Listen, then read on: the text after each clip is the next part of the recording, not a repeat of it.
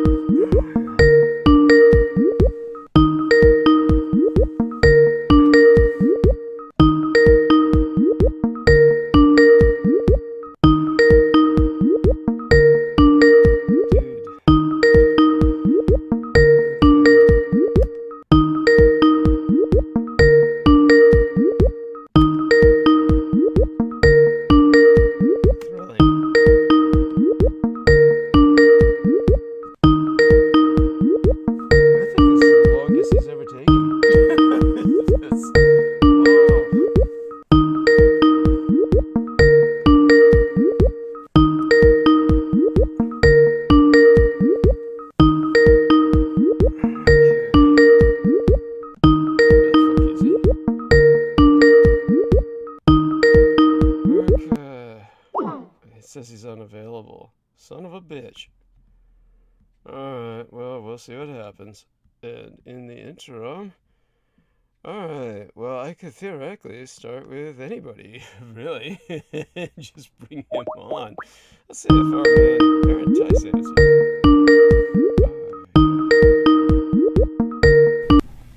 There you are! Oh my god! How are you? Good, how are you? Oh, dude, much the better for speaking with you, I assure you. Okay, so what I'm going to do is hang up and call Jameson Reese, and he's going to bring you on. We're live streaming, by the way, so no need for too smart alecky a remark to that. But obviously, things did not start out right. Most of the time, I live stream, and then I call him, and then he, as the producer, calls other people. But something happened on his end, so it may involve heavy drug abuse. For that may be a likely response. We'll find out, and or maybe we don't want to find out. But either way, he will get back to you. So thank you very much for understanding. Hugs. Okay, we'll call you right back. All right, talk to you soon. Look forward to it.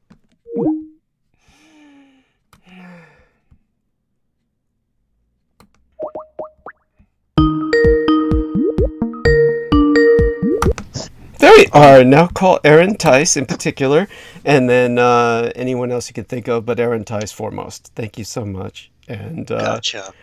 We are live streaming, of course. And aside from all of that, no need to call Joe yet because of what I explained earlier. She'll come on around the same time as Peter Moon. Okay. And I'm aware Salmon Shake's not going to be available, right? That's as far as I understand it. Yeah. So. No point in calling him. And I'm going to hit up the usual suspects. Yeah.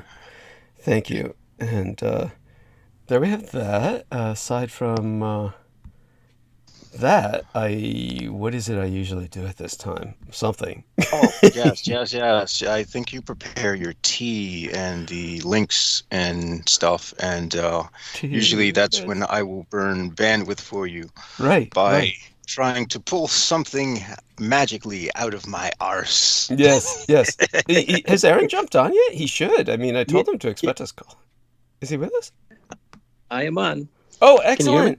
So thank you so much, sir. And of course, this is a great comfort because Jameson he just updated Skype, and that was the cause of the delay. So oftentimes Skype will do that to you. It'll just fuck you up the moment you turn it on by saying it's time to update, and you have to do it then, or else you get screwed later. So he was tending to that, and what I'm going to do is leave you two gentlemen alone for a moment while I do exactly as Jameson suggested. Basically, I'm going to puke, and I'm going to tend to that, or at least, go through my usual dealings with post-holiday hangovers, crashing, decompressing, coming down, while simultaneously trying to get myself up in terms of some level of functionality. And while I heave my guts out, both of you gentlemen can burn bandwidth, and I should be back in a few moments. And then when I come back in about 5 minutes or 10 at the longest, then we'll try and go somewhere after that, a bit more substantial. But in the interim, both of you can start with something like current events, whatever either one of you feels needs to be emphasized. I would suggest, of course, Aaron get started because oftentimes Jameson has a tendency to start on fairly morbid notes that that could potentially run our numbers down. But he's getting better with time. But in the meantime, Aaron, you could start with something pleasant like, family picnic today or something like that. Or, oh my God, Sure. school starts again soon and I don't know what to do. Or, thank God my son's not that age yet. But okay, Yeah. thank you. I'll be back in a few. All right. Well, I try to stay away from current events because they're just depressing. It's down south. It's pretty warm and nice. The sun was out today. It was almost 70. Tomorrow's going to be 75, so that's lovely. And I have to say, the last few months of transmissions have been amazing. Jameson, I always like your input. You have Much thanks. pretty balanced take on everything. When you get negative about stuff, you typically like, well, I get negative about stuff. So that's pretty cool when you say that. Most people get negative about stuff and they don't really realize it. So that's always fun. Yeah. But other than that, I guess give us listeners a rundown on, like, I don't know what your daily day looks like, because mine is relatively boring. Well, the day goes really quick these days. I'm a stay-at-home dad right now, so the day is managing a 3-year-old's emotions and keeping my emotions in check while I do that, which is pretty exhausting most days, but it's very rewarding. So today was very, very much that. It was making sure the meals got placed properly, and you don't try to drive somewhere at nap time or when he used to nap, because then he'll fall asleep and then he'll never go to bed, things like that. So it's all strategy, and you have to time everything kind of perfect. But it was a fun day. It was beautiful out, and the day went really super fast. That's interesting. Well, I have to say, you have a lot of respect for me in bringing a child into this world. It's a responsibility that I myself am quite aware I could not handle. Yeah. I used to think that, but you rise to the occasion, especially when you respect the fact that bringing a child into the world is a task. You tend to respect it, and you would do just fine. I know you would. We didn't plan on bringing a child into the world. It just kind of worked out that way. And so since it did work out that way, we're doing the best we can with it. And I'll spend a few minutes with you now, and then I have to go back in, and then I'll jump back on the transmission a little bit later. But I have no doubt that you would be absolutely perfect at it, Jameson. I really do. Oh, that sounds like a very scary task, to be quite honest. Oh, it's scary, but you treat it moment by moment. It's absolutely scary, but it's moment by moment, and you deal with it as the days come. That's all it is. I see. And well, that's exceptionally interesting. So let us know when you have to take a break, and I'll see if I can, just pull out some weird oddities in the news and whatnot. Sure. And are there any who was the gentleman that wrote about like random fish and frogs falling from the sky? He wrote the Book of the Damned. Oh, yes, that was James Fort, I think. Yeah. Charles Fort. Are there any Charles Fort stories around the world these days? There's got to be. There's sinkholes, there's disasters, all kinds of stuff. There's got to be some Charles Fort stuff floating around.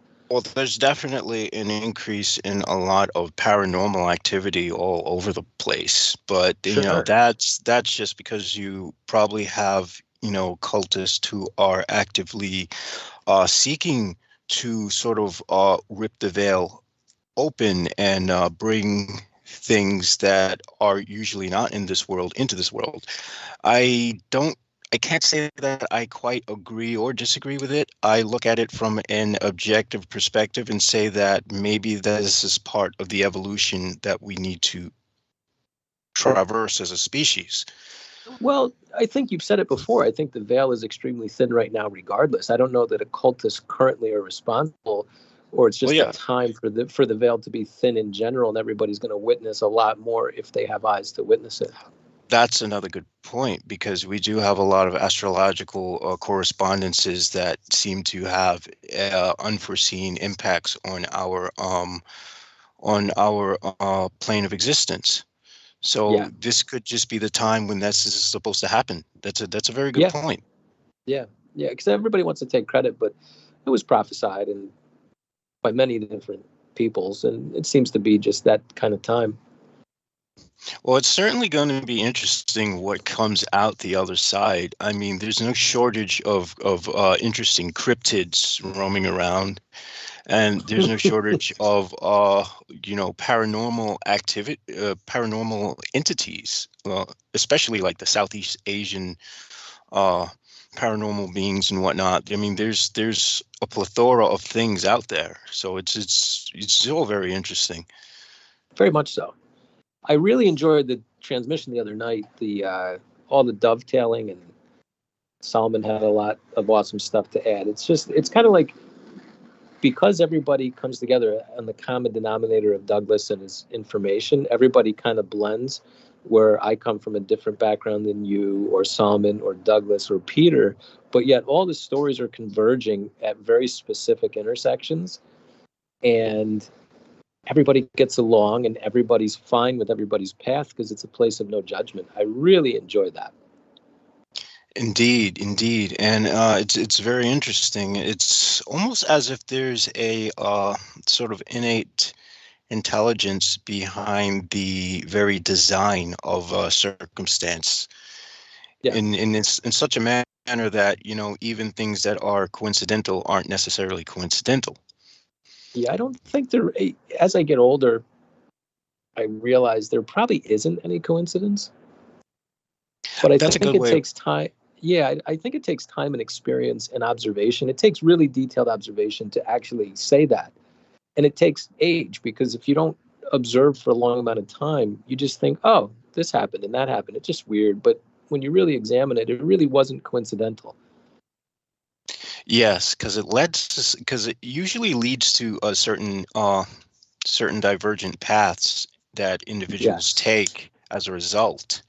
And it's almost as if if we were to we can lok at things as being random if we're looking at things from past to future. But if one looks from the future to the past, then one starts to see a very intricate network of designs, and Yeah. a sort of very, very meaningful intelligence behind the synchronicities that occur.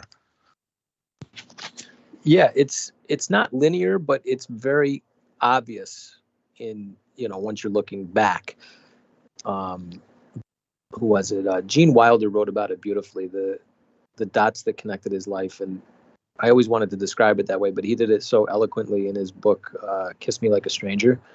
The opening to that book was so well written. I will never be able to write it like that. He did such a beautiful job at it. I would never try to redo what he did. That is a book that I will definitely add to my must-read list. That sounds interesting. Actually, actually, they have an Audible of it, and I really love an Audible where the author reads it and he reads it. And I think that adds a lot of gravity to it because he's actually reading it. And I think it's way better that way. So if you do get a chance, grab the Audible of Kiss Me Like a Stranger, and you'll really enjoy it. Just the forward, and the rest of the book is great too, but the forward is absolutely, well, Peter describes synchronicity similarly, but Gene Wilder sums it up in a really amazing way. Interesting, interesting. My only knowledge of synchronicity comes from Carl Jung and his early writings of synchronicity. And from the way he looked at it, it seemed like there is one thing there's no causality in it per se. Mm. But then if one is arguing from the premise that there's a sort of intelligence to the design, then one can at least say that there might be tendencies to lean towards a certain direction. So what I'm trying to learn now is, so our will is very powerful, but our desire is as well. And you have to balance them, because if your desire overpowers your inner will and your true path, your desire will absolutely take you down the wrong path. If you remove your desire from a path or a direction, you will be able to synchronistically follow the breadcrumbs.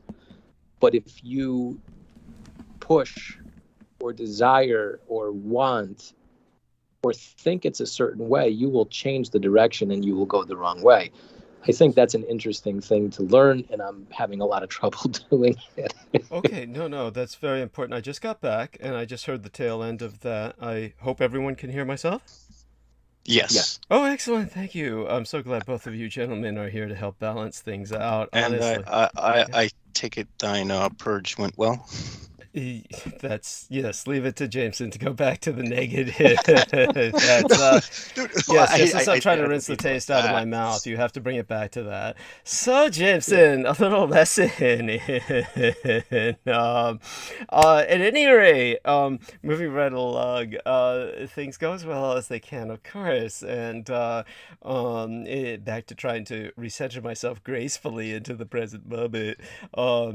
We have with us, of course, Jameson Reese and Aaron Tice, and both of these fine gentlemen are having a discussion about something that sounds fairly deep and meaningful. And I'm going to check into the chat room here within live streaming to see that Veronica Bartolini is with us of Codebreaker Real Talk. Hola from Arizona.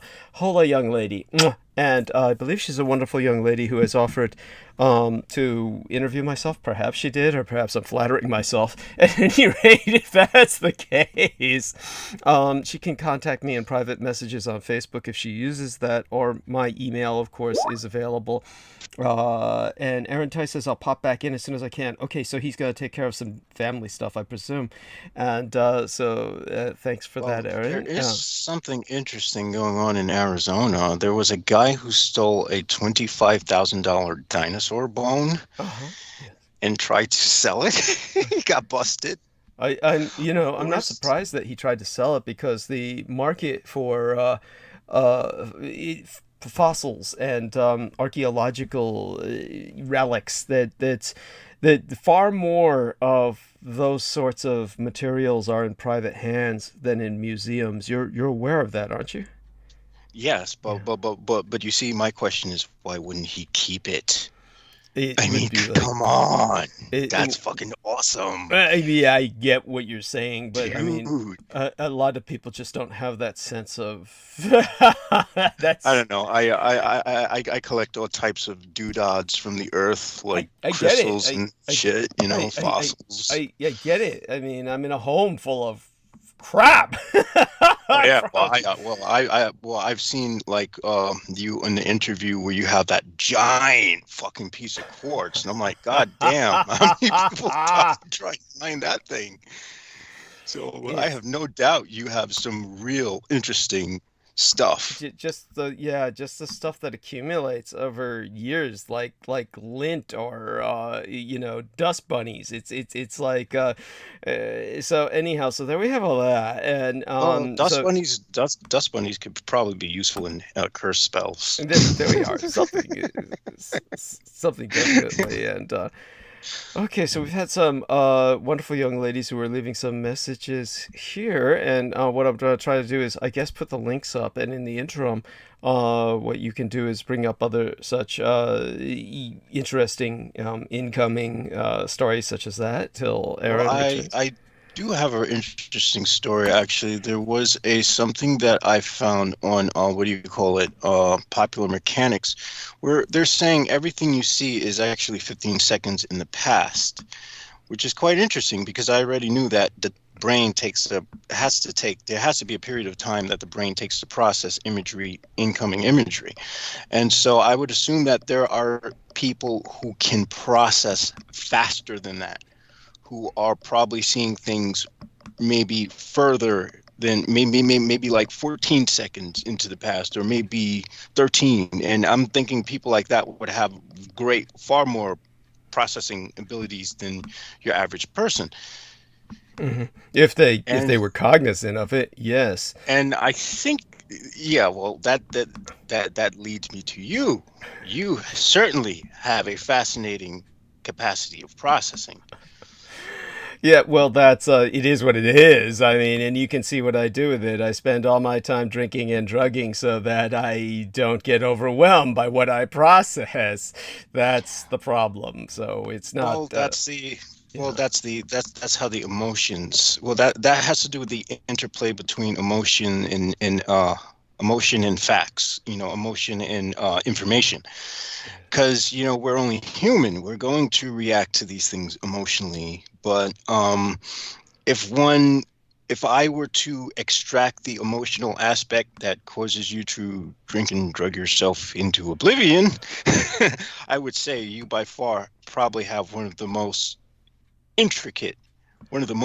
morbidly unique brains. Morbidly, thank you. You had to throw that in there. In modern existence. I would say that there's no we can say there's a very good reason why Aquino had his interest in you, to say the least. I suspect that you process faster than most people.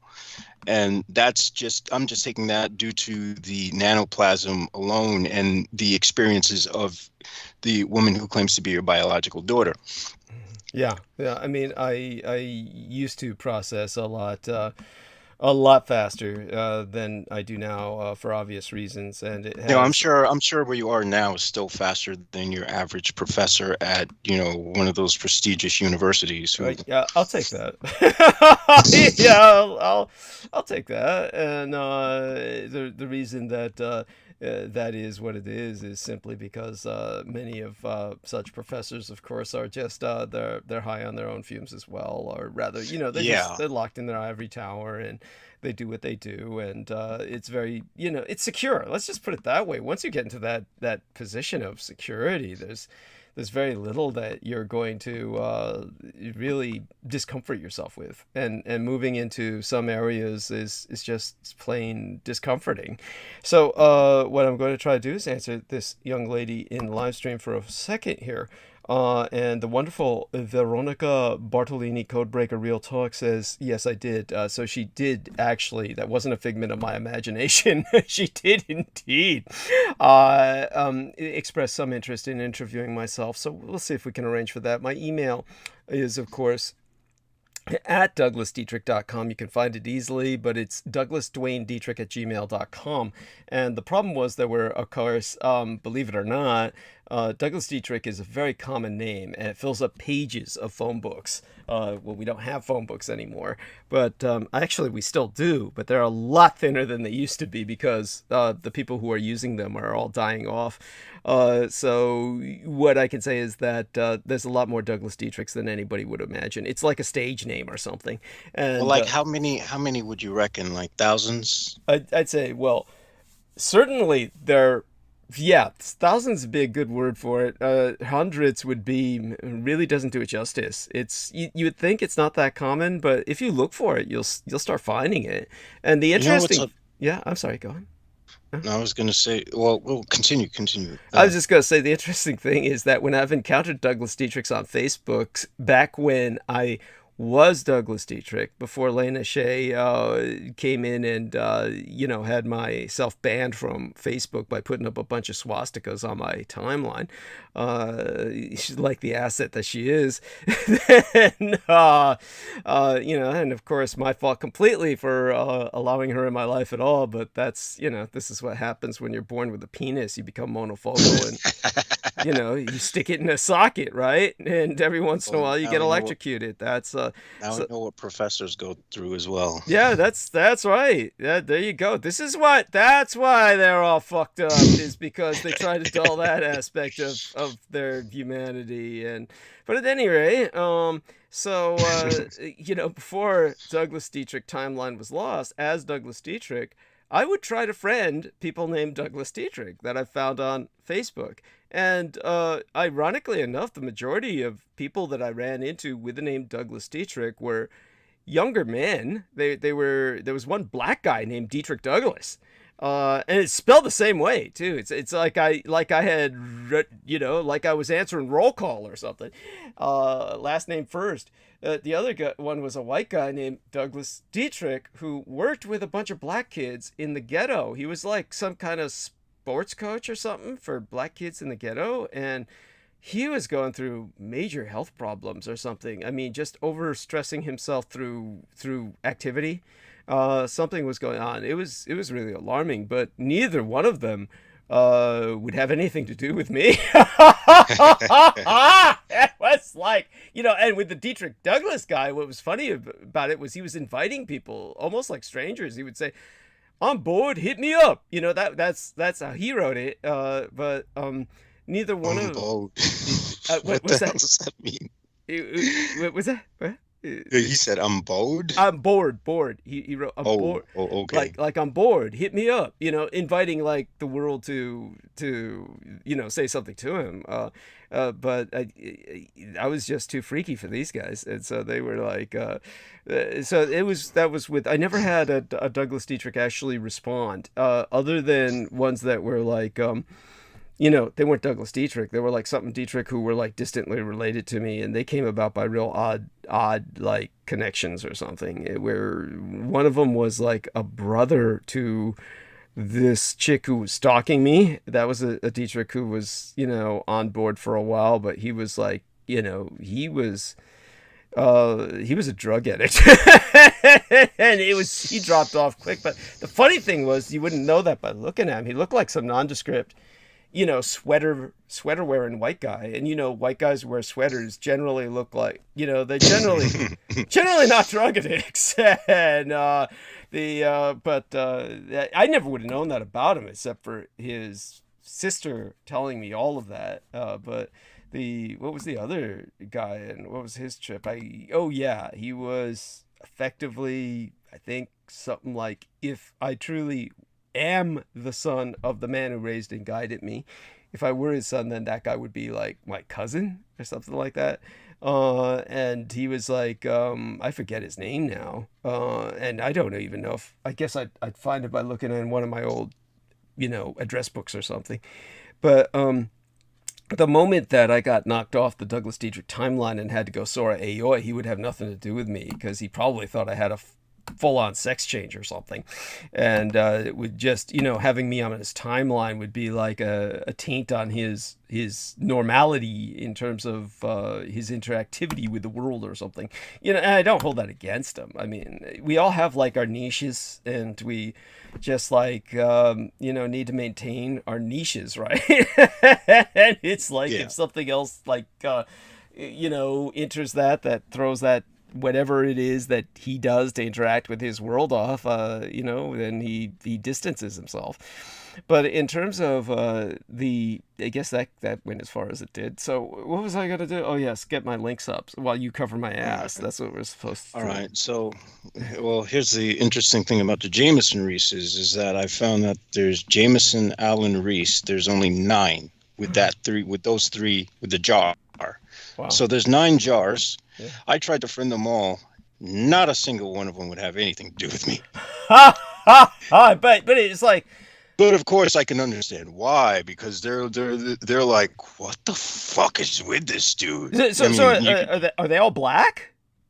No. They're across the racial spectrum. I mean, some are white, some are black, some are mixed. It's just all over the place. But there's only 9 of us. Okay. And I'm like, oh shit. I'm thinking, oh shit. That's why the government's watching me. They think we're the 9 demonic gatekeepers. By the way, CK gives us 3 red hearts. I almost said stars. She gives us 3 red hearts. So, shout out to CK. Love you, honey. And same to Veronica. Of course, all these lovely ladies in the chat. And with that, Jameson Reese was kind enough to put in a plug for the Roswell Deception in the chat as well. So wonderful. And with everybody who's listening now, all I can say is, you know how it is. Normally we would have somebody covering with Jameson, but I think he can handle it himself until Aaron comes back. I mean, I've got a sufficient amount of material. Yeah, and like just out of curiosity, so none of those guys responded to your like outreach, and this was all on Facebook, right? Specifically. Yeah, that was back when I still had my real name on Facebook before I became Cookie Monster. Right. Before I created that pseudonymous account. That's adorable the way you say No, that. I bet if I were to try to add them as I am now, they would probably accept. That's funny. Yeah, your point's well taken. Yeah. But then if they didn't accept, then I would have to be suspicious, and then I would start to think that they're part of the intelligent apparatus. I hear you. That would be And they're odd. just Yeah. and they're just using the name just to fucking fuck with me. No, I get it. I get it because why wouldn't they when you are now a anonymous person, with a name that seems, rather just irreverent and the like. You would think that they would. I mean not that it's all that important. By the way, Diane Hillis Buchberger reminds us that her brain is like mine and processes very quickly. And so let me see. Yes. And thank you, honey. This is Diane. She brings up that there are tough as nails babas in the Ukraine learning how to shoot to defend their country. This world is in a real mess. We have to change this. Yes, honey, we're doing our best. And yes, she's absolutely right. Yes, the world is a fucking mess. And honestly, these our forebearers got us into a swamp, and we have to clean it with a teaspoon or drain it with such. This is it's certainly not going to be Trump that does that. So I think we should just drop them in the alkali lakes of Russia and watch them turn calcify. Right. And by that, Jameson is referring to, of course, all of the perpetrators of this mess, the people who got us into this mess, not to the Ukrainian people. Yes. To the people to the asshole government officials who are not earning their keep, and dictators and bullshit world leaders, nothing like a little bit of sodium hydroxide to make things a little more beautiful. Or anyhow, you know what I really miss, of course, is your participation on Facebook. How many days? 15. 15 days. Oh my fucking God! Control yourself from this point forward. It'll really help. And I need to keep I need to keep the testosterone and sperm producing organs in check. Yes, at least. There we are. That is not working to my advantage. And this is of course, that's one of my gripes of being a human male or being a human in general, because all this stuff seems foreign. Mm-hmm. Who knows what I was before, but I certainly didn't have to worry about sex. Maybe. That's I did, because I didn't exist. Or if you did in some past life, for some reason it was not the issue that it is now. I mean, God knows. It's one of those things where what Jameson is saying, of course, is that with men, everybody's gonads are beginning to swell whenever they come into confrontation, which is like what we have happening on the world scene between Putin and the rest of the world right now, and Xi Jinping. Oh God, that idiot! This stuff is actually long overdue. Yes, it truly, that's true. Because the truth of the matter is, with the mass culling of the vampires, the human what do we call it? The human species numbers have gone out of control. Yeah. And no, this is only in 36% of the planet's surface that is inhabitable, excluding water. Yes, thank you. So you have the increasing density of population in the same places, no outward excursions, which would actually make an interesting science fiction concept. A sort of desire, seeing what happens if humankind does actually try to tame the uninhabited, which would be very interesting. I'm not going to say it would end well, but... By the way, what Jameson is alluding to is what you'll hear me covering when I go monologue. When I go monologue, I will be returning to the subject of how unexplored our world really is. And so that will give you some hint as to how much space we have on planet Earth. Quite a bit of it. And what's ridiculous is that channels like the History Channel are like, humans we've explored everything there is to explore. We've conquered the planet. Now the next frontier is space. And it's like, dudes, thank you. Don't know what the fuck is in the ocean. Yeah. We've only conquered 36%. That's not even half of the land masses. Thank you. Dwell on. How the hell are we expecting now to, like, the new great frontier, Elon Musk, Jeff Bezos, and that other turd? Yeah, the other turd. It's a good word for it. Yeah, these are like turd wars instead of Star Wars. I mean, it's so stupid. Not to put this into perspective for people, there's a sense to colonizing our solar system, but it's going to have to be done through states and state sponsorship. I don't know if I'll be able to get to nation states per se tonight, but it'll take probably 2 transmissions to really cover where I intend to go, which is to educate people about geomorphology. Really, is what is kind of like the subject of my passion that leads to geopolitics. And so I'll get more a bit into that. Right now, I'm feeling the bile rise up again in my gorge. So take over for a few moments there. All right. Jason, gotcha. All right. So this is the article. Everything you see is 15 seconds in the past, based on new research. Open the camera app on your phone and start recording a video. Place the screen right in front of your eyes and try to use the live footage as a viewfinder. Tricky, right? I've never actually tried it. I don't even know how to do that. God damn, I feel like a dinosaur. The shapes, colors, and motion in the video are jarring. Scientists say this exercise is a close approximation of how the messy visual data that our eyes constantly bombard our brain with. So how exactly do we see without feeling dizzy or nauseated? Well, I will say offhand, without even reading the rest of the article, we do have 23 different senses, and all of these things are interacting unconsciously to maintain our equilibrium of what we experience as normal.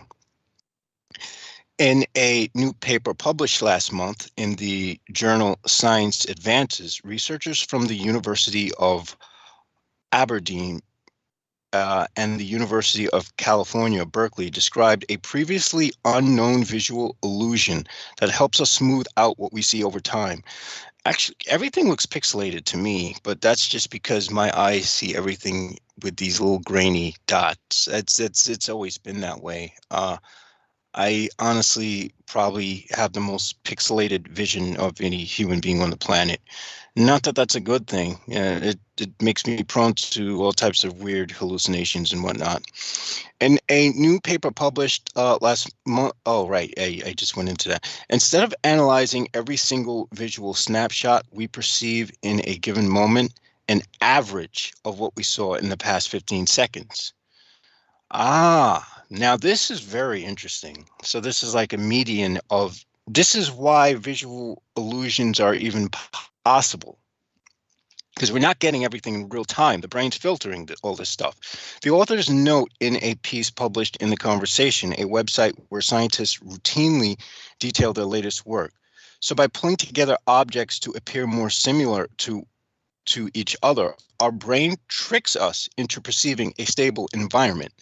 Living in the past can explain why we do not notice subtle changes that occur over time. Well, I will say one thing. If you've ever been in a dissociated state, or if you've ever been under the influence of something like PCP or DXM, that sort of stability that you once knew of a stable, it disappears. It goes out the window. And it's almost like your brain's processing everything in real time again. That's one of the weird things that makes this a very difficult habit to knock. The illusion of visual stability is an idea that may require a bit of explaining before it makes intuitive sense.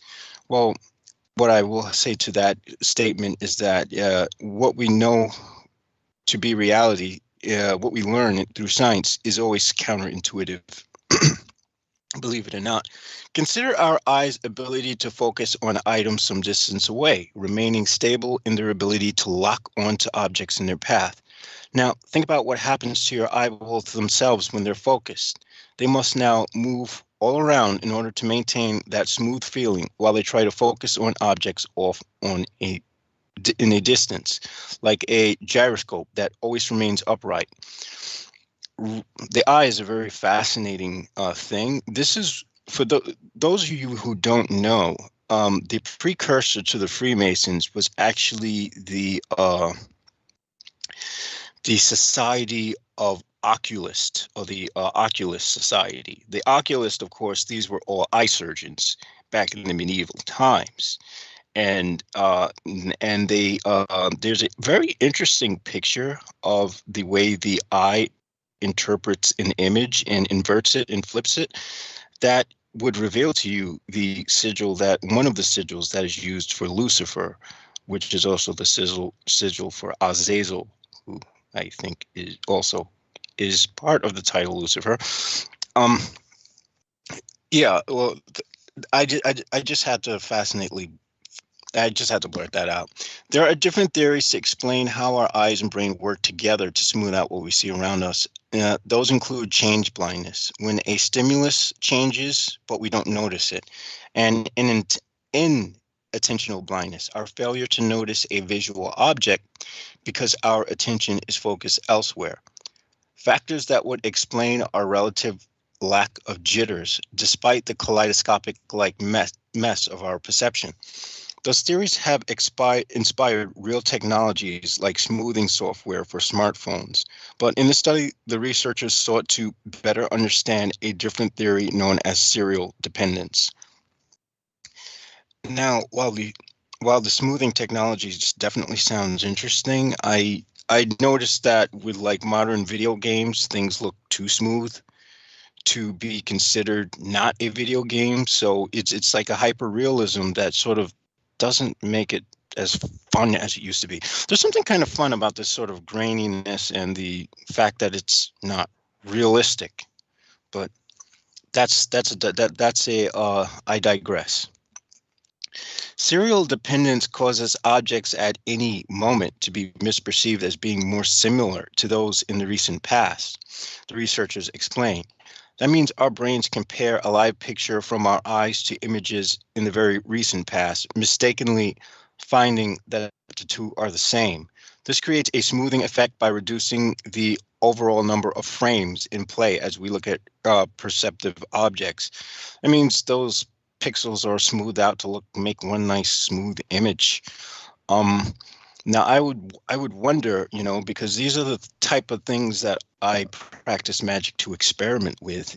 I've always found that these human bodies are meant to be experimented with, especially when one's dealing with the arcane. I would wonder what would happen if instead of interpreting things to be more similar to the recent past, we were to reverse that and interpret things to be more similar to things in the future. How would that look, and what effect would that have to the brain? And that's probably an experiment I'll work with a little later on, when things are a little more stabilized. Okay. I'm not stabilized yet, but I did come on because did want to say hi. I understand that. Let me see. Let me take a look. If my eyes don't deceive me. Oh, by the way, Veronica Bartolini, excuse me, honey. She says, I have worked with Lucifer and Azazel. Yes. So she's responding to something you just said. Yes. They are. I believe Azazel is is also a being in the title of Lucifer. I mean, I certainly know Samael, Wumael, and what exactly oh did my I just gosh. interrupt you saying? Were you like before I got back in? What were you diving into? Oh, I was just talking about the eyes and the way the eyes process visual information, and I made a sort of digression where I was talking about the Society of Oculists Okay. that preceded the Freemasons, and how, like, if you look at the diagram of the way the eye flips an image, you get the sort of sigil that you see in the Grimoire Verum of the sigil of Lucifer, which also happens to be a sigil for Azazel. Okay. Thrilling. The one that looks like Right. an inverted V. Got it. No, right. Yeah, right on. Okay, thank you. And you can go back to that. In the meantime, wanted to say hello to Montauk Madness 2.0. I do believe that that's Rocco Fowler. He says hello, everyone, and we say hello in return. Hi there. And with that being said, well, Yes.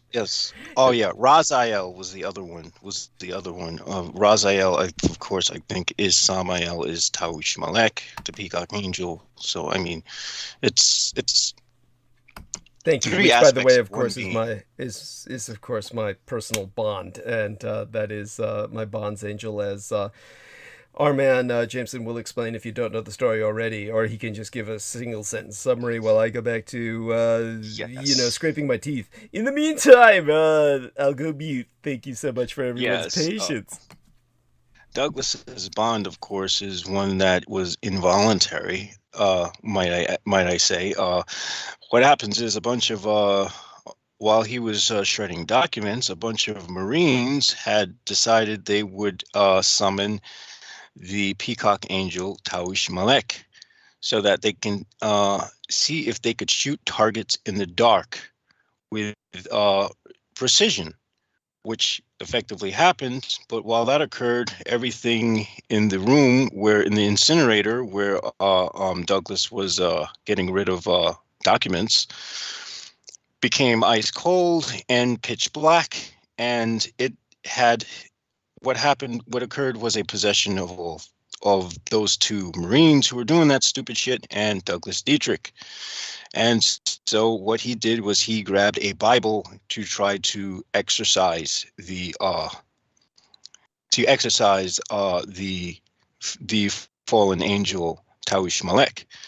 And of course, the fact of the matter is, you can never truly exercise anything that has possessed you.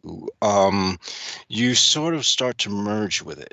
That at least that's been my experience, because my experience with Lucifer, of course, goes from, you would have to use the Wayback Machine to find the ritual from the Church of Satan's website, where you were supposed to awaken some kind of dormant sleeper or something.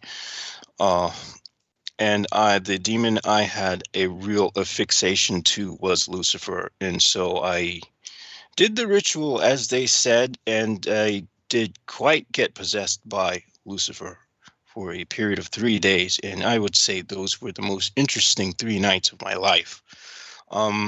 The visitations were what you would call solid visitations.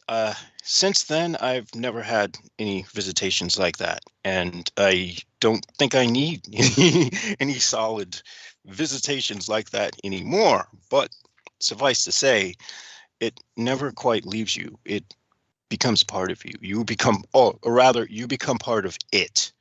That's a greater way of speaking it, because when we're speaking about these entities, these are higher dimensional entities that are like super consciousness, and we're just normal linear consciousness, which is relatively new in the human experience.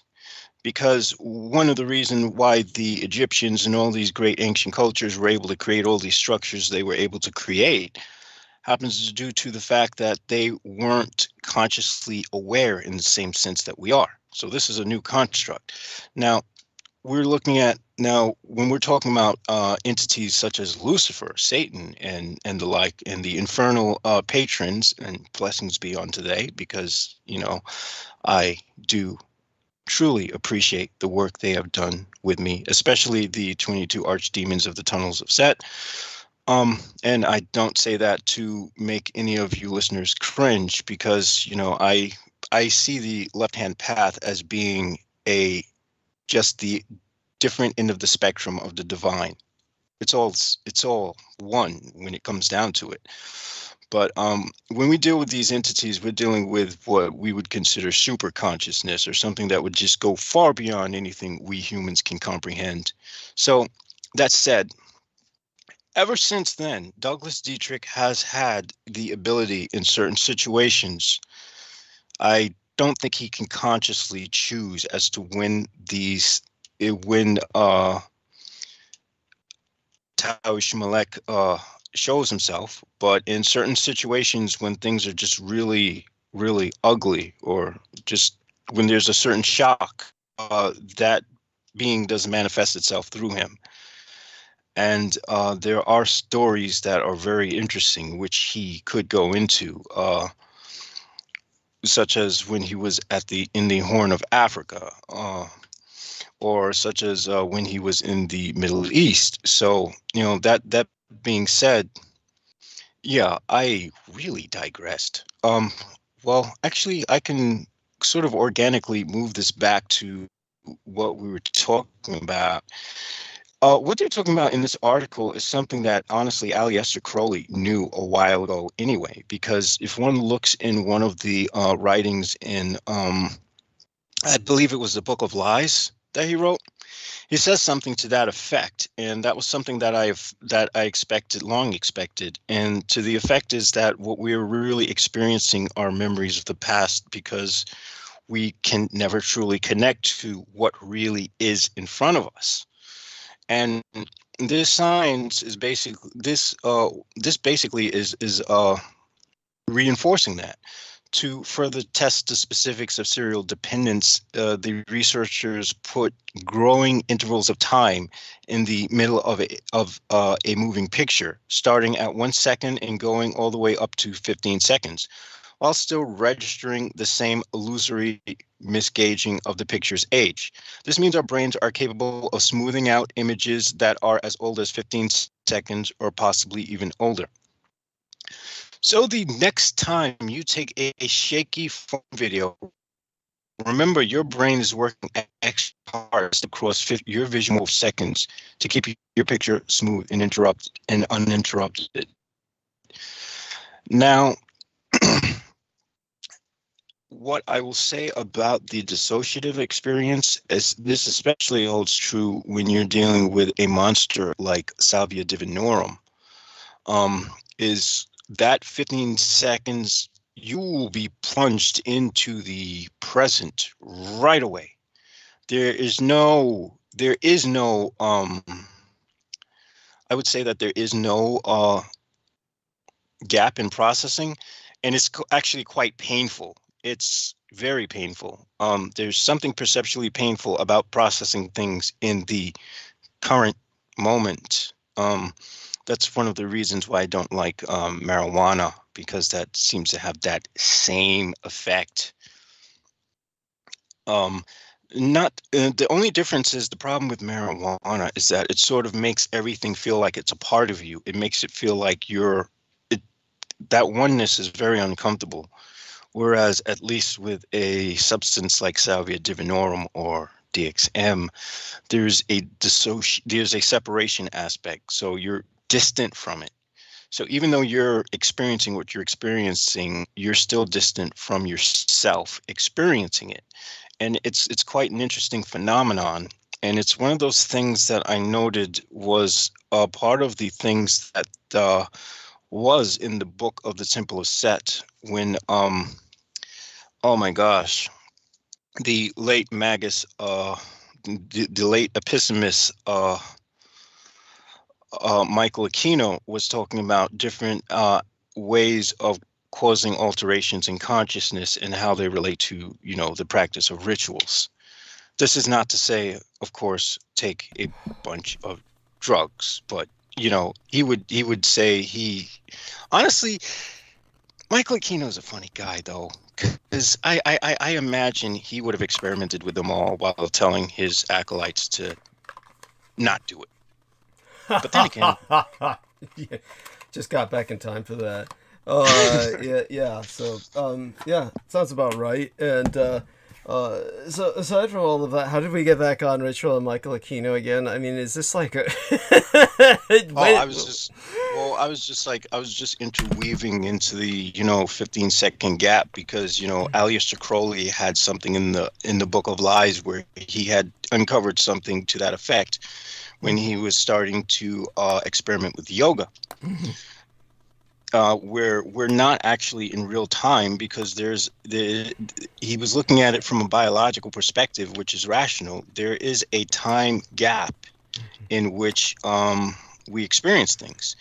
And I was just musing on the fact that, when one is dissociated, that time gap disappears. And as a result, it's overwhelming to the point of being painful sometimes. Yes. The only thing is with a dissociative, because you're distant from yourself, it's bearable. Whereas with a drug like marijuana, which is more psychedelic and merges you with yourself, it's horrifically painful being in that state. There we are.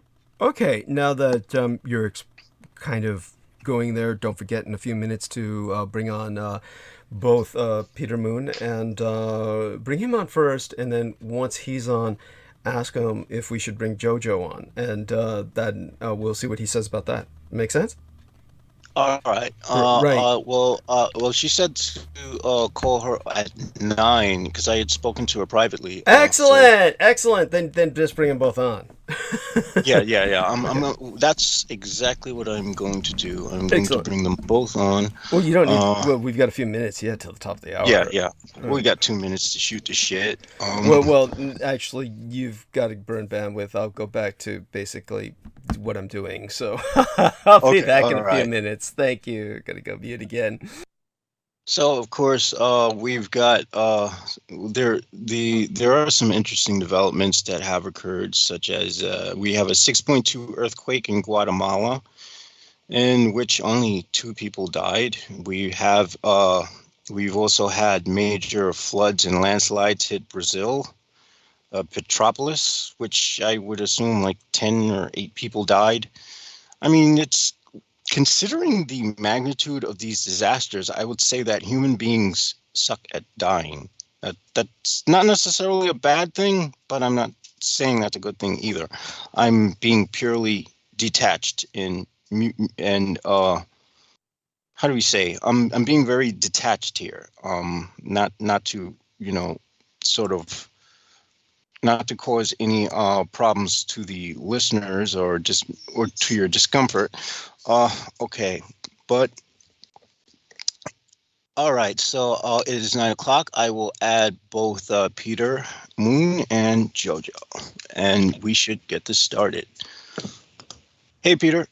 Hi. I'm here. Hey, Can you hear me? Yes. Okay. You guys hear me okay? Yes. Hi, Jojo. It's nice to speak to the both of you.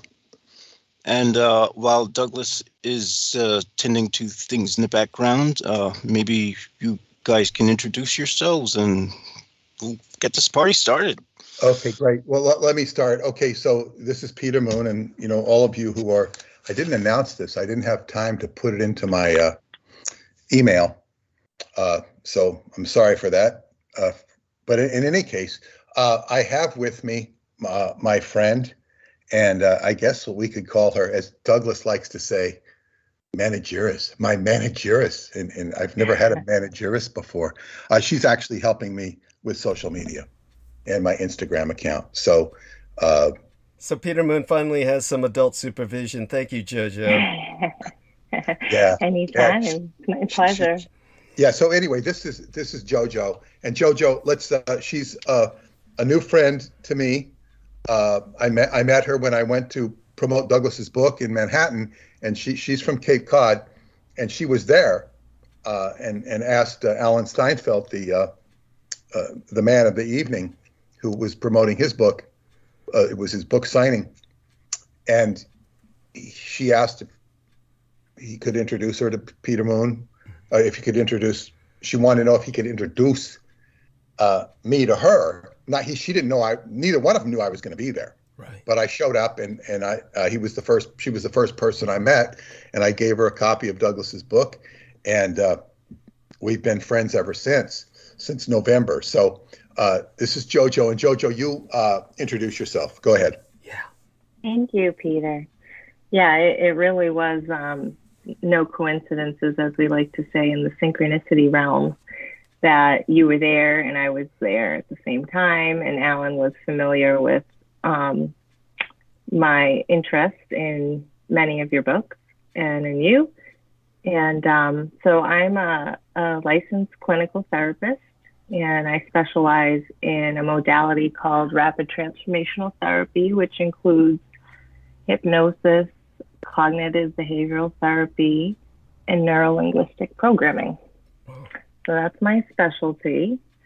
I worked in the substance abuse field for a long time, and after RTT training, it was time for me to kind of branch out into all different populations. So I am 21 years in recovery from substances.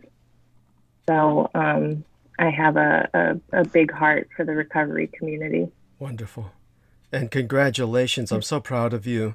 Honestly, Thanks, that's an accomplishment that, of course, is incredible, and it's something that really puts into perspective what you've been through. And I suspect, of course, that's only the tip of the iceberg of your experiences.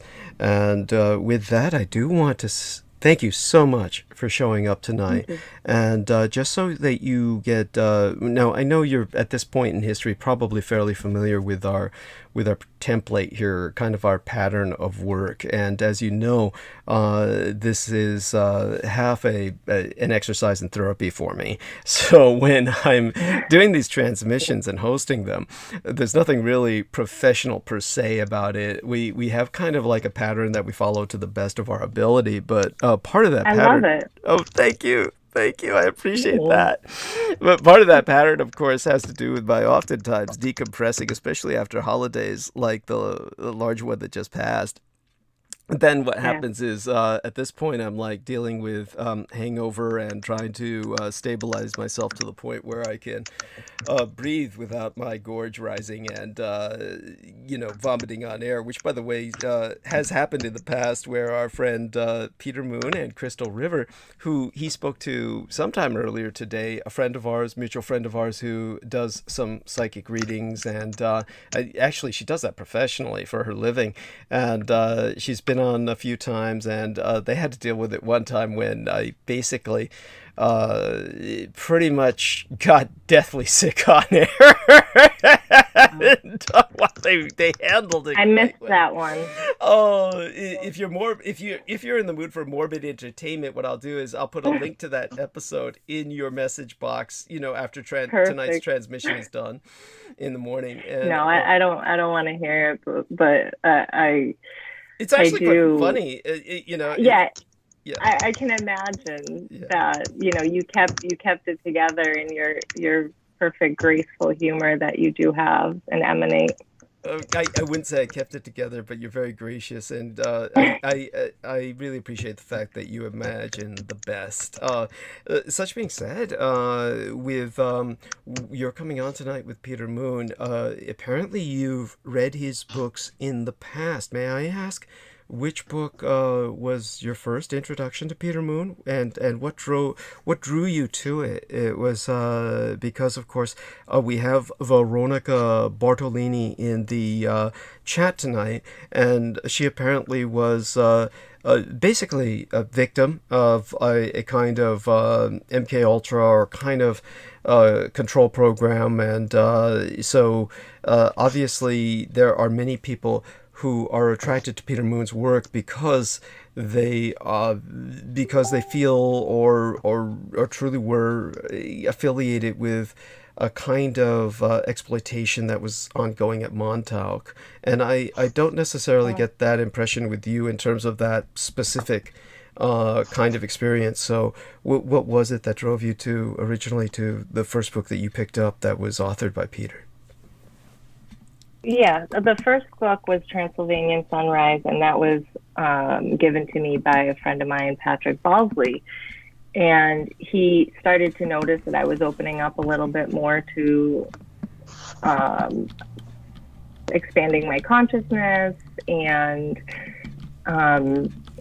esoteric information. Now, I had been in the Christian church for decades, and if it was 6 months prior, I wouldn't have been open to any of it because I was still very much being, allowing myself to be controlled by certain beliefs and indoctrination, stuff like that.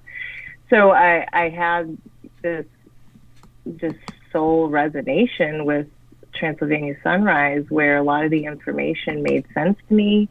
It was like I had always known this information, that yes, there's way much more out there that we're being told. I was in activism for the food transparency movement years ago, and environmental stuff, animal advocacy. So I knew that things weren't right on many levels. I know Peter does, and you too, you don't like the word matrix, right? But there is this like veil that is kept hovering over our eyes, and we're only allowed so much information at a time, and it's all control, and your audience hears all this all the time. But the books allowed me to feel like I was heard, like what I knew in my being was right and true, and gave me kind of like a throat chakra activation to start to talk about this. And I didn't have any like-minded friends in this area, so I had Patrick, and Patrick just kept feeding me all the books, and I was able to finally get a sense of freedom where I didn't really care what other people thought anymore. I mean, the last year was really more where I've broken out in terms of social media and publicly expressing my beliefs on the quantum field and Christ consciousness and all that stuff. But it's been a journey. I mean, I picked his books up several years ago, so it wasn't overnight. Right. And I really want to thank you for your courage in sharing that. And it's in and of itself, that's tremendous to many people share that journey, of course, but for some people it just becomes all consuming. It's very difficult to break free of a constrictive paradigm. And the constrictive paradigm has its own sense of safety. It's a safety blanket. We're all very, shall we say, addicted to a lot of our dysfunctions as well as anything else. And so when you were able to open yourself up to that, then there's always the danger of course, just opening up too far and things just going too far in the opposite direction as well. And that's a good point, and I should probably put into more context. I grew up in a household with Santeria, so I was in my adult age, I was very opposed to anything that might open a portal or realm back into that lifestyle that I grew up watching. Jojo, just a second. A lot of people really don't even know what Santeria is. And it's Santeria. Just explain what Santeria is in a nutshell. I would explain it as and Douglas might even have a more, we don't need to go crazy on the definition, but it's basically identified as a Caribbean religion that has roots in Africa that are related to what most Westerners would recognize as voodoo. It's got other names, and Catholicism. But if, So she was born in a household with Santeria. Yeah, and that was brought over from Cuba. My mom and that side of the family came over when my mother was 13, and she was exposed to it by her birth father, who did not come over with them because he worked for Castro and he decided to stay. By that time, my grandmother had divorced him anyway, but my mother says the last memory she had was him bringing her to a beach at night and what she called warlocks. And she was in the middle of a circle and some ritual happened. And that was the last time she saw him. He, pretty much piece of shit, would beat my grandmother and disregard my mom. So she grew up very, not only because of the Santeria dark realm, but not having a father and being in an abusive household or whatever. When she came to America, she never really assimilated, which I think contributed to her mental illness and drug addiction. But so in the home, right, there's animal sacrifice, there's candles that are shaped like human bodies, and there's chants and praying to Chang'o, if you're familiar with Chang'o, and yes. Just real dark energy. I remember walking into her house when I was 7 or 8 in the middle of the night, and it was like a trap house. I mean, she would rent guest rooms to prostitutes and, all the freaks and the creeps. Those were my friends growing up down there. So I was comfortable because by the grace of God, no one attempted to, mess with me, but my mother was very alpha, and very powerful in her womanhood. And so I walk into the house, and in the right top corner of the kitchen is just a man like suspended in the corner of the kitchen, like by the ceiling. And to this day, I have no idea what the hell I saw. Right. But it was just freaky shit like that. I'd open the freezer and there would be, bags of animal blood. Yes. And yeah. Let me intervene here. Let me intervene, if I may. I want you to continue with this.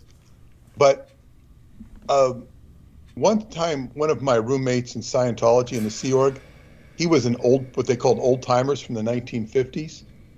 And he would talk about stuff like that. He said the auditing and the processing that went on was really weird at times, and where somebody would just, rise up to the middle of the room and stuff. Now, this sounded even crazy to those of us who were, with the program, so to speak, because we didn't have that stuff going on. Maybe rarely you'd hear some really weird story, but about in present time.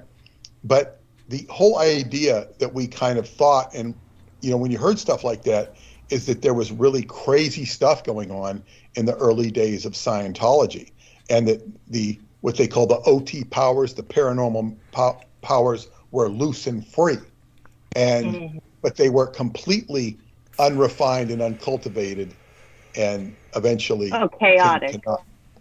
Came to naught. And so I don't know, but when you said that, I've never heard about those things as such with Santeria. It wouldn't surprise me, because when you go, look at, I want to say something, is sometimes people are intimidated by Peter Moon or what some of the dark areas he goes into, including the world of Douglas Dietrich, and they are afraid, I love or that they don't world. like it. Thank you, or whatever, they have their reactions to it. But when you get into this territory that you are born into, and of course, if you meet JoJo, she's as sweet and wonderful a person as you're going to want to meet. You're not going to feel this from her. You wouldn't even know it unless you read her book, or which I'm working on, but unless you, and I want to help her get it published, but because it's really worth reading. But it's something that, I always approach with great regard and caution, and I don't, what you call it, poke the bear, so to speak, with it. I never poke the bear with it. I'll poke the bear. I don't even like to poke the bear with anybody. I mean, poking the bear with Graham Hancock is like, pissing on a cockroach. It's not, it's not going into they're a dark area, but it's not, you just have to respect the forces there. And it's one of my friends who listens to this show had a big run-in with his neighbors who were practicing Santeria right next door. And I helped him overcome the difficulties with this. And the first thing, was not challenging them, not getting in their face, not calling the police. I think the police were called, but the police will do nothing. So the police were at my house in the middle of the night at least 1-2 nights a week. My mom would answer the door naked with a ball python around her neck. But the police delightful, anything, right? But they didn't really do anything, right? No, some of those police I would recognize in plain clothing outside of their shifts in my house. Yeah, no, were they coming? Were they coming don't to do anything? This is the point. Well, I was going to ask. I was going to ask actually if they were there to patronize the prostitutes, really, or to actually deal drugs. It was just a constant orgy, crack. I'd come home from school. It would be like Playboy or the Spice Channel on. I do have to say, thank God it was a double-decker in Boston, but thank God I was supposed to be upstairs with my grandparents. When you're a kid, as soon as they'd fall asleep, I was, creeping right out of that bed because the bass, I could feel the bass from the music in my bed upstairs. And I wanted to be with my mom, but I also wanted to be around the party. Yes. I did ballet and she'd have me dance and they'd give me like $5. And when you're a kid, you're like, wow, this is great. Everyone's so nice and I'm getting money. Yes. Then I wouldn't have to go to the corner store with the gold and copper welfare money. Right. I'd have real money. Yes. So yeah, for me, this was just normal. I felt I knew intuitively that my house was very different. I would not bring friends to my house because when I went to their houses, they were clean and normal and smelled like food and not plastic burning on the stove. I'm sorry, that's delightful. If you know what I mean. Yes. By the way, just for our listeners who are unfamiliar with that, when crack and various other synthetic narcotics are being manufactured, not only is that smell of burning plastic something that begins to permeate the environment, it actually begins to permeate the users. So there's this real plasticky smell about many crackheads. And by the way, I'm just so impressed with your mother's alpha state. She truly is alpha because she was apparently a patroness of Xango, and the Xango, it's spelled Xango, and the O has, of course, the diacritical mark that emphasizes emphasis. So Xango is, of course, the god of thunder, lightning, fire, and justice within the Afro-Caribbean pantheon. So this is what would be essentially the black equivalent of Thor. And so as opposed to going for a more feminine aspect, your mother went straight for the warrior. So that's outstandingly impressive. And of course, the blood is also an issue in the age of AIDS. And sometimes people would be surprised because they hear myself speak of blood and drinking blood often. They don't understand, of course, other than, of course, my situation, which is more comprehensible to them because it's happening in a very rarefied and sterilized environment, as I've described. But when we're dealing with the visceral works of blood magic in a more open environment like what Jojo is describing, then of course you're dealing with blood ritual in the age of AIDS. And so people have to have a real understanding in the use of the blood that they're dispensing. And of course, what Jojo has mentioned might solve that problem for a lot of people in their heads. They'll be thinking, of course, of the animal blood, and that's less conducive towards the spreading of disease.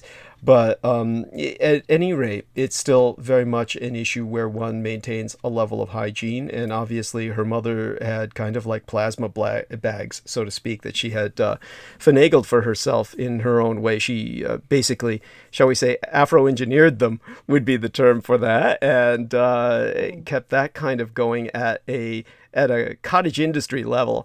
And all of this is something that I find very impressive. And so your mother was essentially working with an environment in which she maintained, despite everything that you saw, you still had a sense of innocence.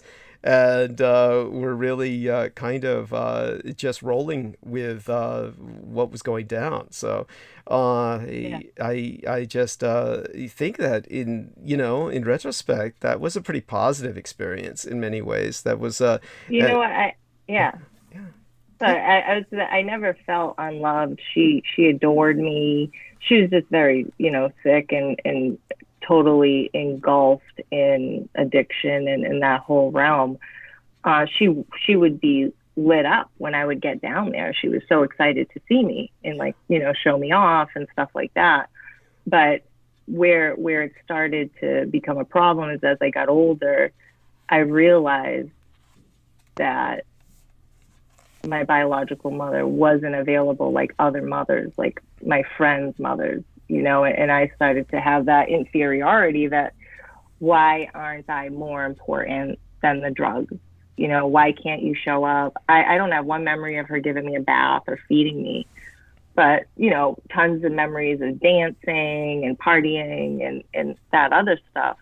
If it wasn't for my grandparents and my father, who straight edge, no drugs, no cigarettes, nothing, I probably would have a severe personality disorder. Understood. I appreciate that. At the same time, let's put it this way, your mother's whatever mental illness that she had, and certainly the way that she compensated for her own pains and scarification, she still did so well and with style. And the mental illness was in its own way an art. It was very much a flair, and your sense of, as you say, an inferiority complex, that's understood. I mean, when I was young, I had the exact same feeling. There was nothing that I had that even could come close to anything that anyone else had in terms of normalcy, in terms of and it would be just with every sense of what we would see on television. I would see the phenomena of what was quote unquote normal life on television. It was nothing like my reality. And I would wonder why that was the case. And as we came to grips with that, then it's very embittering, and it's very, I could describe this in detail. I mean, just in a kind of a brief skim so that people get an idea of what I'm talking about. There was the concept of just how everybody considered it normal to have an automobile. And in my case, of course, my family never had an automobile. Neither one of my parents knew how to drive. And when it came to just the being near people who took that for granted, was offensive to me. Just the idea of I'm getting in the car or we're driving and we're going someplace, and the way they would say that so casually. Or seasons. I would look on television and see seasons and there were no seasons in San Francisco. There was just none of these things that people had. Backyards. I never had any concept of a backyard in any conventional sense. There was none of this concept of everybody had pets or dogs in this conventional sense, this sort of thing. I mean, none of this was available to me, and it was just one of those things where but whatever was my abnormality was a bit different from your abnormality, but it really wasn't that different. And just so people get an idea of this, I know exactly what Jojo is talking about, where you've got the human-shaped candles in the home. And by the way, even though my mother had none of that, what that was there were occult shops all over the various ghettos, and this is kind of what Jojo is describing, so that people get a better grasp of this. This is part of like a kind of, think of Chinatown, and then people get an idea of this kind of ghettoization of an ethnos. And really, with the Latin American and Afro-Caribbean ethnos, they have their own kind of binding, where the Santeria is very much a part of that.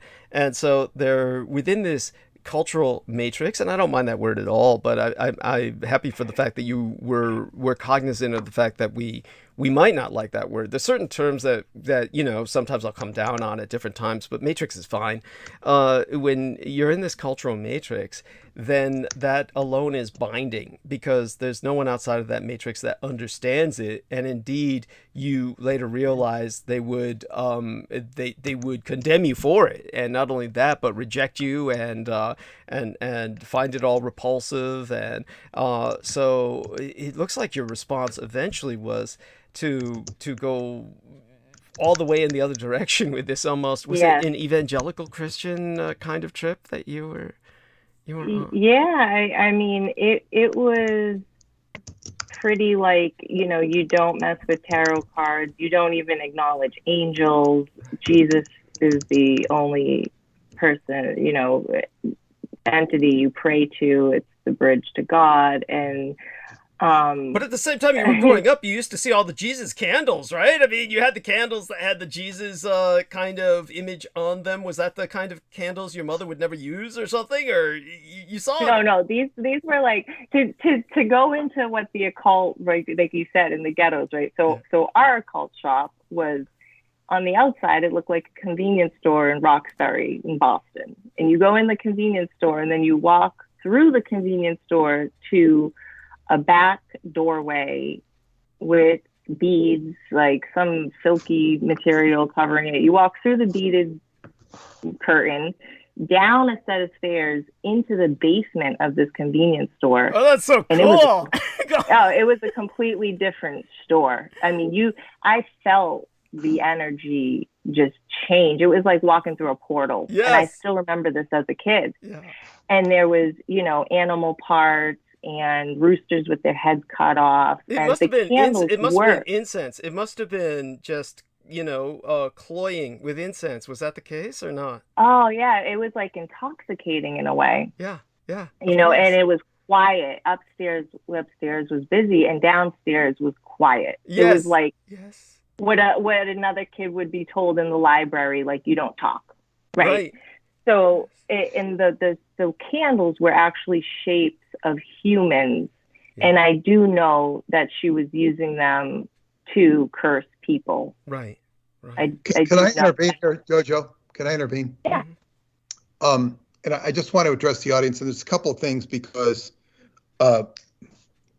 some people that, are fans of mine or whatnot might be taken aback by this. And I want to explain what the rationale is here. It's Jojo, is somebody Douglas can relate to by what she's been through. If you go out to dinner with Jojo or you hang out with her, she doesn't talk about this stuff. She doesn't. She doesn't have to. But it's relevant to what we're dealing. You can see there's an immediate bonding between the two. And because Douglas can relate to this. And I also want to tell people, I was watching some video today on vibrational frequency and how you can change your vibrational frequency to like attract what you want. The law of attraction, which has been badly bandied about, but nevertheless, it's true and it works. It's like when you begin to study magic, certainly as Jameson has done, and certainly as Douglas is familiar with, and Jojo is familiar with by reason of her upbringing, you will, if you're really studying it. And some people they'll just throw the book down. They can't deal with it. Just like the person who burned my book, Synchronicity and the Seventh Seal. of course, that book was not, it was exercising so much of this negative stuff. But it's like you're prone to attract what you read, and you can run into some pretty weird characters, even when you're not trying to. And it can be perilous to the foolish individual. And I just want to say, but these are paths that I have treaded or encountered, and sometimes, and I'm very vigilant. And so anyway, I just want to give some context there. Please continue with what you were saying, Jojo. Yes, and if you've lost your thread, we can get right back into it. Honestly, I think you're doing wonderfully, Jojo. So do continue, and thank you, Peter, for adding that qualification for our listeners. Yeah, I appreciate it too, Peter, and it is clarification, but I also don't feel like I ever have to apologize for my story, because although I did embody the same path as my mother for a long time. I mean, by the time I was 12, I was drinking, smoking marijuana, 13, cocaine, and by 14, 15, I was smoking crack. So, and I did this, the first, we're all with my mother. We became drug buddies, and there was never a parent-daughter relationship, but that spiraled very fast for me. Like, I used really hard, really fast. I got into a lot of criminal activity, which was also a part of the addiction lifestyle for me. And then I was in jail by, at 17, I was in jail. And that's kind of where I was able to get some separation from that whole thing and work on myself in therapy. And that's where I got sober. So since then, Peter has talked about energy and vibration and frequency. It was very clear to me that if I hold a certain mindset, if I speak a certain way, Peter's very into etymology, right? Our language, our word is our wand, abracadabra, I create as I speak. That was very clear to me at a certain point, that I had complete control over my reality. And I was actually creating my reality. My inner self was reflecting outside. And Peter talks about attracting people. I ended up with Peter at the event, no coincidence, because I will attract the exact opportunities that I'm looking for. And what I look for now is ways to bring healing to people, high conscious events and opportunities. And I want to wake other people up, right? That's the goal, like wake them up to their divinity and their power, and to kind of transcend whatever they're in recovery. Everyone's in recovery from life. Yes. So whatever the hangups were, to encourage them either through RTT or my personal experience, that no one has to stay in a certain low vibration. There's ways to transcend that and alchemize. Yes. So that's what I do now in my private practice. That's so beautiful, and I really appreciate that. And that's the concept of ascension together. Yes. Yes, exactly. Wonderful. And so, by the way, there's some scraping sounds. That's not me. Just so everybody knows, we have people who get in on the Skype call who are not invited, and there's nothing we can do about it. And the only thing I can think of rationally is that somebody from whatever organization, whether it's official or unofficial, cultic or intelligence network, somebody gets on the call, and then what happens is they have to be on it so they can shut it down immediately if we go too far in some direction that freaks out their concept of either national security or cultic territorialism. No way I can kick them off, but there you go. So when you hear strange sounds in the background, and oftentimes it's keyboarding, and when it's keyboarding that's not Peter Mōōn or myself, it's this other person. Yeah, I heard some keyboarding, and I was going to ask, I didn't hear the scraping, but I heard some keyboarding earlier. Now it seems to have Subsiding. Yeah, that was not myself. That was that's this is what goes on with us, and those who are listening to us may think that we're indulging ourselves and that this might be some attempt to create a mystique. It's not. Honestly, it's one of those things that you wonder why they do this, and certainly some of the people who have been on my roundtable will say something like why don't you guys just come on the call and actually talk? And sometimes we do hear them breathing and grunting, and it's just ridiculous. But that being said, now people have an understanding for that background, so they don't attribute all that to any of us. And what I want to say is, again, what Peter is doing is, I think, monumental. If he's helping Jojo get this into book form, I certainly would love to see the manuscript, and that would give me an opportunity to get more of an acquaintance of where what has happened to her. But I think probably check your spam. Yeah, check your spam, Douglas, because I did send it a couple days ago. Oh, you did? Holy! Oh my God! Let me just say something about the manuscript. Sure. Of course, when Jojo was coming to see me, whenever it was first, I think it was in December, after our first meeting, she came here. She was going to the city to see Alan, and she came here and we had lunch together. But the night before she came, she sent me her manuscript, a PDF of it. Wasn't finished then, and it's very hard for me to read things. But for some reason, I think I left the bedroom with Paula because I didn't want to disturb her. Because if I start moving around, it disturb her, and she's got to go to work. So I'll go out on the couch and sleep, very comfortable couch. And then I couldn't sleep, so I came down at 3 a.m. and I started reading her manuscript. I'd read it a little bit, and it was so good. It was like the universe was demanding that I read her manuscript, because I saw, when I first started to read it, it's just some other story at the beginning. Then when I got into it, it's riveting about, the literal hell she went through, the Plutonian aspects, and it's riveting how she's going through this real tough life. The beautiful thing about it is, she gets through it. And then what it meant was the conversation I had with her was so much richer and appreciative than if I hadn't read the manuscript, or to the degree that I had. So it's like I had a beat on her it was like the universe wanted me to have this beat on her. And it was dictated, because why would I don't come down, once in a while I'll come down and start fiddling with the computer at some ungodly hour, but not often. Sometimes I'm up early, but not that early. So that, it was like, talk about quantum resonance.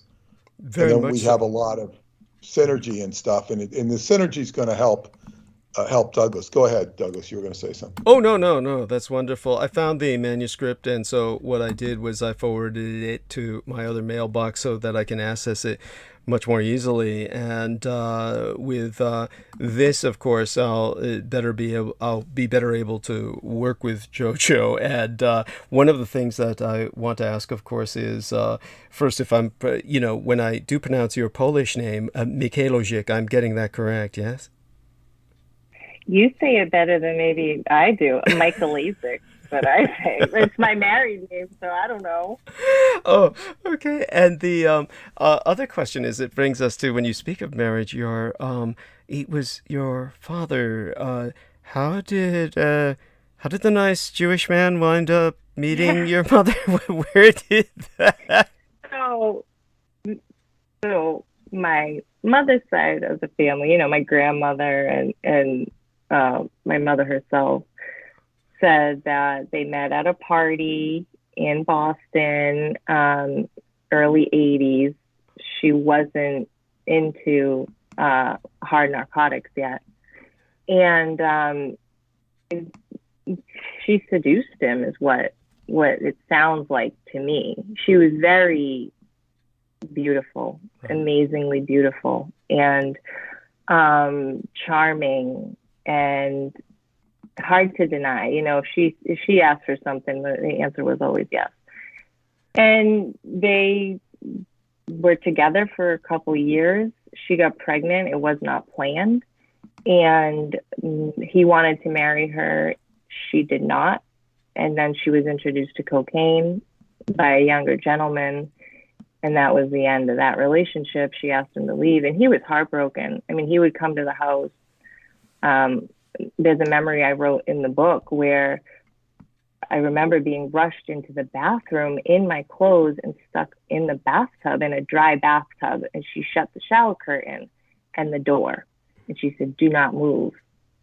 And then I hear her go outside, and I hear my father, my mom, and her new boyfriend at the time arguing, and my dad's asking, you know, "I want to see my daughter," and my mother's keeping me from him, control, withholding, I don't know. But then there's fighting. Like, I can hear the scuffling and stuff, and I'm just sitting in a dry bathtub. I'm probably 4 or 5 years old.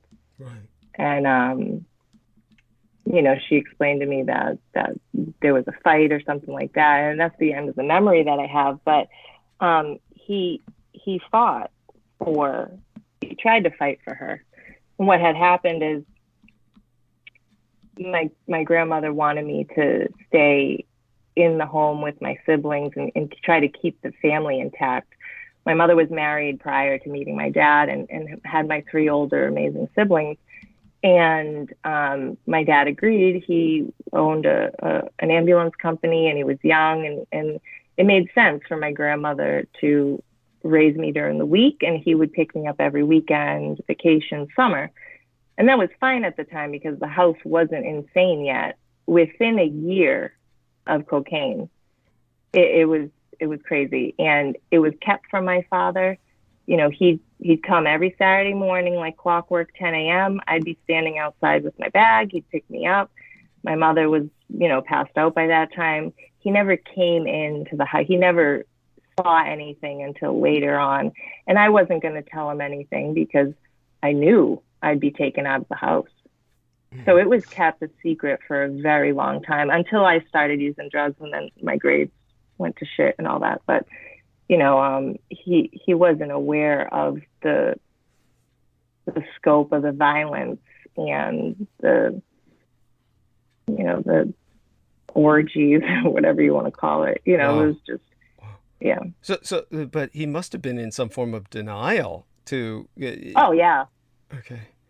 Yeah. Oh yeah. And I acknowledge that. Right. And when he, when you yourself started down the route of the drug abuse, then well, obviously at some point you severed relations with him, or he would have seen, of course, what was happening. So yeah, go on. I'll tell you. I mean, you don't need to say this publicly if that's something no. that you. I want no. This is good. I don't care. I've been telling my story. I went to 12-step meetings for the first 10 years I was out of jail because that was my structure and stability. So I've told my story. By the way, just out of curiosity, were you sentenced to 12-step, or were you had something? Yes. I had 4 years parole, and it was part of my, like, I had to get the little papers signed and everything. Oh yeah. That's so funny. Thank you for sharing that. Oh my God. Yeah. So, yes. What had happened was I was living in 3 different worlds. Upstairs in the double-decker house was like heaven. My grandparents, you know, we'd say that Our Father every night and we'd pray. Downstairs was what I compared to as hell. And then I had the third reality of going to my dad's, who was, you know, well-off Jewish businessman. And I had gotten so good at living in 3 different realities that I would literally just shift into a different personality. So on Saturday morning, when I was already into using drugs, you know, my hair would go back in a ponytail, my beeper would go in the sock drawer, and I'd put my glasses on and be that, you know, little Jewish girl. That's so incredible. And it went on like this for a long time. I mean, the only reason there was red flags is because my grades, at some point, I could not keep up the whole act with school. You know, like ninth grade outside, he took me out of public school eventually and put me in an all-girls Catholic school, which is when I knew shit hit the fan because he's Jewish. But, you know, I would come out of school and there would be my boyfriend, who was my childhood boyfriend throughout my teenage years, and his gang. You know, there'd be a gang standing outside waiting for me. Right. And it was amazing because I had people who accepted me, loved me unconditionally, and I felt protected. And, you know, that wasn't going to be hidden for too long. So I mean, that was eventually, definitely You're the Family. Yes, go on. yeah, eventually, you know, he kept trying to intervene. He sent me to a boarding school in Maine. And eventually I got kicked out of there. I was taking the bus back and forth from Maine to Boston to pick up what I needed on the weekends. And I just brought myself with me wherever I went. You know, it was a mental institution, alcohol rehab. It was everything. You know, he just kept trying. And eventually when I got asked to leave the boarding school is when he got on the phone and said, I'm just going to disown you because you don't want parenting. You want to do whatever you want to do. If you commit suicide, I'm not going to your funeral. Don't call me. And he disowned me. And it 6 months after he finally let go, I ended up in prison for the next 4 years. Wow. And thank you for That's sharing. how that ended. Yeah, that's incredible. That's incredible. And but he came back into my life. You know, we restored that relationship, and he's one of my best friends today. That's incredible. That's even more incredible. Yeah. Right? I'm so impressed. Yes, I would say that JoJo's life is a tribute to what you call Plutonian transformation. Pluto will, you know, take you through the depths of hell. It's all about coercion and cooperation, but it takes you where you need to be, into a place where you can, be who you are and where you're supposed to be. And she's a classic example of transmutation, transformation. That's so true, and it's beautiful. It's your life is miraculous, honey, and I'm very proud of you. Very honored to have you with us. And what I certainly want to emphasize is that it goes a long way to explaining your tolerance of myself. Before I go to I've just finished drinking a 16-ounce Coke because, of course, that's the sugar and the caffeine helps to stabilize myself when I'm decompressing and trying to get back into some semblance of coherency with which to host these transmissions.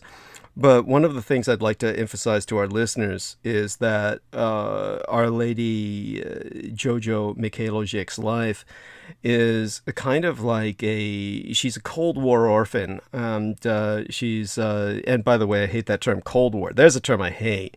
The Cold War was, of course, the Third World War, and it resulted in the fall of the Soviet Empire.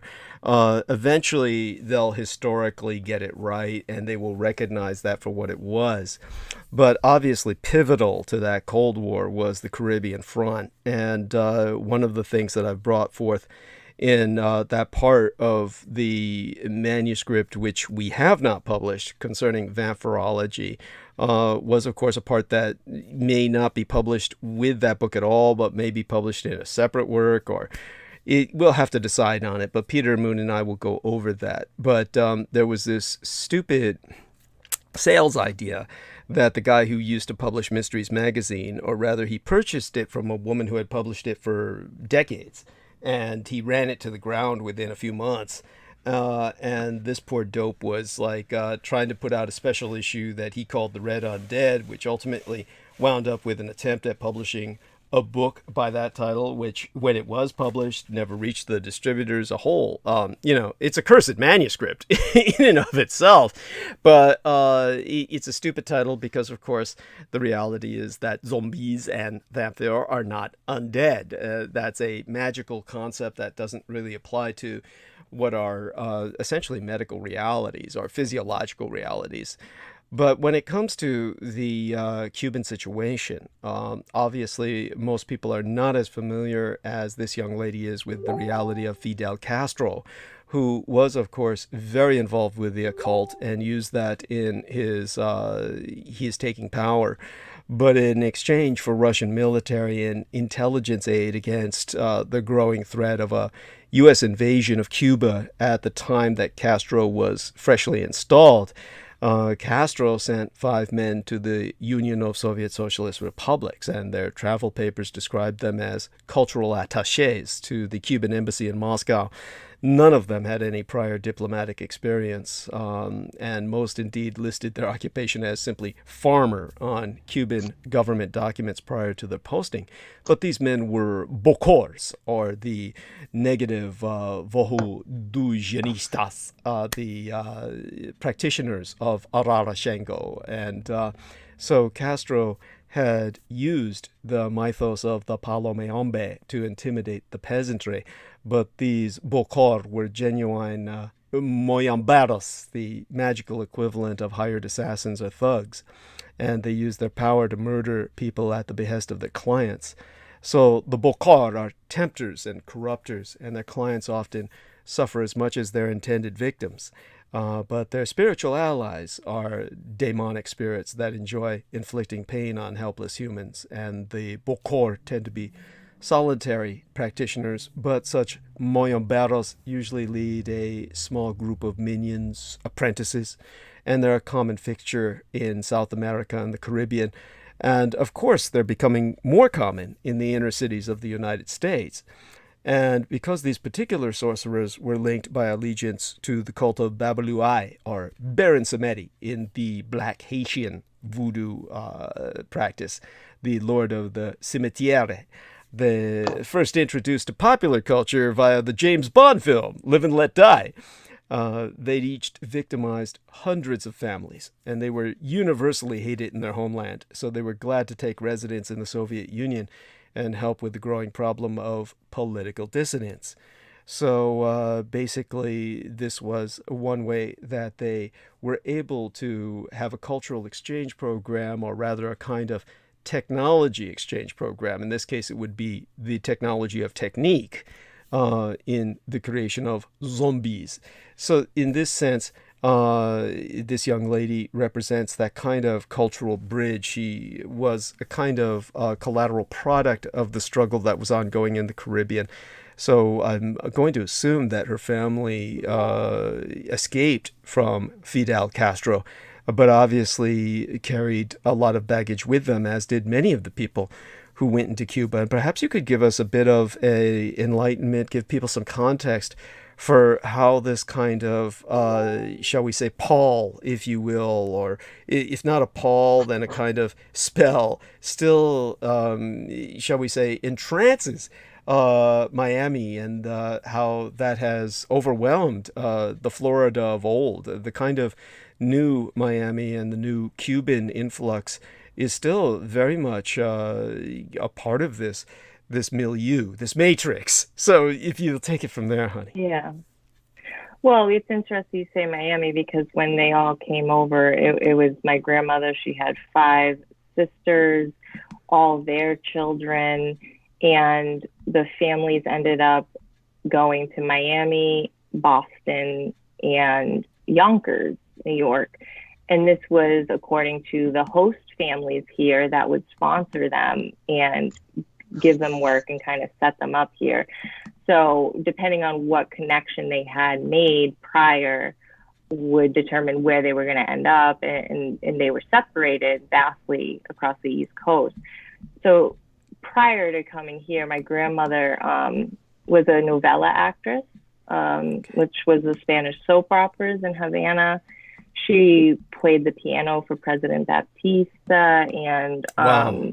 my grandfather was an accountant. They had a farm, they had land, and when Castro took over, of course, he took everything and he assigned jobs, and he said, now you do this, now you are a janitor. Now, Jesus. your farm is ours. Yeah. And I'm not sure, the logistics of how they got out, if it was in the middle of the night on a boat or a helicopter. I don't know those things, but she says we left with the clothes on our back. Right. And literally had to make away. So she went from being a beautiful novella actress to now taking 2 buses and a train to go work in a factory. Oh God. My grandfather came and he worked in the Prudential building in Boston. I think started with janitorial and eventually did get into some numbers, maybe an accountant type job. But they saved every penny to buy that double-decker in Boston. Right. And they raised the whole family there. And the Cuban culture doesn't, or at least at that time in the 80s, was not going to go out for outside help or call a therapist or, use the community for resources. Is very tight-knit, what people in the clinical field now would call enabling. Right. Yeah. They enabled it to continue because that was what we did. Community enablement, yes. Yeah, community dysfunction, yes. Right. So no matter how bad it got, how sick it got, they would never even dream of kicking my mother out, right? Or that's what we call it now. Families are like, you're out. This is, non-negotiable, and you got to give tough love and all that stuff. And I get that now because it doesn't help to contribute to, to add resources or support when someone is damaging themselves and people around them. So, so I do have family in Miami still, and my family from Yonkers. The older generations died off, and I have cousins who now have kids, and they're in Georgia and Washington, D.C. When I do go to Florida, I visit my family in Miami, and everyone else, we kind of stay in contact through Facebook. Nobody else, up until my youngest generation of cousins, went anywhere near Santeria.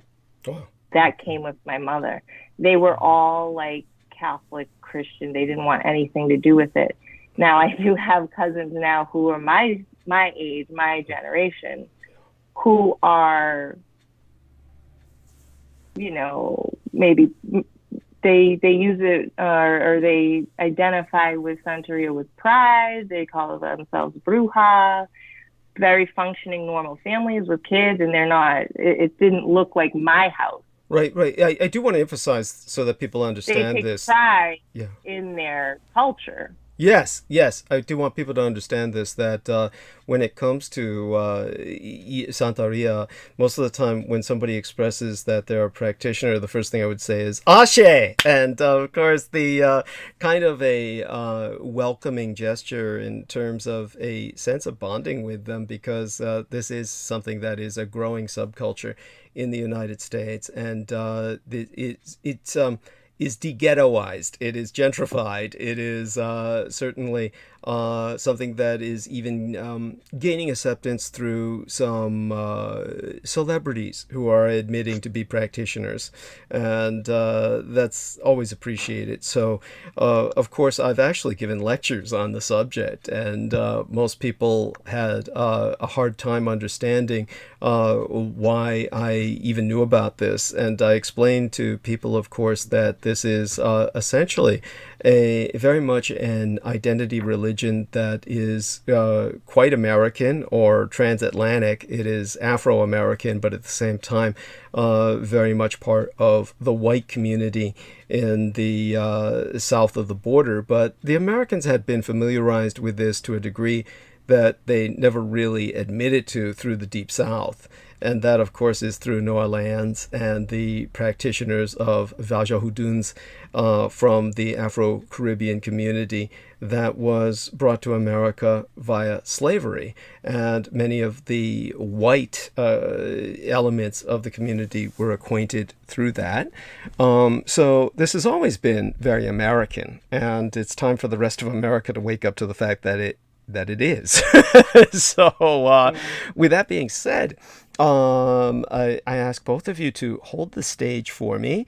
Jameson can come on and act as kind of a foil for the two of you if you need him. I'll be back in just a few minutes. What I need to do after finishing this Coke is rinse the taste of it out of my mouth, or as Jameson Reese said, he put a picture up of these dentures that are covered with a carpet, all over the teeth or something like that, and that's exactly how it feels.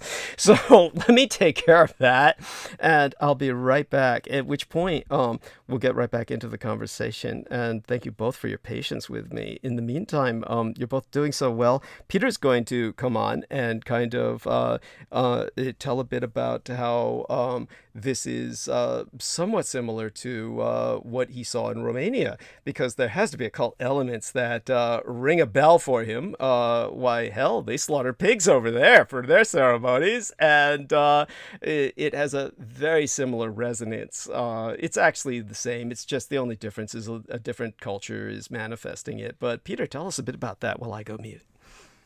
Well, I wouldn't think of it in the same context, because they look at sacrificing the pig as a sacrifice without all the, astral accoutrements that comes with, the Santeria. It's just a different context. I can't. I mean, I can't relate to the two. And well, Peter, it's different, but it's also similar, because a sacrifice, after all, is an offering for a reason. So I mean, in Santeria, in Hoodoo, it's the same. Yes, but they have tremendous accoutrements with the Santeria. It comes with all sorts of baggage, and they say that the cut off chicken heads and the bad vibes that accompanying it. Well, that also depends on the purpose of the ritual. Oh, totally. But I'm saying is you don't see that stuff in Romania. Yeah, if it's existing, it's very tucked away, and you'd have the Orthodox Church coming down on it like wildfire. If it did happen, I would think. It's very interesting in Transylvania. And I go out on the balcony every night when I was staying there on my first trip, the balcony of this monastery, and I would do my qigong into the dark night, and it was so dark, and there's just no light pollution. But off in the distance, you could see this light shining out. And what it was, it's the Orthodox churches. They will have an open light to the sky, and it's forming a cross, and you will see it shining up into the sky. They do this periodically throughout Romania. It depends on the church, but it was really a lot of fun. Jojo's done the darkroom exercise in my book, The White Bat, which I encourage people to read and do the exercise. But it's just like doing darkness into nature is really, it's really remarkable. But yeah, Jojo, it's very interesting, and I appreciate you sharing this with the audience. Do you have anything else you want to say, Jojo, about anything? And maybe talk about what you're doing now as opposed to where you came from? Yeah. So, I mean, my life got what I always thought was normal. It got very normal. I bought a house at 23. I worked very hard when I got out of jail. I worked in an office doing paperwork, answering phones, in addition to cleaning houses and scrubbing people's toilets and waitressing. I did 3 jobs for a long time to kind of just assimilate back into society after being institutionalized for so long. And I always had a gift of connecting with people and a really open heart to helping people. And I wanted that transformation that I had overcome and actualized. I wanted that for other people. So I did a lot of work in the recovery community in depth for the past 15 years, 16 years. Now where I have a beautiful modality that I can help anyone from, weight loss to drug addiction to money blocks to confidence, any issue I can apply RTT to. And it gives me so much freedom because now I can reach so many more people. I'm not just stuck in this one population, which is great. And I loved it, but I can really immerse myself with so many different needs. And because I do connect very deeply with my clients, it allows me to reach populations everywhere, no matter the demographic or, wonderful background. So that's kind of what I love to do. I don't even feel like it's a job. I meet with people one-on-one every day, and it's like I can't wait to get up and go to the office. Oh, that's so incredible, and I'm so excited for you. This really does give us an example of doing what you love, and of course there would be the other kind of thought that a person would have, that when you're dealing with, say, for instance, the addicted, and we think, of course, of the lower end of that spectrum, and I shouldn't even use that term because, of course, all addiction is lowbrow, but we think of the people who burn out when we think of the burnouts at the that have fallen through all the cracks, when you've fallen through all of the social net of whatever personal or social support infrastructure that you have.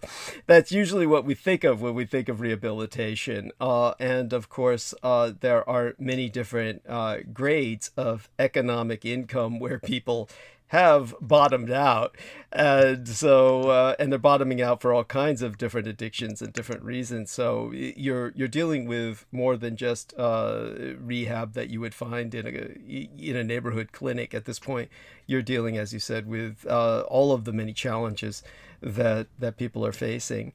So, and that's wonderful. In terms of what I was going to say with what you said about what you saw when you were young, this was something that happened one time when I was still dealing with Laura Lee Solomon as a manageress, and she was very much the bulldog, and she kept everyone, including Peter Moon, at bay for the while that she was there.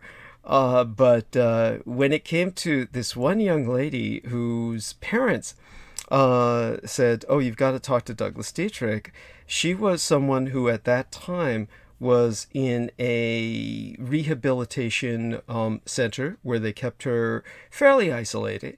So she had to kind of sneak away, get on a laptop or what she had so that she could speak on Skype with myself. But we spoke for several hours, and she had been extraordinarily concerned with experiments that she had conducted in the occult and the results that they had had on her life. In her case, her father had been raised as a Jehovah's Witness, but was processing out of that paradigmatic straitjacket. And so he, of course, was still a practicing Jehovah's Witness at the time when she began in her rebellion. And I can't say I blame her because, of course, my sister, she retreated into becoming a Jehovah's Witness. So I understand how constraining that could be for some child growing up in that kind of milieu, that matrix. And so her rebellion was to play with the Ouija board, etc. And this is, the kids do this. They try and provoke something. And of course, she got a response. So when she was describing her, what had happened to her, one of the things that I had told her to comfort her was, honestly, after you've told me everything that you said happened to you, it's really like you're so lucky that it's just that. Honestly, what she said were things like her and her girlfriend had seen like a pair of like glowing demonic eyes in the room, this sort of thing. There was another time she thought her friend was there, but her friend wasn't there. Turned out to be just kind of like a mirage, and her friend experienced the same with her. So there was kind of like some cross illusions that were going on there. But comparatively speaking, this kind of phenomenon was mild, and I told her that honestly her life was going along just fine, and it made her feel infinitely better because I was telling her there were cases where people were experimenting just blithely and casually with this sort of thing, and of course the kind of phenomenon I've seen in my life has been what you're describing. Of course, you wind up with blood running down the walls and people hovering in various corners of the room. Yeah. And you know what? It's funny.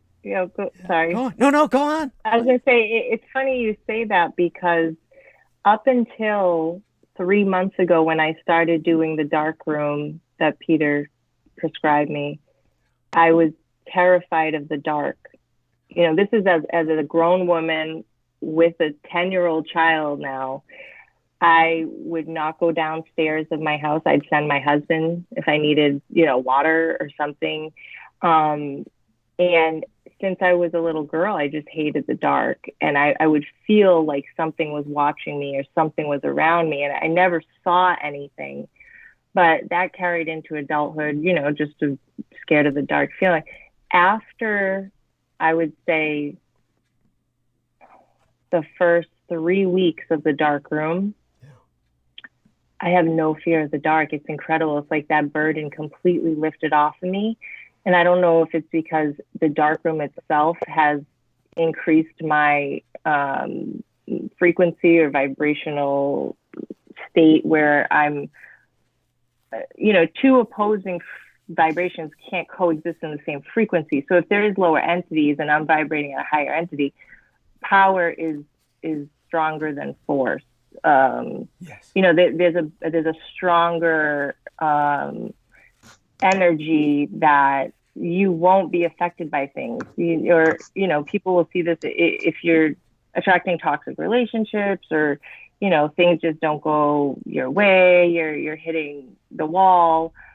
Once you start to do personal development and self-reflection, kind of elevate out of that, those things that you were so prone to, they don't happen anymore. They just start to fall away.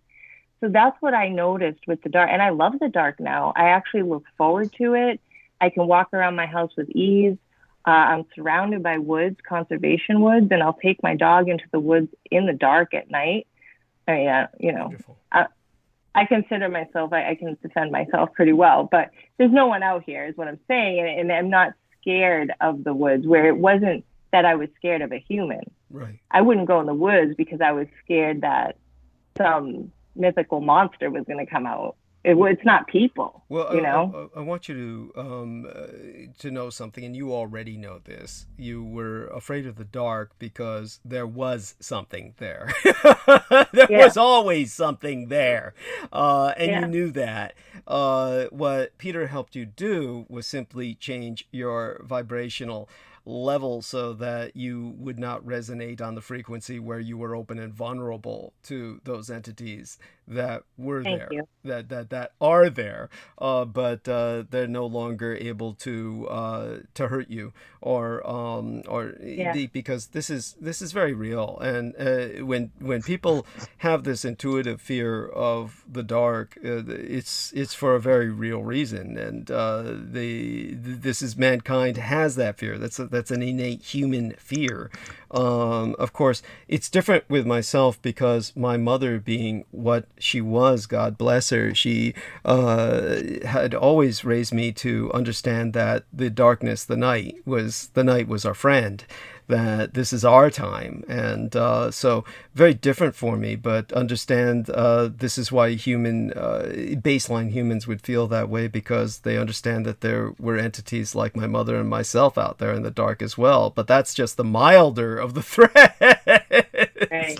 Yeah. Well, let me say something about the darkness, Douglas. I'm sorry? What was it? I don't want to interrupt your train of thought. Let me say something about the darkness. Oh, of course, please. Um, what the dark room does is it stimulates your pineal gland and your visual cortex. When you're dreaming, you are experiencing a stimulation of the visual cortex. There's a visual cortex on the left side of the brain which receives input from the right, and vice versa. The input comes from the retina. But the visual cortex is not limited to what comes in through the retina. There's thoughts and everything that can stimulate this visual cortex. When you are dreaming and living in just general living, you're basically getting a stimulation of the visual cortex. Now, what's interesting is when you begin to read a two-dimensional piece of writing, whether it be hieroglyphics, the Bible, or a book, you're getting your visual cortex stimulated. And everyone is stimulated in a different way. But see, when you get somebody like an evangelist, he's stimulating your visual cortex. He's getting all these pictures. And there's such a big disparity of opinions. You can have somebody who's like what you call more sophisticated and, and intelligent, and he's going to give you more of an intelligent perspective on, say, the Bible, and be more persuasive and intelligent. But you're getting, it's just so different the way it can, and even a scholars, they're often very dry, but when you're writing, and this is part of what my book, The White Bat, talks about, is you're employing a creative facility when you're writing a nonfiction book, because you're taking data and facts and you're contriving it so that it makes sense, and you're trying to make it sense. Sometimes research is way too dry and it's hard to read because it's just listing facts. Yeah. But you can put a little bit of energy into it. But it's this stimulating the visual cortex is ultimately what occurs with what they call remote viewing, or just psychic sensibilities, when you're tuning into a vibration. And the beauty of the dark room is that, like, say, I finally got smart one day when my teacher was still alive, and I would go into that dark room and I would imagine doing push hands with him. Oh boy, did it increase my ability. Because, I can stimulate what his ability was. And what I would get out of that is, advanced students respecting my ability when they would push hands with me. They say, wow, he's got something. I won't begin to say I'm as good as these guys, because they have all sorts of martial training and they're really good. But if you can garnish some respect, it's, they admire you. And all you're doing is pushing hands, you're not fighting or anything. But in other words, smart. Now, it was very interesting one time, I think his name is Cole. Cole's a really nice guy. He's little. I remember the teacher used to take Cole's mother and have people stand on her stomach to show her the strength of her stomach with Qigong, because she practiced too. But Cole was one day going up against Rasheen. Rasheen is this, worked out. He started Qigong really young, and he was just a specimen of a human being in terms of his size. And he's up against Cole. And I was, I wasn't even in the class, but, a few months. And, Cole doesn't have a chance against Rasheen in terms of size. But if you do the things right, the size doesn't matter. And I remember I went into Cole's ear and I whispered, I said, think of Sifu. Sifu meaning the teacher. And I think he either beat him or almost did, but it was just amazing. And, rushing, well, what did you whisper in his ear? I want to know what you whispered into his ear, because it looked like I whispered something in his ear and he got instant power. And yeah, because, Cole had been around a long time. He knew what he was doing. So when I put my teacher's picture into his visual cortex, it told him what to do. Boom. That's how powerful the mind is. So you can take your physical problems into the dark room. If you're playing tennis, one of my fellow students is a tennis teacher.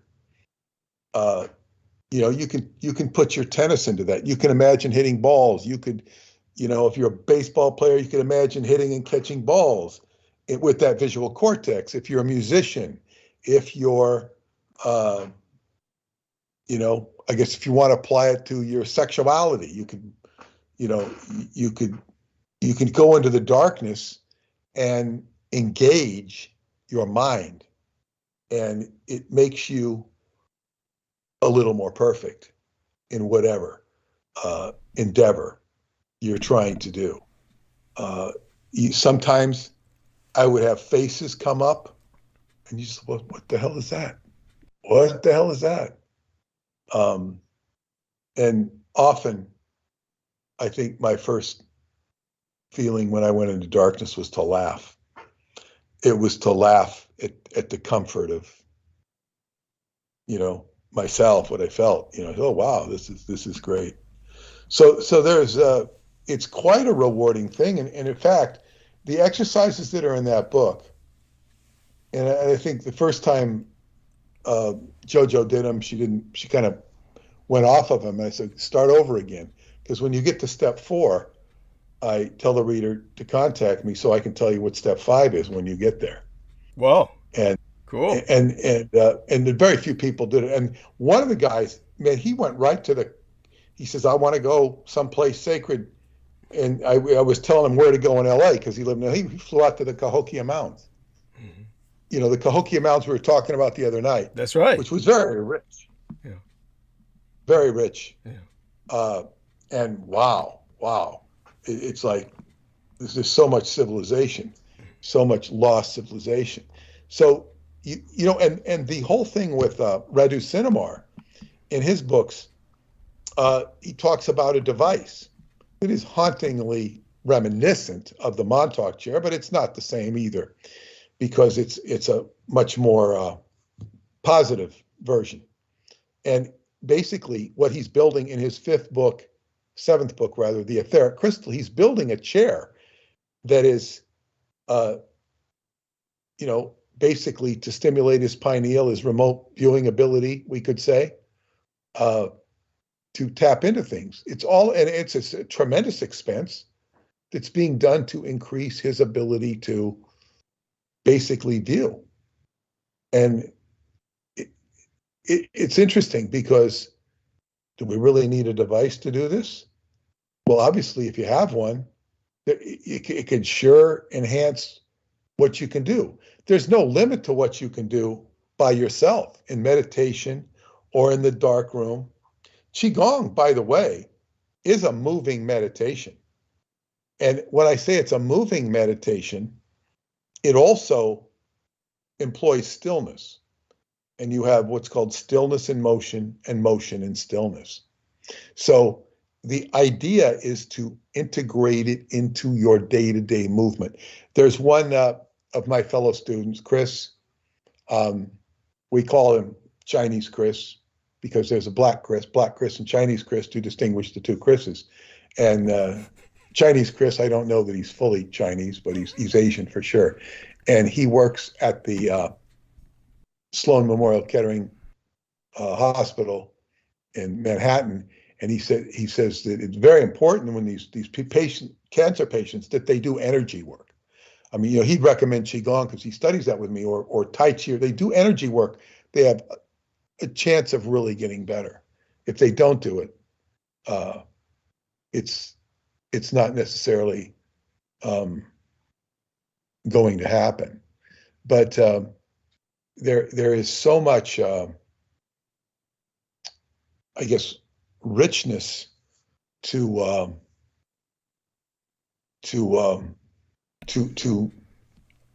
garnish or gather in your life by looking into what is there, what is not there. Yeah, there's several elements to this. Certainly when it comes to facing the darkness, which is what you've taught Jojo to do, it represents two elements where Jojo, or any one of us who's facing, again, I'm kind of like speaking as an outsider looking in with this, because of course I was raised to love the dark, to consider that my element. But for the rest of baseline humanity that didn't have that, of course, there's many people who are quite comfortable in the dark who are baseline humans. But for those of you who aren't, which is the majority, what you are acquainting yourself with in the dark room is you're confronting your fears is one thing, and the other thing you're doing is getting comfortable with yourself. That's basically what you're doing. You're getting comfortable with yourself, because it's very similar to entering a silent room, where they have rooms that eliminate sound. And when you have a room that's effective enough at eliminating sound, because it's soundproof to the degree that no sound is getting in as well as no sound getting out, then you begin to hear your internal organs. You hear ultimately your blood pulsing through your veins. And there's only so long people can actually stand that before they just have to get out of the room, because that's not something people can take. It's not only, it's beyond a sense of, shall we say, irrational fear. It's just simply that your mind needs stimulation. So when you don't have stimulation, you will begin to stimulate yourself. Your body will begin to provide something for your mind to see.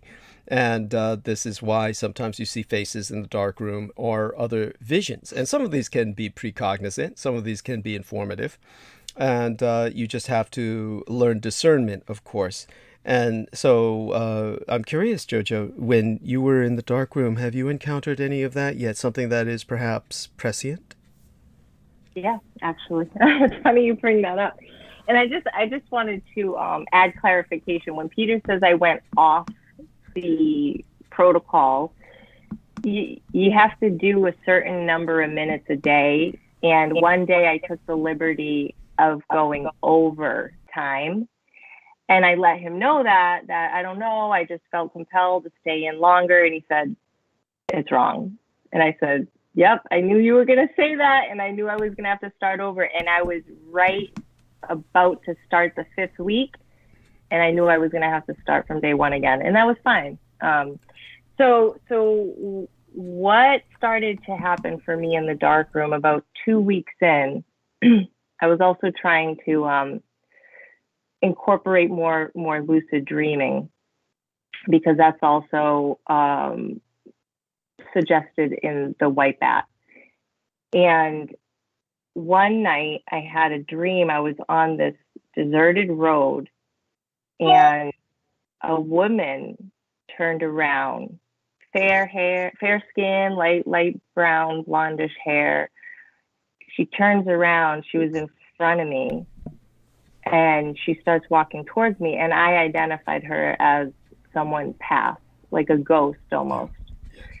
And I got scared in my body, and she could sense I was scared, and she turned around and started to leave. Like, she didn't want to bother me. She didn't want to scare me. And then I got like my courage up in the dream, and I was like, no, what's your name? What's your name? And she turned around and she looked at me and she said, Anna Jordan. And I kept saying, Anna Jordan, over and over again, like 4 or 5 times in the dream. And that was the end of the dream. She never turned around. I felt like I needed to help her.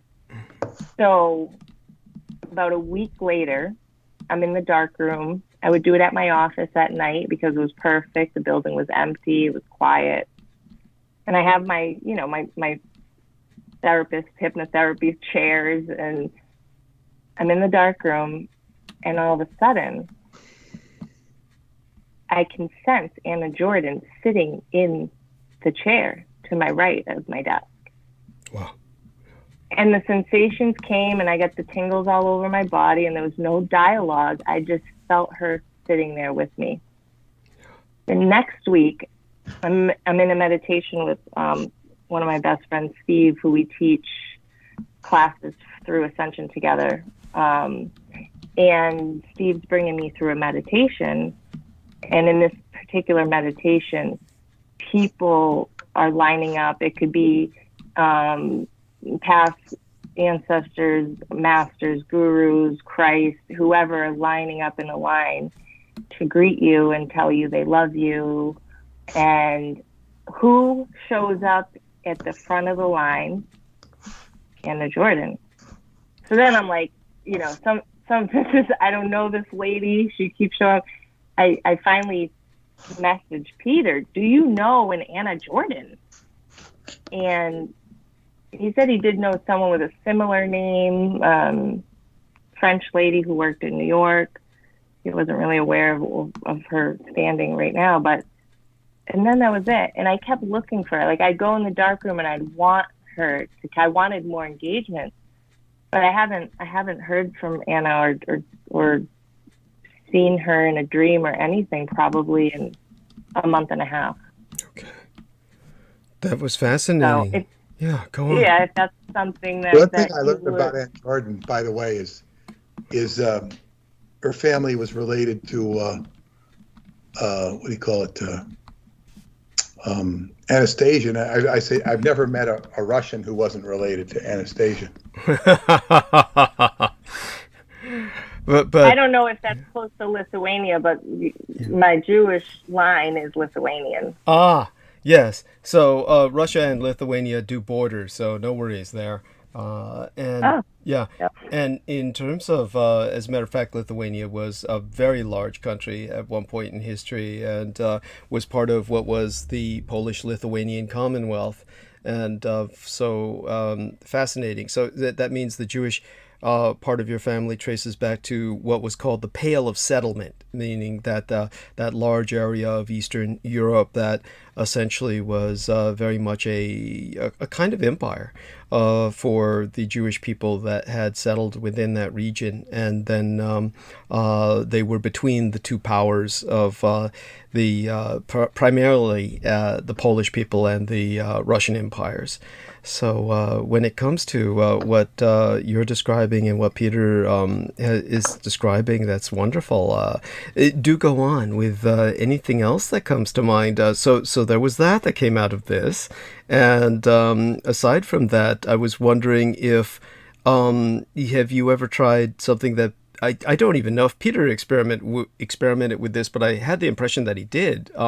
Scrying using a mirror, or using that kind of mirror image in the dark room, where some people use that and then kind of are able to see visions much more articulately. Are you familiar with what I'm talking about, Peter? Certainly. I talk about my ex-girlfriend. She could scry, and it was kind of, she had a scrying crystal, or, obsidian. Obsidian is real good. You look into it. It's dark. Yeah. And this is why Quetzalcoatl's brother, Smoking Mirror, with sometimes his head is like an obsidian disc, and sometimes his foot is an obsidian disc. So he looks down at his foot and he sees this. Now, this black obsidian mirror, and I write about this in The White Bat, or about the idea of this, is what John Dee acquired from Modoc. Prince Madoc, who was, supposedly was King Arthur's brother, who went to America, and he came back and gave this to John Dee. This is what John Dee claimed. You can read different things on it. There's different stories on it, but scrying is something that she could do. Very gifted, very sensitive. Like, she'd come into my house and she'd take the crystals, and that I have. I don't even know where they are now. I think they're in my bedroom, which was my daughter's bedroom, which we use now. But she'd take the crystals and she'd go over to the sink and start washing the crystals. She didn't ask me if she could wash them. She'd just start washing them because she was like so sensitive and, oh yeah, these need to be washed, blah, blah, blah, blah, blah. But when I was at her house, sometimes she says, okay, it starts scrying. I don't even remember what he did. She says, oh, you're very good. Because what happens is you have to kind of see what's in front of your face, what's in front of you. And you've got to use the imagination. You got to be able to read your imagination. What is imagination? Is I mage. I'm like I magus. I'm the mage. It's magi. It's like magnetic. You're like, what is drawing to you? What do you see? You've got to create it. And my psychic friend Laurie Saluzzi, who I used to work with a lot, back in the original, her house was the original Montauk night. She said, I feel when I'm the psychic when I feel that I'm making it up. So, she might look at you and say, I remember she looked at the Montauk Project when I gave her the copy, and she'd always make me sign my books, my best friend. She'd always make me sign Laurie, my best friend. And she looked at the book and she says, oh, this is going to make money. That's what she said. She just pick it up. I remember when my divorce came up, she says, oh, this is going to go legal. No, this is going to go legal. She was right. She's gifted. And she was dying when I met her. She was dying. Wow. Was it lupus? And I watched her go off drugs. I watched her get better. Gosh, she's lived longer than many of my friends. We're about the same age, I think. Mm-hmm. And we're not in touch anymore. Occasionally, because she left Long Island. But so it's like, when you're creating, you're making it up. Now there's two aspects here I wanted to say actually that compare Scientology with Qigong. Now, in Qigong, there is you want to first perceive the flow or the Tao. I think that was my cell phone, and I apologize. No worries. I think it was, but anyway, there's probably some ad or something. Do check it just to make sure it's not Paula. And it's not Paula, because if it was Paula, she'd Facebook me. Okay. But and she just did recently. So, but anyway, if you're, I lost my train of thought. What was I talking about? We were talking about the. Help me out here, honey. Jojo, where were we on this? Oh, we were talking about imagining. Paula too. Yeah. Imagining. Yeah. And that was beautiful. That etymology of I made. It was Peter. It was a friend that you were in touch with who was very sensitive. Very psychic. Yeah, very psychic. We are dying of lupus. Yes, and no longer. The Tao. Thank you, Jameson. We're saying the flow. You want to go with the flow. First principle of Qigong is to go with the flow, or the Tao. The words flow and Tao are interchangeable here. Whatever works best for you. You go with the flow. You intend the flow. You control the flow. You create the flow, creating the flow. And then eventually you become the flow. So this create the flow is, an advanced level. It's not as high as becoming the flow, but if you can create, it's like, wow, you're creating. And see, this is why martial arts is called an art, because you're being creative. It's an art. And okay, so create. When you're creating the flow, say Laurie was creating, she's really good when she feels like she's making it up. She's tapping into the creative principle of tapping into the creator, we can say. Now, in Scientology, they have something called state of clear.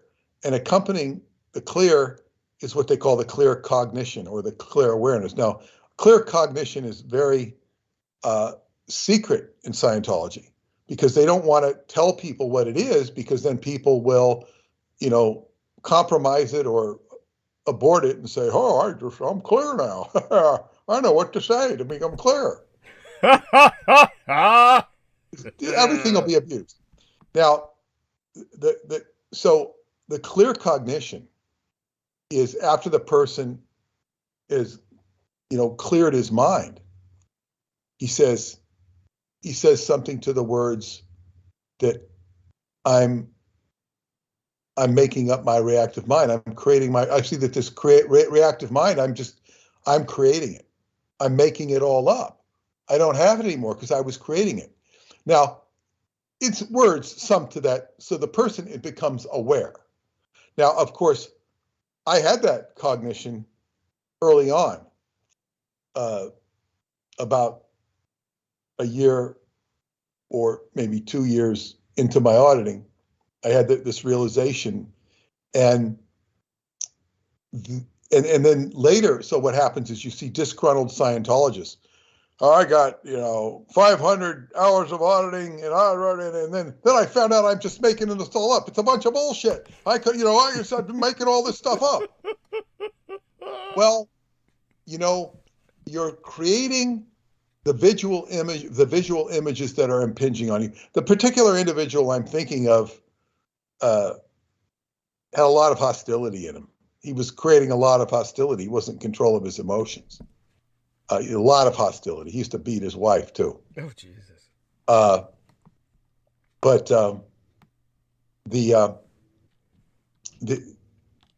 you see, you're just trying to go into your mind and become controlling of the automatic responses that are negative. So you're not reacting inappropriately by reason of an automatic response. Like every time, and what I found out in my own auditing is that I was taking on my father's, what they call a valence, his identity, the way he was. I would take it on and mimic or imitate my father because he was a dominant character in my life. And this can happen a lot if you begin to mimic a character. I once had a friend, she would take on the identity of her boyfriend who abused her. She'd start repeating the phrases he did, or just take on the attitude. Of course, you get rid of that attitude. It's like, shit, I'm not my father. This is not me. I'm me. And you fill your head and your response with you. And it's very healthy. It's like, and you can do this with other people who are dominant. If you had a teacher and you start mimicking his teacher, you start trying to imitate that and whatnot. So it's like the whole idea of creating, you're creating. So I'm creating what I'm doing. In Qigong, you're creating the movement. You're seeing what you're doing. You're creating the flow. And this is why, they tell you should choose a career you're interested in, because, there's all sorts of pep talks and like that. And it's basically good advice to choose something that you like and what you want to do, a job, a career, rather than, working for the man or whatever. So this is an interesting comparative, and there are two different perspectives of creating. Now, the visual cortex, when you're scrying, you're coming hand in hand with creativity. Now, in the case of John Dee, who was educated in everything he could be educated for the time period, one of the most educated, probably the most educated man in England, he then went into the spiritual realm, and he was scrying, and he got somebody who could scry better than he could, Edward Kelly, who was also, I guess what you call a duplicitous character, but he could scry, for all of his, and this is the problem. You get somebody who's askew, but he's good, but he's askew. This is the whole problem. And they channeled up the whole Enochian language, and they were tapping into the forces of creation or the principles of creation. and it was unwieldy, but he has set a template that affects humanity to this very day, and the whole academic structure of scholarship in the West, so on and so forth. John Dee, everything the control matrix of this planet rides along what John Dee described as the Enochian system. Mm-hmm. And it's quite complex. And so that's kind of what scrying will lead you to is insight, so forth and whatnot. So that's a little bit about my experience. If you want to say anything, Jojo, about scrying. Jojo, please, that would be wonderful for you to contribute to what Peter's just articulated. I am not familiar with scrying, but I am a lot more comfortable with Oracle and Tarot now, and I've let all those fears go. My mother was highly psychic, and I know I have that just innately in me. I have always had premonitions, and I actually predicted her death on the day that it happened, which was not a plan. Yeah, it was an overdose, and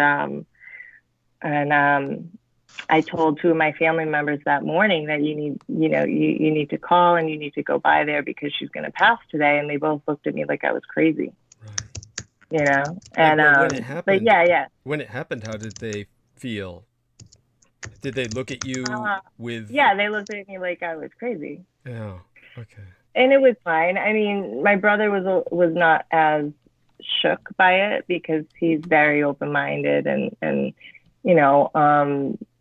it was there, but because I was in this church the past 16 years, I wasn't given permission to develop my gifts. Mm-hmm. And,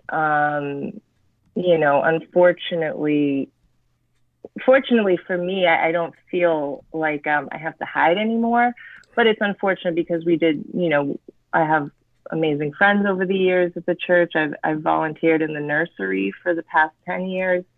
Especially with my child coming out a non-binary, there's no way that we can go back just because I feel like it wouldn't be respected. Mm-hmm.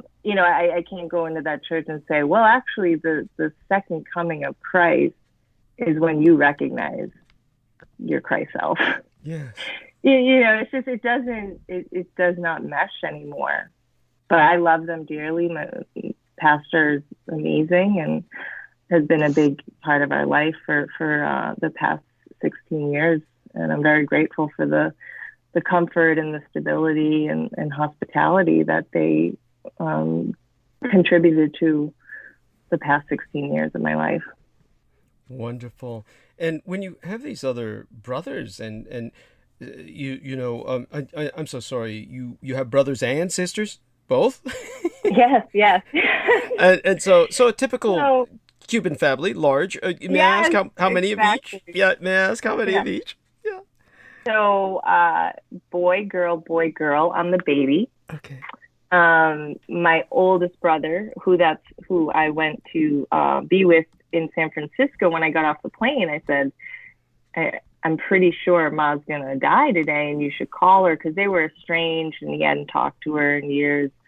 And he was like, all right. We get to his apartment. We're right by the pool. And I'm in the pool. I love the water. As soon as I'm by water, it doesn't matter if it's ocean or pool. I'm in it. And I look at his phone rang, and I look at him, and I knew what the phone call was. And he put his hat over his head, over his face. And I knew what it was about.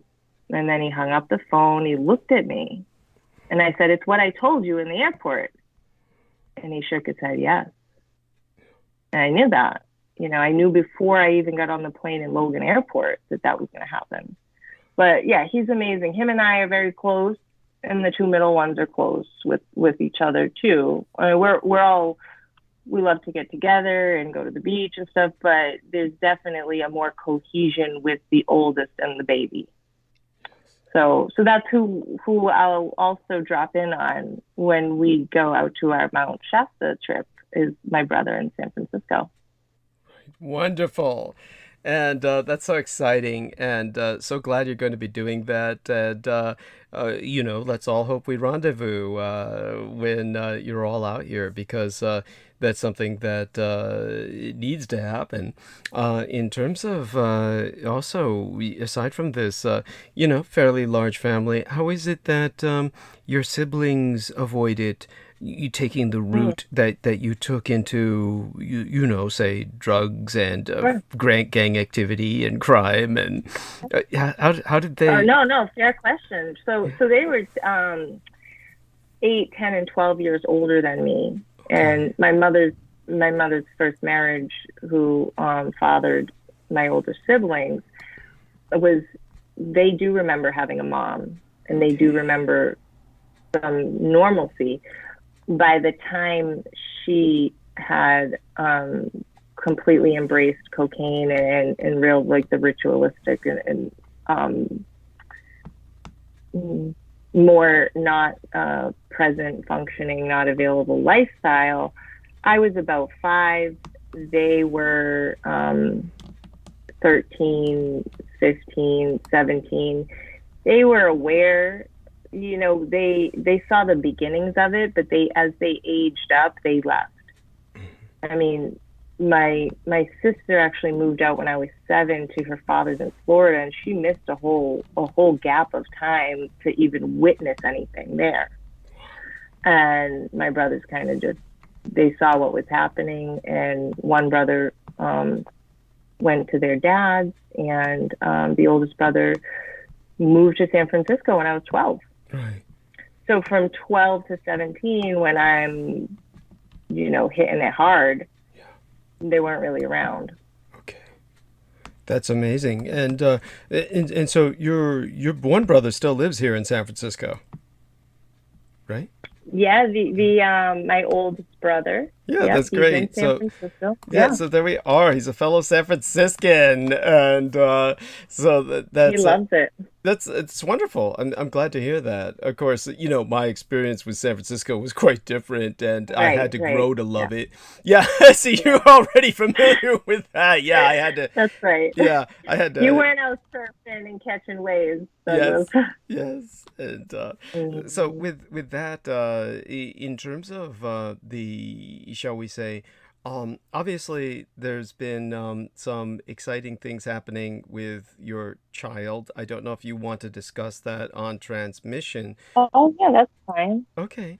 And obviously what happened is your child has come into an awareness of identity, or rather at least an awareness that their identity is not necessarily something that needs to be confined to in this case, a binary role. And so please feel free to share what you're willing to share about that. And a shout out to Bupa. And by the way, what's so wonderful is that this is the first time that JoJo is on with us on her own account. Most of the time she's using her child's account when she's in the chat room. So this is the first time I'm seeing her as an adult. And so with that in mind, honey, yeah, go on and tell us a little bit. You know what? It's not that like I choose to go on her account. I don't know how to log into my own YouTube account, and because like I've monitored her accounts for so long, our profiles, like our Apple IDs, are so entangled. Got it. I don't know how. It's like I'm just stuck with it. I'm ballistic Bupa. Yeah. So that's so funny. I get it. I totally get it. Go on. Yeah. Yeah. So just to preface this a little bit, when my friend Steve, who I work really closely with, when he introduced me to non-duality, Hinduism, A Course in Miracles, a little over a year ago, that's when I started to take a much more spiritual quantum approach to my therapy practice, and started to incorporate that, the infinite observer, the essence of the being, and it, knowing and not identifying with the body, working with souls instead of bodies or genders.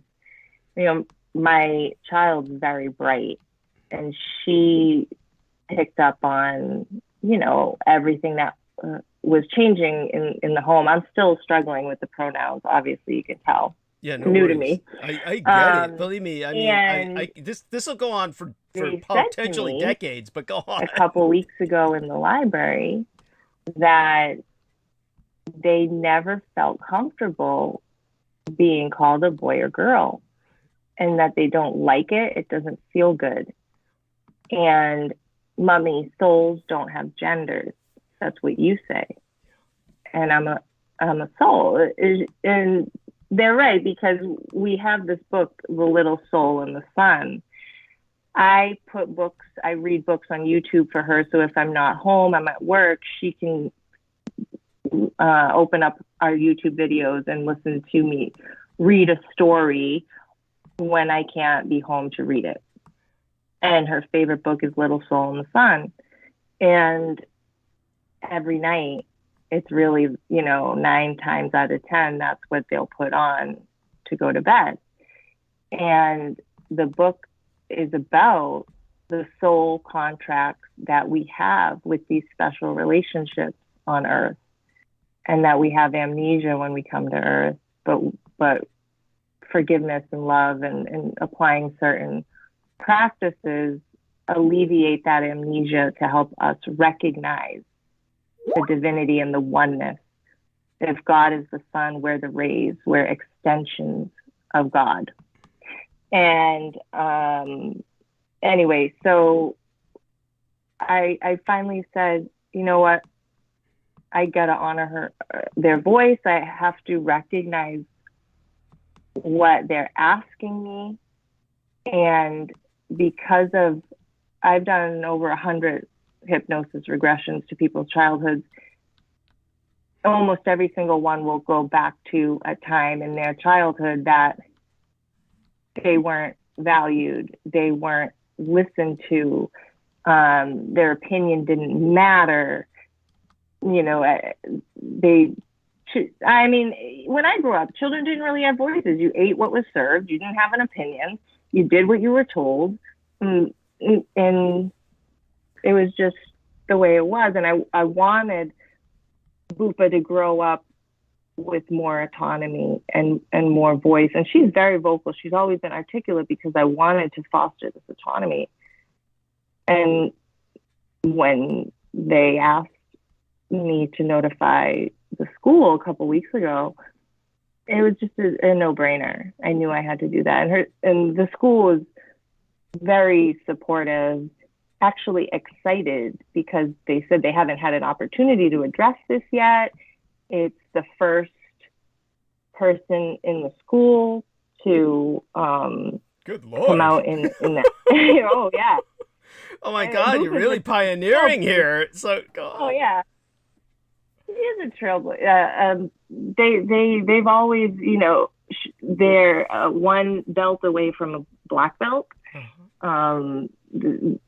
Just loves to be within their passions, and whatever they feel drawn to, that's the expression that's going to come out. And I love that. Mm-hmm. I love that they can be as free as they want and be them, the authentic self, because what happens with most of us is we're denied that freedom because we're controlled by culture, religion, and there becomes fractures of the self. We become separated from our divinity. And I want to keep that intact for her, yes. For them. And as long as I can create a space for them to be as free and independent and celebrated, that's my priority now. Yes. Yeah, definitely appreciate it, and so beautiful. And I think that in terms of the pronouns, have some of the alternative pronouns been discussed that are gender neutral aside from them and they, which is the most convenient fallback. And a lot of people are now preferring that, but it's still fairly confusing. It's one of those things where when you say them and they, obviously, that can be mistaken for a plural. So it makes conversation potentially confusing and record keeping somewhat of a pain. So people have been experimenting with various gender neutral pronouns. I kind of brought this up in the column that I wrote. I don't know if you had an opportunity to review that. I did, and my gosh, that beautiful picture it would just brought me to tears that morning.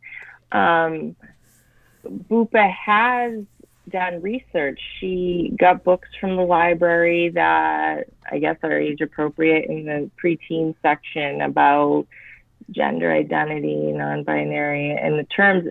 And they told me that I'm sextile.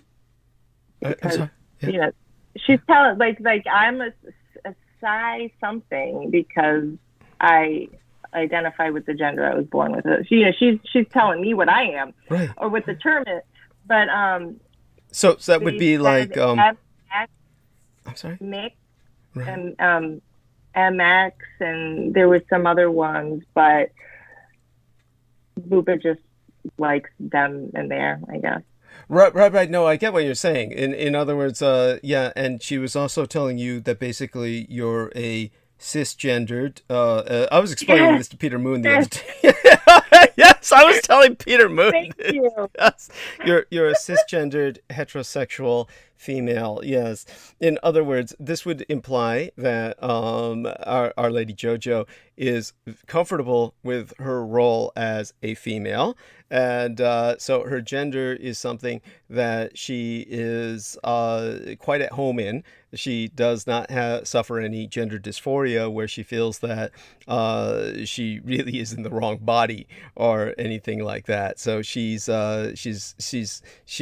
stable on that score, or another way of putting it is simply that she's happy with what she is. And so aside from that, her sexual orientation is that she is heterosexual. Now this has got to be, obviously, Bupa's finding age-appropriate materials on this, which means we've come just light years beyond where we used to be. And because you can imagine how does one describe one's sexual orientation to people that age? And of course, now this is where, of course, the experiences of JoJo and myself are different. Obviously, I'm presuming JoJo came into awareness of sexuality as early as I did because of the environment she grew up in. And basically, I became aware, like, we're talking about like age 8, is when I started. Actually, to tell you the truth, of course, everybody's understood the kind of trauma I experienced when I was 3. So obviously that could be counted as a primal sexual trauma in the sense of the attempted rape on the part of my grandfather. But that always, it's imprinted in my experience as more of like, just a kill as opposed to more than something else, a violation. It was, to me, it was like the first kill, and it was traumatic in the sense that the blood tasted so bad.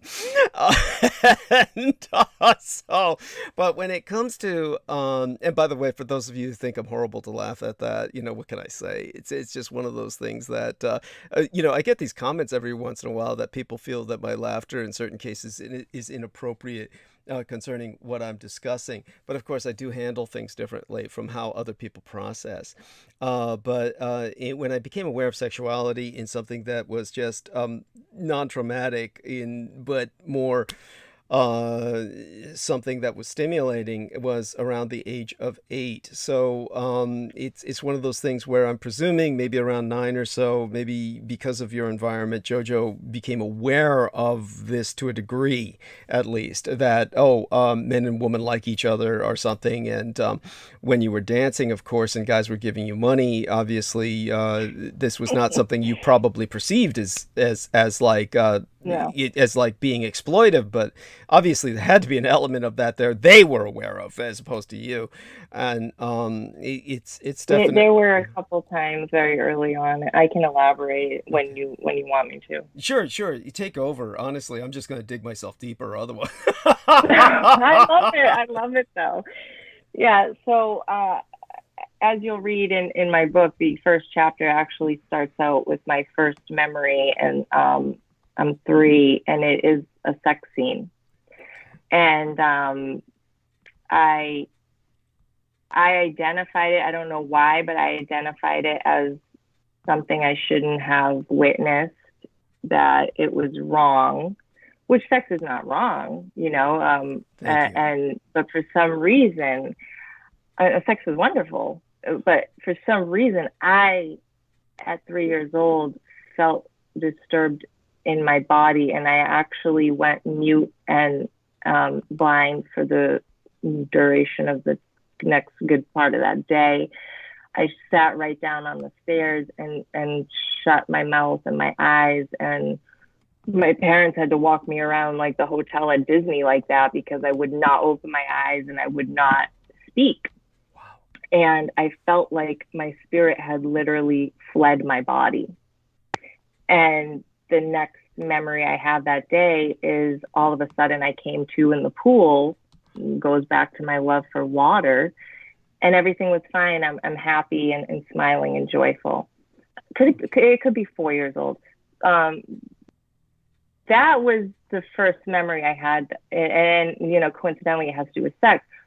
But I was probably 5 or 6 when I started to wake up in my mom's bed while she was having intercourse with people. Yeah, some dude or another. Yeah. Yeah. And in the 80s, she had like a waterbed on top of it. Oh my God. So it just had to be like it was like being on a boat. So go on. Yeah, it's like, and the wall that I would face was all these mirrors, like the square, like Al Pacino type of style in the house. You know, like the whole wall was just square mirrors. Like it was a Las Vegas hotel room. Yeah. My eyes. Just, all you were missing were the mirrors on the ceiling. You didn't have the mirrors on the ceiling, I think. No. Eyes just enough to peek, and eventually I actually started to associate the smell of sex and bodily fluids with my mom, and it was actually comforting. But, you know, that's a whole nother story. Then there was another time where she brought me to a hotel, and this is the one time I remember what I believe she was completely sober. And she put me in the pool, and she was meeting with this guy at the table in the pool room. And I was playing. I loved the pool. Maybe 30 minutes later, she said, all right, it's time to wrap it up. We'll go upstairs. She gave me a bath and blew dry my hair, put makeup on me, put, regular kid underwear or whatever, and kind of like an oversized T-shirt.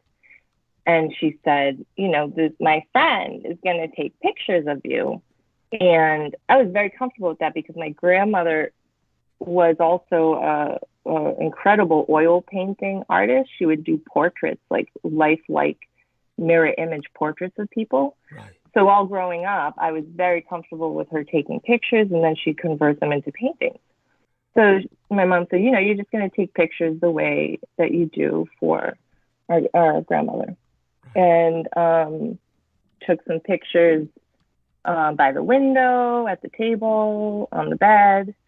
I was given candy, and I don't know, after a little bit of that. Of course you were given candy. It would have been incomplete without that. I mean... I got a pool and candy and got to pose for pictures. It was like, that was what I was into. Yeah. And then it was, after she got me fully dressed and we went home, and And my grandmother lost her shit because she could not get a hold of us. She had no idea where we went. And my mother came home with an envelope of money. Right. So she had realized what had happened. I had makeup on, and I never heard my grandmother swear like that in Spanish until that night. Oh my God. And she said, and I was like so jarred because I had a good time and I didn't know what the problem was. Right. And it was like this hysterical, scene. And my grandmother was crying, and she said, "You don't ever do that again. You tell me everything that you did." Like it was my fault. And then she said, "You don't do it again because next time they're going to tell you to be naked." And that was very shameful, So it was just, it went from like one reality of being, having fun and it was like a nice, happy, jovial scene. And then it was like a different reality. Yeah, that's jarring. I'm actually rather sorry that happened that way. That you came home to the grandmother who kind of brought it all down. I think that's kind of really a downer. I think that's and I almost feel really that it was unnecessary considering the comparative, shall we say, nondescript nature of what happened, comparatively speaking, to the kind of things that I know happen on a regular basis to all too many others. This was, comparatively speaking, benign. It's not, of course, to be recommended, but it's definitely, comparatively speking, your mother did nothing wrong, compared to the shit I've seen done to people. And you think of all the moms that have like their kids in those crazy dance competitions, and they got makeup and wigs on at 3-4 years old, completely exploitive, or is it better that I went to a studio like an old Bradley's or those old department stores that would take the I don't know. It was I wasn't touched. There was nothing that gave me any bad feeling. If anything, I was happy. Thank you. Beyond that, it is far less stressful than the stress of competition that the JonBenet Ramsey crowd is put through, or the Honey Boo Boo crowd. They're put through these horrible stress pressures of that they have to win, and what their parents are at the most benign, if we're the most generous about this, their parents are living out their fantasies through their children towards some degree of fame, and if at the worst, of course, their children are essentially being prostituted on a meat market. Comparatively speaking, I the way I would judge it, but then again, I come from a totally different background. I don't feel your mother did anything wrong, and I'm surprised your grandmother was freaking out about it, because at this point it's like, well, fuck, if you don't know, if your grandmother didn't know your mother by now, it's kind of like, what the hell? Why would this be the breaking point? Why would this be the straw that broke the camel's back? So there you go. Just very bizarre. And the way she kind of put it on you. Obviously, she's trying to make you aware, but at the same time, that was, in that sense, that's almost the form of child abuse, because then again, it puts it on you, like you said. It's like, don't you let this happen again? Don't you, etc. So, but as for the part about the candy, that was, what does that remind me of? There was something aside from the normal, of course, because it's so affiliated with all the. Don't take candy from strangers. That's right. But of course, this wasn't a stranger. This was involving your mom, so it was very different. And but there we have it. But obviously, both Jojo and myself grew up in profoundly similar environments in some ways, and yet profoundly different in others, because our cultures are so different. And of course, it's also, ultimately the species issue. Now, just out of curiosity, Jojo, you're aware, of course, of the Roswell book, but you are aware, of course, of the Vampirology book. Did you get a chance to look at that? I haven't gotten the Vampirology yet, but I've been intrigued. I have like a 3 column. Everyone is into like 3 or 4 books at a time, and I really want to get through at least one to give it my full attention so that I can be dedicatedly, into it. Okay. Thank you. So yes, I will have that next up on my reading list. Thank you. And I can't wait. Yeah, because it's just more insight into you, and I think you're just brilliant and wonderful. So. Oh, thank you. You're very kind. And a shout out on that note to Diane Hillis Buchberger, who, of course, she got a copy of the book and was it definitely had an impact on her. And of course, like I said, understand for everyone out there, do get the book, and then if enough people get it, we'll expand it and we'll add all of the history to it that really belongs there, because it's really like an unfinished detective story. You get all of the clues, but not really the solution to the mystery. And the solution to the mystery is the history behind it. And the history simply was not published with that book because we had to get it out immediately. There was David John West was a person who was attempting to plagiarize it. He had basically sent a notarized claim to my gang stalker, actually, my primary gang stalker at this point, outside of Stephen Outrim, who pays the individual, Richard K. Cole Jr. And so he put this like bizarre notarized signed statement on his blog spot saying that the book had never been published before, which is simply untrue. It has an ISBN number from the old quote-unquote Red Undead book, but it never reached any distributors. The ISBN number cannot exist without publication, just like a social security number isn't assigned unless someone is born. So it's one of those things that he was willing to perjure himself to plagiarize. And so we had to get it out right away, and we just published basically half the book. But it's the, shall we say, it's the physiological content that mostly fascinates people anyway. That's what people really want to get. And so the erudition or the elucidation on it, can come later. But if enough people buy it, we can do that. And so Peter Mōōn and I will discuss that at some point in the near future. But for now, understand that it's worth getting as is, and certainly is informative as to helping people develop an understanding of the real phenomenon of vampirism. And obviously, because of that, I was raised different from other people, but at the same time, I need to constantly remind our listeners not to confuse the phenomena. In other words, everyone knows that that likely due to my trauma at 3 years of age, among so many other things, certainly witnessing my sister raped repeatedly by my grandfather before he even attempted to rape myself, that absorbing that as a child absorbs it, and then moving into the tenderloin, rather being taken by my parents and moved into the tenderloin, where we were surrounded by a hypersexualized environment, the adult entertainment centers that were the predominant form of economy that was visible. Obviously, there was drugs, street dealers, prostitutes, etc., which was just another form of sexual marketing. I was hypersexualized all the while that I was growing up. And it was a very different world in which pornography was readily available. Certainly Jojo's too young to remember any of this, but Peter Mōōn is old enough to remember back in the days when you used to travel, and at every train station and at generally grocery stores, pornography would be available on the counters. They would have like a special rack where there would be the adult section, so to speak.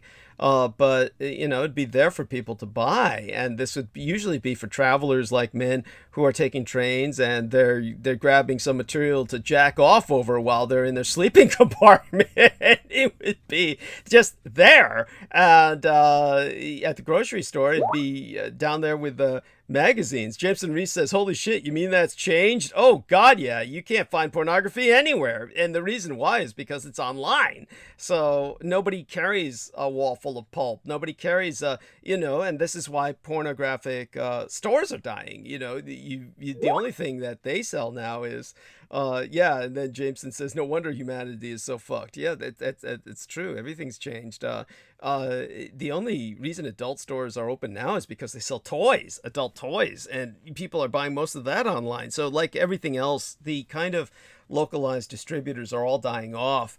So the children don't have that exposure except online. In one sense, it's much more available than it ever was. But at the other, at the other end of the spectrum, if you have a mother like JoJo who's monitoring everything, then you don't get that, right? So that's right. Yes, that's right. So then you're fucked, and then like. But you have a mom like JoJo who will walk around naked and not make a big deal out of my body. There we are. And accept my body is exactly how it is a beautiful miracle. Thank you. And by the way, that's very Japanese. In Japan, it's very much like that. Japan and Okinawa, there is this culture of comfort with that. Also, Europe is a lot like that. Many places in Europe in Germany, they call that Nacktkultur and or naked culture. The culture of comfort in the home, with the family being naked in front of each other. That's also very common. They have statues of that in Sweden. I mean, if you go to places like Sweden, they have statues at the beach of naked family members and stuff like that. It's just considered popularly acceptable. So America is one of the few cultures where they censor all that. There are, for instance, like Japanese cartoons that are produced that are not in any way, shape, or form the kind of anime Jameson would watch, which, by the way, is not a condemnation like what Jameson watches is sleazy. He watches the same shit that Brendan Zogent would watch, or any other American would be attracted to the more violent or lurid anime. But, of course, Japan also produces volumes of family anime, and this would be animated features that the whole family watches together, and they'll show things like, the family visits the hot springs, and they're all diving naked into the hot springs. So when they show the genitalia just vaguely in these cartoons, scenes like that, if these anime are shown in America at all, it likely only would be in art houses. And otherwise, if it were to make it onto any other form of venue that would be more accessible, they would censor it. And so it's really disgusting. But when you think about the majority of what comes out of Japan that is shown in America is incredibly censored. People have no comprehension of just how censored it is. And it's very similar to what happened when most Americans got their impression of 20,000 Leagues Under the Sea. I use this as the example par excellence because obviously this is a classic everyone is familiar with. People have old copies in English that are collector's editions. So what they don't realize is how censored those works are. You have the French author who was presenting a Asian Indian hero, Captain Nemo, who's fighting against the British Empire. And so when it was translated into English, they censored about a third of the book. And when Americans get this impression of Captain Nemo, especially through the original Disney films, the impression is of a madman who's going around sinking ships for no reason. They're just like, who's this nut? Yeah, and they didn't portray him as Asian Indian. They portrayed him, of course, because the British took they razored out all the parts of his ethnicity. So everybody just thinks of him as a white guy who's going around sinking ships. So when they made films of it later based on the popular Caucasian understanding, or how would I say this? The popular Anglo understanding of what this character was, they made completely off-base sequels and films about, like, Captain Nemo's Undersea City, where he's a total white guy who's like, and everything he's dealing with has nothing to do with the motivations of the original character. So it's the same thing with anime people see from Japan. They have no comprehension of what the original intent was or what the original message was. So when it's that off, at that point, Americans are living literally in an alternate reality. They're not even living in the reality of the rest of the world. So there we have that. But with all of that being said, certainly let's bring Peter back on. And Peter, would you be willing to talk to Bupa at some time and just kind of get an understanding of Bupa's identity? Because it would be interesting what impression you would get with the kind of training that you've had in Scientology and your experience. I don't know if you'd be open to that. Oh, I definitely want to, because Boop is a fan of mine through what JoJo tells her about my work. So I would very much like to. As I don't know, I think it was you I was telling the other day that when I was at Montauk with JoJo, yeah, of course it would have been you, not JoJo. I was one of the, was a young lady there whose mother came. She came along, and she'd known my friend since she was a little girl. This girl was 17 in high school, and she was getting exposed to, I guess, some of my work here. And I talked to her. I'm used to talking to young kids at Atlanticron, and it's of course they're Romanian, and of course I was always talking to my daughter's friends as well. It's interesting to get perspectives of younger people. And I asked her what it was like growing up now, and very isolated because of COVID. She's isolated from her friends, and then the friends stop responding. She says it shows the true colors of what you thought were your friends, but it's very psychologically damaging. She was explaining to what's going on with all the isolation from the COVID and the masks. You're wearing masks, you don't see anybody. This is something that you hear about on TV, and it's quite traumatic, apparently. It can be, but yeah, go on. Yeah, it's not fun. School can be challenging enough without the masks, depending on the situation, what school you go to, what you're being challenged with. It wasn't challenging for me at all, but I know from, because my parents, were very conscious of the schools, and right. I went to good schools. So of course, you grew up before there was any concept of kids deciding that they were binary or non-binary. I mean, that wasn't even an issue. No, it wasn't an option. I do remember making a choice myself. I remember being in choose category. Choose, in other words, there wasn't like, you'd say there wasn't much of a choice because I was obviously male. And I wasn't even really oriented towards sexuality. I mean, it was more like a dirty thing you heard about and you talked about, but it wasn't very real, right, to me. Right. You knew about it, but the reality of it was like, I found it revolting and disgusting. And there, as you were talking earlier, there's an innocence. As long as that innocence isn't violated, then it can be a tragedy for the child. But there's a certain innocence that comes. And when I look back on my life, and the Catholic kids that I knew were much less innocent than the non-Catholic kids. Interesting. Is that because of the priests? Well, it was like they knew the dirty words better. They knew I think it has to do with the whole idea of sin and guilt. Okay. It just like it expressed themselves there. Right.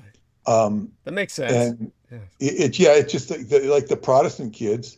I can pretty much assume pretty much everybody I went to school with in public school was Protestant, except for, the couple of Jewish people in the class who I was very friendly with. And they say they were more friendly to me than any of the other students. And I was a little socially isolated until, sports came in. And then, because I was good at that, I became, I guess what you'd say, more popular. Mm-hmm. But it was hard to relate to some of these kids. But when I get back into my teen years, it's like, I was making a choice. And it wasn't like I was somebody who needed to execute. Some kids have to go out, or even, I wasn't driven to, go perform sex acts. It's just, some people can't help themselves. They have to go out and do everything they can to satisfy their passion. But but I remember having to make a choice, and it wasn't hard for me to make a choice because, as I say, I was already male, athletic, so it's, it wasn't hard, but I remember having to make a choice. Now, I don't remember what that choice, I can't imagine what that choice would have been if I wasn't choosing in that direction. Right. And I remember thinking of that when I was jogging one day in my old neighborhood, and seeing this kid, and I could just see by the way he held his hands and his posture, he was making a choice to go to the other side. Meaning, I don't know how far he executed it. You don't know, but I could see, man, that guy's in that choosing age, and he shouldn't be holding his hands the way he's holding them if he wants to be a male. It was very subtle. It's not something I'd see with, some kids would obviously be gay oriented. This one was like right in the choose mode. So, but back to Bupa and this, binary,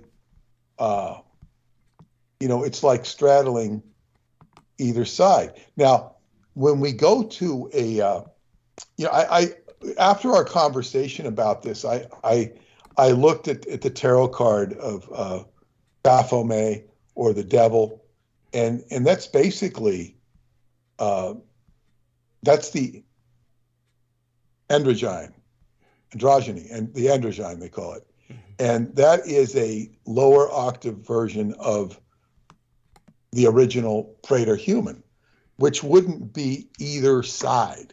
And it's very interesting as we get into these times.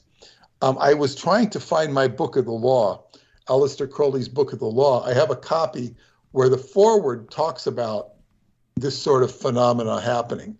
I couldn't find any copy online that had that introduction, where Crowley comments on what's going on in society back in the early part of the 20th century, and that you're going to expect more of this stuff going on.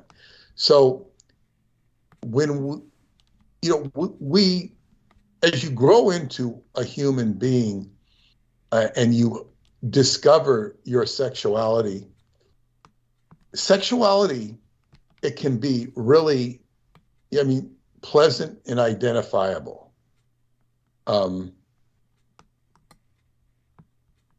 just, had a very pleasant experience when Paula came home tonight. Okay. I had the thing on mute, and I went over and, kissed her. Mm-hmm.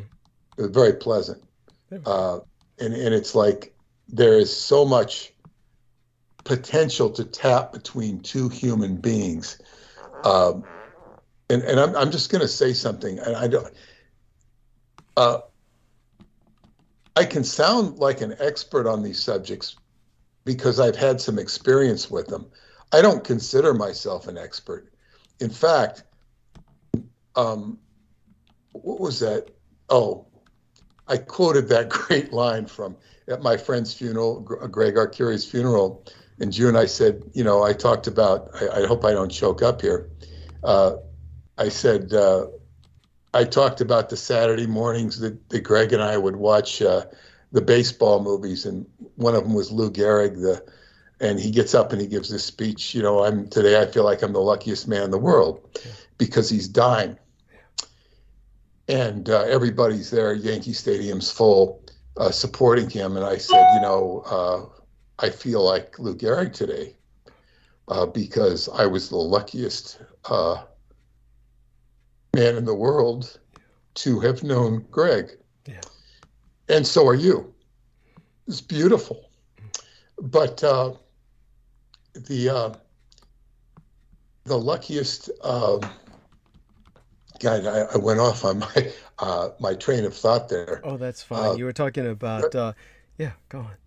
Well, I was talking about, sex is, you can tap. See, there are so many, I guess, different aspects to Tantra, and you can tap into, what you resonate with is what you resonate with. Now, I think it was Tantra Bensko who taught me this. He taught me a lot of different things.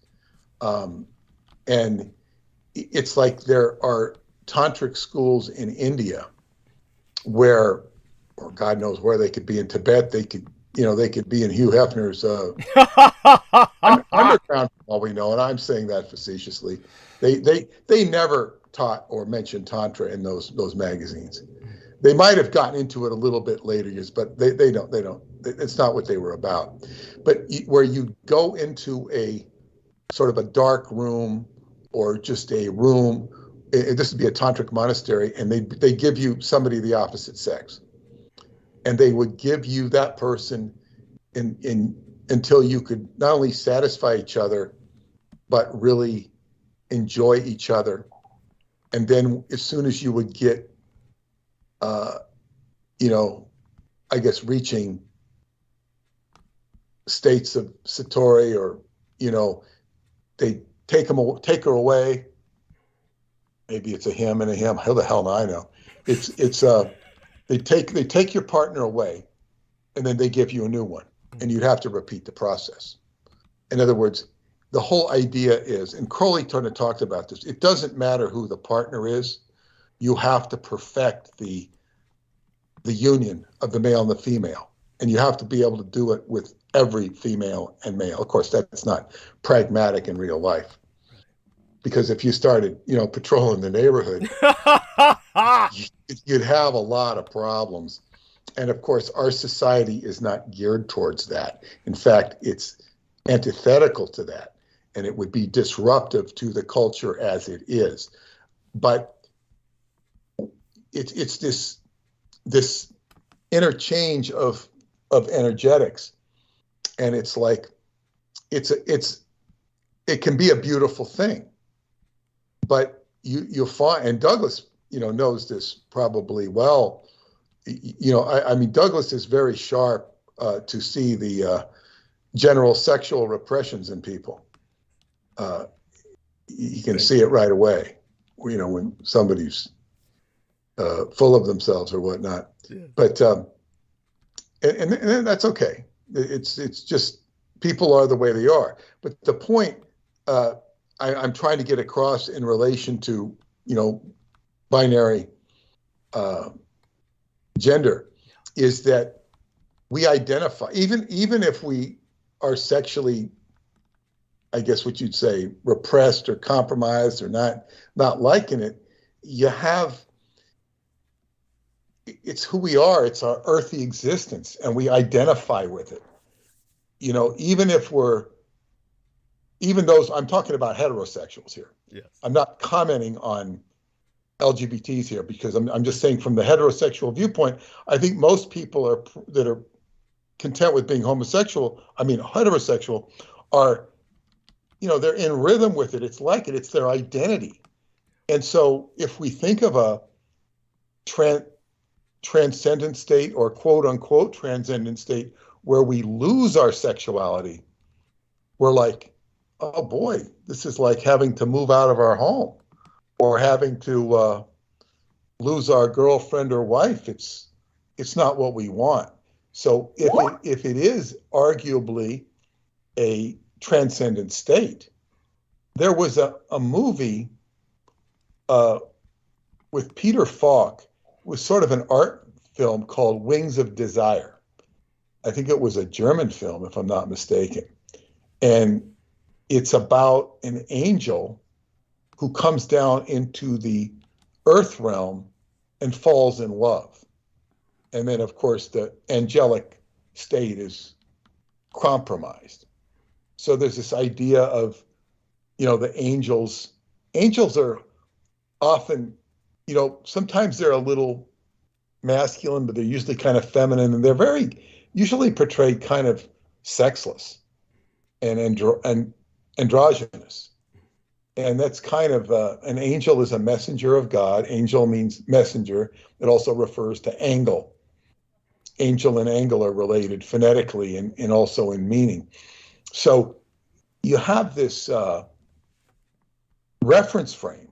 Now, when we get back to the Aleister Crowley comment about the transgender or the different sex, to me, it's very interesting to compare this to the moon child, which was, of course, a central theme in his life. And the moon child, and I think back to the story of the Wilson brothers and the comment that Amato Crowley had written to me, that they were, as he recalled, they were twins, and they were friends of H.G. Wells, and they were sterile.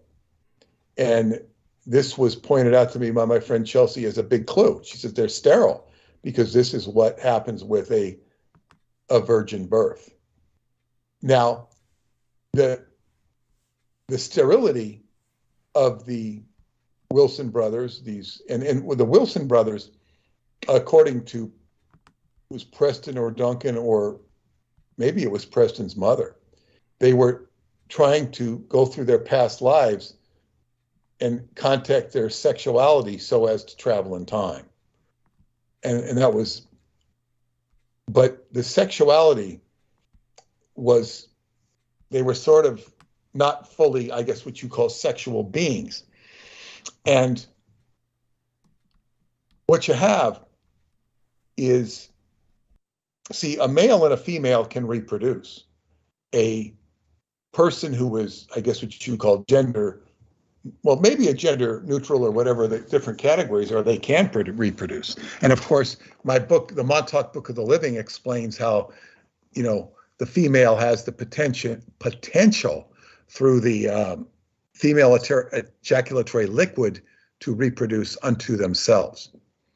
And this was, when Tantra first told me about that, she called the substance moonflower. And it took her years to learn about it. She learned about it from the rainbow people. We've talked about the rainbow people before.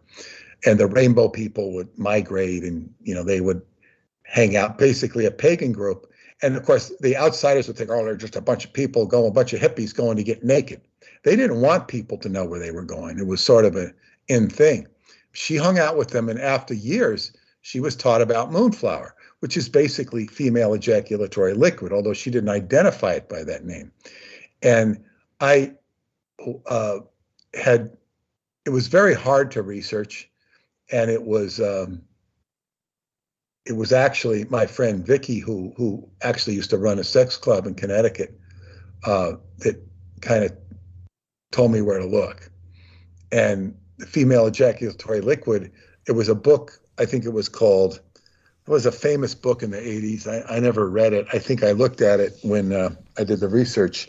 What was it called? The Sensuous Woman. And like 13% of women have female ejaculations. Mm-hmm. And a smaller percent of them do it regularly, 13%. Now, what's interesting is there was a YouTube going around, I think it was coming out of Australia, that Australia was saying there are no female ejaculations. This is just, what did they call it? They called it urine or something. And it was like this woman, she was a nice, cute young girl, and she was like, why do they say this? Why do they say that this stuff doesn't exist? There is such a repression on the subject. And I had one friend who says, oh yeah, I do that. I do that all the time. And she completely minimized it. Like it was like, yeah, it's like taking a piss. She didn't say it was taking a piss, but I'm saying she diminished what it was. Because, I mean, that's so offensive. I mean, really a form of self-loathing, but go on. I mean, just well, this woman is actually to this day a very dear friend of mine. But I could say that she was unhappily married, and I think she's finally come to terms that, she's surviving within that marriage. But I don't think she's very unhappy. But it's like self-loathing. Yeah, there was a lot of, I guess, what you call self-loathing going on there. Yeah. But yeah, so it's like this is a whole repressed subject. So when we get into something, females can reproduce on their own, but of course that it's more potential than actual, and there's a lot of repression towards all of this stuff. And when we think of the moon child in a perfect sense would be a Christ-like child who now you would, and this is from my book, The Synchronicity and the Seventh Seal, where we're talking about Golgotha is the place of the skull. Yeah. And it's really Golgotha it has to do with gold skull. And like the gul is like gold, goth is like skull. But it's very interesting when you take and it means place of the skull, but the phonetics can be interpreted differently. But when you have the crystal skull, that is the ultimate Golgotha, or the place of the skull, the Christ all, the crystal skull. And you have and now Golgotha, the goth is like the Goetia, the 72 pathways of the brain, which are like mostly hidden and occulted. Those represent the 72 divisions of the circle. 72 times 5 is 360 circle. The Goetia correspond to the jinn, the 72 keys or jinn of Solomon. So you have the fully activated pathways of the brain would be the full Christ consciousness, which would idyllically be a moon child, a perfect, and that's a messianic symbol, embodiment, creation.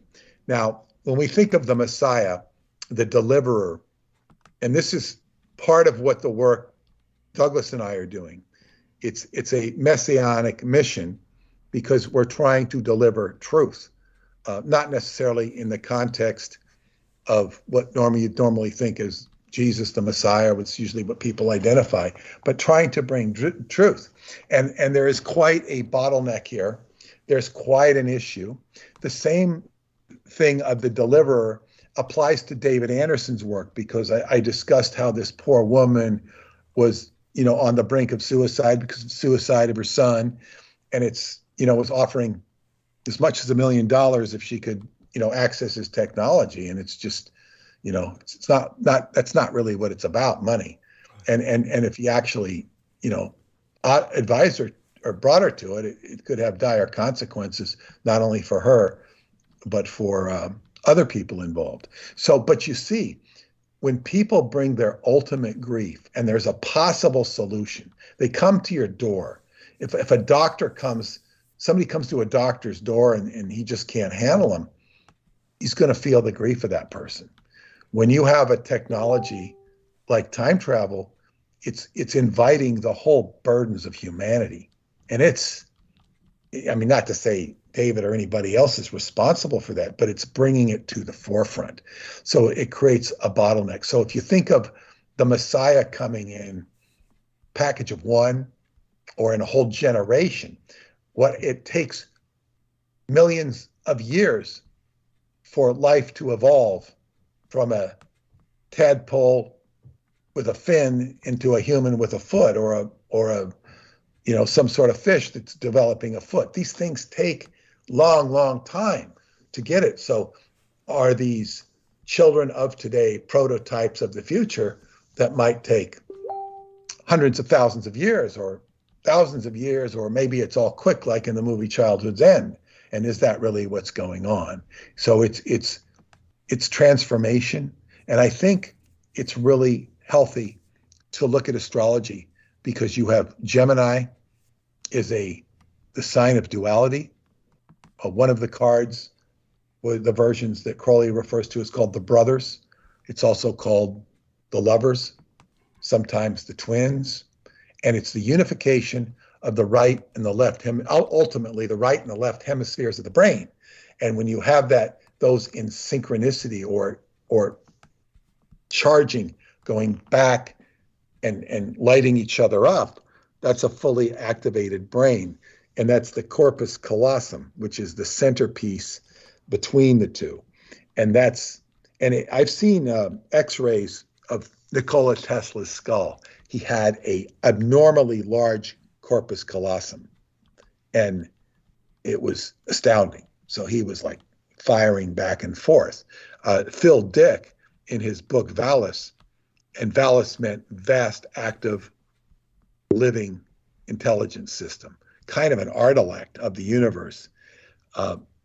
And what he discovered there was the corpus callosum.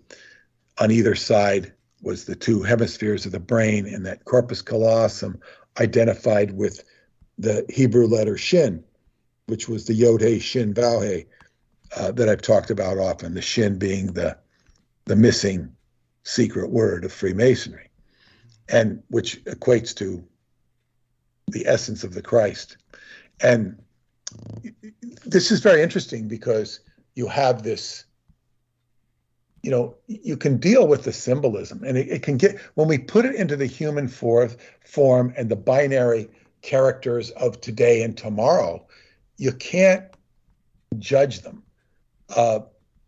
JoJo's kid sounds really special, really uniquely aware, and I know she has the challenges of just raising a kid, because a kid is a kid, but there's something very special about she, and so this is, and only because I know her, and I've had some indirect interchange with them. Oh God. Yeah, interchange. So it's very, it's like communication, which is ordinarily you don't get an opportunity to communicate with such a person because they're not surfacing.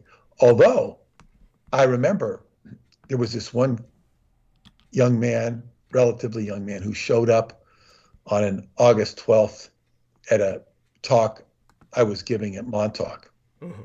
And he showed up as a reporter for the Montauk Pioneer. He looked too much like Duncan. He wasn't obviously the same size.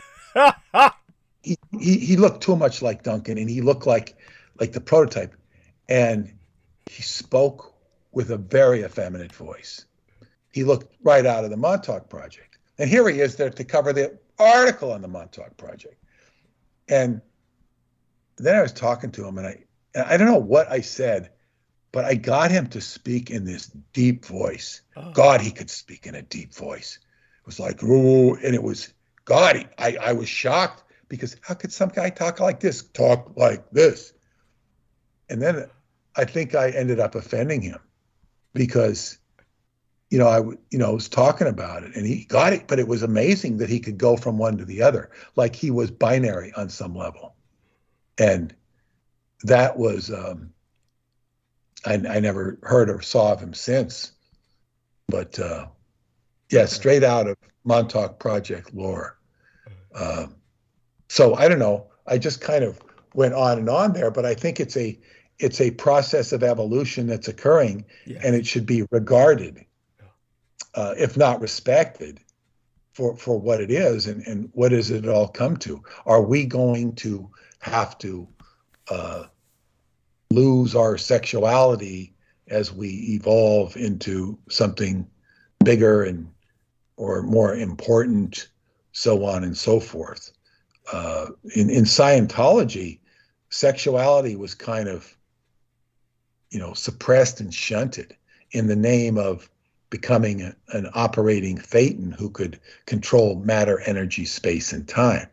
And I think it wasn't till I read Aleister Crowley that I kind of discovered that my lower chakras were highly relevant in terms of being a human being, and shouldn't be ignored, and they should be respected and appreciated. And that was kind of a revelation to me. It was like,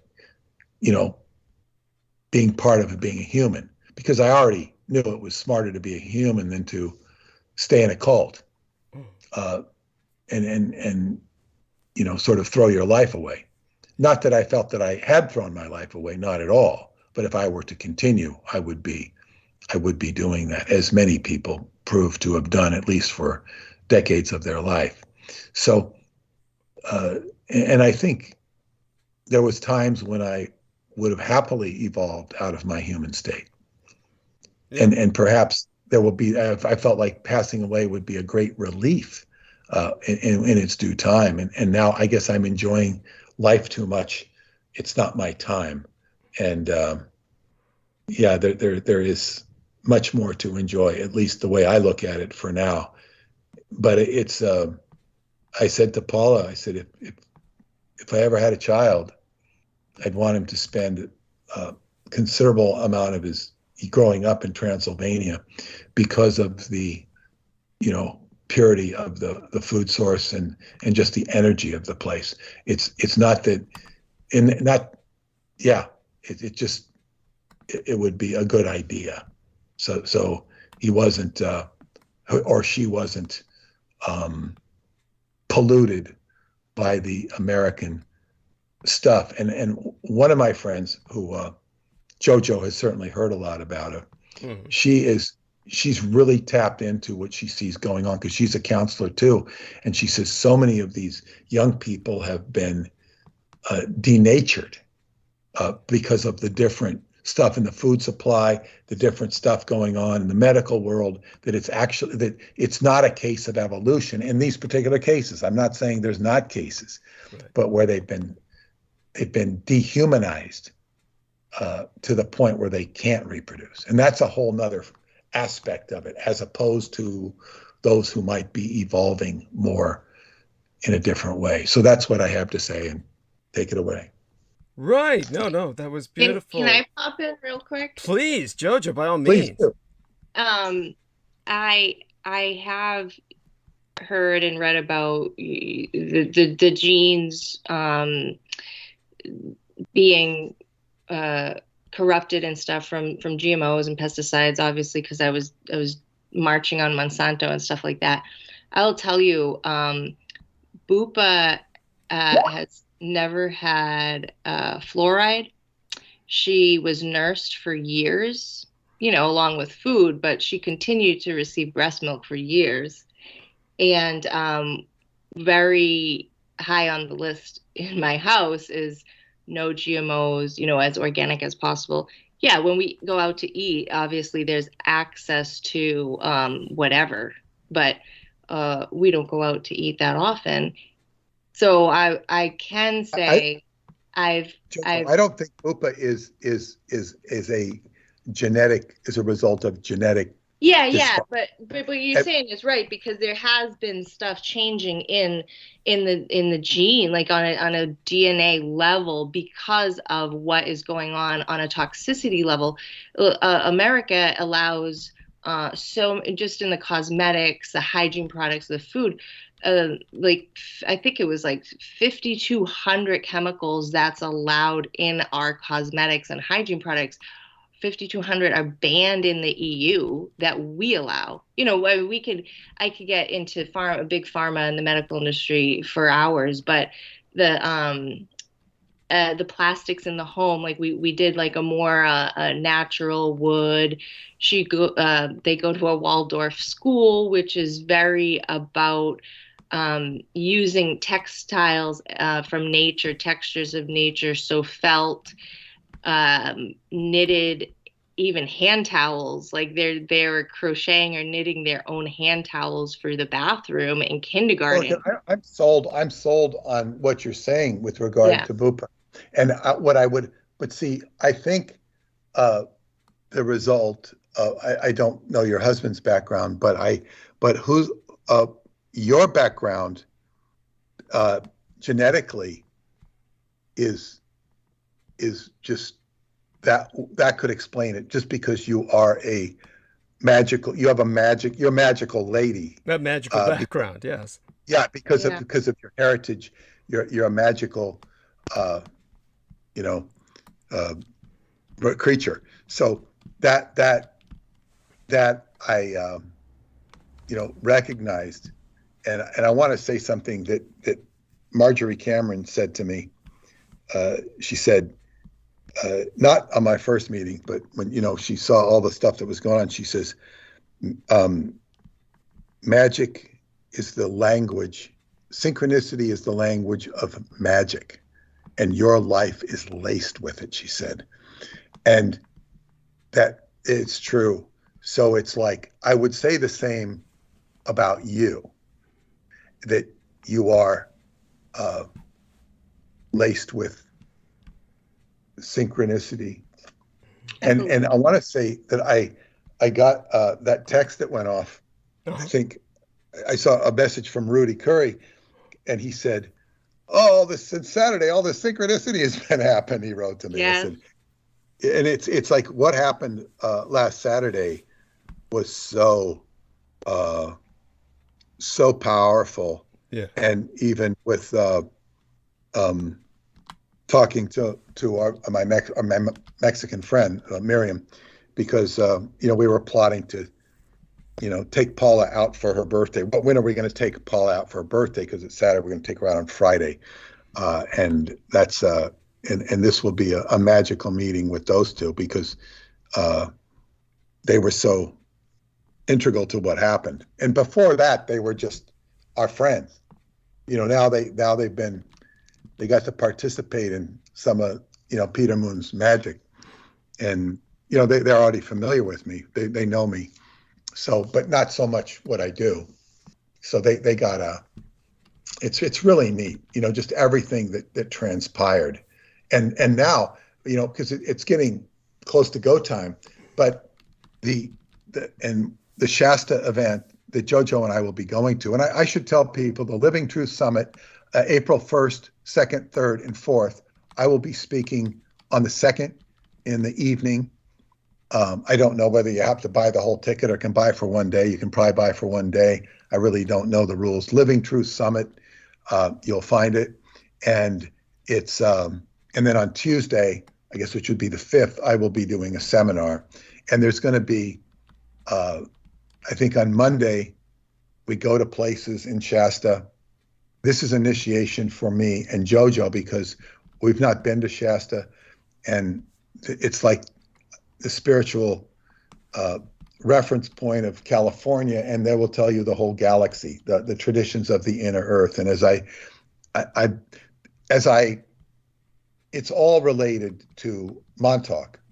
I wanted to do this tonight, but I'll probably do it next transmission. I wanted to talk about, kind of do a trial run to see what I'm going to talk about. Mm-hmm. I'll be allowed to talk for 2.5 hours. It's kind of a trial run and see where I go in 2.5 hours.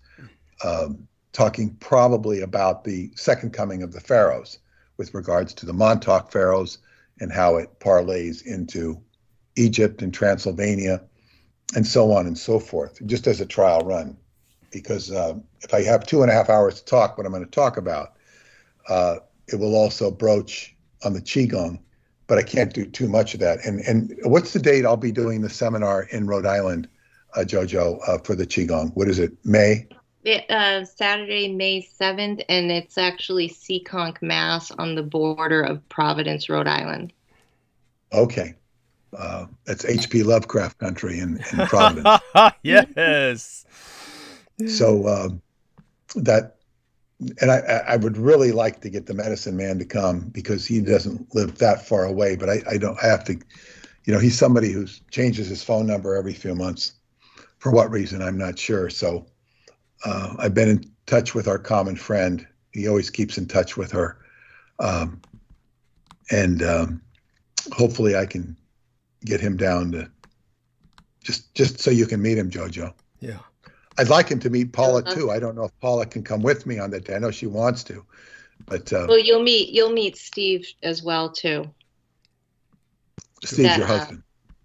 No, Steve, who I teach the Miracle Minded Forgiveness classes with in Course in Miracles. Wonderful. Okay. Wonderful. Okay. I think that would be. So that, yeah. Go on. Well, yeah. So the whole Shasta thing is very important, because and then as I said, we're going to go out of our way to meet Douglas and probably broadcast all together on that Wednesday night, because we'll be coming back Wednesday to San Francisco, and then participate in the show and tell everybody what happened at Shasta for 4 or 5 days, and so on and so forth. and it'll be exciting to be back in California. And wow, it'll be very exciting to be back in California. It's so exciting for me because, you know, I'm from there, and I just love it. And then I realized, I said, you know, I'm going to have to bring my in-laws out there, because when I was I think when they were last here, or Lila saw her, she kind of points her finger at me and says, you have to move to California. Like, you know, she wanted me to go to California, you know, obviously. So, you know, she wanted to go to California. It's not that she needs me she'd go on her own, you know, certainly has enough resources to do that. But it's kind of like, you know, you go and then I'll come, sort of. But, and of course, Paula put, you know, the cities of Sausalito and Tiburon on the list of, you know, places we'd like to live. And it's hard to disagree with those places because they're so beautiful. But which are right north of San Francisco. And of course, you know, Tony Bennett, who sung the famous song, I Left My Heart in San Francisco, lives in Tiburon. He moved to Tiburon because he can sit there and look at the Golden Gate Bridge. You know, he must have fell in love with the city from singing that song so much. Is he still alive? Yes, he is. He's in his 90s. I think he finally retired. But he was in his, you know, he's got to be about 94 or something like that. But he's still alive. Wow. And, you know, I heard that he was working in his, you know, 80s and 90s. He was working like a journeyman. I found out it was because he needed the money. Jeez, that's fucking sad. But it wasn't, I mean, I don't know how sad it was, but, you know, God bless him. He could get up. And you know what? It's better off. He probably lived longer by work. You know, it's good to work. I look at things differently, but I'm not like most people. Most people will die when they're not working because, you know, most people they've never acclimated themselves to doing anything else, and they identify with. Totally. It's like I lived in Florida, and you'd hear all the ambulances going off all the time, and people go down there. There was retire in Florida. They read too many posters. Okay, I'm retired. I'm going to Florida. And then you're sitting there with nothing to do around a bunch of old people. It's like an elephant burial ground. Oh, and you horrible. could just feel it. Yeah. Not healthy. And people kind of learn that. Yeah. It's not retirement. As to say, if you want to retire from your job, you better get a new job or do something else. Because Douglas and I will never let you retire. Yes, that's right. Thank you. We'll never let you retire. I don't want to retire. It's like what was it? My astrologer. I talked about my astrologer friend Joy a few nights ago, and I read a few transmissions ago, and I read how she was channeling the name Duncan Cameron for a year and a half until I was introduced to me, and I told her what she was channeling, and then she says, "But there's this other name that comes up, and it's Wilson." I told her, and she was, and there was no book out. Nobody knew what I was doing with my investigation. She didn't know anything, and she was like spot on. And I wrote to her and told her, so she's engaged me. I really want to work with her. I started talking to her about Qigong, and I would love to work with this woman again because she's, you know, she goes back to, like my friend Yonda, this is before I got involved with the project. And it's like, this goes back 30 years that I've known these people. And they're very wonderful people. And it's you know, there's been such a rich heritage here.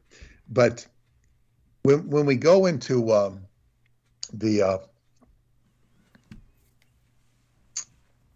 you know, this whole consciousness of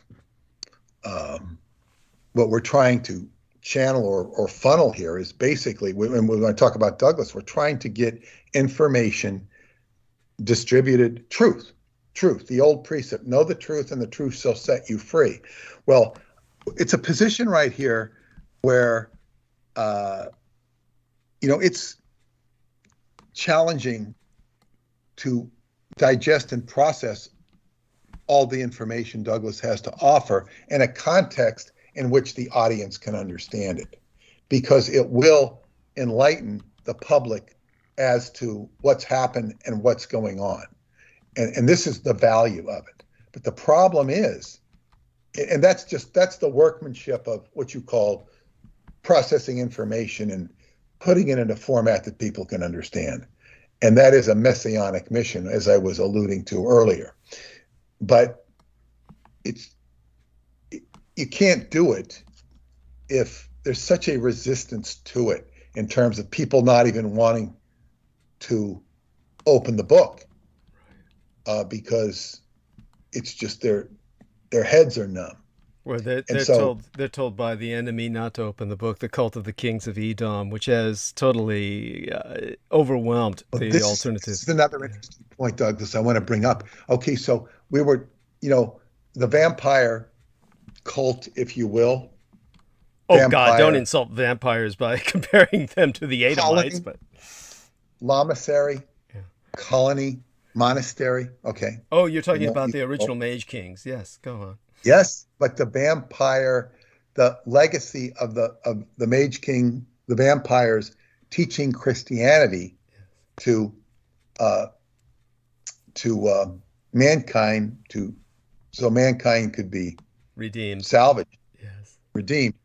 Now, what's interesting is, I mean, you can look at that all sorts of different ways, but the bottom line here is that what Douglas has to offer is so valuable, and so, in other words, we wouldn't know so much of this stuff if it wasn't for him in his own vampire legacy. We wouldn't know it, and we're being taught things, and it's not to drag people down, because we're talking about freedom. You can call it redemption. You can call it whatever it is, to understand. Because and this is with the Kings of Edom thing. The Kings of Edom is literally about squashing the Christic energy. Yes. Squashing the splendor of the universe. You have the whole priesthood, the whole empire of Rome that's just, representative of the demiurge, and the negative aspects of it. Just doing everything it can to oppress humanity, whether it be through COVID, mandates associated with COVID, or whatever. That's just a current hot topic. It could be through wars. It's this Edomite theme. Nobody brings it up except Douglas. I mean, Douglas is obviously Houdini and Lovecraft brought it up. Yes, and they paid the price.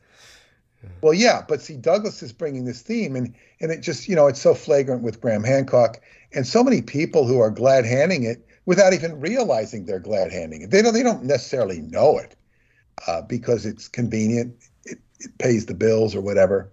So this is a great gift to even understand the biblical story and what went on and what is going on. It's actually quite amazing. So, and so I'm saying if there's anybody who thinks the vampire theme is negative, well, maybe there are some aspects of it that are negative, especially if you're how do you say it, predated by them. But that's really not the point. There's great knowledge to be had here, and this is the Edomite theme is very important, because this is what is destroying the joy of humanity. Thank you. No question about it. Question about it. And whether you believe in Christianity or Judaism or not, that theme is destroying humanity. So I will rest with that, and I will prepare for sleepy time. Oh, before you leave, of course, but you were so wonderful about bringing up the evolution. And of course, we want you to leave graciously and with all our love and share that, of course, with Paula. And of course, Jojo is probably on the same time zone as you. Is that correct, honey? Yes. Yes. So Yes. with both of you on the same time zone, I want Peter to know I sent him a link in the messenger box. He can review that tomorrow at his leisure. And that's about the children in Romania being groomed for sex trade in the United Kingdom in particular, because that's a BBC documentary. But when he returns with us on Sunday, he can address that as well. Certainly, he and I will discuss this further. I think he should discuss the Roswell subject with the people at Mount Shasta, but it will be up to what he intuits is best. Certainly, the concern would be the receptivity of the audience there, but I think they would be very open for shock, because these are people who are prepared for a new age full of shock, one that is not based on the reality they understand. If they weren't prepared for that, they wouldn't be at Mount Shasta.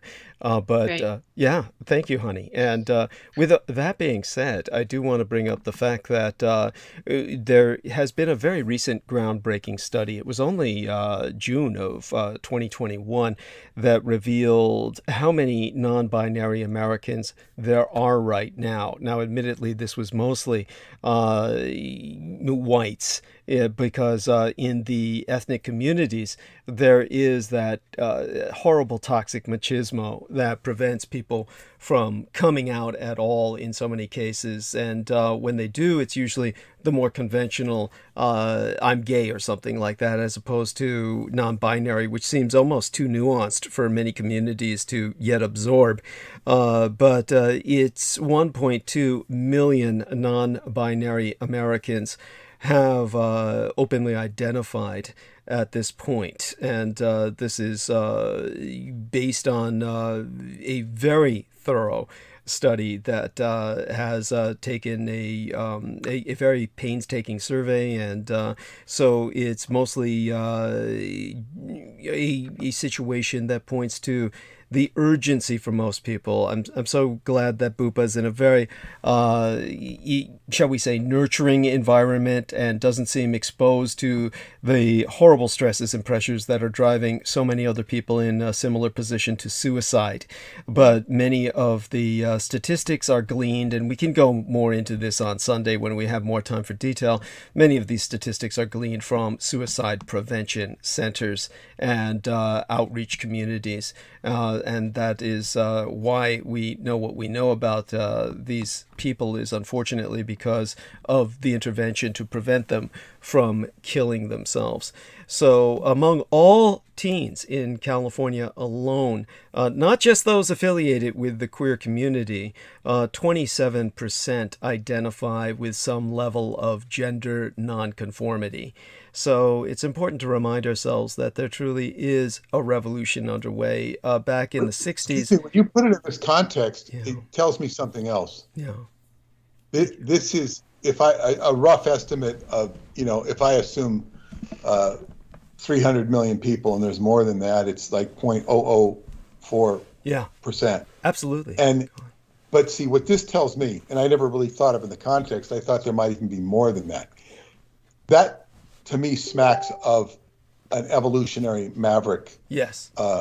gene operating, and that's it's so therefore it's somewhat experimental from an evolutionary perspective. It also might be a little more rapid catalyst as opposed to ordinary evolution, maybe having something to do with the times we're living in. And because we have so many people, we've got a bigger evolutionary pool or maverick gene to investigate or observe. And this is what it smacks to me of, because that's, evolution will go to the radical. And it gives me a lot more context, because evolution in its own clumsy, slow, or awkward way is trying to figure out something. And this tells me it's trying to figure out the dysfunction of humanity as it is in its current state. That's right. And it's doesn't mean that this is going to fix the problem. You can also kind of fix the problem if you figure out how your brain is wired. That's a big challenge. Your whole physiology is wired. That's what Qigong is about. But wow, it gives me more perspective when you give those statistics. I thought it might be larger than that. I thought it might it be. is as is suggested by the panels themselves who have been working with this data. These are simply the people who are willing to come out. The most honest data they can get is obviously out of California. And so it was the Williams Institute at the University of California, Los Angeles, that found out the California-based statistics. As for the other statistics, of course, the people who have been working with them are dealing with what they can deal with. And like I said, most of their statistics are coming out with intervention on behalf of young people who are trying to kill themselves. So in terms of the white community in general, those are the people who are most able to be honest about this because it's the most privileged of communities. It's not like you're going to get most people in Latin American communities or black communities talking about this. So that's why the number identified is 1.2 million. So it's obviously much, much higher than that. So this is exactly, as you say, this is evolutionary, and it's revolutionary at the same time. Evolution is adapting to overpopulation as well as many other factors, and also simply the toxicity of gender role conformity. Another toxic aspect of this, just as an aside, so I don't forget it, so we can bring this up Sunday if we wish, is simply that when it comes to the kind of trans identity or people who are willing to change, when somebody is assigned female designation at birth, then you'll find that almost double the number of transgender boys who were assigned female at birth are coming out as transgender girls who were assigned male at birth. And the reason for that is because, well, there's too many boys who simply know that they're privileged as boys. And they feel no need to change to a much less privileged position that will give them a lot less in life, a lot less opportunities, a lot less empowerment, and a lot more grief. So what does that tell us? That tells us already that there's more and more of a need for a non-binary culture because the binary culture is favoring one sex so dysfunctionally over the other. And we can see how this manifests in the Taliban takeover of Afghanistan or Putin's Russia, where, as I brought this up the other day, Jojo, I was telling Peter Moon about this. Here's this fucker who's preparing a battle, an invasion of a sovereign state that will, if he carries this out, it's going to result in the largest battles in Europe since World War II. And this son of a bitch has to stop and take time out to get on television and say, a man is a man and a woman is a woman. And I'm like thinking, dude, with all you're dealing with right now, you've got to sit down and tell us. Get your priorities right. Thank you. That's what did you say, Jojo? What did Jojo say? She said he's got to get his priorities right. But you see, that's part of the problem. It's because that's his priority that he's pulling this bullshit. It's part of this toxic masculine trip. He honestly, this is where the fucker's coming from that leads him to insane behavior that could conceivably start a fourth world war. My counting the Cold War as the third. But when it comes to this, it's important in the end to remind ourselves that in the 60s, they used to talk about a sexual revolution. An interesting sideline there I won't go into right now is that Michael Aquino used to say that incest was the fifth column of the sexual revolution. And there's a whole thing behind that I can go into maybe Sunday or sometime in the future. But the point is, it really wasn't a revolution in the 60s. All everybody was talking about was free sex and having sex all the time and as much as you wanted and not worrying about it. Then that was revolutionary compared to the held down repression of the 1950s, because all of a sudden you had the rating system and you began to see breasts. I was just old enough to see breasts on screen because 16 was, I think the R-rated was 17, or X-rated. You could be 17 years old and go to X-rated. Yeah, I understand what you're saying, and it was revolutionary in that. It's appreciated. What you're saying is appreciated. Definitely, it was revolutionary in that sense. But there was nothing really revolutionary, and all the diseases came and squelched everything anyway. But understand, this truly is revolutionary and evolutionary because it's not complete. The future is non-binary. The present is simply a state of flux. So this non-binary future isn't about indulging teenage rebellion or experimentation like the 60s was. It's about a new culture of collective appreciation for the differences among us. It's about opening up to creativity and authenticity in how we think and feel and act in the world. And it's about being able to look in the mirror and see reflected back what feels right in our own minds. And perhaps that sounds utopian, but the end result maybe a world where kids on the schoolyard don't have to worry so much about whether or where they fit. And in a world beyond binaries, there's a place for everyone. And if there's no category for you, you make one. I'm sorry. So Jojo, let me throw something here in that movie with Rod Taylor, The Time Machine. Yes. And he goes to the future. And he's sees all these blue-eyed, blonde-haired kids, and they're kind of they're very simple. They don't ask questions. My favorite line in that is the kid looks at him and says, "You ask many questions. You ask many questions." Actually, what he said was really bluntly and just simply, "You ask a lot of questions." That's what he said. Was you ask a lot of questions. And he had no answer for any of them. He had no answer for any of them. Go on. No, but the thing is, Rod Taylor, appears as just a vibrant, alive guy who's, got life in him. And these people are all like fodder for the Morlocks.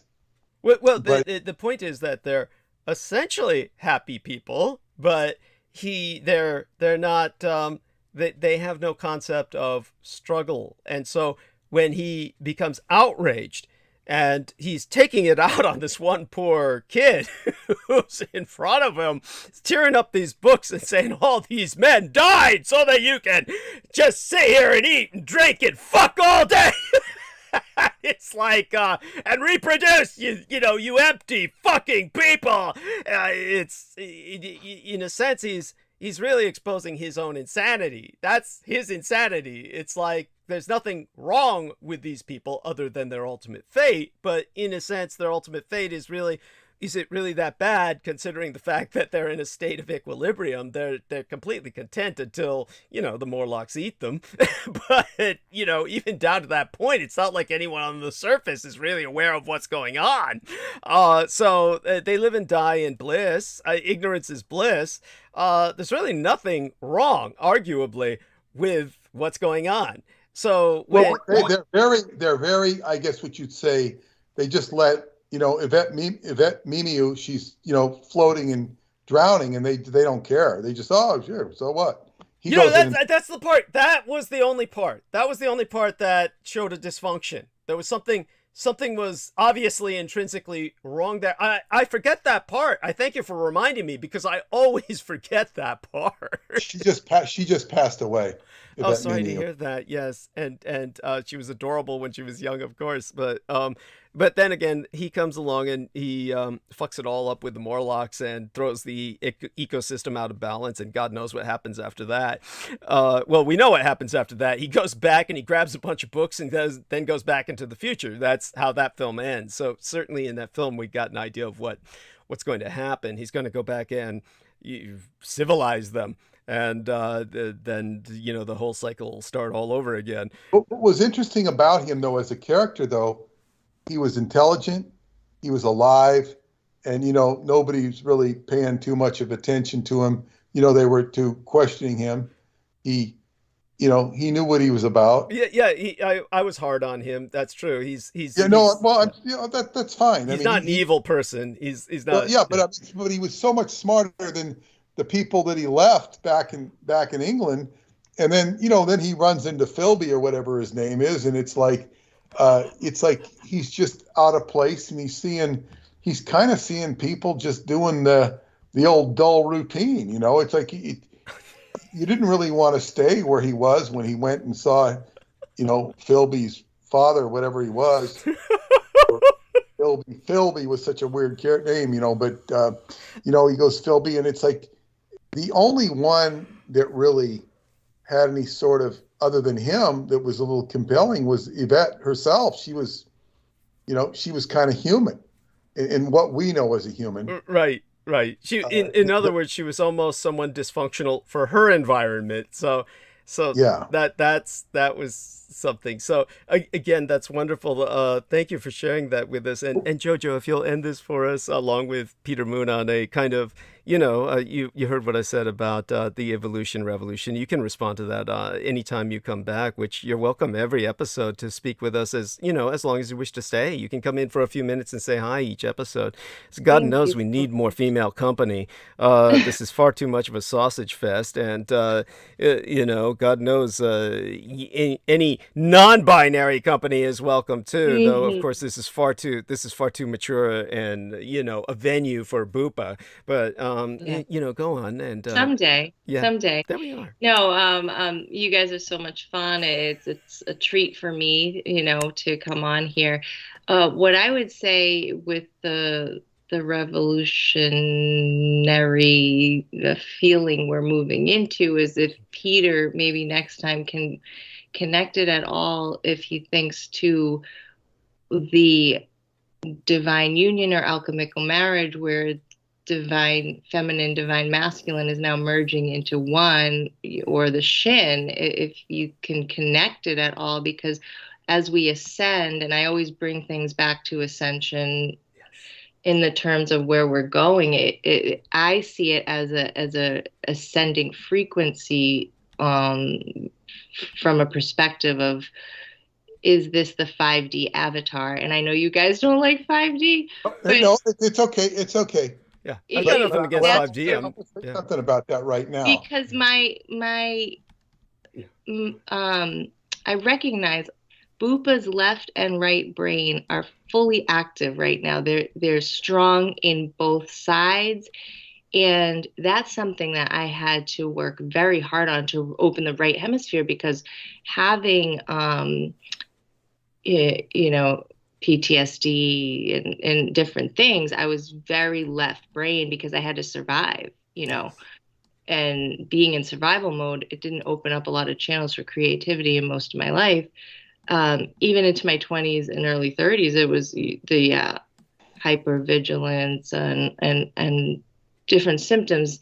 But I see it so fluid for Bupa that it's effortless. And that's what I kind of look to, of where I want to be more flexible, where the left and right hemisphere is just so in balance that, maybe next time you can bring it back and make any connections in that way to the non. This is something new I have to learn. In this, because Xi is coming in a context that's a very human context, whereas the stuff I'm talking about in my books is more abstract academic. It's true, but it's abstract academic because we're not dealing with real humans. The only human we can identify it with in that context is the messianic Jesus that goes from human to Messiah or whatever, Christ. And it's kind of corny because it's not a real human experience. And it's fine, because what else can I say? I can't go and say, Charles Manson was this. I can't say that. I can't say, even some more positive, upbeat type of a character was this. But what I would say, which is very interesting, if you take a more Krishna or Buddha-like human being that manifested on this earth, and I don't mean to suggest they were a Krishna or a human, but say Krishnamurti, and you take Yogananda. Yogananda had a definite aura about him and a definite amount of acumen. Krishnamurti was, from what I understand, I could be mistaken, but I think he was pretty clean in terms of his scandals. Yogananda was not. But Yogananda did have real ability. And you saw him indulging his sexuality, or we read these reports of it, which seem for sure. But you see this kind of auric, holy man. But it's kind of like, man, I guess this is why they say beware of false messiahs, because these, this is. See, I don't necessarily see them as false messiahs. I see them as humans with elevated abilities to heal, and they do, even how horrific John of God was. He did heal thousands of people. We talked about that. They're still contributing.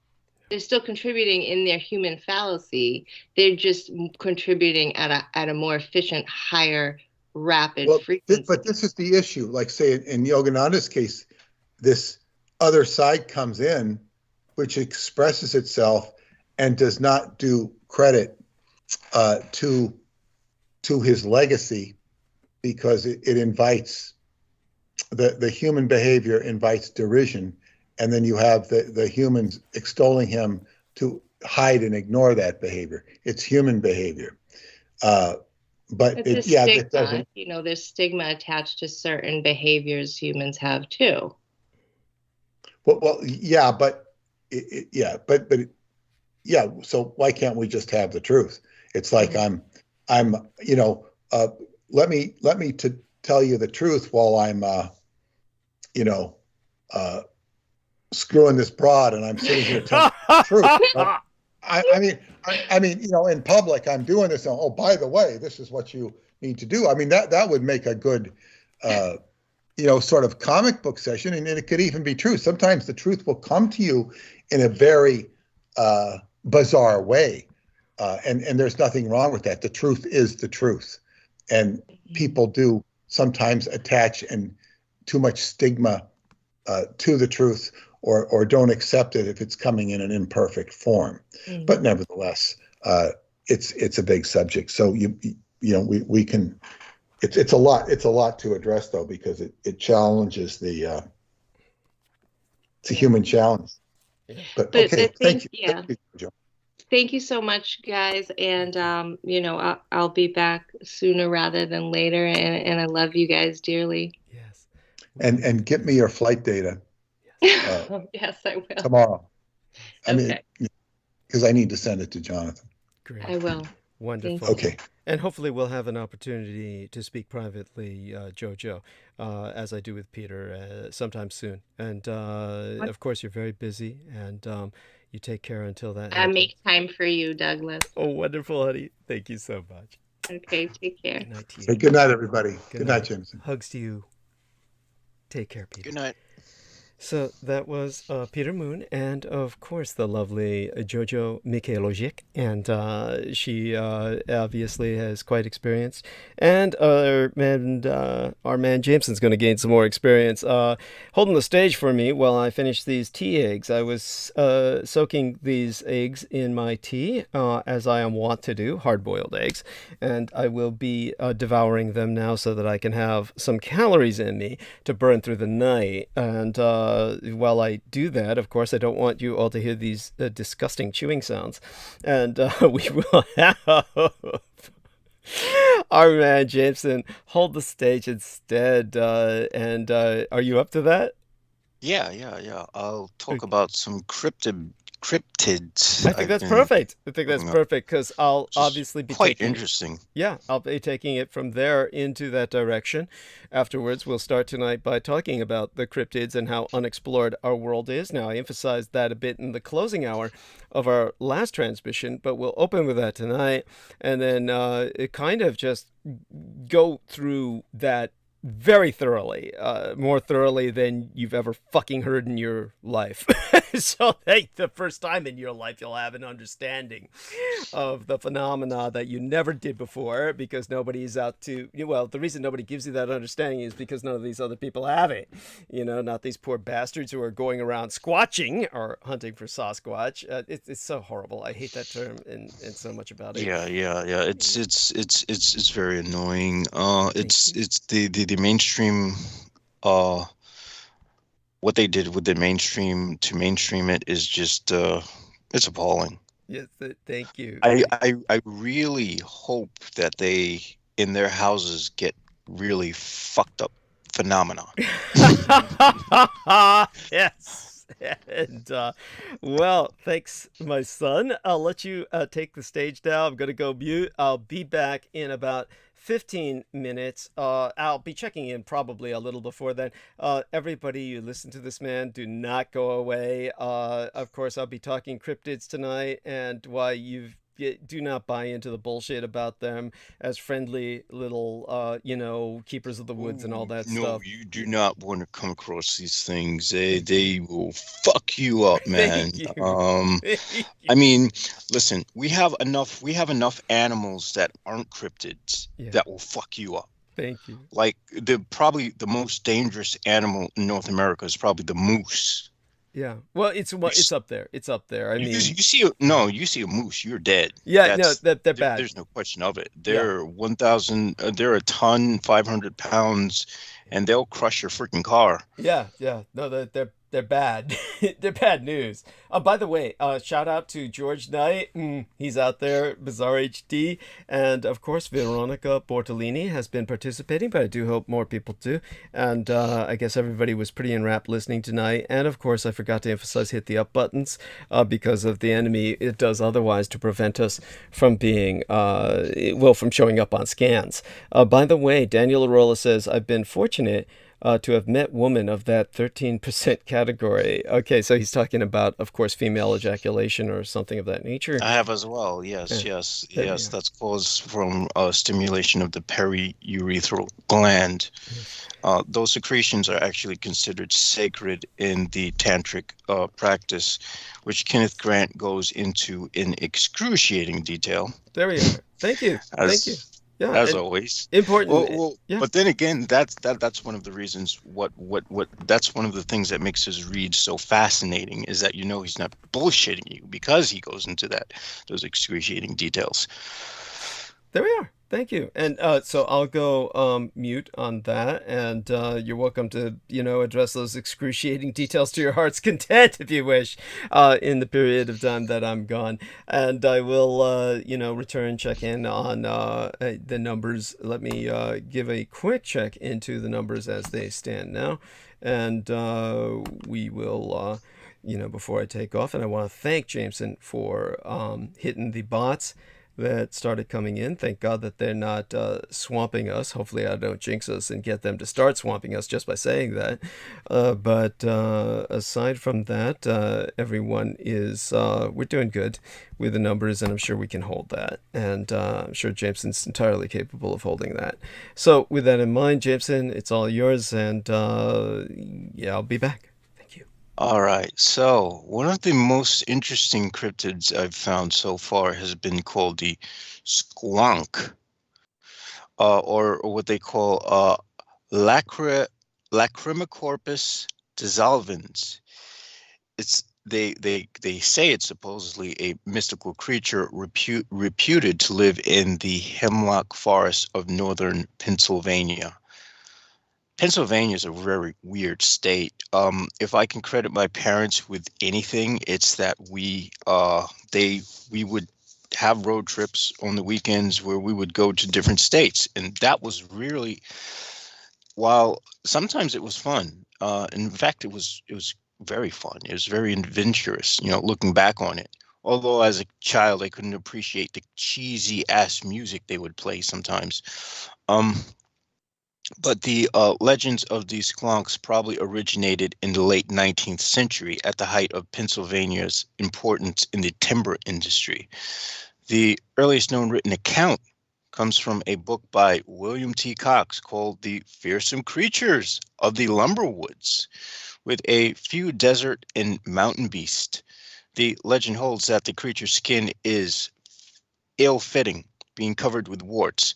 In other words, the skin is like really, it's not much different from the way the the ghoul are described, with the skin being really loose, saggy, and whatnot. It's supposedly, they say, because it's ashamed of its appearance, it hides from plain sight. But I can't help but think that that's humans projecting their own bullshit onto a legitimate species. And it spends most of its time weeping. Hunters who have tried catching squonks have found out the creature is capable of dissolving completely into a pool of tears and bubbles when cornered. Oh, that's actually really fucking interesting. That is super weird. A man named J.P. Wentling is supposed to have coaxed the creature into a bag, of which he carried it home, and it suddenly lightened. Upon further inspection, he found that all the remains was a liquid of the animal. Now, in the 2015 version of Fearsome Creatures, it was depicted as a pig covered in warts with cauliflower ears covered in waxen hair. Its tusks are yellow, crooked, and its rheumy eyes weep constant tears. It has 4 legs and a fearsome aspect. So it's supposed to live in the Pocono Mountains of Pennsylvania. And there's so many interesting creatures out there, it's not funny. Of course, this is being pulled off of Cryptid wiki, but the more interesting ones are the Fresno. Here's one that really fascinated me. And I remember seeing the footage of this, the Fresno Nightcrawler. I don't know why they call it a Fresno alien. It's not an alien. They're called, I think the American Indians call them walkers, not skinwalkers though. This supposedly they made appearances in Fresno, California, Yosemite Park. It's only been seen in video footage, and supposedly a guy in Poland has claimed to see the creature. The creature looks like literally a pair of legs with a head on top of it, and they move pretty fast. The witnesses, a 60-year-old former Marine, yet to be named, and his wife were driving near Carmel on December 12th, 2014. The fact that it's a Marine makes me question whether this is going to be reliable. Well, let me just go on with it. They say when they came over the hill, they saw a 7-foot tall, slender creature, which is not known to the Carmel area. This is what they say. We recently bought a place at the Fort Hill area. We first noticed, after about 30 days of living here, that we suddenly have a perfect circle that stays fresh green, no matter what weather, in our front yard. On Friday night, we were driving home. After turning on Carmel Road, which leads to our road, we went around the curve by Carmel Church and then up a small incline, approximately 10 feet over the incline. And in front of our truck, the alien ran across the road and into the woods. See, of course, yeah, that's your typical Marine, alien, buying into the alien bullshit. They're called night crawlers. The creature has been spotted on Yosemite, where footage again was taken from what appears to be another security camera. This time there are two creatures, one being very small, less than 5 meters, and the feet of the creature can clearly be seen, as well as some sort of webbing connecting to the knees and upper body. The cryptid has also been videotaped in Poland. I've actually seen that footage, and it's really cool. I mean, I honestly, it could be. I don't think it's alien or extraterrestrial. I'm just going to slash that from the explanations, but it could be a new species, or it could be a sort of species that I suspect it's a radiovore that might have escaped from the testing when they were doing nuclear testing underground, such as Operation Plowshare, which legally they are still able to do. And the most recent nuclear test actually did take place, I think, about 2 years ago, while Donald Trump was in office, somewhere underground in Alaska. So yeah, who knows what the fuck things are popping up.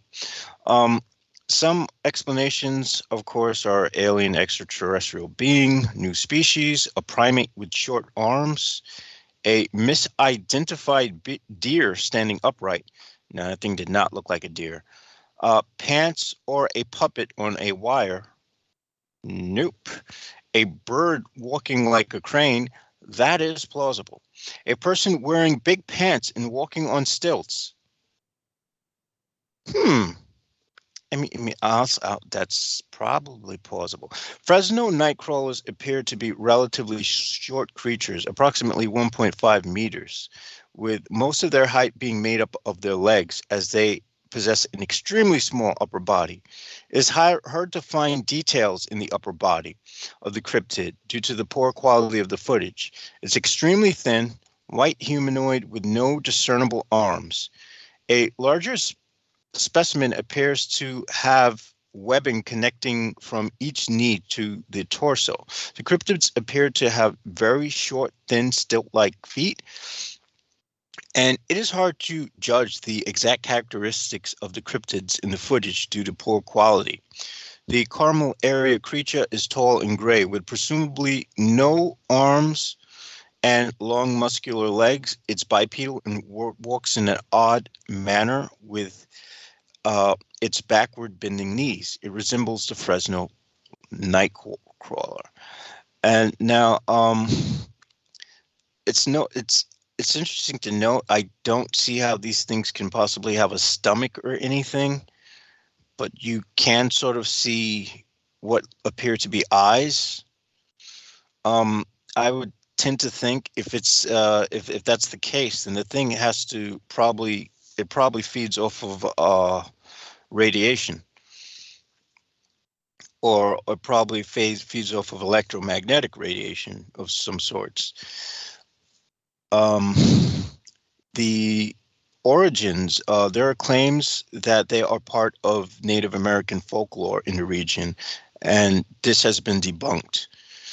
Okay, so it's not part of Native American folklore. The first sighting of a Fresno nightcrawler happened in Fresno, California by a man named Jose after being woken up by his barking dogs.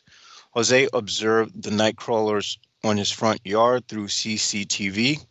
He woke up his brother to rewatch the footage. After his brother claimed to have seen several small footprints outside, but by the time investigators made it to the site, all evidence was washed away. This reminds me of what John Keel went into about how the evidence always seems to just mysteriously vanish. After the initial sighting, the original CCTV footage was lost. The only remaining footage is grainy video recorded from a monitor. Jose had a surveillance camera watching his front lawn and looked at the camera when he heard a dog barking. Okay, they actually have the original sighting videos, and they also have hoaxes. The Fresno nightcrawler is most known for being one of the two known for being one of the two featured cases on the second episode of Sci-Fi's Fact or Faked, Paranormal Files. The team deemed the Nightcrawler unexplainable. It is now considered a fun urban legend and an endearing addition to pop culture. Some of the sightings actually are a pair of pants being puppeteered, therefore a hoax. I don't think all the, I mean, I can see how one could do that and make a sort of how one can mimic it, but I still do think that there is a probability that there could be things such as things that cross from other dimensions that cross into our realm, and that might be another explanation that they didn't consider. Of course, here we have the Skinwalker. The Skinwalker is a person with supernatural ability to turn into any creature they desire. In other words, a shapeshifter. To be able to transform, legend sometimes requires the Skinwalker to wear a pelt of an animal. It'd be interesting if they were to wear a pelt of human skin. Of course, it's predictable I would say something like that. In most cases, this pelt is not used in modern times because it's an obvious sign of them being skinwalkers. It's a common theme found throughout cultures all over the world and refers to shape-shifting. Refers to as shape-shifting by anthropologists. These creatures are cited, interestingly, a lot nowadays. Many Native Americans dislike the fact that the skinwalkers appear in modern media because of superstition that mentioning them might cause them to hunt the mentioning person down. Well, holy shit, here we go. I'm going to probably be stalked by one. This is the same reason they don't like talking about them with non-natives. Yeah, well, it's also because non-natives make a joke out of everything, or they don't take things seriously. The Navajo have some of the most well-documented and arguably some of the most interesting lore surrounding skinwalkers. The Antahini practitioners of witchery are people who have received supernatural power by breaking a cultural taboo. Upon initiation into the Antahini, the person is said to gain power and become Aye Nalushi, which means with it, he goes on all fours in the Navajo language. This is done via dance, song, ceremony used to curse instead of to heal. Although both men and women can become Antahini, men are more commonly initiated. It is generally thought that only childless women can become witches. Not every witch is a skinwalker, but every skinwalker is a witch. Now, there is some credence to this because according to lore on the archdemons of the tunnels of Set, there are some archdemons that can cause you to shapeshift. Now, many people think that this has to do with your astral body, but I'm guessing if one reaches a level of proficiency enough, one probably could literally augment what other people see them as to whether it has something to do with there being some sort of hypnotic effect or not, I am uncertain, or as to whether you're actually changing your shape. I don't know. In some stories, people who have attained the highest rank are called Gliziati, which means pure evil. This can be achieved by killing a close blood relative, incest, necrophilia, or culturally taboo and evil acts. Yeah, I'll pass on that. Upon completing one or more of these acts is said to destroy their humanity and allow them to become fully initiated in the way of witchery. Although a skinwalker is most frequently seen as a coyote, wolf, fox, eagle, owl, or a crow, the Yi Nalushi is said to have the power to assume the form of any animal they choose, a decision based on which specific abilities are needed. For example, a skinwalker may use a bird form for expedient travel, in pursuit, escape, or otherwise. Some Navajos believe that skinwalkers have the ability to steal the face of a person. Skinwalkers are commonly believed to be the color while in animal form. This is how many distinguish a skinwalker in animal from a regular animal. So they have so they'll still have like the same skin tone in whatever animal they morph as. The Navajo believe if you ever lock eyes with a skinwalker, they can absorb themselves into your body, which does sound like psychic vampirism. I rather than psychic vampirism, I'll say astral leeching. Alternately, some Navajos believe, that if you make eye contact with a skinwalker, your body would freeze up with fear, and the skinwalker will use the fear to gain power and energy. Now that makes sense. Skinwalkers, like many other malevolent legends, gain power from the victim's fear. It is said to say skinwalker out loud will attract them to you as if you've been marked. To say their name out loud is to invite them to yourself. Skinwalkers are usually very hairy in their human form and often wear animal pelts. Some Navajos describe them as perfect version of the animal in question. The skin may just be a mask, which are only garments worn in the initiation ritual. Since skinwalkers are shunned and despised, numerous attempts have been made to hunt and kill them. They're not usually successful, and sometimes a skinwalker will be tracked down only to lead to the house of the tracker or someone known by the tracker. As in European werewolf lore, a human form will keep any injuries sustained during the animal form, which is sometimes a good way to find a skinwalker hiding in your village. It is said that if a Navajo was to know the person behind a skinwalker, they had to pronounce the full name. And about 3 days later, the person would either get sick or die for the wrong they have committed. Yo, what's Yo, up? how you doing, man? Just chilling. Just talking about these skinwalkers. Oh, yeah, I was hearing a little bit of it. Yeah, decided to jump on. Hope you don't mind. Yeah. That I don't mind at all. How have things been going since the Super Bowl? Ooh, yeah. Well, they finally, for some reason, and I don't believe in coincidence, but they actually approved COVID pay. Actually, last week, right before Super Bowl, for some reason, state of California decided to approve COVID pay again. So if you got sick with COVID, I guess you get to get paid for treating yourself. So that's very interesting. Really?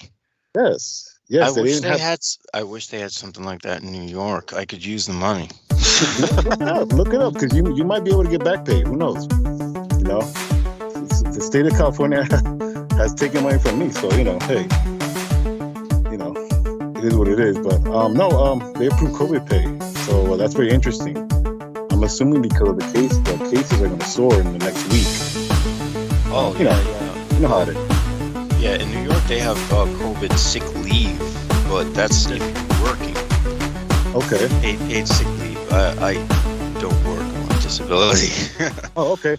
Well, yeah. I'm sure that then my that's car what I mean then. Yeah, is right. The COVID pay. Okay. If Brady you work. is right here. It was pretty down, bad though. Okay, so this is up. This is up. So you would assume this means down, right? Okay. Don't move, Brady. Don't move. Which is So I'm going down. Very alarming. I'm going in fact, down. We actually had an outbreak in in one of our how buildings. many times I've gone up and down. And they still wouldn't shut it down. But, okay. It is what it is. We're going down. I'm sprinting now. It's Watch. Because look what happens. Yeah, it is not a virus people want. I will. I can attest. Where are the cars? I'm still freaking Where's sick. my car? Where is he? And when I take a test for like the virus load is not detectable, but I'm still having complications as far as my sinuses are concerned, and a lot of bleeding of the sinuses. So it's never ending. Yeah, you know what? My brother had to cancel a Super Bowl party he was going to throw because of COVID. He ended up getting COVID in Louisiana, of all places. But it is what it is. But I think what I think is going to happen though is they can't, because companies can't really do anything about it, and I think they're going to have to find a way to, and not mostly government, but they're going to have to compensate us for being healthy, because they want to tax us, and part of what we give to them is our health, and we have to get compensated in some way, and it is what it is. It's going to have to be going that way, because I grasp what you're saying, but I don't think they're going to do it, because I don't think they care at this point. Because they have because in their minds they're like, well, what are people going to do about it? What are people going to do about it? And as we see with that stupid freaking truck rally that's going on in Ottawa, Canada, people are willing to do things about things. So this is it's a very good reason why they should do what you suggest. Well, they say health is really, health is really wealth. That there's that saying, and in a sense there is, because today there was corporate. I saw corporate walking around, and it's corporate because the people walking around look very awkward, and they don't know what they're doing. Even when they're just walking around observing, they look very awkward because they really don't do anything. So, I ignore them. I don't really pay attention to them. And I heard people, snickering, like, oh, look at these assholes here, and I told them, look, you guys are wasting your time. I don't give people my time. I do what I have to do. And, I'm in my own little world to begin with. I have things going on in my life, and, it is what it is. But what I'm starting to see though is forget COVID. It's people being cynical about it now, where, oh, well, I don't care anymore. Why are we wearing masks? And to me, that's more alarming, because people no longer are cautious about their health anymore. Because people get tired. People get tired of, and people, and in the sense too, though, humans are fucked up to begin with. Okay. Yes. We don't commit to anything, JMO. Okay, we don't. Okay, and that's one thing at least I respect about you, is you are part of the left hand. You practice the left hand path, but that's you. Okay, and at least you're committed to it. And me as a struggling Christian, which I can say that, but even then, with this country, we don't give a fuck about our health. And one thing that COVID taught me was there's a lot of shit I don't need. Yeah. There's a lot of shit I don't need, which benefited me. But see, now people, especially if I live in a city like LA is vanity driven, bro. There was parties everywhere. Celebrities are hosting parties. And these are the same celebrities that push the vaccine agenda, but it's all bullshit in a sense that they don't even mobilize. They don't. Yeah. They're like paid. Go ahead. It's the hypocrisy. They're just actors. So you roll your eyes, and at least I did, because it's like, we can't go back, and we're gonna pay because the cases are gonna go up. Look, and it's easy to be a downer, but like I said, you gotta, at least me, I take time to smell the roses and just enjoy what's not being burnt down. Because now I see some of the homeless popping up again. Yeah. I guess they're releasing them again, because it's weird. I saw a guy going crazy, like batshit crazy, on the side of the highway, like spinning around. What was he doing? You know, they're on that stuff. You know, whatever they are on, he was on one. But damn, he must have been on bath salts or some shit. Something. But that kind of, as weird as it sounds, J-Mo, I kind of blew us out of relief. Like, okay, I see a crackhead or I see a dope fiend. At least that's, you know, it's just because last week prior to Super Bowl, it seemed very eerie. There was no homeless, and that's not normal. And it's not. You see them, and they're there, but for some reason, you know, the city swept them up. I don't know where they put them at, but you know, I guess they're back at it. They're out again.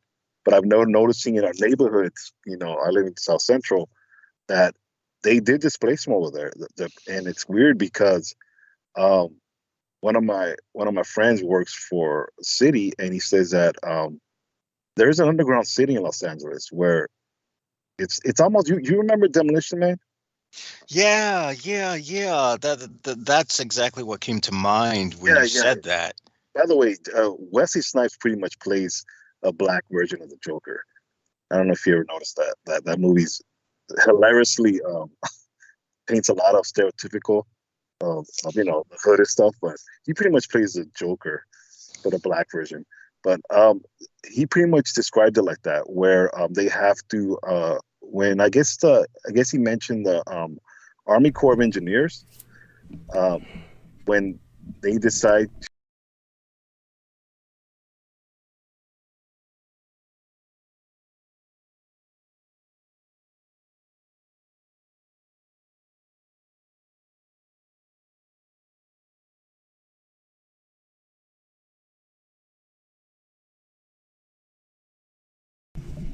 or vice versa. So usually they tell them, and if they don't, then that's when they send either, you know, either law enforcement, and they do it by force. So he says sometimes they, you know, they get forgotten and they get swept away by the rain. Which one thing about LA here, when it rains, people panic because, you know, it's pretty much a desert. Anyways, yeah. Oh my God! So, do you think that all of those people, none of them were wearing a mask at the fucking? Oh no! Wait, was this like some conservative conspiracy so that they could wipe out the population of LA? I'm sorry, go. Well, all that's going to be left is illegal. That's what they don't understand. All that's going to be left is illegal. So I mean,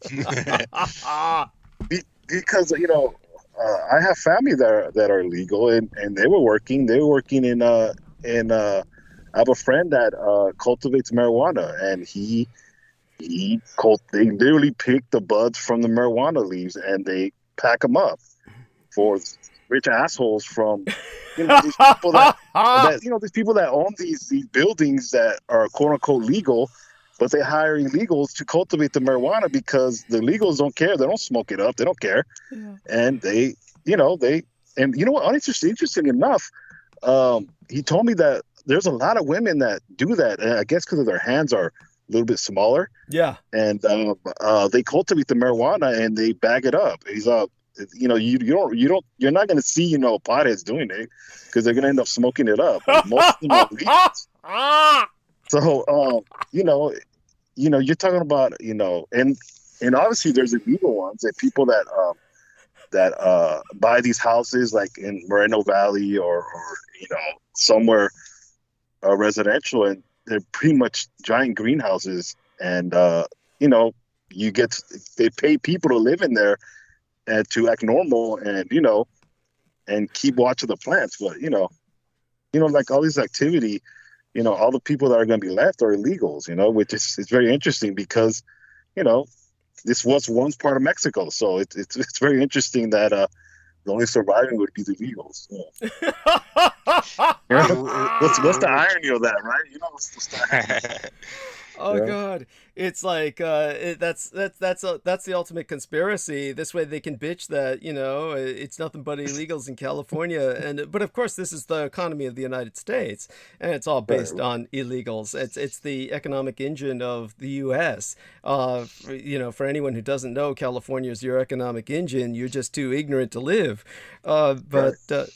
It's incredible, and I'm so sorry if I interrupted what our man Jameson was saying with you, but what were the two of you talking about before I step back in? Oh, well, we're talking about the COVID cases going up after the Super Bowl, and oh shit! So you were already covering it before I stepped in and said what I said. Yeah. I have no doubt that the cases are going to soar.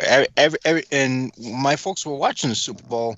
Nobody was wearing a mask in that stadium. Yeah, what the fuck was with that? What I don't get it. I mean, like what the fuck? It's like, well, it was a super spreader event. That's exactly what it was.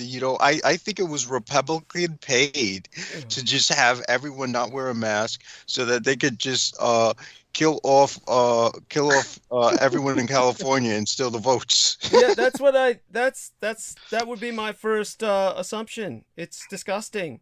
And the fact that they allowed for, I mean, who would you say is responsible for this? The mayor of LA? The thing is, Doug, is we're trying to get the Olympics in 20, and we're trying to get the Olympics. I think we have them in 2028, and what they're trying to do is what they tried to do in Chicago is bring the Olympics here and pretty much gentrify. And the thing is this: you can't have this huge city like ours and not have illegals. So they're gonna be here. It's amazing because it's almost like it must be Republicans that paid for it, because in a year it's just amazing that we can't mobilize. Like, even in a city like a blue city like LA, it's just we can't help it. We're just a bunch of idiots. Thank you. Yeah, it's just hard. And our health department director, which she's gotten multiple death threats. I forget her name. If you see her, she might as well be drinking vodka because she looks like she's like, fuck it. Like, what's the point? You guys don't listen to me, and it's almost like I'm pretty sure she's drinking, because it's like, well, let's see where this train leads us. It damn sure isn't a straight road. We're going off the cliff, and it's America. We're it's the fuck shit, and you come wants to roll your eyes and be like, it's amazing how South Korea and Japan and Taiwan can mobilize and have common sense, and they're relatively open. They just know when to mobilize and shut shit down. We just can't help it. We can't help it. We rather die for our entertainment. We literally do. I see these rappers up there in the halftime show, and these rappers are almost in their 60s, Doug. And it's like, you shake your head. Like, you have Snoop Dogg crip walking, and it's like, Snoop, you're almost 60 years old. Like it's this is American culture. You shake your head because you're just like, oh my God. I mean, it is what it is. I love rap, but it's like, yeah, I'm 35. 40 is around the corner. There's a lot of shit that it's time to grow up. Like, it's just, it's time to grow up. But the Super Bowl is what it is. You shake your head, and it's like, unfortunately, I am an American, and I get sucked into it. I was invited to a Super Bowl party. I'm like, oh God, but it is what it is. I just hope and praying that if there is an outbreak, that we get to see the light of day. But at the end of the day, you gotta stop and smell the flowers and laugh. And I'm actually excited about this crypto information, Doug, that you're gonna relay.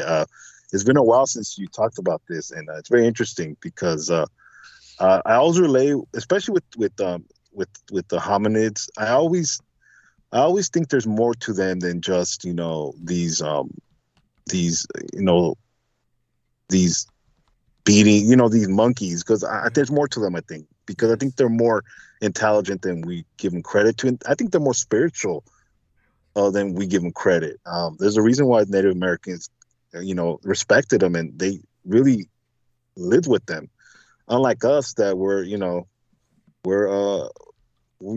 it's just the fuck shit that we live in, but it is what it is. And I would love to see their perspective on just seeing us, a bunch of humans in the giant stadium, celebrating a bunch of 6-year-olds, throwing up gang signs and crip walking. It's hilarious, Well, that would be an all-you-can-eat buffet. That would be an all-you-can-eat buffet to them.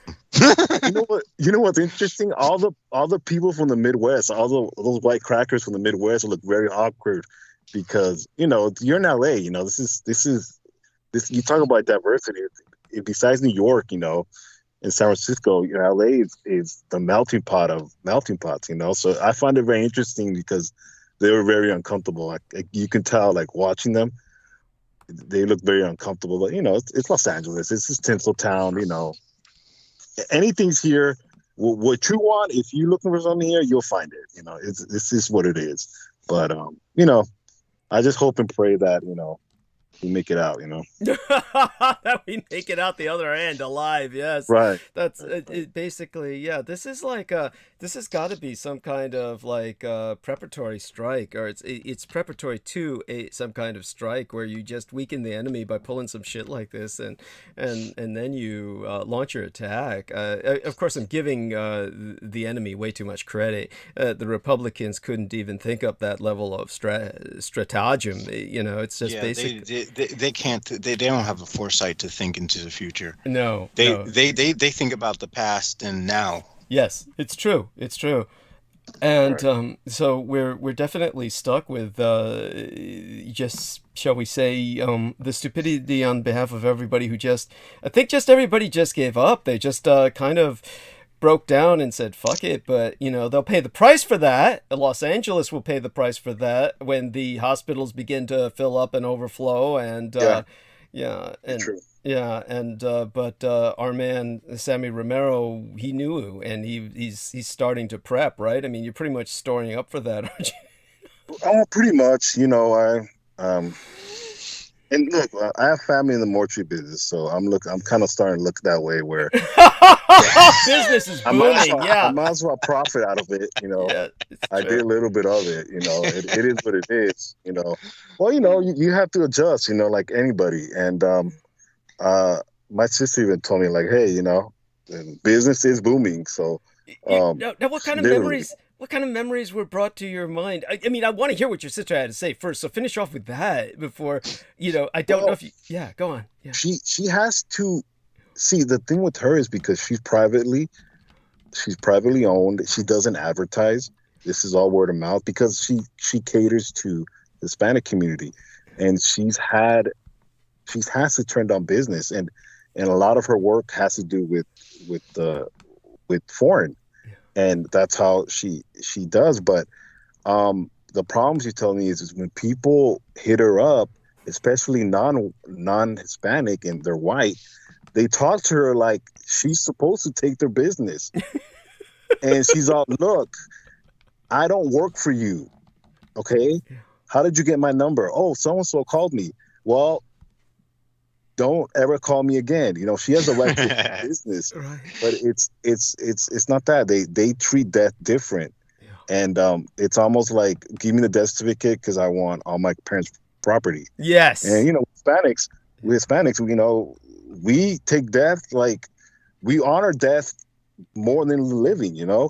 So it's almost like she doesn't deal with white people. Yeah. She's not at all. And right now she has to turn on business, and I'm happy for her, but at the same time it's you see, and when you're at that ground zero level, it's almost like death is never sleeps. Death is here. It's here to stay, and it'll continue. It's very interesting because even her mortuary, people have seen ghosts or spirits and she's fine with it. She said it's I have no problem with it. I'm at peace with what I do, so it doesn't really bother me. When you're at peace with what you do, it's in other words, it's just part of what it is, you know. It's the service that I do. So I don't know. These are very interesting times. You know, I'm actually happy. I hope we do, and this is total off subject, but I hope we do have a chance to hit Russia with a rocket or something. I'm tired of pooing. I'm just tired of it. Yes. What's up? Like, come on, man. Like, you know, pull up. Like, it's in other words, pull up is, you know, take a swing. Like, come on, like that. But you know, I get a feeling. Could we hit them with a neutron bomb? Just get this shit over with, man. All right. Well, you know, guys, I gotta step out, but it's nice talking to you guys. Oh, we love you dearly, Hugs. I'm so glad that you could step in tonight, and I was glad that I came in to catch you while you were still here. Right. Yeah. By the way, I enjoyed JoJo's story. It's very interesting. I was going to ask you about that. There must have been some memories that were triggered by what she said. There must be something that was brought to your mind by some of the stories she shared. There is. I wish I could talk longer, but I have to step out. But I'll listen to her off and on because I was in the middle of work. Okay. But I'm gonna re-listen to it. But it's very interesting. Very nice lady. Very incredible story. It's just amazes me how she is now. You know, especially her mom being, you know, dealing with substance abuse. Yeah. And the whole Christianity thing, you know, her leading Christianity, it's you know, it makes you think a lot, and it makes you feel good that, you know, life is about, you know, trials and tribulation, and it's called being a fucking adult, you know, and dealing with shit, you know, and I'm happy for her, and she has an incredible story. I'm just gonna have to re-listen to it more in detail because, you know, when you're talking to you know, no offense, Doug, but Chinese airline, and you're trying to talk to them, and you know, I'm an American. My English sometimes doesn't correlate to their English, so you know. Got it. I got it. Yes. Oh my God. So I have to struggle sometimes, but you know, it's a learning curve, and you know, it's part of my job. But thank you guys for letting me on, and I'll step out, and maybe I can, if I'm free later on, I can, you know, say hi again. Sounds good. Okay. Love you dearly. Have a blessed night. Yeah. Bye-bye. Thank you. That was Sammy Romero.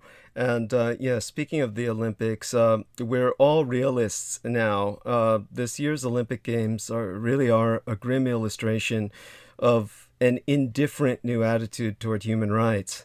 I mean, amid all the fanfare and glittery medals at this year's Olympic Games, a human rights crisis remains tucked out of sight. China's brutal repression, its extermination of the Uyghur population. The United States sent athletes to compete in Beijing, but declared a diplomatic boycott in protest of China's continued persecution of its Uyghur Muslim minority and other human rights abuses.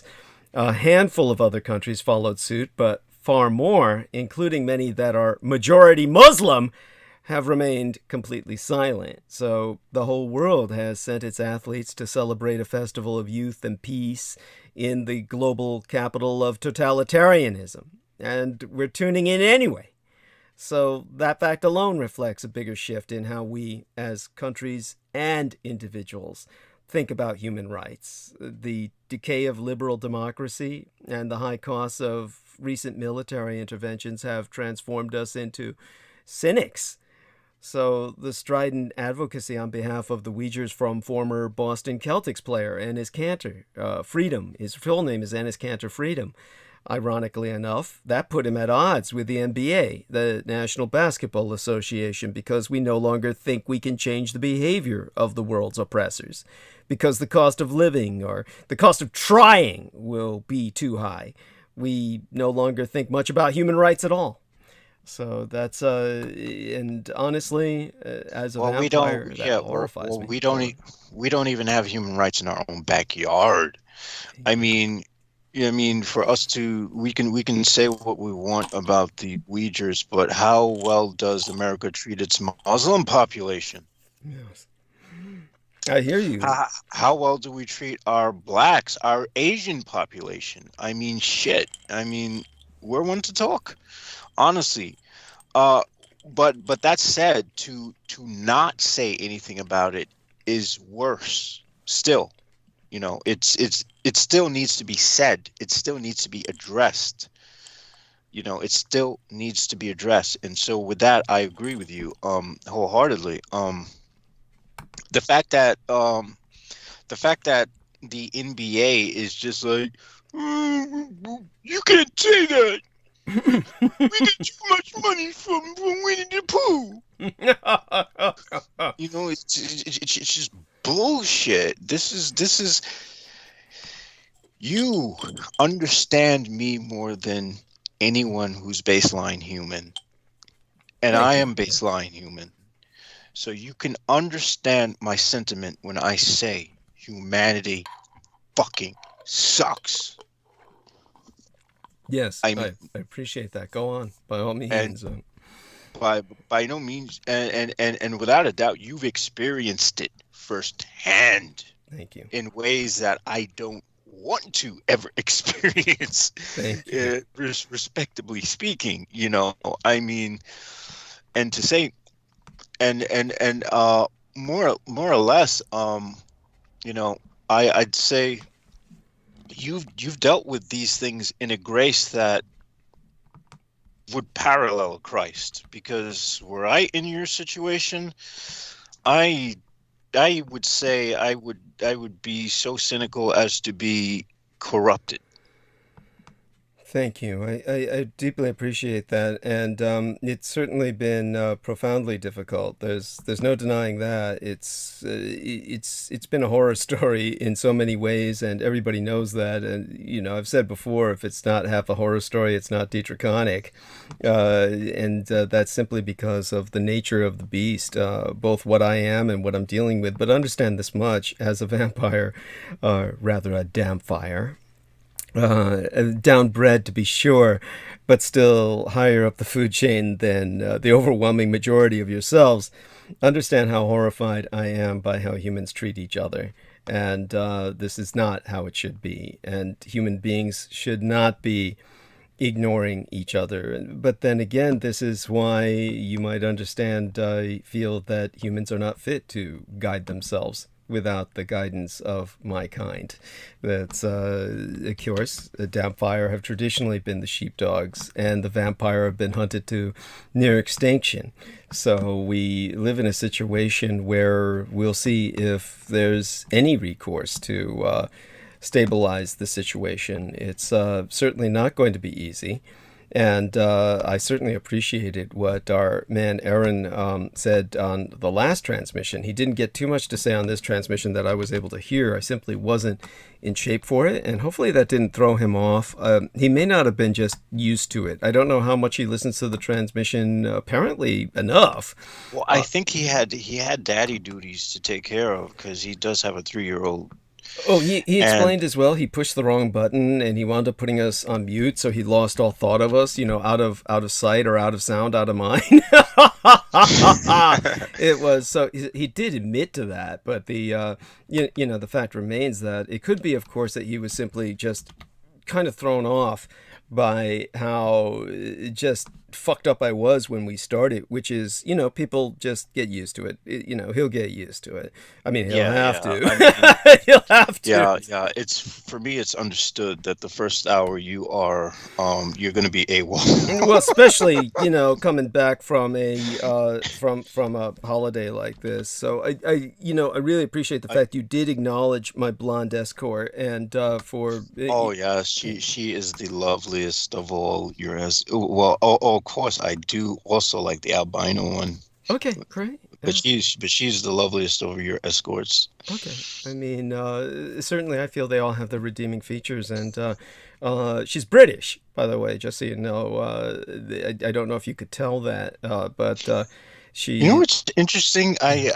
When I was one of the strippers who entertained me when I did waste my back pay. Well, that's not a waste. I don't feel that's a waste at all. Go on. I mean, just give you a sailor honestly, joke. It wasn't a waste. It was much needed. Yeah. It was much needed to have that female presence. Yeah. In a state in which I was depraved, and as deprived as I was then, if I were to look at myself now from back then, I'd be like, God damn. Yeah. But there we are. Yeah. But what I would say, one of the strippers was British, and she did take a liking to me. Okay. Wow. I think it was the other one who was more guarded, who was with her, because they lived together.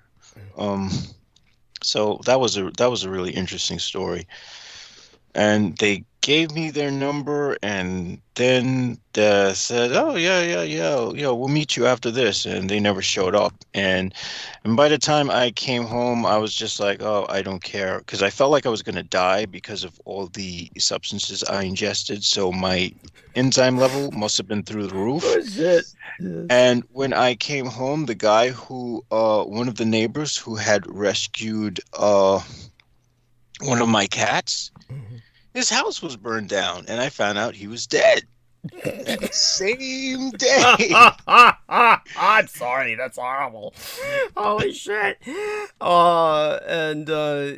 This is just and then of course my fucked up then friend was telling me, see, Lucifer was angry at you. And I'm like, for wasting your money. And, that sounds like a fundamentalist Christian. It's Jesus Christ. I mean, why would Lucifer be angry about that? What's insane was that his vision of Lucifer seemed very, very much like a Catholic would have for a saint. Thank you. Thank you. That's bizarre. That is, I was about to say. And over time, I started to realize that more and more. And I'm like, no, dude, I want to destroy the fucking world. He's like, Lucifer wouldn't want that. Lucifer is nature and love and earth. And I'm like, okay. Well, by the way, I can see where he's coming from, but it's out of context. It's very out of context. Yeah. It's very out of context. And also to explain to our listeners, when you want to destroy the world, say that was where you were at, the space you were in at that time. Rephrase yes, that. Yes, that is the space I was in. I have to coexist with this world somehow on the fringes, and I've come to accept that in my maturity. Whereas back then, I wanted to see the entire. I was day after day, and luckily none of it came to fruition, casting spells of wiping out the human race. And maybe it's coming to fruition just now, but dude, I highly doubt I'm that powerful. Like, come on. It's by sheer luck that I'm able to pull off half of what I can pull off. Honestly speaking, I'm not trying to belittle myself, but yeah, I'm nowhere near where you would be or Michael Aquino would be. Nowhere near where I want to be. So I have a lot of work to do. Well, that, at least you're doing well enough. And so, I'll check in with the individual you had queried about sometime soon and give you an update on that. And what I'll do right now is try and find that solicitation so I can get started for tonight. But definitely hang with me for a little bit while I do that and see if we can... the one thing I want to say, because I'm not covering the the normal current events, and our man Sammy Romero brought up Putin, like, Jesus Christ, either shit or get off the pot is basically what he's saying. The guy's just hanging around, and how long can the threat? He is. He's literally. I think he's just trying to be a psychic leech. Yes. Yeah. Him and Trump do that all the time. It's just like, I need attention. No attention. attention is better than no attention. We're not gonna launch an attack. Sends his soldiers in to launch an attack. We're not gonna attack. Look, we're not gonna. It's like someone who it's like kareza. And kareza is the practice of when you're having sex and you're about to come, you stop just before you're about to ejaculate, and then you try to keep doing that over and over again to build up the energy. That's exactly what Putin's doing. Yes. Or coitus interruptus is another term for that, when you're using that as a form of birth control. You're pulling out. Yeah, go on. Yes. Because let's face it, we know he can't perform in that way anymore. Yeah, there we are. And he wouldn't be flexing his masculinity as much if he was able to do it. Because if you have it, you don't have a need to get there and show people you have it. If you're trying to go out of your way to show people you have that machismo, then that means that you're lacking something. Yeah. Normally I actually wouldn't even promote that level of analysis, because I would say that was, Freudian, overly simplistic. But as I said, before you even said that, he himself made a point of sitting down and going on media and talking about this gender role bullshit. Like, I mean, that said it all. That said he's in the spot where you said he's in. He put it in that context himself. You know what? I bet you on his free time, he walks around in women's lingerie and he says, "I'm a beautiful Russian." Something's going on there. Yeah. Princess. Yeah. He's got something's twisted in him, and he can't cop to it, but he cops to it with his him being on the horse with his muscles and him having to play hockey and overcompensate.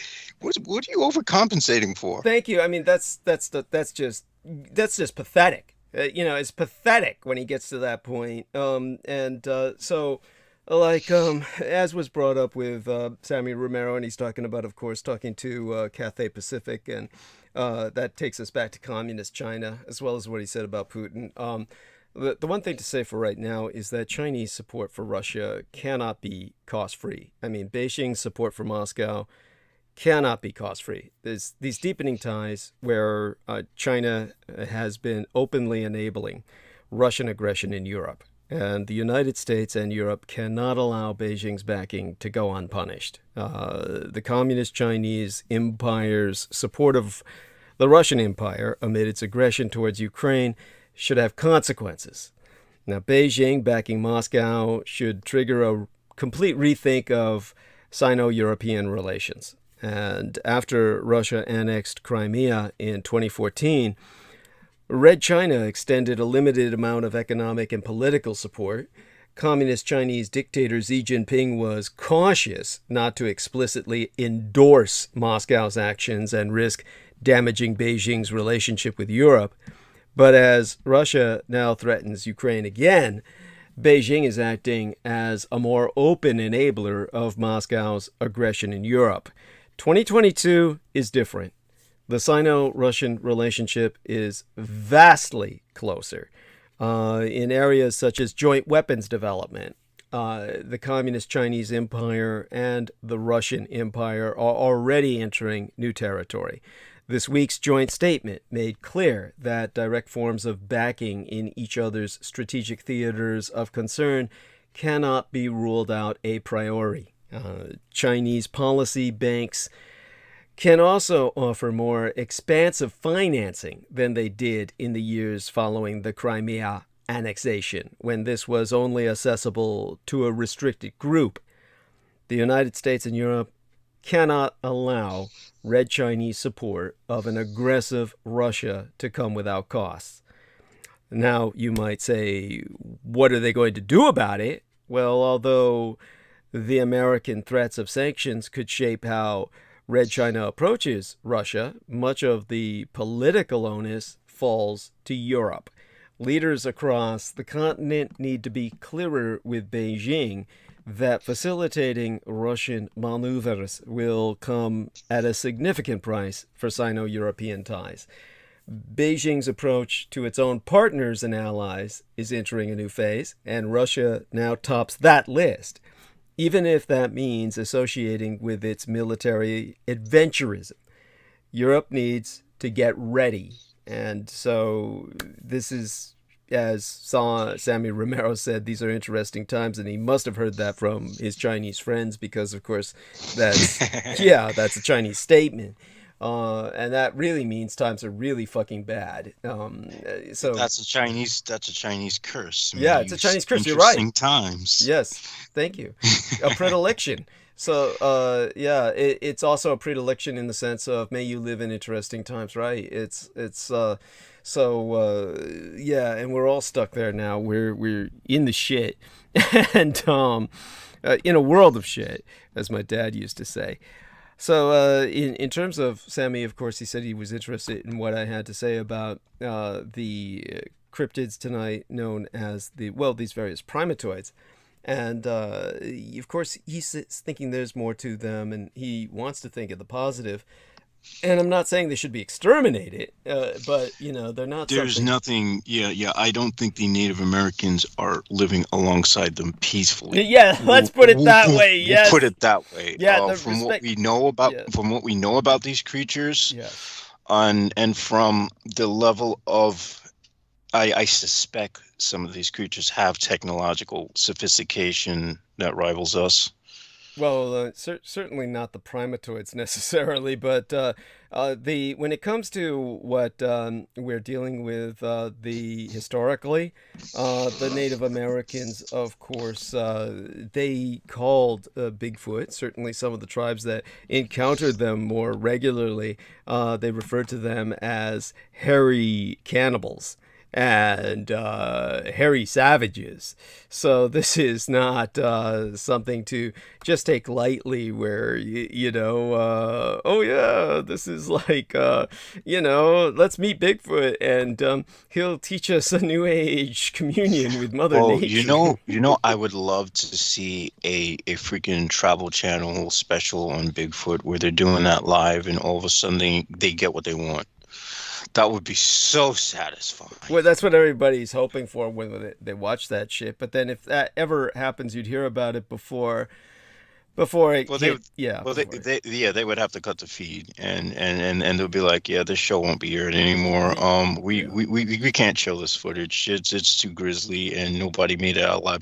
In fact, they wouldn't even get the footage because that would be it. You wouldn't hear from them again. It's true. It's true. So just understand when it comes to the tribes in particular that referred to the so-called Bigfoot as hairy cannibals or hairy savages. That would be the Cherokee, the Shawnee, and the Chickasaw tribes in particular, who had very violent interactions with these creatures. And so it's not, you don't want to go looking for these. One of the earliest and most recognized actions of aggression towards humans in terms of the European descendant branch of humanity comes from the Oregonian in 1924. For effectively, it was the year my mother was born. She was born in 1923, but it was December 5th, so it was obviously very late in 1923. So this is just right after my mother entered this world. And according to the article, 5 miners had their cabin attacked by several of the Sasquatch, as the white men were calling them. And the next day, one of the miners, Fred Beck, claimed to have shot one of the 8 men and watched it drop into the gorge.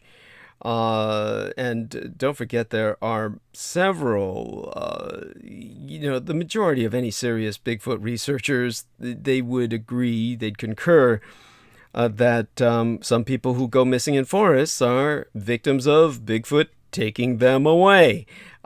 This is not something that you can just dismiss.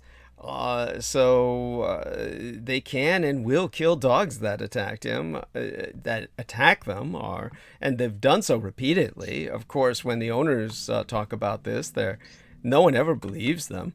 Now, there's this hiker back in 2018, Claudia Ackley, who basically sued the state of California because they told her that what she saw was a bear, and she was with her daughters, and she said, "We know what bear looked like, and that was no goddamn bear." I swear to God. Oh, Jesus, Mom? that is... Okay, so, by the way, what you just heard was the footage I was reviewing of the daughters talking to their mother. That was the footage that they took before, basically everything dropped to the ground and, Mr. 10-foot hairy man comes charging at them.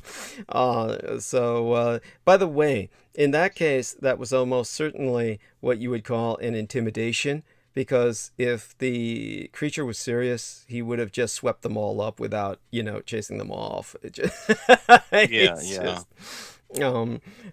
that and it's just understand this is like they have their space and we have ours. They do not like us because we drove them into that space, and they could very easily live in our space, but we could never live in theirs. So they could easily, if it were just mano a mano, they could wipe us all out with their bare hands, tooth and claw, and move in. But we have, of course, overwhelming technological prowess that keeps them where they're at. But the U.S. military... And that's the reason why we need to keep technological prowess going Thank up. you. Not going down like these fucking white supremacists who want to go into the medieval times and shit. I don't know what the fuck that shit's about. Yes, these people. Well, the funny thing is they couldn't live anywhere near where they're completely dependent on technology anyway. So it's all a load of crap. Most of these people who you think of as Survivor Man types are completely dependent on technology. Where would they get their ammunition? You can't just keep reloading. By the way, for those of you who are unfamiliar with the term, reloading means to take an empty bullet, meaning a spent cartridge because the bullet is what's in the cartridge, but once the bullet in the cartridge is spent, reloading means to take that cartridge and actually reload it, actually put gunpowder in it and turn it into another bullet. There's no way you can ever get the same quality of bullet. It's like retreading a tire. But you still can put together something that will kill somebody. But how many times can you keep doing that? You see, you eventually you're going to run out of casings. And by the way, in real combat, come on, get serious. How often are you going to find spent casings after a genuine conflict? Yeah, because bullets crack. Although I will say that if you've ever seen the glass bullets, they're very impressive. Oh, and there's this German gun.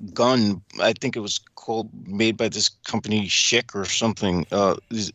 Where the bullets are like actually they're coated in like oh my gosh, they're not conventional bullets, but it was like this. It was supposed to be this gun used in space. I think it was created by Schick and Gruber. I think. I'm not sure if I got the name correct. Cool. Sounds like what people thought Hitler's name was, Schicklgruber. Go on. But what's very impressive is this gun was intended for use in space. So the cartridges, so the bullets themselves are encased in whatever is supposed to be explosive, rather than having the explosive inside of the bullet.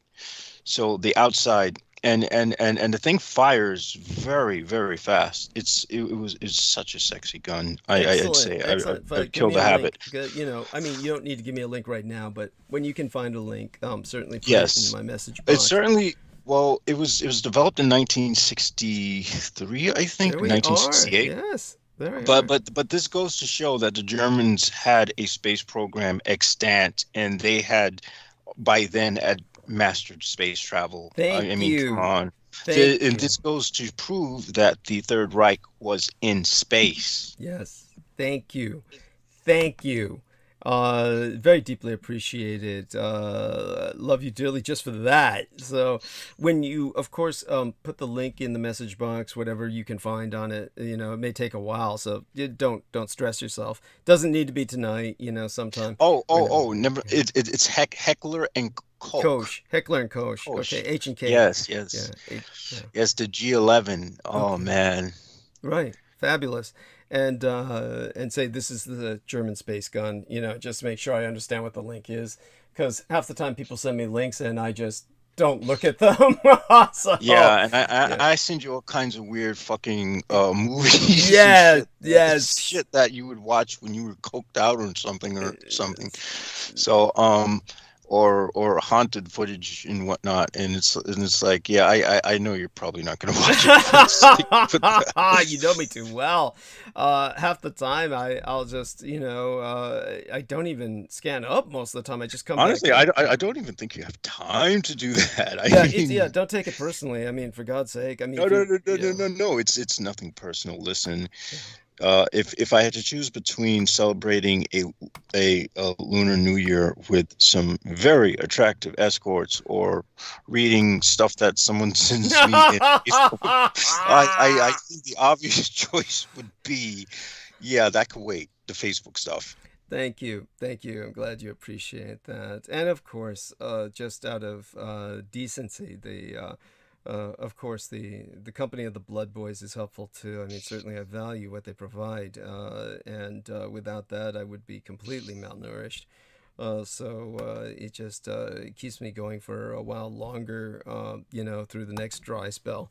Without the blood, I'll definitely need vitamins. So again, counting on my fans to support me in that regard. I remember, of course, the Ramona Halitha once sent me a very expensive, very just incredible couple of bottles of vitamins that should have kept, and I made the mistake when I gave them over to V, because the one time I took them, it might have been in combination with something else, to tell you the truth, but it might not have been. There might have been something in there that made me feel really sick. And but then again, at that time, I was taking a lot of ibuprofen, and it might have been an overdose of that. But I got maybe. I mean, the ibuprofen, of course, does make me sick, and I can't take it. By the way, Sammy says, "Yeah, you guys are probably right." Laugh out loud. He's hearing just now what we're saying about the Sasquatch, yeah. And but when it comes to the vitamins, I gave them to V and said, here, you should try these. And I told her I had gotten sick, but that didn't mean she would. But she was too scared to take them, and then she eventually threw them away. Shit, I wish I knew what they were. I'd love to give them another try. It's one of those things that's too bad that worked out the way it did. But okay, that being said, I'm going to do the solicitation now and go full deep into the dive. I love you dearly. I take it you're going to take a short trip to refresh yourself and be back. Yes. Well, I will say my goodnight to the audience, and I shall be in the background. I have much work to catch up on, so much like last week, I don't think I'm going to be heading to bed anytime soon. All right, then. All right, love you dearly. And Sammy Romero confirms, yes, about the Bigfoot. Thank you, sir. Yes, hugs. And thank you, son. All right, then. He said his good nights. I take it that was his saying good night. And one among the creepiest true crime tours in America is the Tucson Murders True Crime Tours. The Tucson Murders True Crime Tours provide us historic crime investigation into forgotten lost crimes in Tucson, Arizona. These small private tours are hosted by the Mr. Baron Astenius, a true crime researcher and enthusiast, who will personally take us to real historic crime locations related to these crimes in Tucson. Relive these events and hear the untold stories behind the stories. The Baron Ben specializes in the seemingly ever-developing case of the late serial rape killer Charles Howard Schmidt Jr., alias the Pied Piper of Tucson, an aftermath tour. See theunfinishedman.com to review excerpts from his yet-to-be-published work of that very title, The Unfinished Man, and review scenes from his cinematic documentaries currently in production at theunfinishedman.com. But other such cases as the strange case of Morris Brady, the Dr. George Marvin Tejardine case, and the Red Rapist are also within his repertoire, as in fact are all the crimes that shocked the Southwest throughout the 1960s, the very decade I myself entered this vale of tears. These devastating crimes stained a city so deeply they may never be removed. For tour information, contact theTucsonMurders.com. Spell Tucson as Tucson, Tucson. Put the word "the" in front of it, theTucsonMurders.com, or telephone the Baron Band privately to personally guide your tour at 1-520-323-3406. That's 1520-323-3406. Okay, and with that, the first thing that we have to start off with is, of course, where I did in the last hour and a half of last transmission. And we'll kind of start off again with that tonight to provide you a further education so that we can get the science behind this down. Oh shit, we got somebody attacking in the chat room who's a bot. See, I did jinx us. They started immediately after I had said what I had said. Well, not immediately after, but soon enough. I want to thank Jacob Waters for being very active in the chat room. I want to thank Veronica Bartolini for interacting with him. And as soon as our man Jameson shows back up, I'll have him deal with the chats. Matter of fact, I can do that while I'm talking. I hope Jacob Waters is still there. And so Jacob Waters was saying, I have low iron, Douglas, besides a high meat diet. What else could I do to change that? Good night. Thanks for being in tonight. Glad to hear you. Thank you, Jacob Waters. Hugs to you.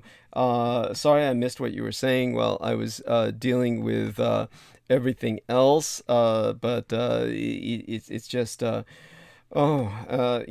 it's one of those things where I forget to check into the chat room at all times. So people do understand that. It's just can't be everywhere at once. Now, I'm kind of burning bandwidth while I report the bots. This may be something that Jameson has taken care of, but, I'm reporting child abuse because it says hot girls and boys. Doesn't specify their age, so it's completely legitimate to report it as that.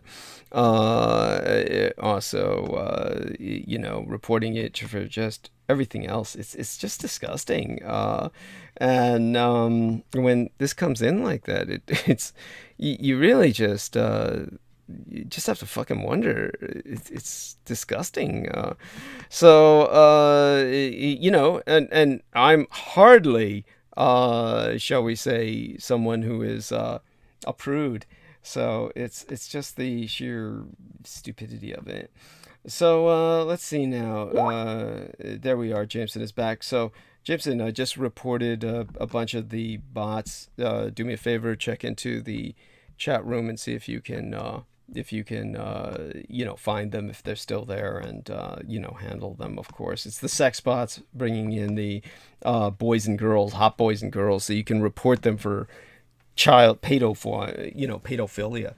Glad to see our numbers are up, and that's deeply appreciated. So everybody came in to listen to our man Sammy Romero and Jameson Reese, and we had fun talking about the number of people with his name before, and how that none of them wanted anything to do with him, which is quite funny.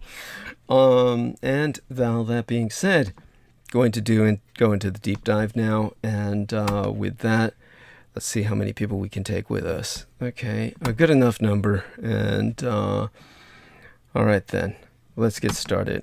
Now, when it came to explaining the fact that Gigantopithecus survived by devolving into something that is no longer Gigantopithecus, this is what brings us to what the California tribe that I chose to reference as the source for what I feel should be a more universalized name was the tribe that still has a good enough reservation here in California, the Yokuts.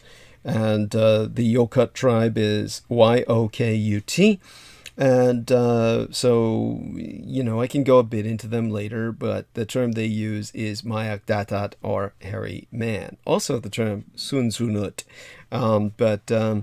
Anyhow, Mayak Datat, or hairy man, is the lost Gigantopithecus, however completely devolved, very changed, in essence, degenerate, as in downbred, but nevertheless, Bigfoot is a primate. So that in and of itself isn't quite enough. Sure, Mayak Datat seems to be a bipedal, ape-like creature, but what kind of primate is the question we have to answer beyond that. And descended from what? Now, many of the researchers into Sunsunut, the other name that I'll use from the Yoku tribe itself, including big names in the field, like the anthropologist Grover Krantz and the primatologist Geoffrey Howard Byrne, posit that the Sunsunut is actually a remnant of the Gigantopithecus. But then again, we must redefine, as we did to an extent in the closing of our transmission before tonight's, what is Gigantopithecus itself. Gigantopithecus is obviously a kind of ape. The fossil record proves them appearing about 2 million years ago, up to as recently as 100,000 years ago, living alongside humans for tens of thousands of years. Their remains show up in Southeast Asia, including present-day Indonesia, Vietnam, India, and China. And while there are some fossil remains, there is much to be understood about the species itself. The only evidence we have of Gigantopithecus outside of private collections that, for all we know, may house entire skeletons, or certain government storage facilities that may have more complete skeletons, particularly in places like the Soviet Union. All we have publicly available of Gigantopithecus are teeth and mandibles, or jawbones. Many of the teeth were actually discovered in Chinese medicinal shops in the middle of the 20th century. These shops would grind bones for ingredients in certain medicines. When the German anthropologist Ralph von Koenigswald saw some peculiar-looking teeth in the collection of a Chinese apothecary, or what the British would call a chemist, but what we in America would call a pharmacy, an herbalist shop, back in 1935, he identified the features as unique. The Gigantopithecus was thus discovered, or discovered thusly. And that being said, give me a chance to swing this over here and see if I can do this without knocking over everything around me. There we are. I actually did that. Now, since that time, only jawbones and a small amount of teeth have been found. Excavations that include Gigantopithecus remains have maddeningly turned up no other bones. So scientists have had to extrapolate things like body size and shape based on what they know about other primate species. It's very hard work with results that are far from exact, but it's all we have to go on. What we can say is that their jawbones alone are much larger than any modern gorilla, who themselves grow well above 300 pounds.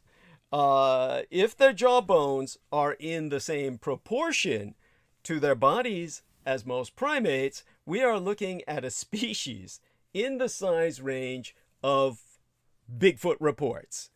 No doubt of that. And that alone is an exciting development. And we also know that, however big the creature was, it didn't use that size to kill prey. The teeth indicate Gigantopithecus was an herbivore. The older fossils show a diet rich in fibrous vegetables, while newer fossils show a potential shift to a fruit diet, causing cavities. So, if you do encounter Bigfoot, maybe you could offer to brush his teeth. Of course, you would never want to get that close and smell his breath. The rest of them is going to stink like shit anyway, and I do mean literally, because they rub themselves in fucking shit, because that's how they think they camouflage you from smelling them, believe it or not. Yeah, by the way, Jameson Reese says Brendan Zoe could relate to the Giganto because of the extreme vegetarianism. Yes. Now, at any rate, a vegetarian Bigfoot explains why he doesn't do too much hunting of hikers, overmuch other than what we already know, what I've already exposed, which is, nowhere near what is the reality. I mean, there's plenty of people disappearing, and a lot of them are disappearing while they're camping or hiking. Don't for a minute think that, I'd say a good number of them are these primatoids. Now, the lack of firm knowledge about Gigantopithecus, the granddaddy of them all, makes the work of figuring out their history and survival to the present day quite difficult. Also, while some of what we do know fits the story, obviously it's not a perfect match. Exempligratiate. If the Gigantopithecus grew larger than a gorilla, it would very likely, most practically, ergonomically speaking, in terms of energy and function, need to be quadrupedal or four-legged, meaning it's a knuckle-dragging troglodyte to get around. But other scientists have argued otherwise. The problem is we really don't know. But we do know one thing, that a Bigfoot-sized primatoid ape lived alongside humans. The world's largest primate, a 10-foot-tall giant with inch-wide fucking teeth, lived in Southeast Asia for many centuries, hundreds of years alongside human beings, and there's not a single researcher into primatology, anthropology, or paleontology who will argue with that. Exploring remote caves isolated in a densely forested region of southern China, Jack Rink, a professor of geography and earth sciences at McMaster University in Ontario, found fossilized remains of this enormous ape. And using sophisticated fossil dating techniques, Rink determined that the primate, known to scientists as Gigantopithecus blacki, lived between 300,000 and 1 million years ago. Humans also existed in area at that time. So this brings us back to the dating of a big ape. No, not humans dating these big apes, but trying to find the dates in which they existed. Because the interest in that primate was initially sparked, as I said, in 1935. Hitler was already in power, as was Roosevelt, when a paleontologist named G.H. von Koenigswald found an old yellow molar in a Hong Kong apothecary shop and sold as dragon bones. These fossil bones are traditionally believed to possess curative powers and are therefore ground into bone meal, which is why what the Chinese have done with hundreds of thousands of fossils over hundreds of thousands of years, at least tens of thousands. Now, few other fossil remains have been found in the years ever since, until Rink's bushwhacking adventures led him to the caves in southern China. And Rink used an advanced dating method called electron spin resonance, pioneered at McMaster University, to precisely determine the fossil's age. So the giant ape, who weighed as much as 1,200 fucking pounds, was a plant eater, subsisting mainly on bamboo, like a fucking panda. And this limited diet Gigantopithecus, who had to compete for forest resources with humans and other animals.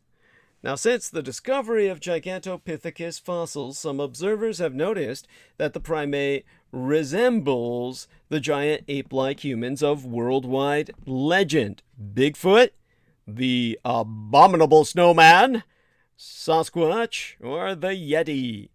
Now, while cautioning that the stories came from various regions and climate zones from around the world, and adding that humans used bamboo only in limited amounts and may not have hunted the ape as a food source, Dr. Rink has noted that the primate's territory would have been limited by his own food source, and that the species might not have ventured far from bamboo forests.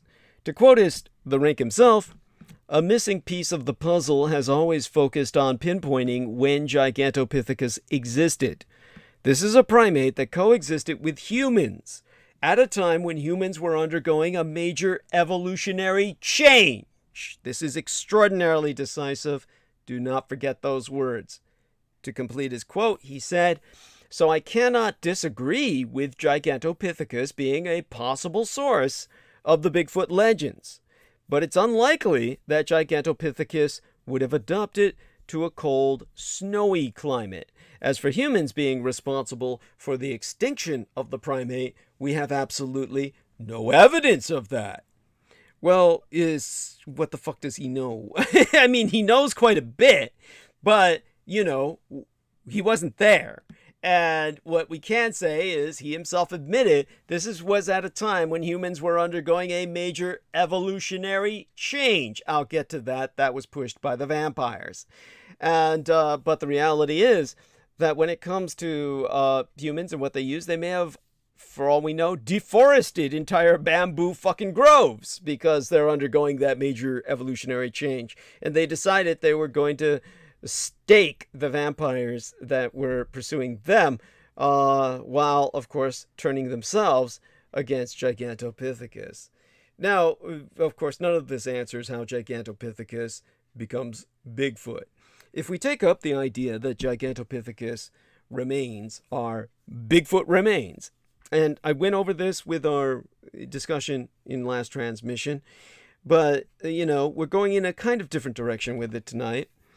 Then how do we get from Asia to the Americas? The idea goes that Gigantopithecus traveled over the Bering Land Bridge from its origin in Asia to America, just like scientists tell you people did.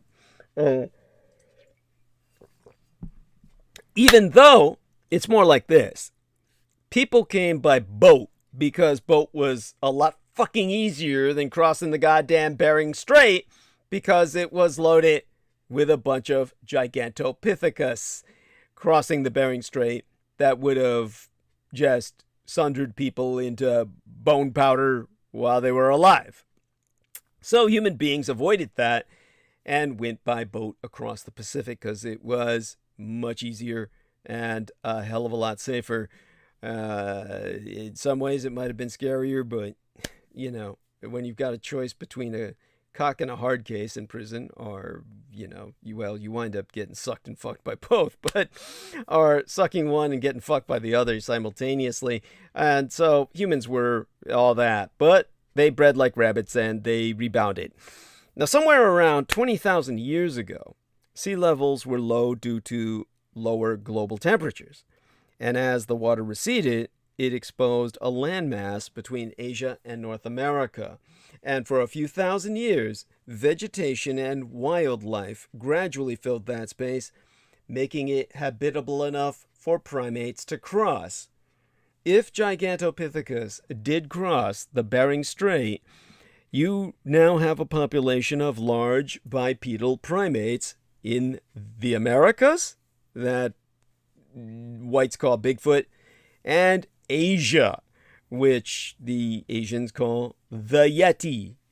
This makes a lot of sense when you start to think about it. We have fairly similar sightings in these two continents, with a few differences in hair color and other minor features that you might expect after being separated for so many generations. You might even find that the Yeti and Bigfoot have developed into, as I was articulating last transmission, subspecies of the Gigantopithecus. So, since this is all known to be true by your military, your Department of Defense, this is why the Yeti and Bigfoot are called relict populations. Now, I don't know if any of you know how to fucking spell that. I'm not trying to be an asshole here. You don't spell it the way you would relic, like a religious relic. R-E-L-I-C. You add a T to it. And you can use that as a plural by adding an S. So singular, it is a relict. R-E-L-I-C-T. And that basically means fossil man. And plurality, it would be with an S at the end. So these are relict populations with a T after the C. Relict populations. And relict is a biology term for a population that is restricted to a small area today, but had a much greater living area during a previous epoch. If a relict is from a group that is old enough to appear in the fossil record, they are referred to as living fossils. Could it be that Bigfoot is a living fossil, the mysterious Gigantopithecus? I've explained yes and no. It is downbred, degenerate, it is changed, it is subspeciated. But all of this brings us to some terminology you're going to need to learn. And it's terminology I don't even want to fucking learn because it's just headachy, but we're stuck. Okay? Hominid, hominin, hominoid, and human. I hope you know that one. Now, the book I'm sourcing is written by Bernard Wood and Brian G. Richmond. And it's titled Human Evolution. And it's subtitled Taxonomy and Paleobiology. And, well, it's not really a book per se. It is an article from the Journal of Anatomy, which was published in the year 2000. Now, the reason I fell in love with this and got myself a copy was because it's volume 1966, a la the year that I was born. But it was published in the year 2000. It's the 1966th volume. Pages 19 through 60. That's a lot of pages. I'm not going to cover them all, at all. But understand from this, I am deriving what I am going to simplify for you. Hominin, hominid, and hominoid are all words that we use to talk about humans, their ancestors, and their closest relatives. But they mean different things. Over the last few years, the word hominin has crept into the public news stories about our human ancestors. This is not a misspelling for hominid. This reflects an evolutionary change in the understanding of what it means to be human. But it is admittedly confusing to scholars and students alike. Don't let anyone tell you otherwise. I've heard professionals or people who think they're professionals, basically avocationists and paraprofessionals, completely misuse these terms. So in the broadest sense, the broadest of the terms is hominoid, which refers to members of the superfamily Hominoideae.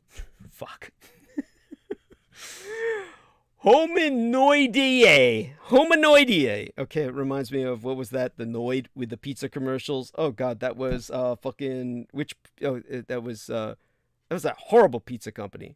Domino's. Oh God, Domino's had the Noid. They had to get the pizza to you before the Noid got to it. The Noid was cold pizza. The Noid was this like fucking gremlin character that would, make your pizza cold. And so yeah, Jameson's laughing about that. So this is like, think of that and you'll remember this. Hominoideae, both past and present. So we're all hominoid and we're all members of this superfamily. And today, that superfamily comprises not just the relations of Jojo Mikolajczyk and Sammy Romero, but all humans, the gibbons, and the great apes, meaning orangutans, chimpanzees, and gorillas. Now, a hominin refers to a species within the hominy tribe of Hominidae, different from Hominoideae. Hominoid. This sucks ass. Hominoidea is spelled Hominoidea. Okay, we're all that. Hominin is a species within the hominy tribe of Hominidae. And Hominidae is spelled Hominidae. D-A-E. That A-E. That single A and E put together. That Latin letter I love so much. Okay? That is what makes this a completely different term, referencing something very different, which encompasses modern day humans, hominin, who are within that homini tribe of Hominidae. We, as hominin, our term that we're using encompasses modern day humans as well as extinct human species and their ancestors. So this is where I just piss off, because obviously all scientists agree with a conviction that is equal to that of religious faith. They know that there are multiple human species on Earth. And then they tell you, but we're the last man standing. And it's all bullshit. I mean, it's completely counterintuitive. But non-human apes, such as gorillas or chimpanzees, are not considered to be hominins. Got it? There we are. Hominin is us. Well, not me, but you. And I'm kind of like that. I'm you, but I'm not you. Now, hominins are distinguished specifically by their degree of bipedalism, the ability to walk primarily on two legs without having to resort to your hands to get long distances. Now, a hominid, on the other hand, is any member of the Hominidae subfamily.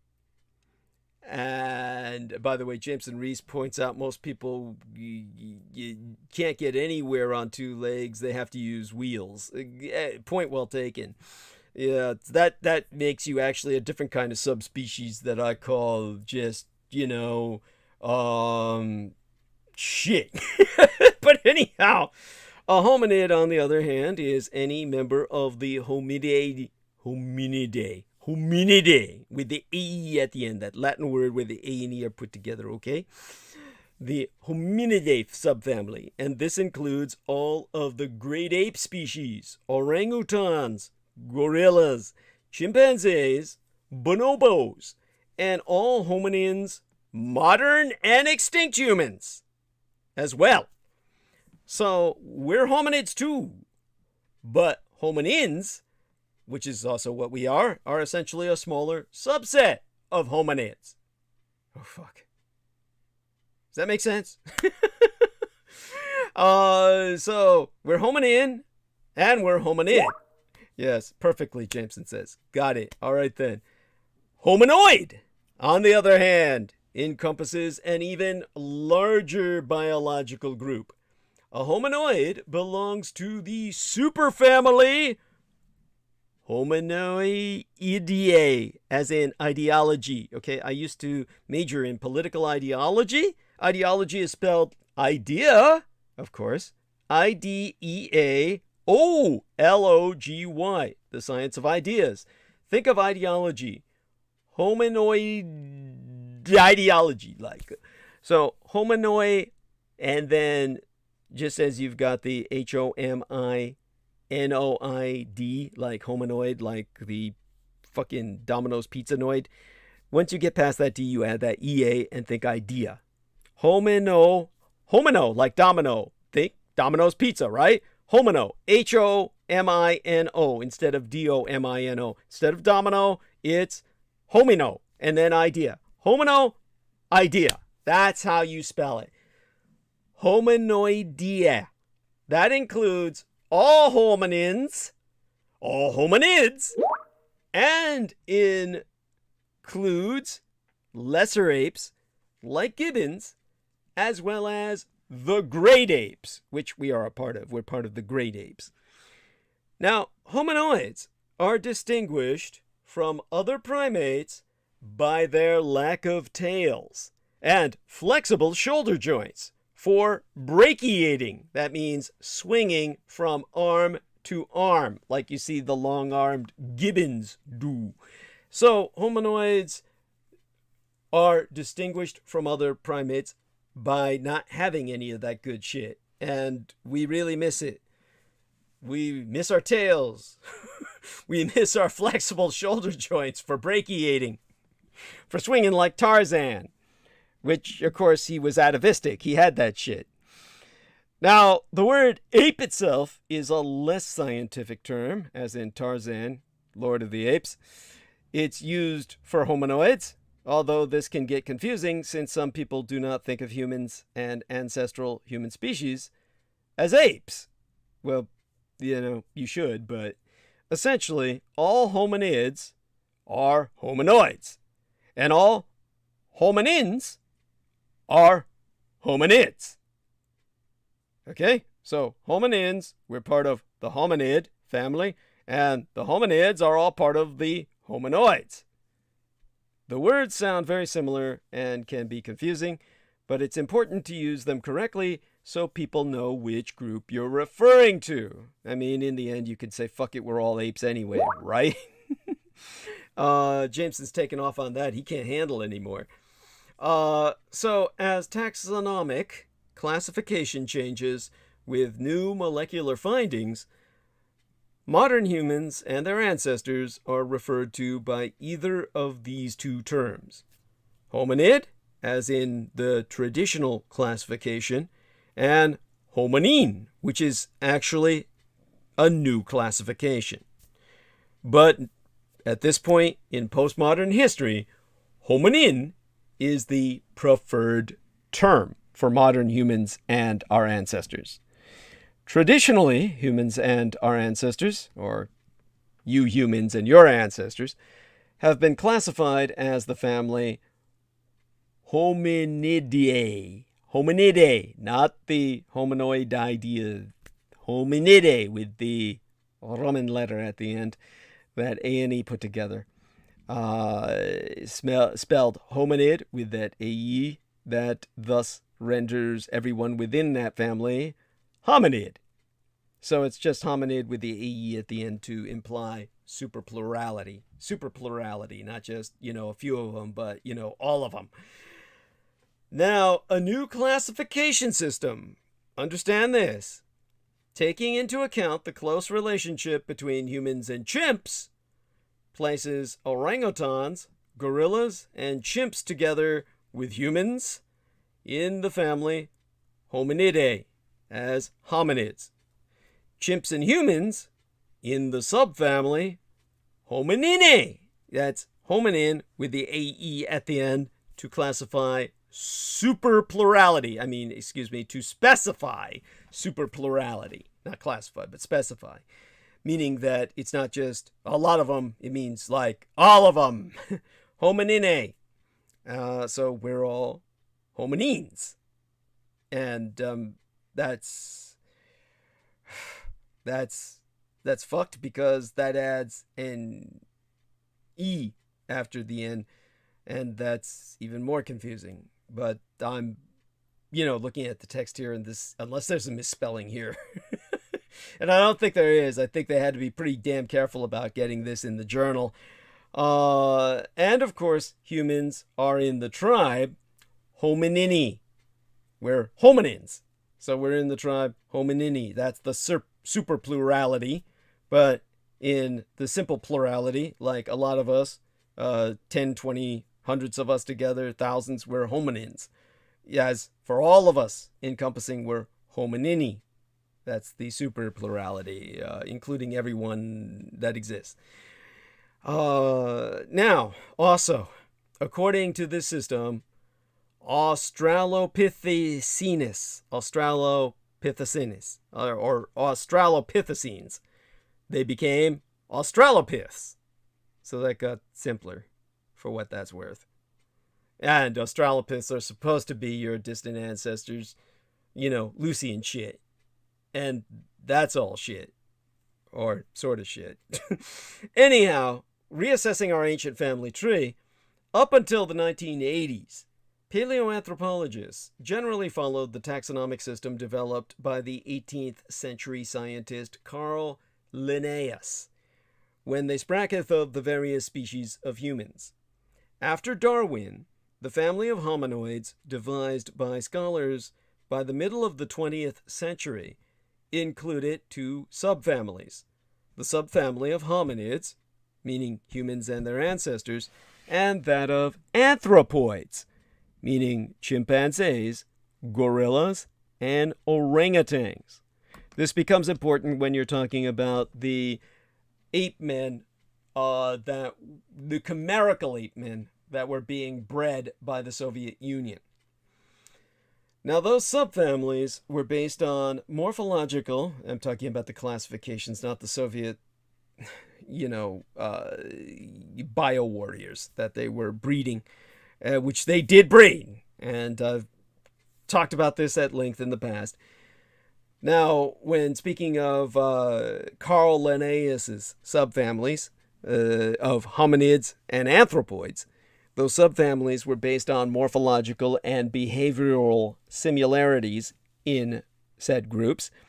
That's what the data had to offer at the time, comparing skeletal differences. But debates as to how closely related our ancient relatives were to us heated in paleontology and paleoanthropology. All scholars had to base those interpretations on was morphological variations, an important term. I'll be bringing that up with the morphology of the planet Earth itself, probably on Sunday. Now, ancient fossils, even if we had complete skeletons, were made up of myriad traits, often shared across species and genus. Which of those traits should be considered significant in determining relatedness of species? Tooth enamel thickness or arm length, skull shape or jaw alignment, bipedal locomotion or tool use. All this brings us to the new data. Because all that changed when new data based on underlying chemical differences began to arrive from laboratories like the Max Planck Institutes in Germany. First, molecular studies in the late 20th century proved that shared morphology does not mean shared history. At the genetic level, humans, chimpanzees, and gorillas are more closely related to one another than we are to orangutans. In addition, humans, chimps, and gorillas are all African apes. Or, humans, of course, I'm more of an advocate of polygyny myself, meaning that humans evolved simultaneously in several different environments. But, basically, conventional Western science will tell you we're all out of Africa. By the way, the communist Chinese, or rather the Chinese on the mainland, laugh at this, and they will tell you we're all out of China. You know, there's a degree of truth in both, and humans evolved simultaneously, essentially, or parallel evolution occurred in Africa, Asia, Cyberasia, or Siberia, North America, and maybe a few other places, but certainly those four at the least. Now, nevertheless, just by this classification system, so you're educated in how to speak about the subject, humans, chimps, and gorillas are considered African apes, whereas orangutans are purely Asian. Now, more recent mitochondrial and nuclear genetic studies have also supported a tripartite division of our family group as well. Gorilla, Pan, and Homo. Pan and Homo are the same category. And Pongo. So the nomenclature for analysis of human evolution and our place within it had to change. This is splitting up the family. So to better express our close relationship to the other African apes, scientists split the hominoids into two subfamilies. Ponginae, that's spelled Ponginae, and Ponginae are orangutans. And Homininae, which is humans and their ancestors, and chimps and gorillas. But we still need a way to discuss humans and our ancestors, or your ancestors, as a separate group. So researchers have proposed a further breakdown on the Homininae subfamily to include Hominini, which is hominins or humans and their ancestors, Panini, which is pan or chimpanzees and bonobos, and Gorillini, yes, sounds like an Italian dish, gorillas. Roughly speaking then, but not exactly, and I'm not qualifying this, anybody who works in the field will tell you this. In other words, everybody's just shooting at the hip here, okay? Because, you know, if they weren't shooting at the fucking hip, they wouldn't be feeding you this "we all come out of Africa" crap. It would be that we come from different places and we're different races that, for all intents and purposes, are different species, even within the human family, that may be able to interbreed, but still are different enough where we react profoundly, violently differently to different medications. So if you were responding to external substances and manifest internal diseases ethnically and racially, racial specific diseases and conditions, etc., and respond specifically to external chemicals, we're obviously different species. Blacks, whites, Asians. The fact that we can interbreed together does not stop that. It's like halflings from The Hobbit and shit. Half dwarf and human. Now, species in the... Let's just put it this way, okay? A hominin is what we used to call a hominid. A creature that paleoanthropologists have now agreed is a human or a human ancestor. Species in the hominin bucket include all of the Homo species. Homo sapiens, Homo ergaster, Homo rudolfensis, including Neanderthalis, Denisovans, and Flores, as in Floriensis, you know, the fucking hobbits. Not the Tolkien hobbits, but the ones in fucking Indonesia, okay? Now, all of the Australopithecines, what they now call, what do they call them again? The shorter name now that's supposed to make it easier. The Australopiths. Like nobody can say Australopithecines anymore. Is this like the dumbing down of science or something? But all of the Australopithecines, Australopithecus afarensis, Australopithecus africanus, Australopithecus boisei, etc., and other ancient forms like Paranthropus and Ardipithecus. Those are all, well, they're all in the hominid bucket with us. So, roughly speaking then, but not exactly, a hominin is what we used to call a hominid, which is a creature that paleoanthropologists have now agreed is a human or human ancestor. Of course, many of those creatures that I've mentioned are not your ancestors at all, and are still around in different forms that are degenerate relic populations that you don't want to meet. So, hominoids. Molecular and genomic, as in DNA, deoxyribonucleic acidic studies, have been able to bring most scholars to consensus about many of the previous debates about living species and our closest relatives, but strong controversies still swirl around the placement of late Miocene species called hominoids, including ancient forms like Diropithecus and Chiropithecus and Gracopithecus.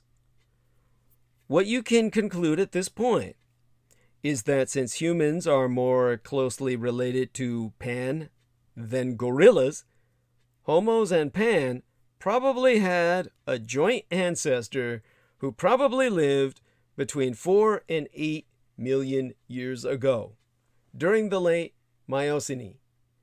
We just haven't met her yet. In terms of the family Hominidae, there is a table in this article that I'm scanning.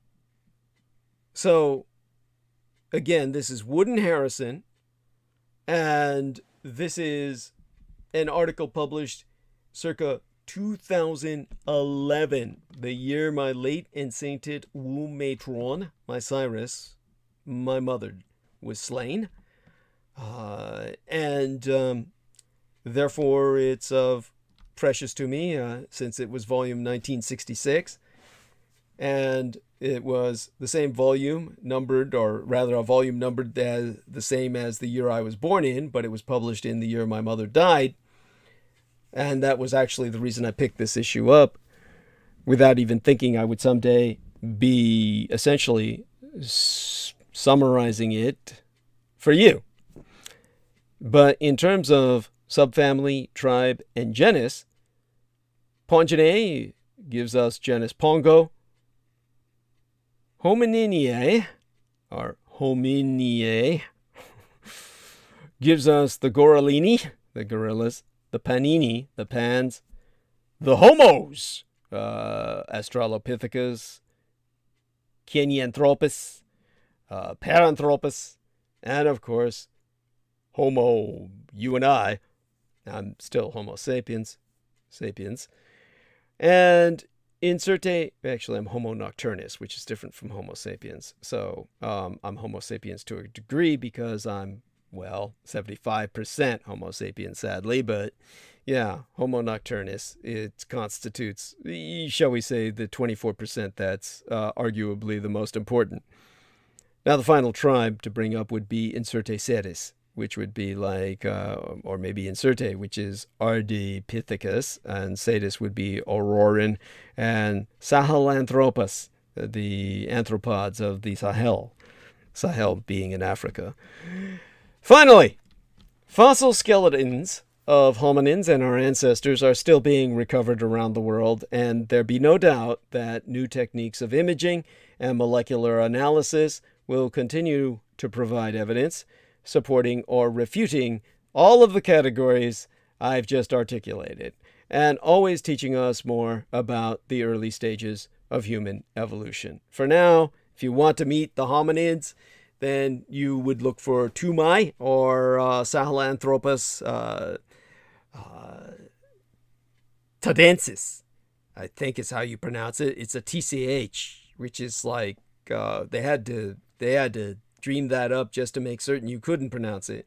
It's like the barbarous names for the anti-gods or something. There's Lucy, of course, who is Australopithecus afarensis, and Silam, Australopithecus afarensis as well, Ardipithecus ramidus, and Flores man, or Homo floresiensis. There's your fucking hobbits. As for guides to the hominin species, think of Australopithecus, Denisovans, Neanderthals, Homo erectus, and Homo ergaster.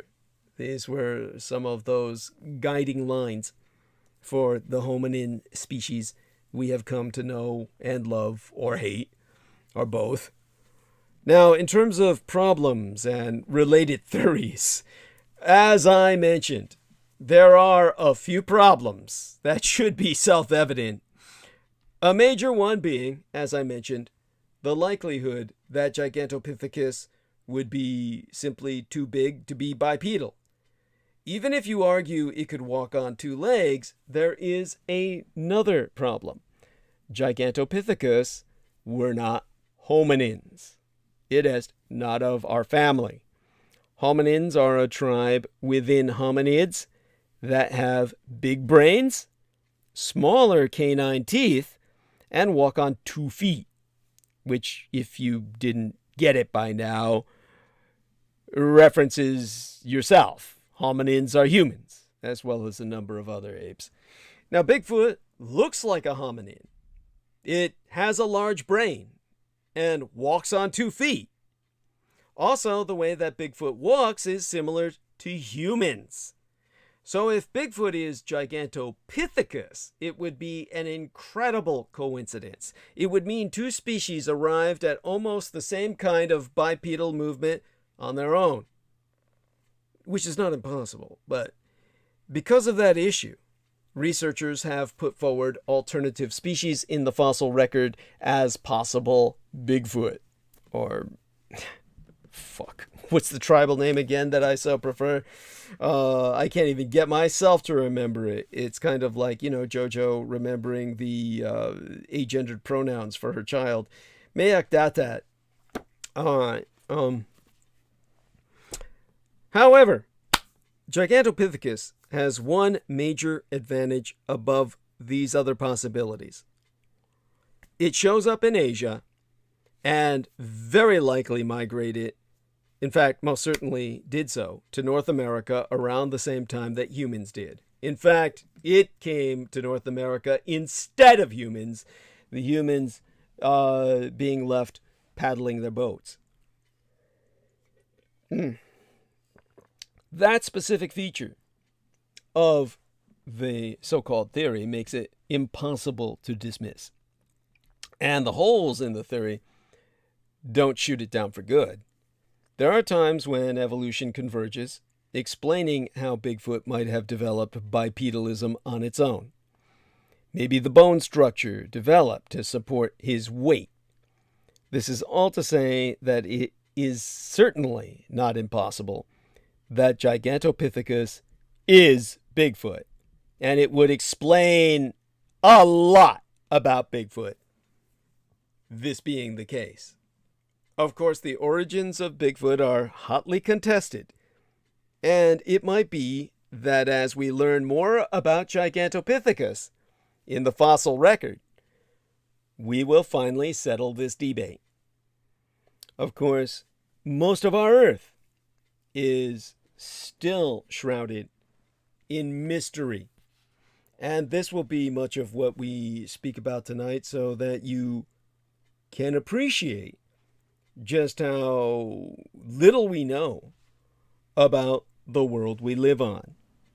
65% of Earth is completely unexplored, and no human has ever visited the most mysterious places. Of course, you'd be made to think that in humanity's 300,000-year history of record-keeping, we'd be intimately familiar with every nook and cranny of Earth. Unsurprisingly, we are not. In fact, 65% of our planet remains completely unexplored, most of which lies beneath the oceans. Literally anything could be down there, and we wouldn't know. And that includes non-terrestrial civilizations. And by non-terrestrial, this means, of course, they are non-earthly. That doesn't mean they're extraterrestrial. Oh God, then I have to get this from Jameson. Cthulhu Pithecus. Thank you. That's actually quite funny. That's good. Now I'll have to try and get my brain back on track after that, because now I'm imagining people running around with, of course, tentacles for noses and shit. And all right, I'm getting some incoming notifications here. I can never resist looking at them, even when I'm on transmission. Hopefully this doesn't disturb people. I got some guy saying, "Hey Penny, where was your jump room located?" And he doesn't seem to be being sarcastic or something. For some reason, he thinks I'm Penny Bradley. Okay, why? Okay, I don't look like Penny Bradley. Anyhow, Roberto Morandi says, "Wonderful about my blood boy." Yes, delicious, isn't it? I mean, oh my God. Garnish is everything. Really. It really makes the dish. I've told people this before. Presentation is everything. And that's what gets the appetite going. So, of course, I put a photograph up of one of my blood boys, just the way, so many people put up pictures of meals that they eat, and when I was trying to bring that up with Peter Moon one time, I don't think he got it. I don't think he understood. Anyhow, satellites, of course, cannot show us what lies hidden under the dense tree canopies of tropical rainforests. Satellites cannot see underground. And most importantly, they cannot see underwater. The Earth's surface is 3/4 fucking water. The depths of the oceans are completely unexplored. We know more about the surface of fucking Mars than about the majority of the seafloor on our own goddamn planet. So yes, there are plenty of places left to be discovered on Earth, but most are underwater. In fact, our planet should properly not be named Earth, it should be ocean. But how deep is too deep? I had a vague idea of how deep the ocean is. Very deep. But it turns out I was wrong. There's two ways to look at this, of course. If you're looking at it from one way, and we're looking at how the water on the surface of our planet compared with the rest of the planet, its mass and density is, then the water is very shallow. It is literally like just a tiny kind of collection of water within a dent or various kinds of indentations on a surface. But yeah, it's puddle-like. But if you take a look at it from our level as human beings who are comparatively small, yeah, it's really fucking deep. So the deepest point on Earth's surface lies beneath the southern Pacific Ocean, and it's called the Challenger Deep. And it's a whopping 11,000 meters. That's 36,000 feet in imperial measurement. That's below sea level. For comparison, Mount Everest is only about 29,000 feet above sea level. So in other words, it's deeper in Challenger Deep than Mount Everest is high above ground.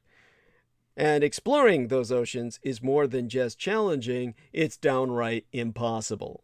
The Pacific Ocean alone has a surface area greater than that of all the continents combined. So, how much of the Earth is truly undiscovered, above and or below water? The Earth's oceans comprise 71% of the planet's surface. And while humans have generally explored almost Earth's entire continental surface peripherally, as in via the Google search, with the exception of Antarctica, there are substantial parts of the ocean that remain completely unexplored and understudied, to say the least. Even the latest technological advances for mapping the seafloor are limited by what they can do in the oceans. Exemplary in the southeastern Pacific Ocean, an area as large as the state of Oklahoma, has never been mapped. And no one has yet gotten together the resources to even think about doing so. For the bulk of the ocean, scientists cannot distinguish seafloor topographic features because it is too deep to get reliable measurements. The accuracy and precision of most features on land that have been mapped are almost 1,000 times better than the resolution in the oceans. For life at the microbial level in the oceans, many species, possibly thousands, remain completely unknown. There is very little about the interactions between viruses and other marine microbes, making it difficult for scientists to identify and define new species once they're even discovered. There is also much still to learn about even the largest marine animals. Exemplary, 2 new species of whales were discovered in 2003, and just over a decade ago, scientists proposed a new species of killer whale. Even ocean temperatures can be difficult to measure. In fact, in only 2 parts of the world has the variation of ocean temperature over time been measured below depths of 1,000 to 2,000 meters, meaning 3,281 to 6,562 feet. Our understanding of the oceans is limited, and enormous opportunities for discovery remain completely unfulfilled. So more than 65% of our planet remains totally unexplored. Mostly the ocean floor. Try rediscovering all that land under 8 tons per square inch in pitch darkness with an ever-diminishing supply of oxygen. It's way out of our league. The deepest plastic bag on Earth sits 36,000 feet below water in the Mariana Trench. It's 30 years old. Actually, pretty much everything out there was at one point touched by a human being in one way or another. But that doesn't mean that humans went anywhere near it. Let me try and put it this way. Only 13% of the world's oceans have no trace of human life, meaning that the ocean is by now saturated with teeny tiny pieces of plastic ingested by plankton. And just 5% of this 33.5 million square mile wilderness is protected. The extent of human impact on these underwater ecosystems is impressive. Still, despite that fact, we've only mapped 5% of the world's seafloor in any detail. Excluding dry land, that leaves 65% of the Earth completely unexplored. There's a lot out there potentially harboring a lot more plastic bags. But really, only 5%? See for yourself. There aren't nearly enough red lines on any goddamn map you'll find of the ocean floor. It may not get better anytime soon, with the National Science Foundation looking to sell its research vessel Marcus G. Langseth, one of the world's lead ships responsible for what we mapped already. Per the Washington Post, it says, its sophisticated array of pneumatic guns generates a blast that bounces off the Earth's crust and penetrates dozens of miles into the planet. Unspooled behind the ship, Miles of cables strung with microphones capture the blast's reflection. This sonic bounce creates maps of mid-ocean ridge magma chambers and tectonic plate edges, features that are otherwise difficult, if not impossible, to survey. And as our man Jameson says, does science even science anymore? What the fuck? Yeah, I mean, they're selling off their primary surveillance tool. You see, the Langseth specializes in deep ocean crust imaging and floats the careers of scientists who have never, ever even personally been on board. But its high costs also means there's a target on its stern. The Academy is shifting away from research vessels, certainly was doing so in 2015 when they put the ship up for sale, to focus on some of the more dramatic consequences of climate change, like rising sea levels. You see, we aren't going to get a chance to explore the seas because the seas are rising to engulf us. And most scientists agree that the global sea level is definitely rising at a frightening pace. So the deep ones are coming to a shore near you. Don't laugh at my saying that. It's not a cute little blurb to toss out there as a bumper sticker to make your friends laugh. It's gonna fucking happen.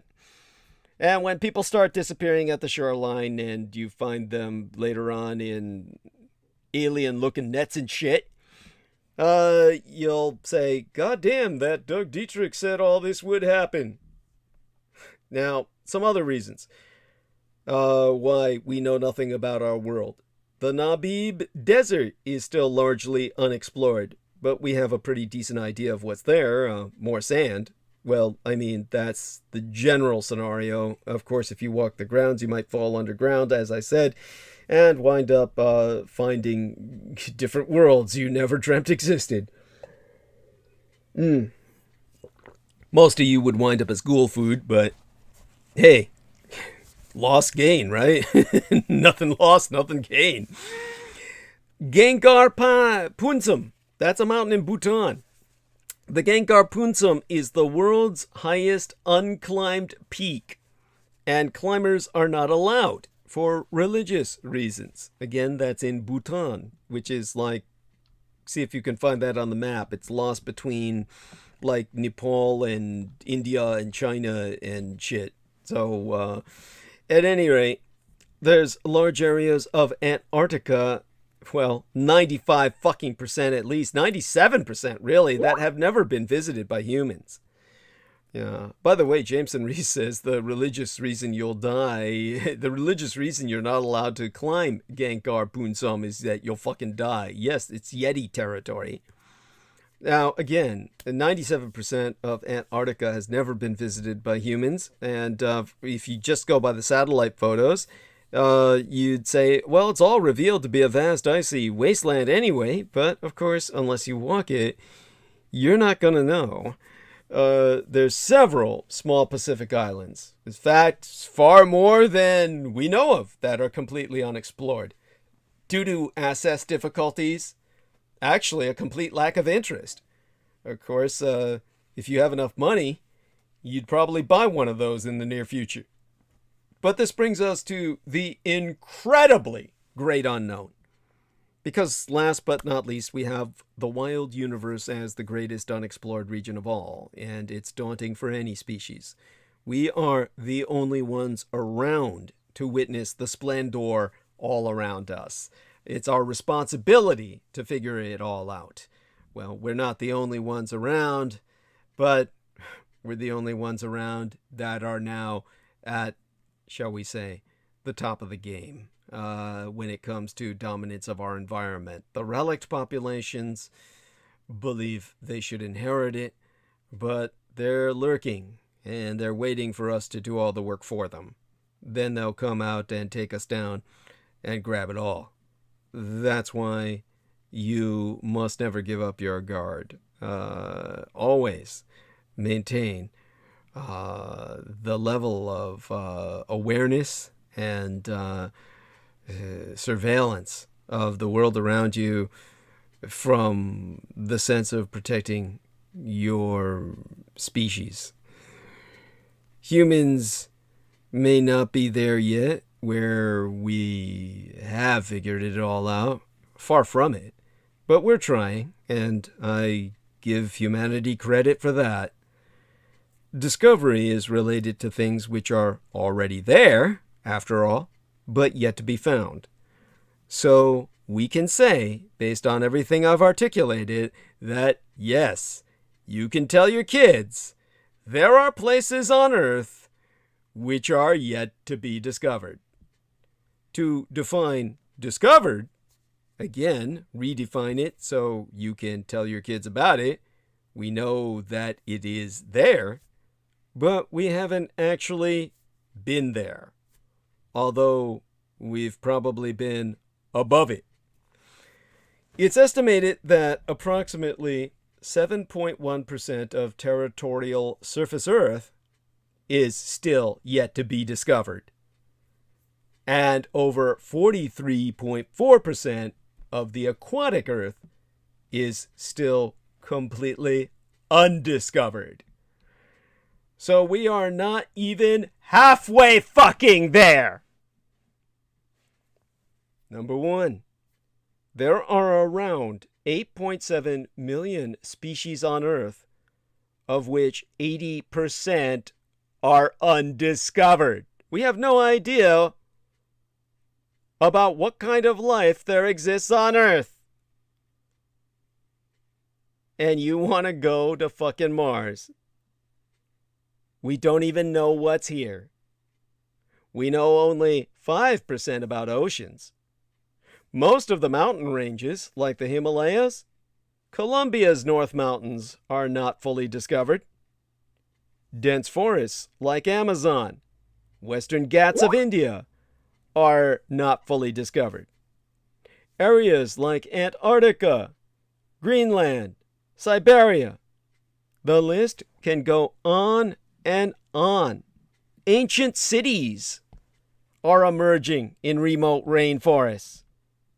Most of the important archaeological sites in Central America were, well, they're propagandized as having been discovered by archaeologists who, in fact, never discovered them at all, but were led to the ruins by local people. Several Maya archaeologists who routinely started fieldwork in a new area by heading into a dive bar and hoisting beers all day on your tax dollars with the locals while listening to various bullshitters spin tales about ruins they'd seen in the jungle, because once in a while a story would turn out to be true. But because these sites were long known to local people, they had invariably been disturbed, if not badly looted. The revelation of an ancient city in a valley in the Mosquitia Mountains, or Mosquitia, of Honduras, one of the last scientifically unexplored regions on Earth, was one of those different stories.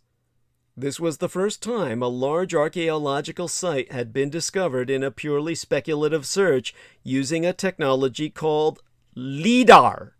LIDAR, all uppercase, like radar should be spelled. Radar being, of course, a acronym for radio detection and ranging. LIDAR is an acronym for light detection and ranging.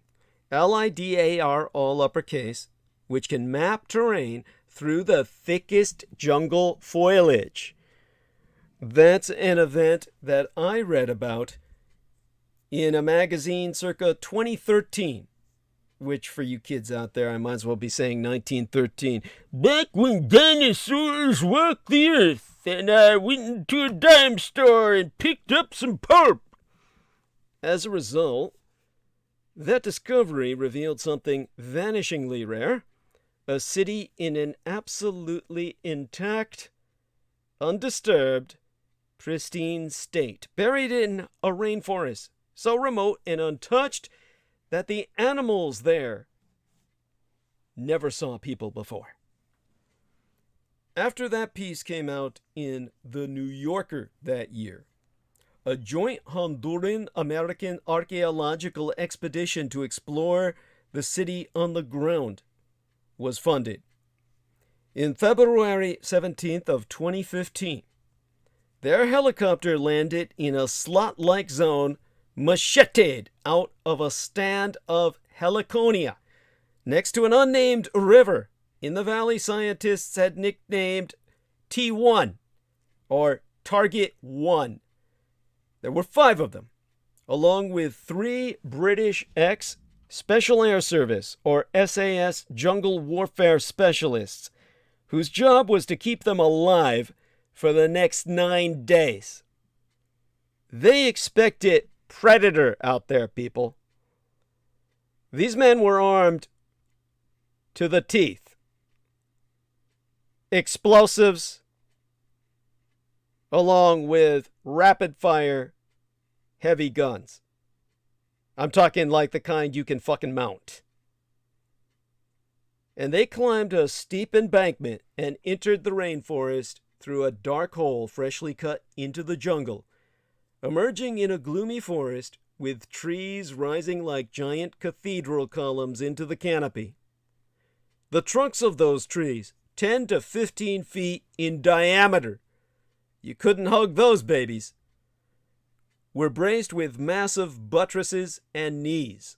Many were wreathed in strangler figs called matapolos, or tree killers, strangling the oxygen flowing out of them so that they slowly died even as they lived for hundreds of years. The air carried a heady scent of earth, spice, and rotten decay. As was writ in National Geographic magazine later that year, there was no camp waiting for them. They had to slash out their own personal clearing with a machete. Purring jaguars prowled about their tents at night, along with other unseen beasts they never identified. Sounds of primatoid calls that they could only presume to be South American primates, Latin America's own Yeti. I refuse to use Sasquatch. Now, they encountered deadly fertile ant snakes almost every day, usually waking up to nests of them within their sleeping bags. But entering the ruins themselves was a disappointment. If the Mosquitia jungle were superimposed on Times Square in the center of New York, the foliage would be so thick you would have no inkling you were in the midst of a city. Even standing at the base of an earthen pyramid in the central plaza of T1, surrounded by earthworks, terracing, and mounds, they had not the slightest idea that this was the main public space of what had once been a thriving city of thousands. And it was only through technology that they finally knew their location in those ruins.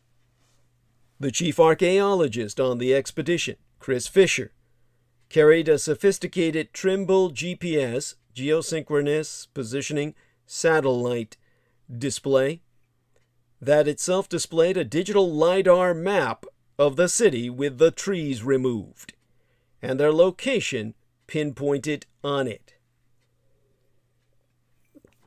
And as they moved through the jungle, Chris Fisher would check the Trimble and say, "There's a big mound 30 feet ahead."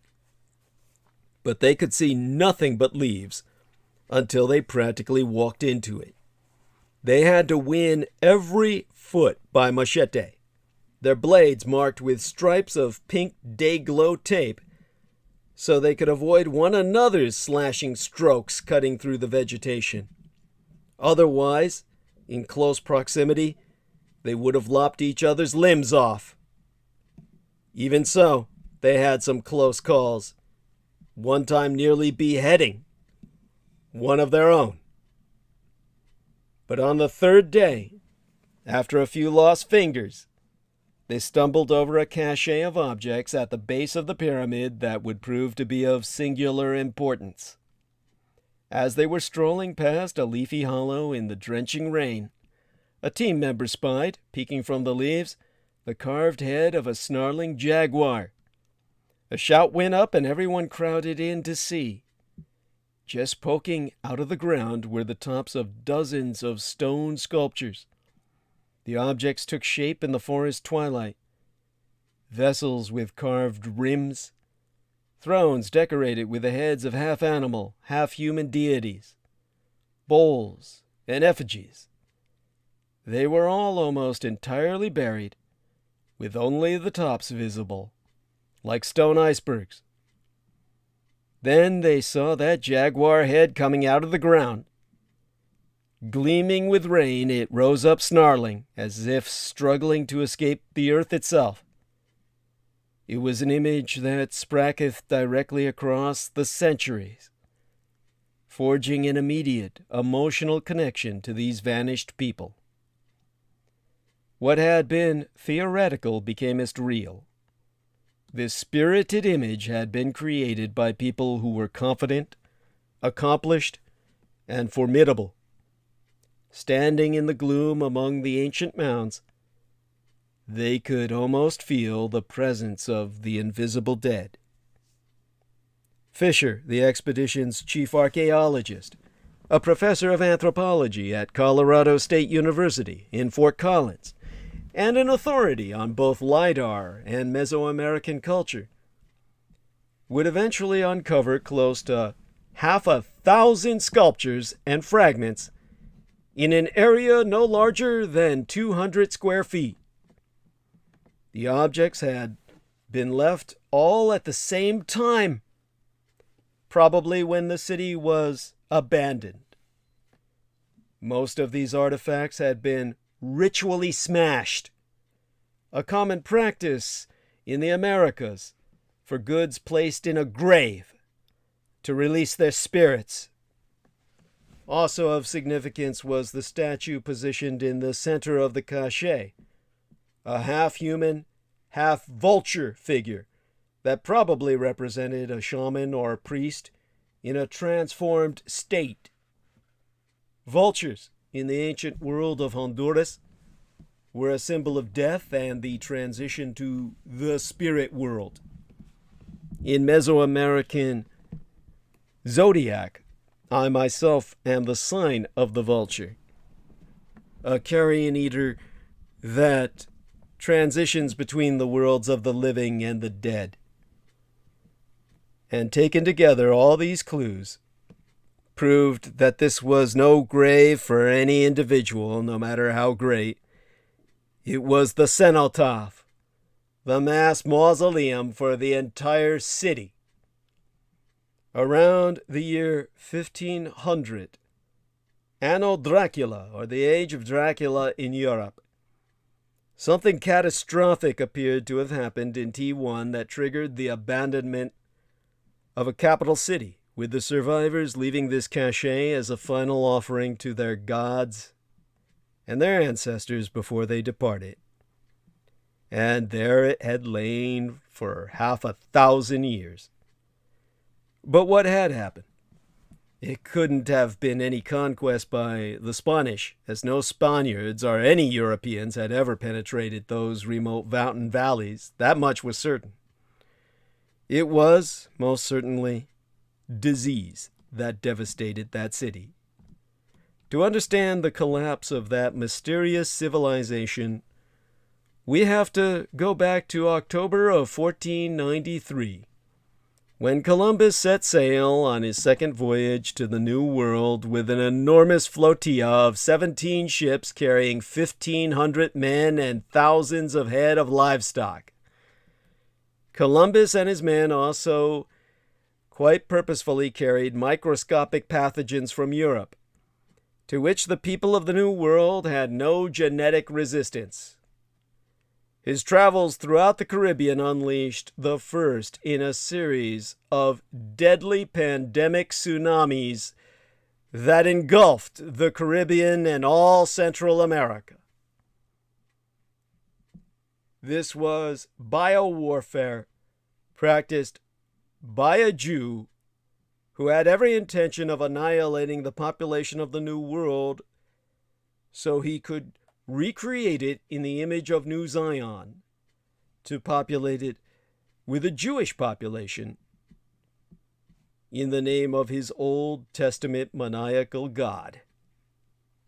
And that fortress-like valley of T1, ringed by mountains, with only one single point of entry, was nearly invulnerable to invasion. The people of T1 had nothing to fear from European conquest, but they were vulnerable to European diseases, especially smallpox and measles, which burned far ahead of actual European contact, triggering enormous population collapses. Anthropologists have documented that between 1518 and 1550, over 90% of the native people of Honduras died of disease. Those pathogens invaded Mosquitia via two pathways, the first through trade.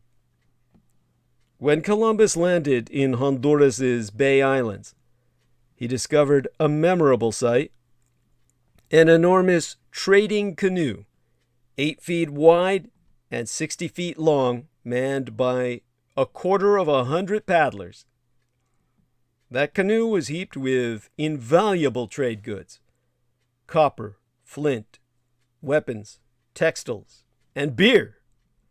There was extensive maritime trade throughout the Caribbean and Central America, some of which undoubtedly went up the two main pathways, the Rio Platano and the Rio Patuca, into Mosquitia. There can be little doubt these traders, peddling goods from the islands and coasts, carried European pathogens into the hinterlands, where the microbes escaped into the local populations and triggered demographic apocalypse. A second likely track of infection was the slave trade. Before slavery was restricted by the Spanish crown, in pity of what the Roman Catholic monks had told them of Columbus's atrocities, in 1542, slaving parties secured Honduras, kidnapping Indians to work plantations, mines, and households. The first slaves were captured from the islands and the coasts.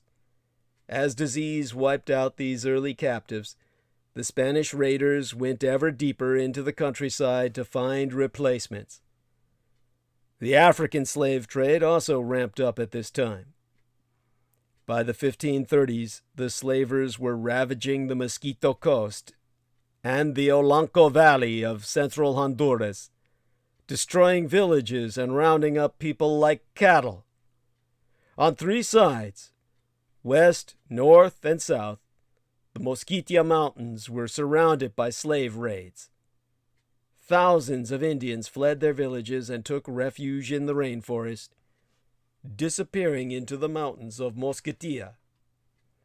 Some of these refugees, unfortunately, carried European disease into the otherwise well-protected interior valleys, including T1. If we follow the history to its forlorn conclusion, then sometime in the early 1500s, several epidemics of disease swept T1 in immediate succession. Since the mortality rates were similar to the rest of Honduras, 90% of its inhabitants died of disease. The few survivors, shattered and traumatized, prepared to abandon the city. Their final act was to gather up their sacred objects, arrange them at the base of the pyramid, sunder them, and then depart, never to return. Europe's Black Death, at its worst, carried off 60% of the population. 30% with the first wave, 30% with the next. But nowhere near what European diseases did to the pure folk of the Americas. And that was devastating. The Europeans had numbers to recover. The Americans did not. Because the mortality rate, as much as it collapsed the economy of Europe, was not high enough to destroy European civilization. 60% will devastate feudalism and force social revolution. A 90% mortality rate is high enough. It does not just kill people, it annihilates society itself. Effectively, it's the end of the world. The survivors are deprived of that vital human connection to their past. They are robbed of their stories, their music, and their dance, their spiritual practices and beliefs. Think what it would be like for you to watch all these people die. Your children, your parents, your grandparents, your brothers and sisters, your friends, your community leaders, merchants, and spiritual authorities. Imagine the wasteland left behind, the towns and cities abandoned, the fields all overgrown, the houses and streets strewn with the unburied dead. Envisage all the wealth rendered worthless, the stench, the flies, the scavenging animals, the loneliness and silence. This inferno of contagion destroyed thousands of societies and millions of people from Alaska to Tierra del Fuego, from California to New England, from the Amazon rainforest to the tundra of Hudson Bay. It was the greatest catastrophe ever to befall the human species. The death of T1 was but one tile in this vast mosaic of annihilation from the North Pole to the Cape Horn, where Tierra del Fuego, the end of the earth, doth lie.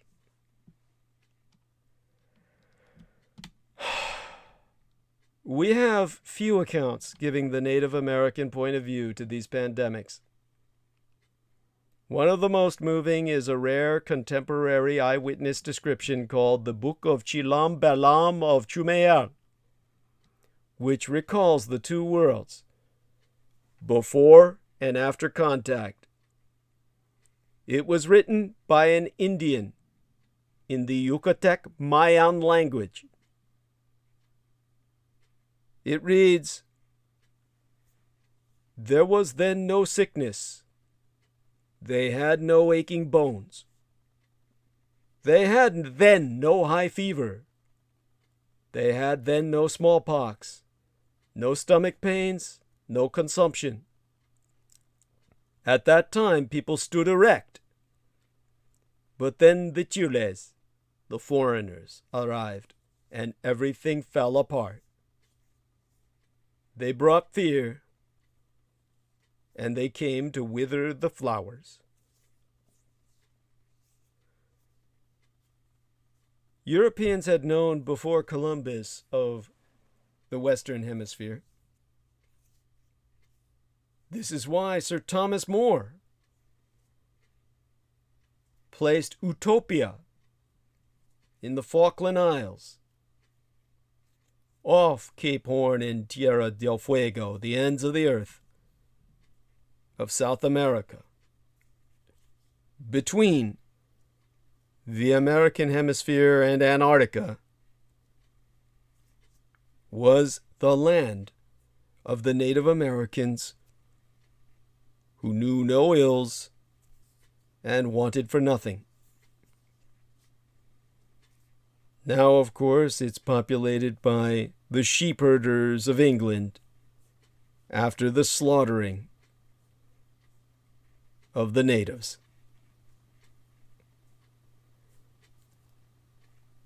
This is the world, the utopia, destroyed by the white invasion. 127 million people dead.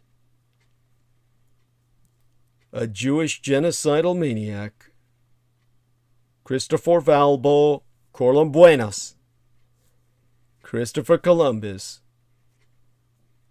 and his attempt to create a Grand Zion, generated the greatest mass grave in history. And what was once continents of civilization and pyramidal cities became a wasteland of reforestation and a carbon sink that generated a necromantic winter, a nuclear winter of human death, an ice age that befell mankind. The only people to prosper from the Columbian Exchange were the Chinese. American food was brought to China that could grow in places where food never grew before. China's civilization, or rather its population, exploded. People were able to breed to over 1 billion that China sustained through the introduction of maize and corn that had never been in China before. As the Chinese were dealing with the Europeans, their own currency was based on silver, the silver standard, as the Europeans thought silver as a secondary metal. They stored their money in silver bars. So when they traveled to China, they were bringing money straight to China without even the need for conversion. Since that was the currency in China, it would be like boats showing up from China in America today carrying nothing but United States dollars, filled to the brim with them, where people just opened up their storage bins and US dollars came flying out that you could grab as you walked by. China's economy and population exploded to the point where they became over 1 billion people within 100 years. Today, China is the 3rd largest country in the world, after Russia and Canada in terms of physical size. Slightly larger than the United States, even including Alaska. It covers nearly 9,596,960 square kilometers. That would be 3,690,100 square miles. Now, included in this total are 9,326,410 square kilometers of land and 270,550 square kilometers of inland lakes and rivers. From east to west, the distance is about 5,000 kilometers from the Heilongjiang, or the Amur River, up in Russia, to the Pamir Mountains in Central Asia. From north to south, the distance is approximately 4,050 kilometers from Heilongjiang Province to Hainan Province in the south, and another 1,450 kilometers farther south to Zhengmushal, a territorial claim off the north coast of Malaysia. China's climate ranges from subarctic to tropical. Its topography includes the world's highest peaks, tortuous but picturesque river valleys, and vast plains subject to life-threatening but soil-enriching flooding. And all these characteristics have dictated where the Chinese people can live and how they make their livelihood at all. Usually described as part of East Asia, the Communist Chinese Empire is south of Mongolia and the Siberian landmass, west of the Korean Peninsula and insular Japan, north of Southeast Asia and east of Central and South Asia. And most of China's population lives in the relatively flat and fertile southeastern third of the country, the traditional China proper. And most are peasants living, as did their forebearers, in the low-lying hills and central plains that stretch from the highlands eastward and southward to the sea. Agriculture predominates in this vast area, generally favored by a temperate or subtropical climate, and the meticulously tilled fields are evidence in part of the government's continuing concern over farm output and the food supply. Because only 15% of China is any good for agriculture at all, compared to 21% in these United States. And most of that land in China is on the central eastern coast and around the Yangtze and Yellow River valleys. About 34% of China is covered by pastures and 14% by forests. Mountains cover 58%, well over half of China.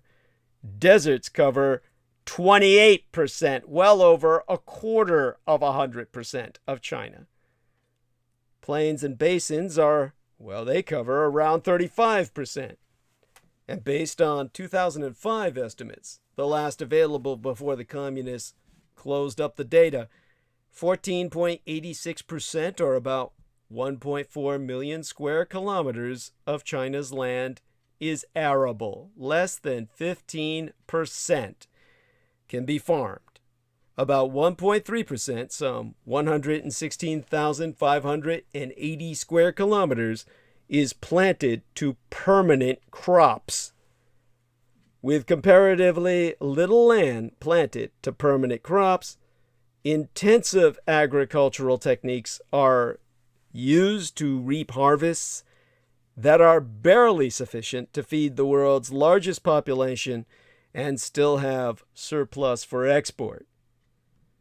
An estimated 544,784 square kilometers of land were irrigated in 2004.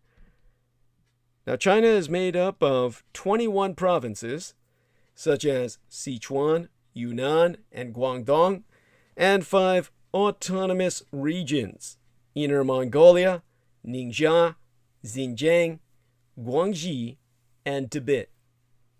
Populated in those areas by large numbers of ethnic minorities, China's 3 largest cities, Beijing, Shanghai, and Tianjin, and Chongqing, are governed directly by the Communist Chinese government as municipalities.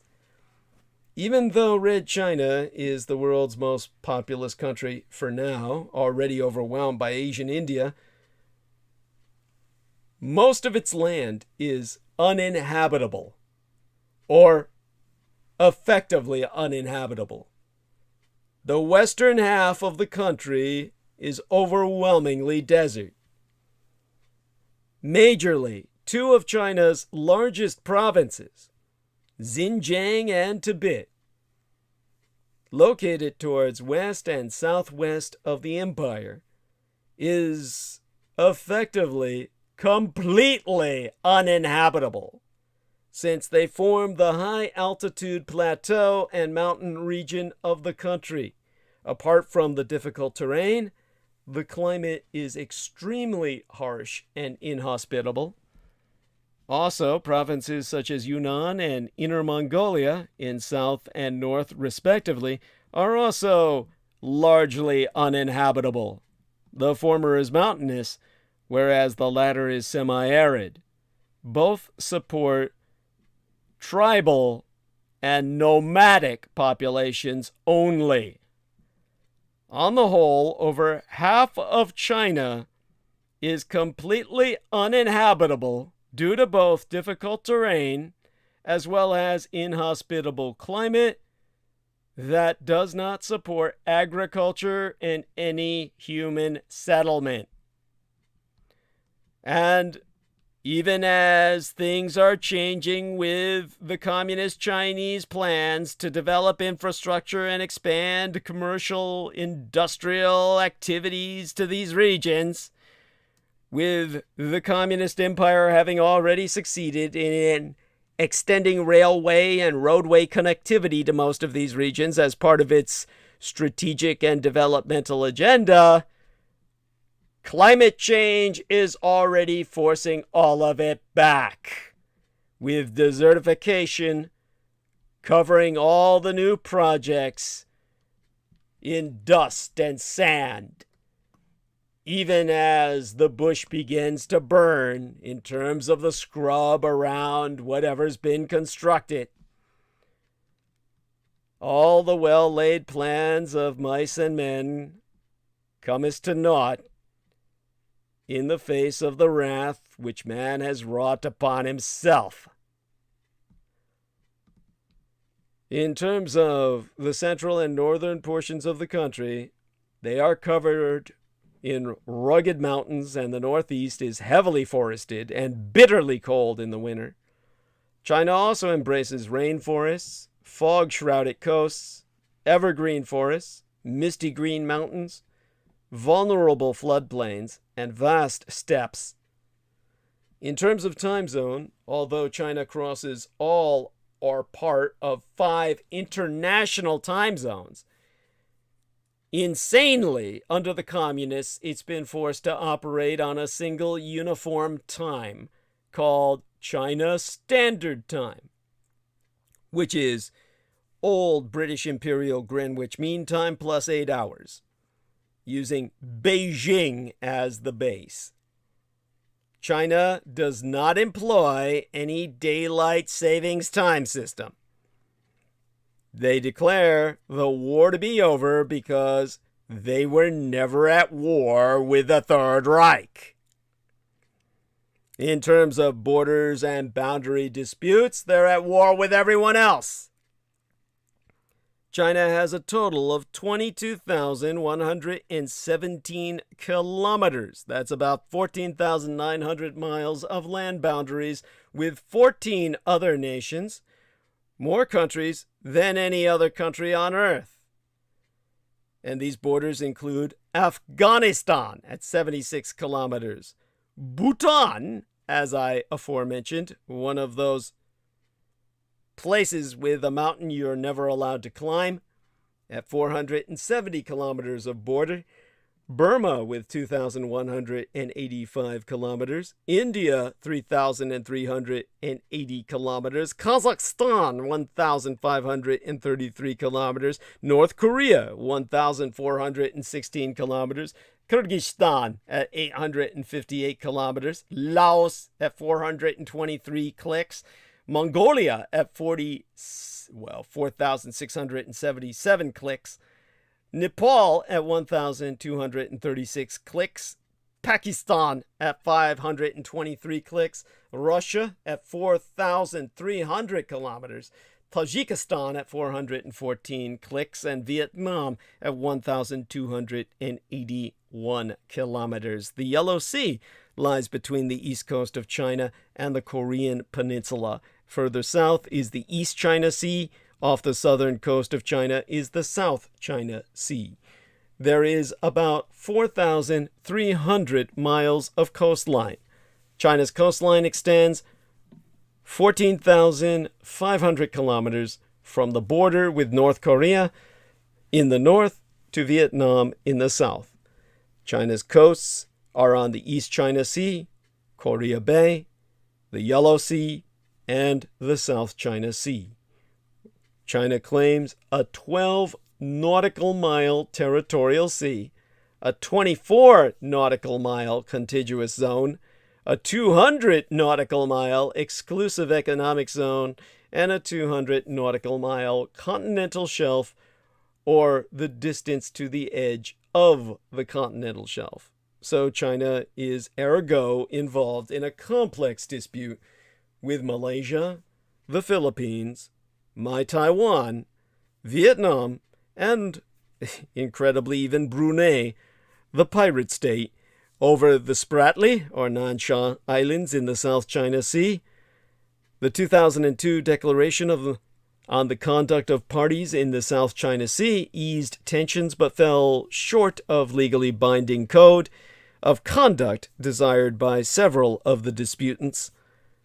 Red China also occupies the Xishan, or Paracel Islands, which are also claimed by Vietnam and my Taiwan, and asserts a claim to the Japanese-administered Senkaku Islands, or the Diaoyutai in the Pacific Ocean.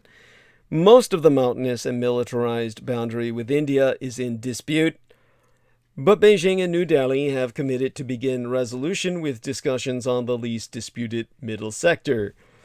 China's de facto administration of the Aksai Chin section of Kashmir, which is disputed by both India and Pakistan, is the subject of a dispute between China and India. India does not recognize Pakistan's ceding lands to China in a 1964 boundary agreement. In October of 2004, China signed an agreement with Russia on the delimitation of their entire 4,300-kilometer-long border, which had long been in dispute. In terms of northern China, when we speak of Russia, the northern part of China proper is relatively flat and embraces the Huanghe Basin, the Qinling Range, the Shanxi Loess region, North Central Plain, Mongolian Plateau, Eastern Highlands, and Central Plains of Manchuria. Much of China's northern border is shared with Russia, of course. There were border wars there in the decade in which I was born, the 1960s, all the way through the 1970s, that led to several million deaths. The tensions only subsided after the breakup of the Soviet Union and the signing of a border agreement circa 1997. Between Russia and China is Mongolia, a former puppet state of the Soviet Union that acted like a buffer between the two rival communist empires. Mongolia is now free of Russian domination, and China and Mongolia are both home to millions of ethnic Mongolians, and they share the Gobi Desert, a vast area of windy, grassy plains. Western China is, of course, the wilderness. The western part of China is the home of the Tarim Basin and the Taklamakan Desert, two of the driest and most desolate regions in the world, and the Tian Shan Mountains. The Muslim ethnic groups that live there are similar to those found in the former Soviet republics of Kazakhstan, Kyrgyzstan, and Tajikistan. Many of the ethnic groups in Western China are overtly hostile to the Beijing government and the ethnically Han Chinese, or the Chinese racial majority, because of their ill treatment, to say the least. Well, the fact that the yellow Chinese are attempting to exterminate them. Now, mountainous southwest China borders the two rivaling countries of Pakistan and India. China has traditionally been much more friendly with Pakistan. The two nations built the incredible Karakoram Highway together, rendering Pakistan a Sinoviet satellite. Then China has ever been friendly with India, which is never. Indeed, in the 1960s, China and India fought a war over inhospitable parts of the Himalayas, and the border in the area is still disputed. It is not possible to enter Red China from India. The spine of the Himalayas including Mount Everest, runs along the border between Tibet, which is part of China, and Nepal. Most of Tibet is occupied by the Tibetan Plateau, a dry, desolate region punctuated by mountains and isolated lakes. The average elevation in Tibet is 14,000 feet. Roads routinely pass over 16,000 to 17,000 foot passes, and there are 40 peaks over 22,000 feet high. Very few people live in Tibet, far fewer now since millions have been annihilated in the anti-Tibetan genocide campaign of the Communist Chinese. And the Tibetan Plateau itself embraces the now emptied Himalayas, Kunlun Mountains, and the Tasa Shan. In terms of southern and central China, the central part of China proper embraces the Yangtze Basin, the Sichuan Basin, and the Yangtze Plains and Delta. Between Tibet and the plains of eastern China are rugged, difficult to traverse ridges of mountains, many of them in western Sichuan and Yunnan. Getting across those mountains can take weeks. East of those mountains is the Yangtze River Valley and the plains of northern and eastern China, and that area is the heavily populated home of the Han Chinese.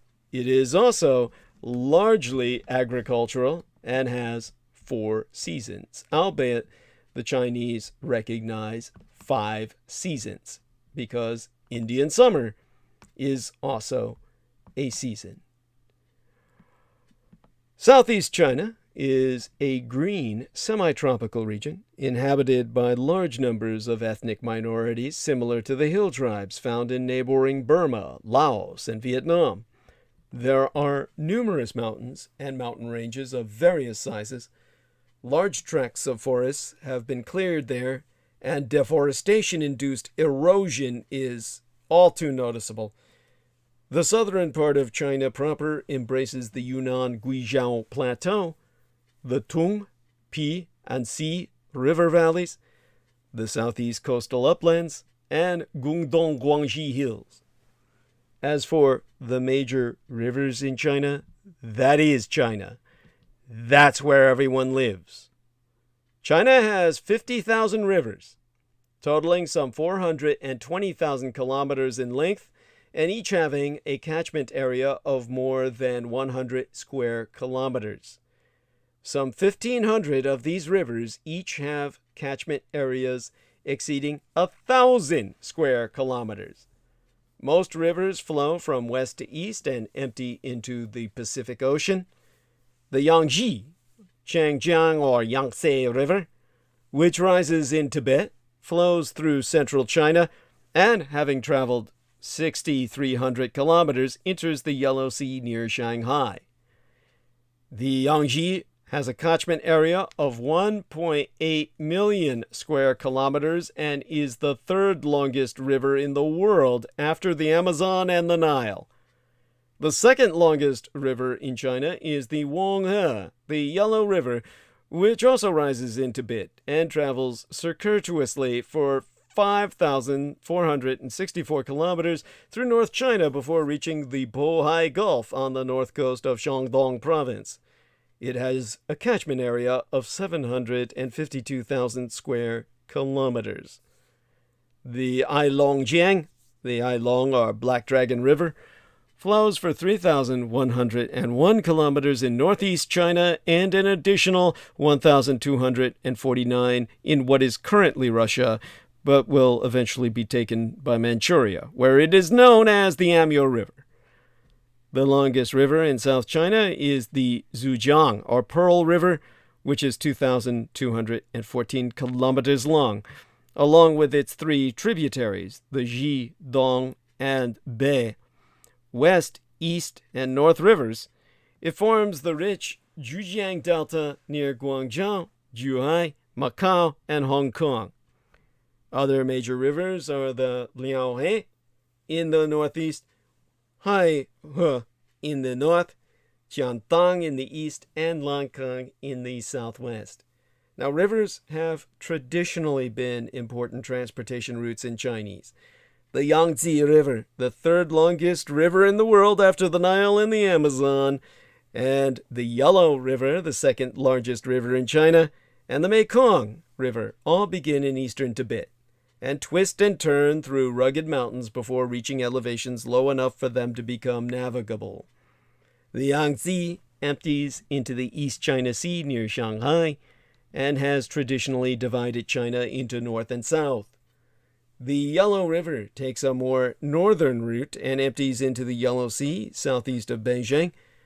Other important Chinese rivers include the Pearl River near Hong Kong, the Heilong River, the Haiho River, the Waiho River, and the Yalu Sangho River. And then there is the Jiangxi Los region. The Jiangxi Los region is a 150,000 square mile region in Gansu, Shanxi, Henan, and Shanxi provinces where everything is gritty yellow. The mountains, the cliffs, and the houses where many people live.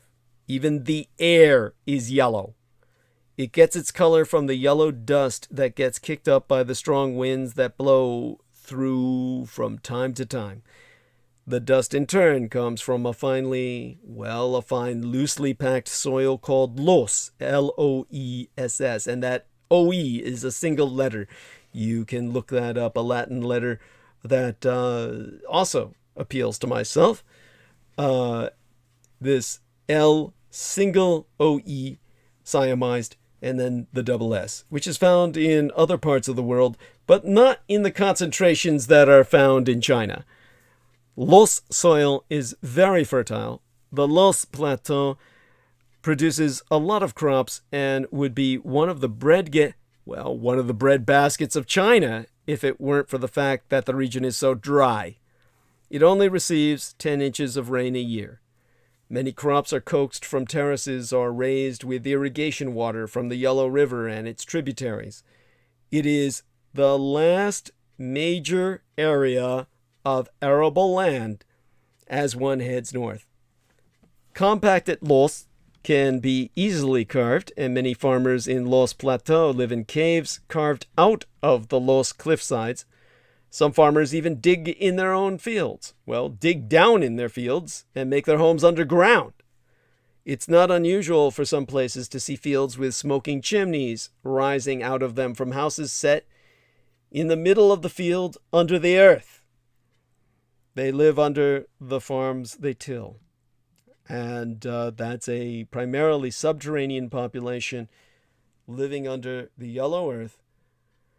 And the Loess Plateau is still one of the least inviting landscapes in China, where living underground is preferable to suffering above. It was once covered by forest, but is now largely bare except in areas of agriculture. On some barren slopes, without a tree or bush in sight, are the slogans written in large characters, visible from the sky: "Make the Green Mountain even greener." And occasionally there are serious problems. In May of 2005, an enormous sinkhole swallowed 11 houses in Jijian County in Shanxi province.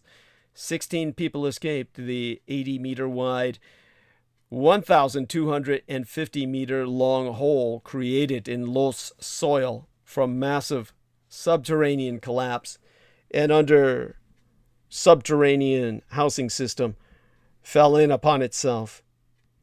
Loess is hard when dry, but dissolves when wet. Rains wash away huge amounts of soil and leave behind gullies that can become canyons and may travel across the region. They make travel across the region quite difficult. Loess is also light and blows away very easily. In the spring, when the winds are strongest, yellow dust from the Loess Plateau is carried westward into Korea and Japan, where it forms a pollen-like film. Some even makes its way to North America. The soils that blew away in the Dust Bowl region of Oklahoma were primarily loess, or L siamized O-E-S-S. And finally, mountains and glaciers. This is where the Yeren, or the wild man, or China's Bigfoot, truly roams. Mountains cover 33% of China's landmass. Plateaus, 26%. Basins, 19%. Plains, 12%, and hills, 10%. Thus, 69% of China's land is nothing but mountains, hills, and highlands. China has 5 main mountain ranges, and 7 of its mountain peaks are higher than 8,000 meters above sea level. The main topographic features include the Xinjiang, or Qinghai Tibet Plateau, at 4,000 meters above sea level, and the Kunlun, Qinling, and Greater Hingan ranges. In the Himalaya Mountains, the world's highest, are Mount Everest, known in China as Chomolungma, at 8,844.4 meters, based on new official measurements, and K2 at 8,611 meters, shared with Nepal and Pakistan respectively. The lowest inland point in China, the second lowest place in the world after the Dead Sea in Israel, is at Turpan-Pendi, 140 kilometers southeast of Urumqi, the capital of Xinjiang Uyghur Autonomous Region, at 154 meters below sea level. With temperatures that have reached 49.6 degrees Celsius, it also ranks as one of the hottest places in China. Now, to provide everyone a little bit of an image as to where Chinese people live amidst all this lunar desolation, it's just like living on the moon with enough oxygen to barely breathe. Here I'll enter into the live stream, basically, or this is what will take you to a river map of China, or rather to a map that shows you the only 2 major rivers where effectively all Chinese people live. And that, of course, will provide you at least a little bit of an idea of how unpopulated China is. As a matter of fact, here we are. Map of China's empty space. China empty space. And this, I'm sure, will provide us with something that we need. Aside from which, I'll be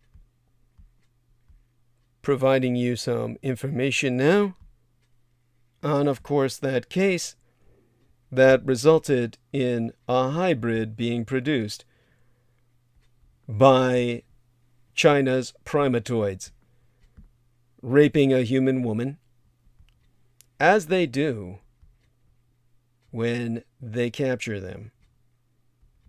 Understand, of course, map of China, empty space versus population.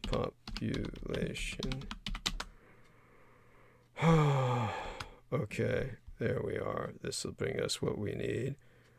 Population comparison map. There we are. This ought to be much better in informing you exactly what we're talking about. Okay.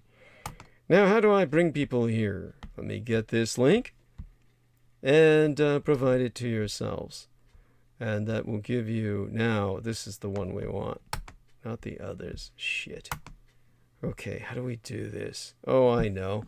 Take this, and if I can get it on where I can locate it.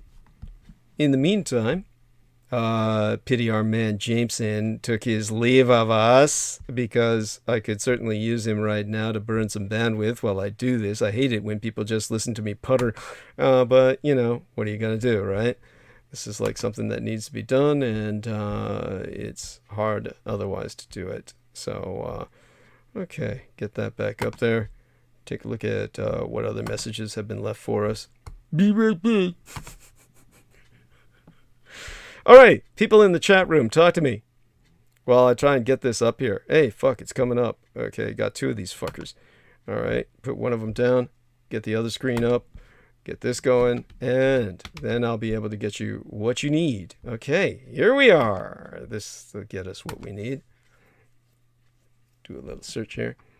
And there we are. And this will bring us where we need, hopefully.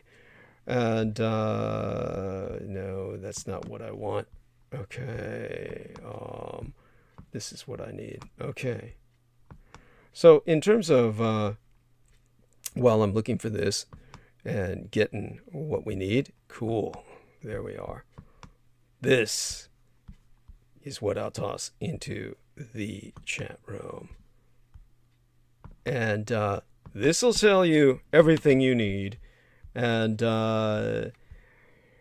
this isn't going to explain it to you in a way you can understand. So I'll have to explain it to you. Fuck. There must be some way I can find it. There's none of this in English. This just doesn't do it in English. I need to find it in fucking English. Come on, people. Jesus Christ. I'm dealing with English-speaking people here. Granted, that pisses me off that I have to. But, this will be able to, I got the image, but when it's not in English, it just doesn't do it right. So, okay. So here we are. Our man Jameson Reese is back. And let's see if this fucking works. And okay, there we go. This does it. Maps are weapons. Fan maps. Cool. Okay. Gonna put this into the chat room for you people. And everybody, look at this. I want you all to access this and learn. This'll blow your fucking mind. And which is the whole point of your being here repeatedly. And let's see now. Veronica is responding. Good for her. And there we go. All right. So, oh, by the way, Mysteries Mystery School. Holy fucking shit. Hi. Thank you. He is, and he has the best laugh. Look, I want to give a shout out. I should have done this after the, what do we call it? Solicitation. But shout out now to Mystery Johnson, who contributed $6.93. And he said, my birth given name is Mystery, Mysteri, and I am in search of the mysteries. Thanks for aiding in my mystery school. Laugh out loud. So thank you. Every little bit helps, and deeply appreciated. And everybody else is welcome to contribute into the PayPal, just as Mystery did. And so, Mystery of Mysteries School, I apologize for when you dropped in and said hello the other day with that wonderful Southern accent in the chat room. Not that anyone could hear them speak, but they were saying, hi, y'all. How y'all doing? That was from Florida, and I believe I missed reading it out loud for no particular reason. I just missed it while I go over the chat room. I don't catch everything. And so thanks to them appearing. And, of course, what I have provided in the chat room, which anyone can access now, who's listening, you can just go into the chat and access it.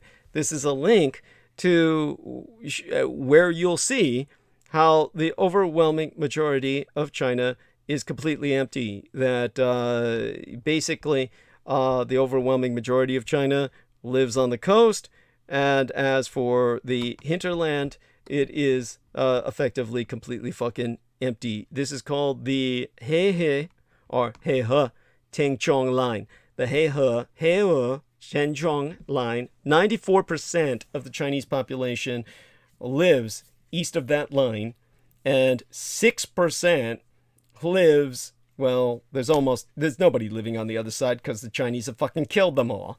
So effectively, nobody lives on the other side of the line because they're all dead. That's happy China for you. Just makes you want to go over there, move and resettle, right? So you could live in whatever death camps they built in the West. That's our idea of the West Frontiers. He says, no worries. Thank you so much. Wish I had more to share. Love your shows. Oh, bless you. Male or female? Just curious. And so Henry Martinez says, woke up to some history of China. There we are. Wonderful. Thank you. And okay, we're maintaining numbers, and that's excellent. I might go grab a drink soon. Another Coke, believe it or not. Not a beer just yet. Because I know if I start on that, I'll just, just dive in from there. But all right. So the point that I want to make, and I'll give you another link now, and that is there was a case of a Yeti that raped a woman in China and produced a child hybrid. There is video of this.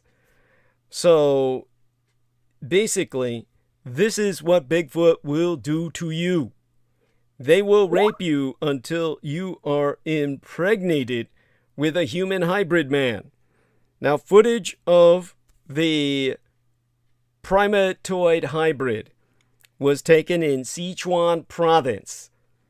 And so this was always identified as Chinese hybrid man or Yeren ape man. Ye Ren. Ren means man. Ye means wild. So it's a redundant term when you mix it with English, wild man, ape man. His mother's account of how he came to be born is the incredible part. The story has been taken by all authorities as a police report. Basically, the boy's mother was abducted by a Yeren, a Chinese Yeti, the Chinese wild man, the Chinese Bigfoot. And here we are. Let me provide you that link yet again. I did so with our last episode.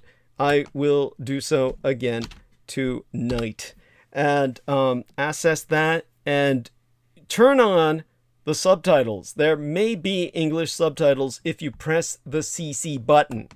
Either way, just watch the visuals. The Yeren. As a matter of fact, I should just use Yeren to refer to all of these goddamn Bigfoot creatures. I mean, fuck it. Why even bother with the Native American names? I can't remember them anyway. So I speak much better Chinese. We'll stick with Yeren, our wild men. Ren is the character for man that looks like the little 2 feet walking. Ye, wild. So, yeah, wild man. Anyhow, he raped her repeatedly before she managed to escape back to her village. And 9 months later, she gave birth to a monster. A boy who grew to be abnormally large and ape-like, displaying more features we attribute to Paleolithic, it is prehistoric humans, rather than any modern ones. And although he was never able to speak any language, he gained a minimal understanding of what people were trying to say to him. He lived to be 33 years old, but because he was kept a federal secret, and hidden in a small village where they forced his mother to take care of him, almost nothing is known about him in the West. He is the bastard son of Bigfoot. And of course, if you look at the comments below that video, you're gonna see the stupidest shit. You're gonna see dumbass white people saying, he's obviously microencephalic. Like, he was born with microcephaly. That means a small brain, a literally pinheaded individual. That's a neurodevelopmental disorder that causes abnormal head growth, or rather, no head growth. So you've got a pinhead with poor brain function and a diminished life expectancy. This is so fucking stupid because obviously the people with microcephaly are the people entering those comments. Yes, thank you, Jameson Reese. They don't grow that fucking big. They're gnomes, okay? When the head's not growing, the rest of the body doesn't grow either, you dumb shits. So, simple fucking genetics, people. Study your goddamn baseline genomes before you pull off some shit. Skeptics who advance that explanation then go on to suggest that the mother must have been ashamed of having a retarded, malformed baby and made up the story about being raped by Bigfoot to explain the anomaly. Oh, why wouldn't she just say some asshole raped me? And therefore he'd be responsible for, like, child support, because you can't get child support from Bigfoot. Maybe she could ask for child support from the asshole who raped her, right? So what the fuck, people? Use your goddamn brains. Come on, she's not as stupid as you are. When I hear this shit, I just get so angry. I can't. Come on, Jameson, help me out here. I just can't take it.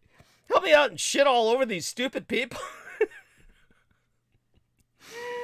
I mean, just look at the size. Yeah. Thank you. I mean, I'm looking at an image of microcephalic adults. Yes. And they're like, they're like gnomes, right? Fucking gnomes. Not really. I mean, some of them look like they're normal. Oh, normal size. They're just. No previous case of microcephaly has ever been very tall. Let's just put it that way. No, not as tall as that guy. I mean, shit. That's. I mean, that's all right. I'm looking at like images of people just who have microcephaly, but this is something. No, this guy doesn't. He doesn't look like he has microcephaly. Let's put it this way. He doesn't look like a human. Thank you. He displays ape-like characteristics such as a primatoid jaw, and we're all primates, so I should say, ape-like, troglodyte jaw. He has a troglodyte jaw, extremely long and gangly arms like a gibbon, and he lacks a human neck. By the way, when I've said that before, I hear idiot after idiot say, you know what? You've got an excellent point about the jaw, because most people who look like they have microcephaly, most people with microcephaly, they don't have a very pronounced jaw at all. Thank you. Yes, and the idiots who say, he's got a neck. Okay, the neck is something you can bend, all right? You can turn your head around. This guy can't turn his neck. He's like a giraffe. It's like all the bones are fused. He has to turn his whole body around to look around. You get what I'm saying? Yeah, and microcephaly, these people do have necks at least. Thank you. So he is half animal.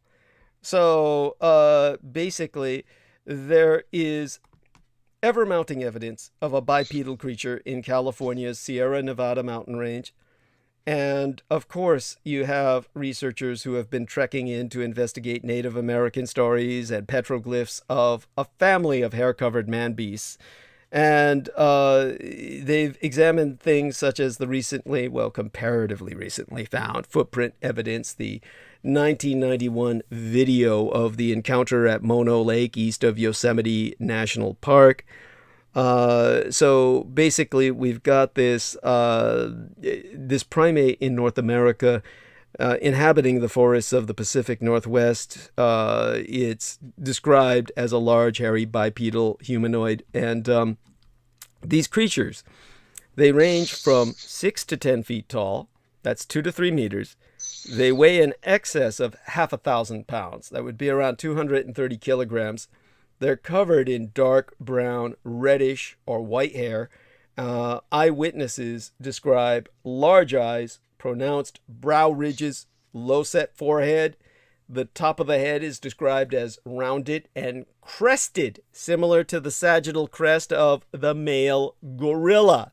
So you see this reflected in this cretin. This is what you would call this individual, a cretin. And among them, a strong, unpleasant odor is reported. And enormous footprints have been confirmed around the world, some as large as 24 inches or 60 centimeters long and 8 inches or 20 centimeters wide. Most plaster casts have 5 toes, like all known apes. Some have 2 toes only. Some have 6. And some have also contained claw marks, making it likely that perhaps a portion came from known animals such as bears, which have 5 toes and claws. But as for the Yeren, our wild men, they're thought to be omnivorous, meaning they'll eat meat as well as vegetables, and nocturnal, probably mostly meats and fruits. But Yeren, the Russians have speculated that these might be Neanderthalic, but they're just not. Russia and Siberia. Basically, here's what the Russians say. There's a 45-minute special I can link to you. I'll provide it for our listeners, that follows the search for the Russian Almasty or the Mongolian Almaz. By the way, so this is all from COVID that you're kind of sniffling, right? I mean, oh yeah. This I should be dead by now. I didn't know I was still on. I got it back on mute. Sorry about that. No worries. It adds to the. Don't worry. It adds to the ambience. Everybody thought it was Bigfoot. It sounded just like it was. Anyhow, I need you to stay on anyway because I'm gonna grab a Coke. So while I'm grabbing a Coke, can you come on and snort and sniffle and. Yeah. Yeah. All right. And you can take a look at the other link. Yeah. Go. I'm so sorry. I'm getting the feeling if basically if it was a person with microcephaly, the Chinese would say it's a person with microcephaly. Thank you. Why would they say otherwise? I mean, Jesus Christ. Why would they sensationalize it? I'm sure they have people with microcephaly in China. Yeah, thank you. It's you have people with microcephaly everywhere. So I mean, there's no reason to say that. There's no reason for this to become a video about a hybrid. Yeah, thank you. There you go. I mean, it's a communist fucking government. It's not like they have any sense of humor. No, and it's not like they're going to, and it's not like they're going to go out of their way to disprove something scientific like microcephaly. Thank you. Beyond that, they're a communist government and they're not making money off this. It's not like there's any money to be made here. So there's no motivation. And I feel sorry for the woman because I'm sure she does not want to raise that thing. Oh, God. Well, thank God it died at the age of 33. But still, that's 33 years that she had to live with that motherfucker. Almost 33 years of torture. Yes, that's right. I mean, you're being raped, and then the sign, then the fucking state is forcing you to take care of that thing because they want to study. It's not even because they want to study it. You know, disgusting. Why don't they fucking take care of it and just? Thank you. Why didn't they just take it off her hands? Because they're fucking cheap ass communists. It's fucking disgusting. Yes, thank you. Humans suck. They do. Yes, it's awful. And shit. I mean, I like to think of myself in a past life as having been an angel, or I like to think that I'm a fell angel in human form. There we are. Which is a fucking insult. Thank you. Yes, it's just any higher order of being than this. I mean, people who would put other people through this. I mean, shit. Even an octopus would be a higher being. then that would be giving the Cthulhuoids too much credit. Yes, Cthulhu Pithecus. Yes, Cthulhu Pithecus, as you said. But in terms of what we see here now, hopefully people begin to understand what I've been emphasizing to a degree, and we'll get to America when I come back. Let me grab that Coke, give myself some further hydration. I also appreciate the Veronica Bortolini with her ongoing talk throughout, and she's been active in the chat room, and so other people do join in. We do want to hear your response to this, and I'll look forward to what Jameson is going to do. Is he's going to click onto the last link I put in the chat room, and that'll take him to this other Russian documentary, and he can give a running commentary on that while I grab my Coke, and I'll be back in about 5, 6, 7 minutes or so. So I'm going to go mute for that period of time. Thank you, Jameson. Okay. All right. So this Russian one, I'm seeing like a humanoid that seems to be running through the woods. It's wait. Let me get the wording right. It's a hominoid. There we go. That's the most broad spectrum you can.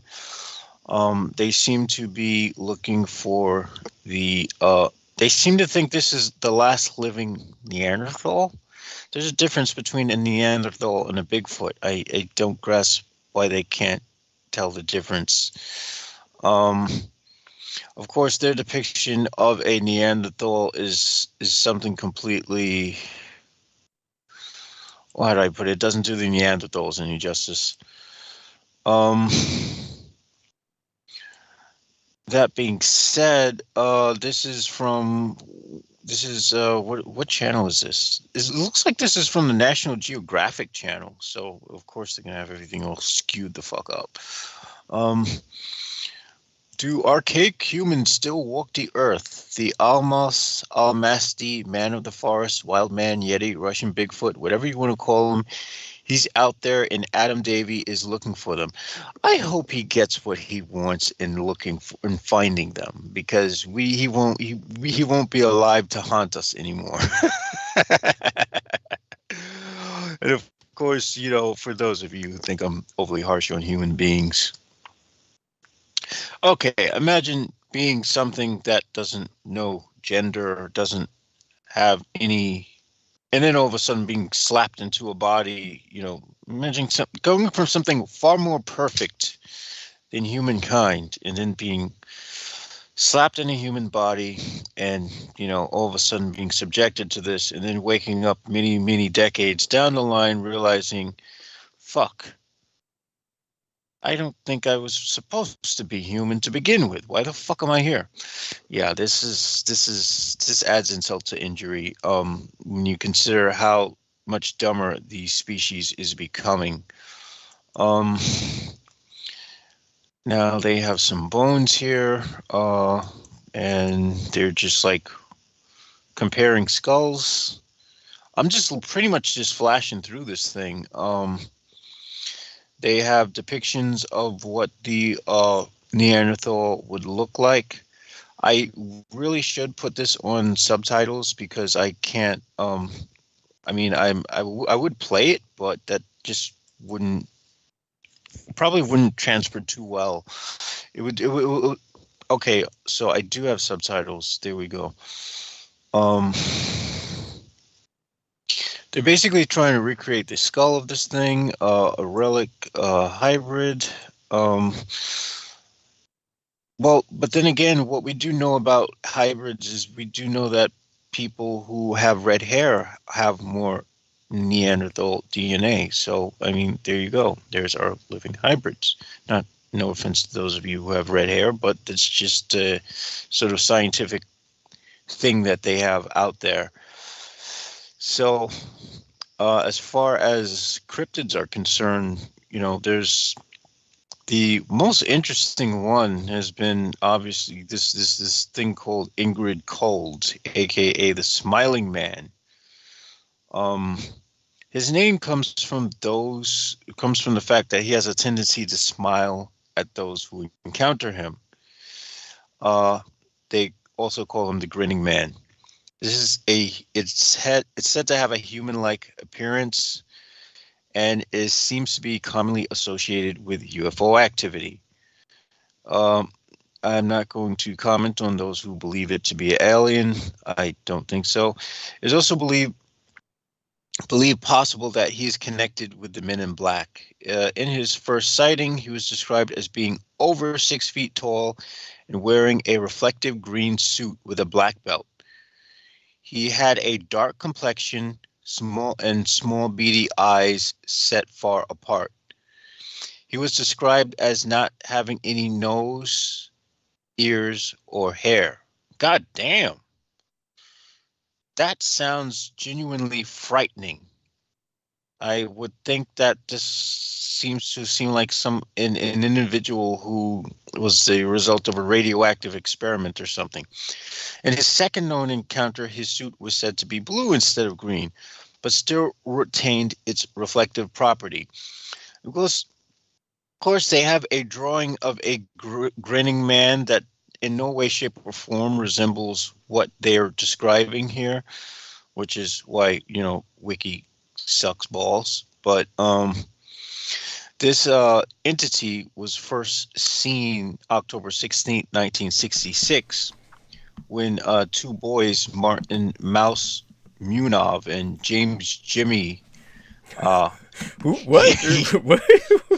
Fuck, who the hell gets named James Jimmy? I mean, his parents must have hated him. Go on. Yeah, that. His last name is Jimmy, and his first name is James. Why couldn't they give him? You know what they should? You know what they should have given? Oh no, never mind. They called him Jimmy, and his last name was Yankitis. Yankitis sounds like a disease. It does. It does.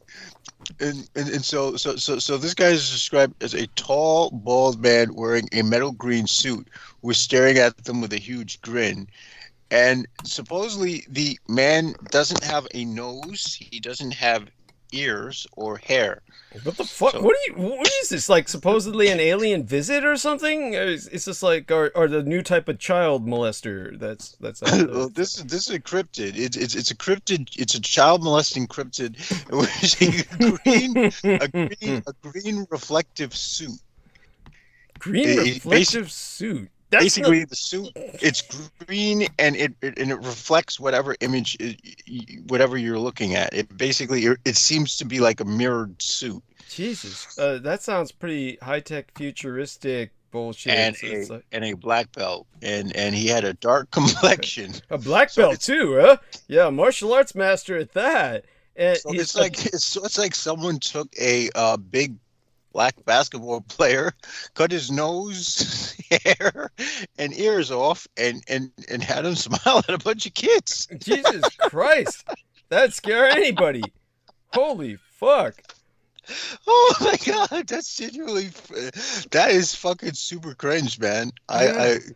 And it occurs around UFOs, and again, we don't know what UFOs are, so I'm assuming that this could have been some kind of spiritual entity or some kind of demonic thing. If you ask me, it's just another government MK Ultra victim who they they just slap around whenever UFOs show up so that they won't think it's Nazis and shit. They'll say, yeah, we'll just send this fucker out, so then they'll say, look, it's a big black guy with no nose. It can't be Nazis and shit.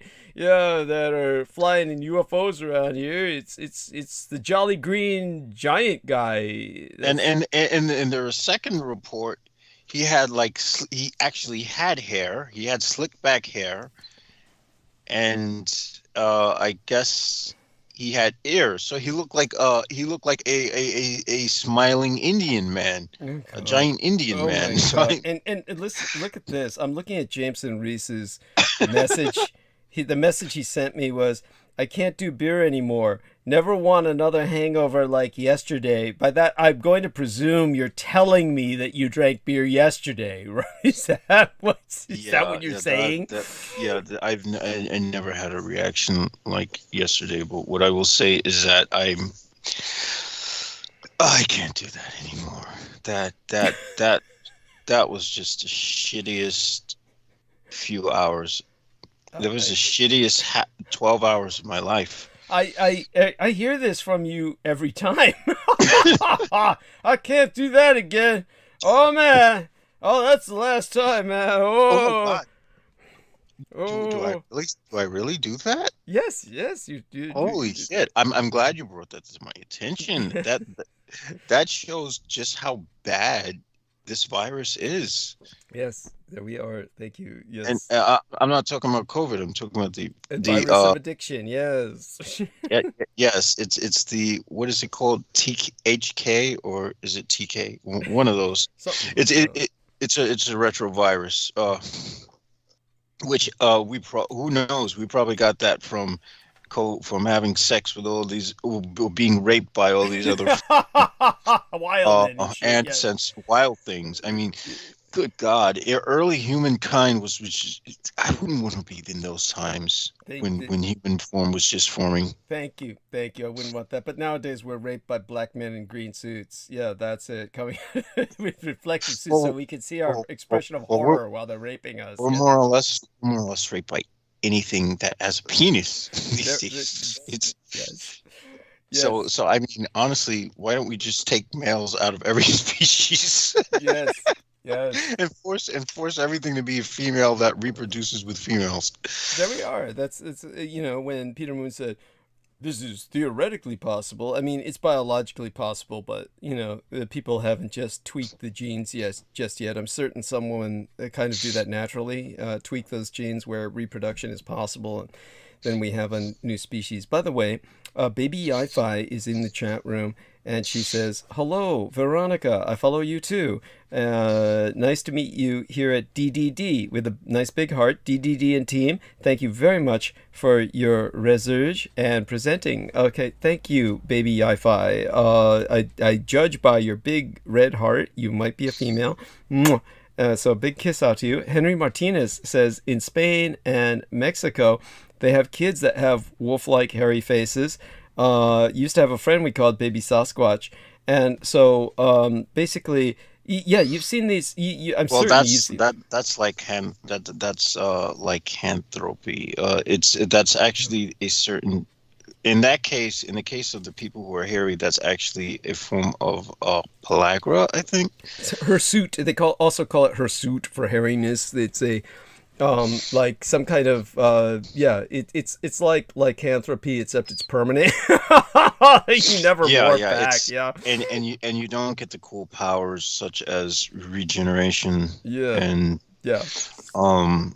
being able to get hit by cars and shit and not break bones. Yeah, that's it's all instead just very you're just kind of like hairy.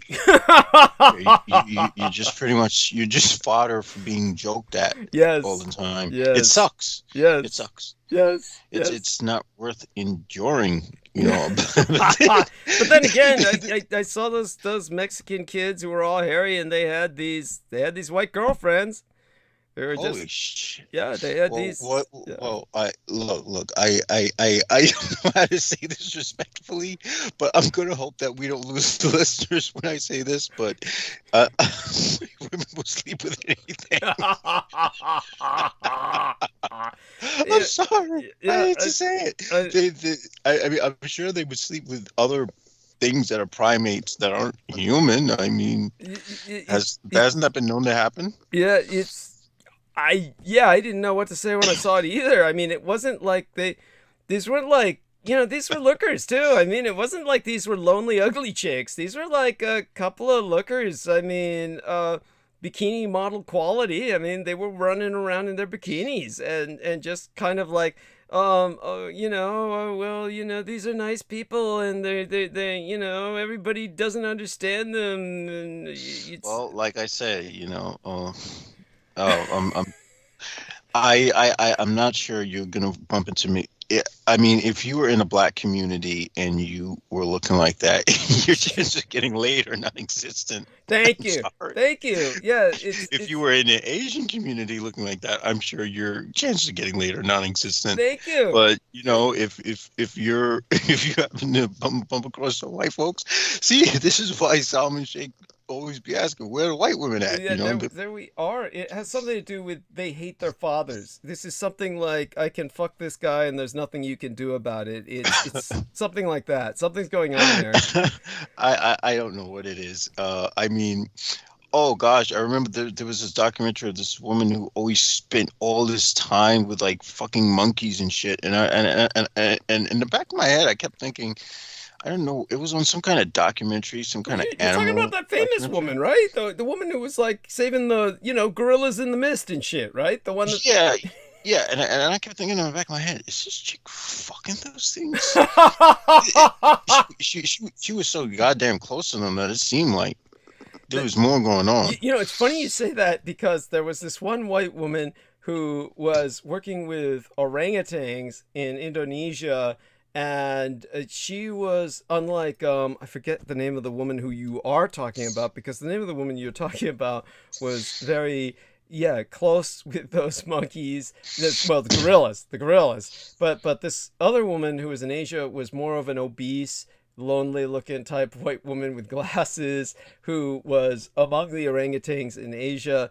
And there were complaints that they just felt that she was just that, a lonely woman who had moved in with these orangutans and just had kind of like made them her family, and she wasn't really studying them. It wasn't that she was accused of fucking them, but it was that she was accused of just basically kind of exploiting them for, rationalizing. Well, if they realized just how dangerous orangutans were, they wouldn't feel too bad for the orangutans. Because once they rip your fucking face off, well... I didn't know that. I didn't know orangutans were that violent. Can they be violent? Orangutans? I mean, I always think of them as lazy as fuck. I mean, or am I thinking about chimpanzees? Yeah, chimpanzees. You're thinking about chimpanzees. They're horrible. Yeah, chimpanzees, chimpanzees wage fucking war and cannibalism and... and if you shave them, they're all pure muscle. Yeah. I mean, they're like prison thugs who just can't get out of prison. Yes, yeah, it's true. And the Japanese, of course, they did a one-up on Planet of the Apes. When Planet of the Apes showed up and made a big success, the Japanese produced a franchise, not just a single movie, and it was called Time of the Apes, which involved, of course, time travel, because that was the original premise of the Planet of the Apes, was time travel. And so Time of the Apes was completely butchered, and they re-released it in the United States, and nobody can understand it because something like effectively 100% of the film is missing. There's like 2 hours left out of, something that's like what was a series. So you had to have what had to be like maybe 50 hours or something, 40 hours, something like that. And then so they pushed it down to 2 hours. So you're missing everything. But the Japanese made it more realistic in one sense. I mean, there's plenty of it that's silly and made for children, but had to have a stupid robot in there. That wasn't in Planet of the Apes, but the Japanese had to stick a stupid robot in there for the kid. These are the robots, man. Yeah. Oh, man. Yeah. Well, but they have the best design mechs, honestly speaking. Of course, but this was the stupid kid's robot, so it wasn't like that. No, awesome. It's just stupid. Yeah, but aside from that, they made it much more realistic in that the chimps were much more violent than the apes, which was not what you saw in the Planet of the Apes. In the Planet of the Apes, they made the apes look violent, which is not the case. Apes are the most peaceful of all the primates, and certainly, more peaceful than human beings. See, you would leave it to the Americans to aggrandize the most violent species as being the good guys who aren't violent, because that's a reflection of what America is. You have white America that demonizes everyone else, and they're the most violent fucking people. Yes, thank you. And so there you go. And by the way, with Jameson still on with us, I'm going to put something else in the link, and this is mapping the massive and empty federal lands of the American West. Understand that the United States of America, in all of the world's population density of all the nations on Earth, the USA ranks 174 in population density. Nobody lives here. If you look at the list... fucking shit. Yeah. If you look at the list, the only industrialized nations lower are Brazil, with that Amazon rainforest taking up all the space. Chile, which is cadaverous. It's nothing but a coast and a single railway connecting coast to coast. Australia, which is nothing but deserts. Sweden, Finland, and Norway, because all Scandinavia is nothing but fucking nothing. Canada, with nothing but fucking nothing and a frozen north. All they got is the North Pole, and the Russians claim that. New Zealand, which is nothing but mountains, and of course Russia, which is nothing but Siberia. It's just nothing but vodka. Yeah, yes. So over 80% of the United States is truly unoccupied land. The population of the United States is centralized in very small pockets. So let me get this in there for the people. This link from the Washington Post, and the very title says it all, which is, and I'll put the link in here so everybody can access this now.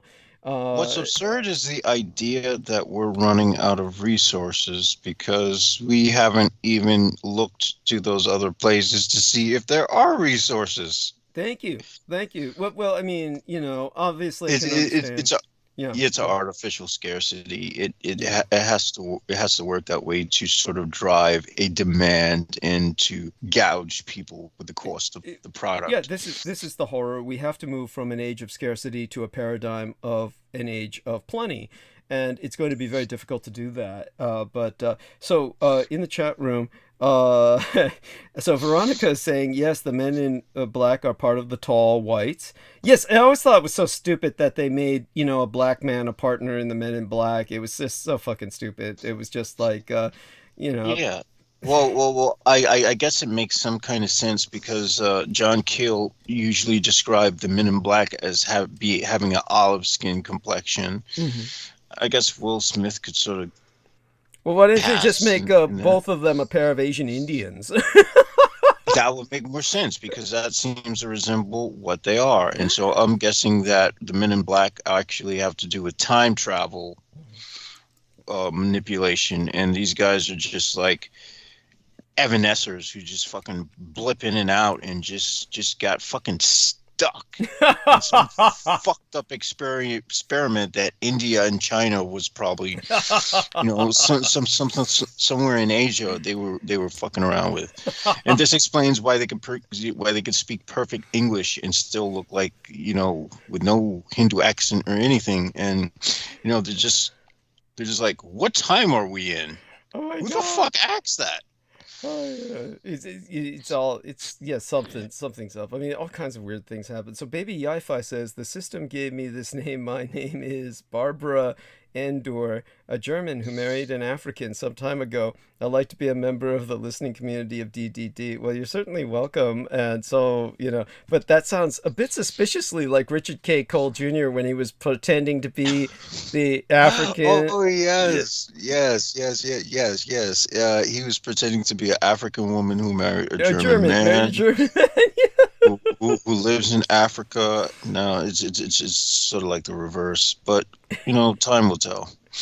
Yes, and but definitely you're welcome for now.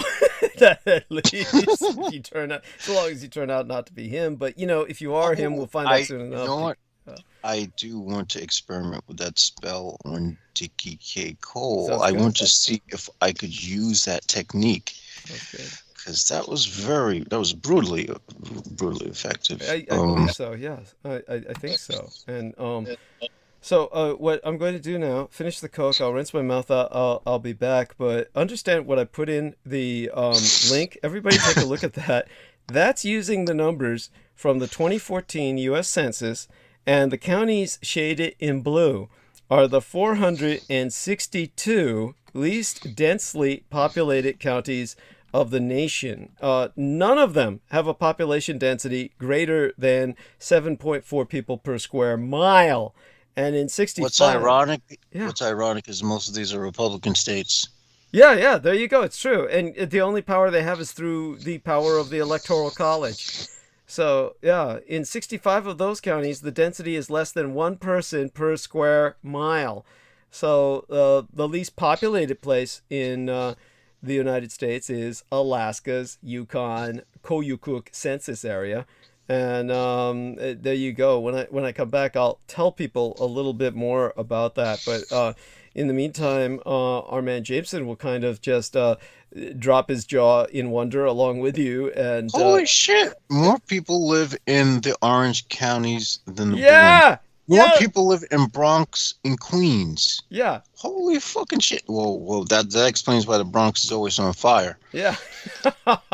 Every other day on the news, some shit got burnt down on the Bronx. That's right. By the way, Baby Yi-Fi says thank you. So you're welcome, honey. And, kisses for now.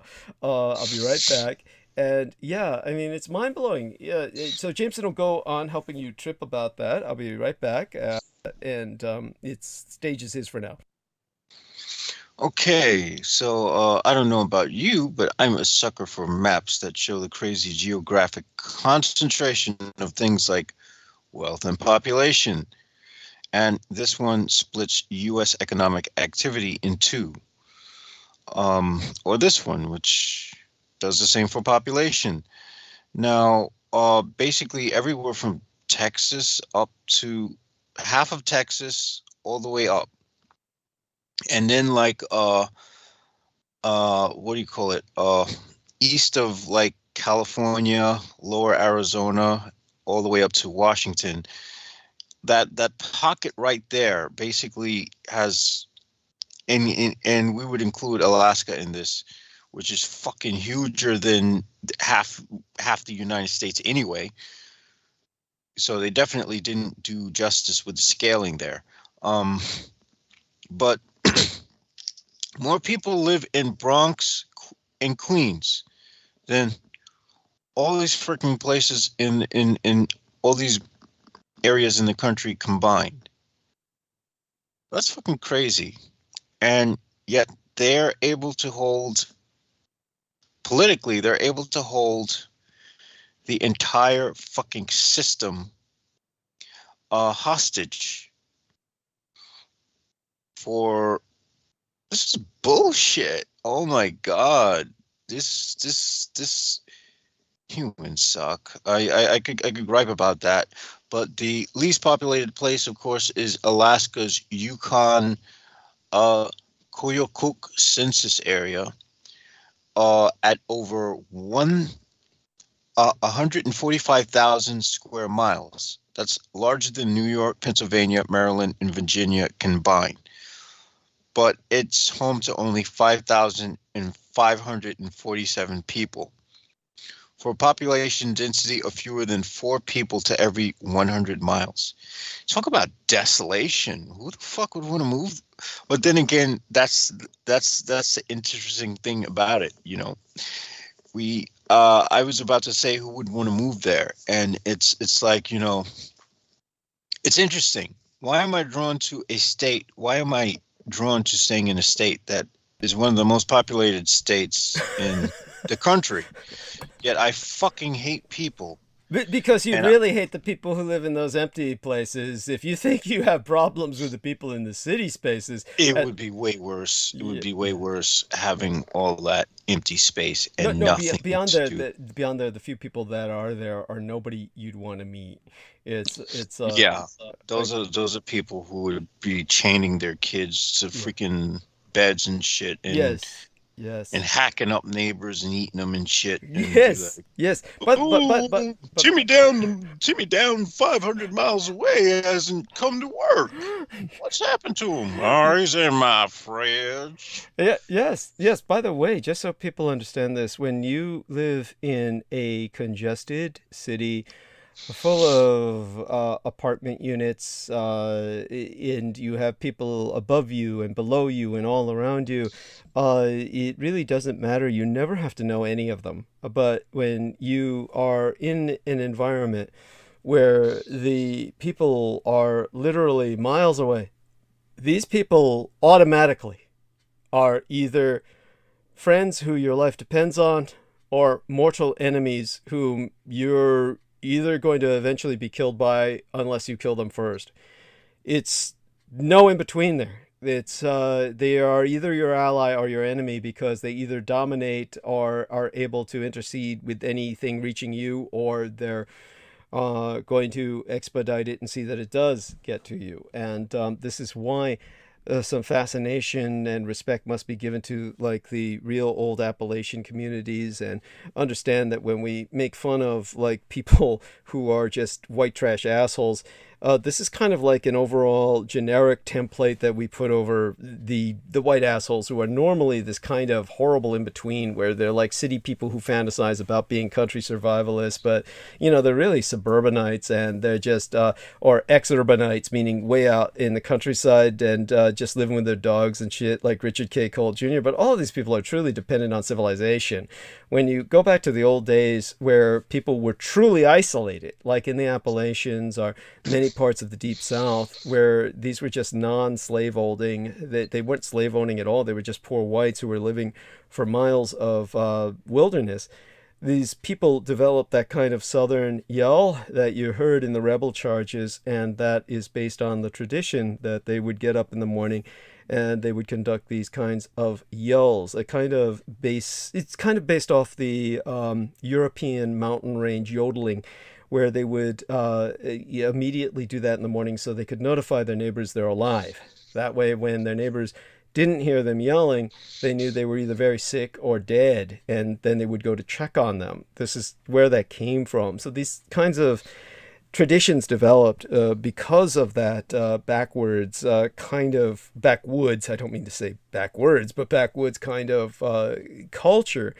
And so there's a reason for that. There's logic in what they do, and obviously they were very dependent on each other for survival. So a sense of extended community developed. This is not something that you could afford to have otherwise. If you're like really by yourself like that and you need help, if those people aren't your friends miles away, then you have no help. I can kind of grasp why all those in all those places people have guns, because if you yodel and you don't hear the other guy you're used to hearing yodel back, you have to then ask yourself what the fuck got to him. Yes, absolutely. You'd be living in fear all the fucking time. That's ridiculous. I had that kind of feeling just going to Maryland back in the days when my folks used to, go to visit my aunt. And what was it, countryside or something? It was just remote. It was just very, very remote. It was a very remote part of Maryland, and it wasn't far from the nuclear power plant, which is something that really caused me to say, okay, I don't want to be out here. Oh, the worst of all possible worlds. Potential mutants. Oh my gosh. Potential mutants as well as isolation. So you have to worry about, but I mean, it's remote enough where if you wanted to take someone out, you can dispose of the body and not have to worry about anyone complaining about the smell or anything. Yeah, no, there you go. Yeah, no. And so you'd have to ask, well, what's the likelihood that shit's going to happen to me? And then it was remote enough for a city slicker like myself to be uncomfortable. We'll put it like that.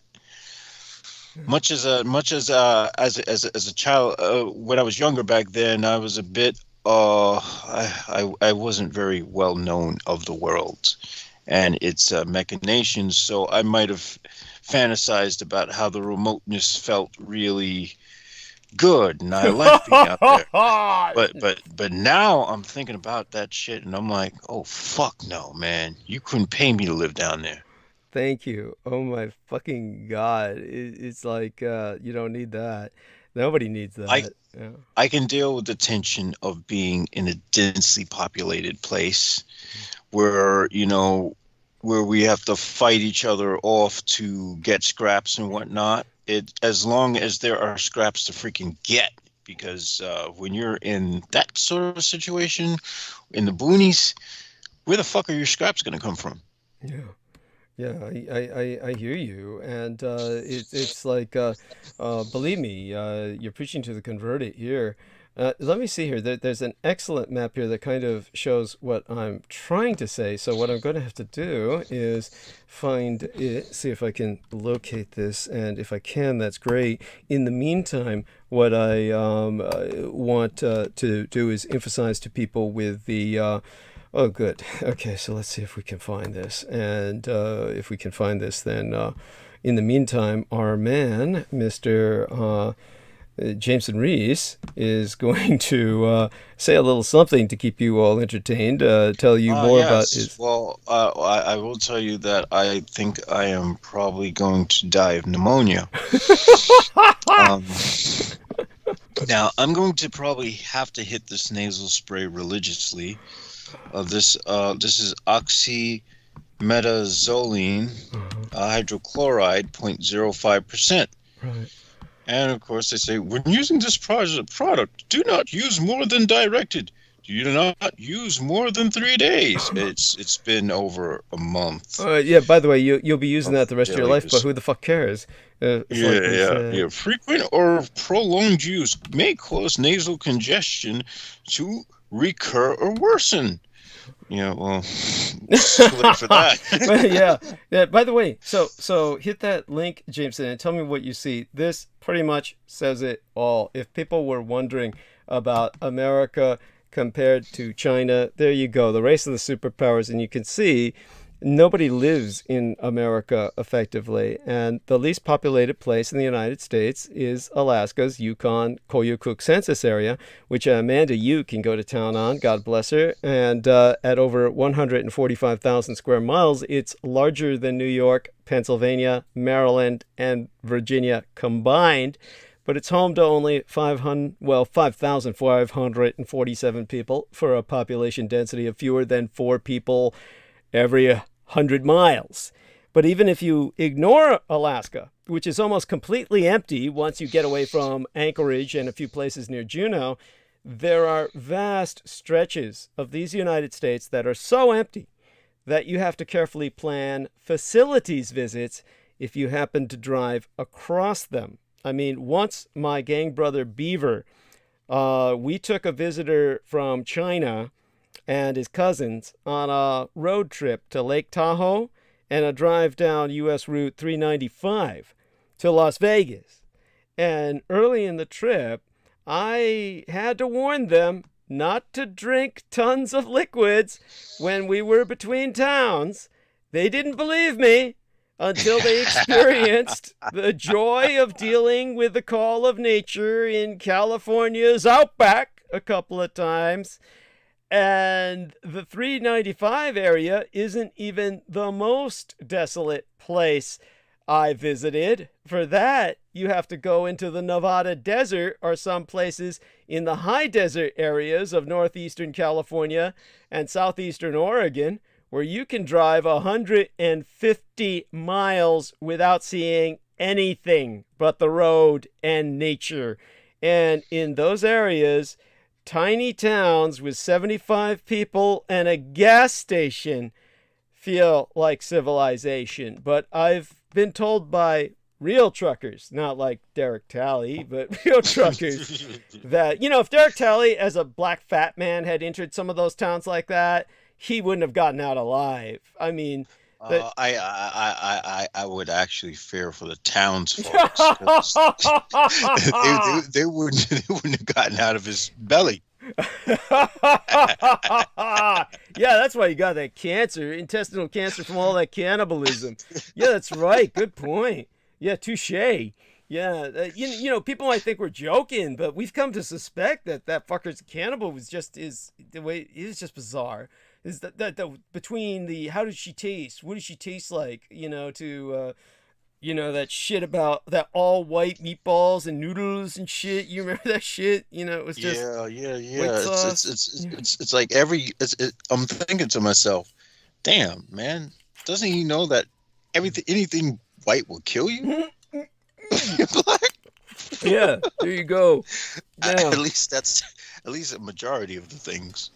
Yeah, thank you. I mean, maybe once in a while you'll come across that one white person wouldn't truly abandon you, but that's rare. That's rare. Yes. Oh my God, we're too hard, but there's truth to what we say to a degree, certainly. I mean, honestly, if you've been out to some of these places where it's just like that, you'll never want to be outside of 10 miles from any auto repair shop ever again. I mean, honest to God, you're just going to stay within range of crowded cities for the rest of your life. I prefer crowded cities. I mean, now you know why so many Americans are so fucking fat, because, all these people living in these places, the only way you can get from point A to point B is to drive. You can't walk. It's true. No, it's absolutely true. It's true. I mean, one other way to understand these extremes is to compare our 462 most sparsely populated counties with some of the most populated places in the United States. And that's where those maps come in from the earlier link, where they highlighted New York's Bronx and Queens counties in orange. And together, they're home to 3.8 million people, far more than the population of all the blue counties combined. Now, none of this, of course, is terribly complicated or even groundbreaking. We all know how population density works.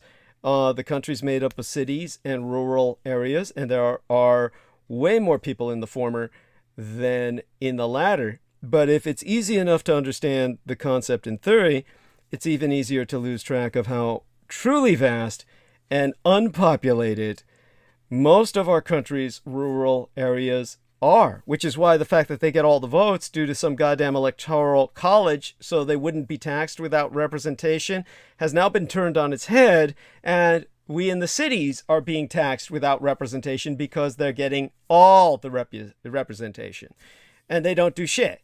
I mean, they're not producing anything for the economy. They're not farming.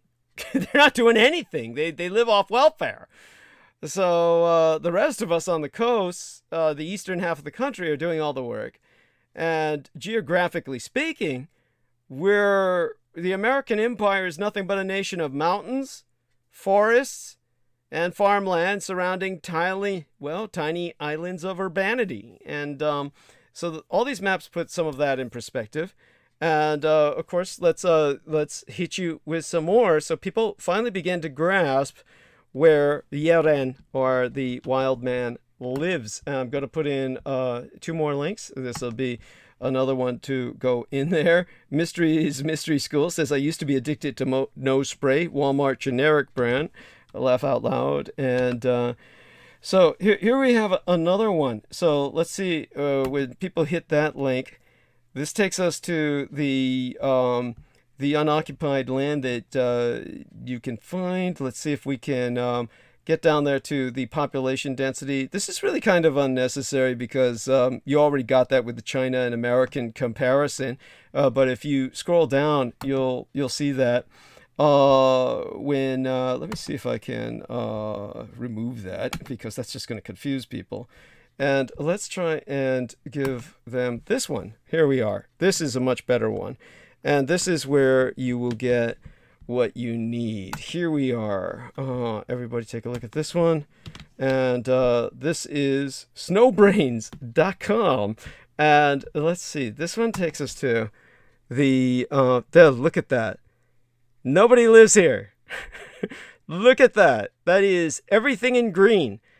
See, map of where nobody lives in the USA. 47% of the United States of America is completely uninhabited. The dark green areas represent the U.S. Census blocks, where the reported population equals 0. 0.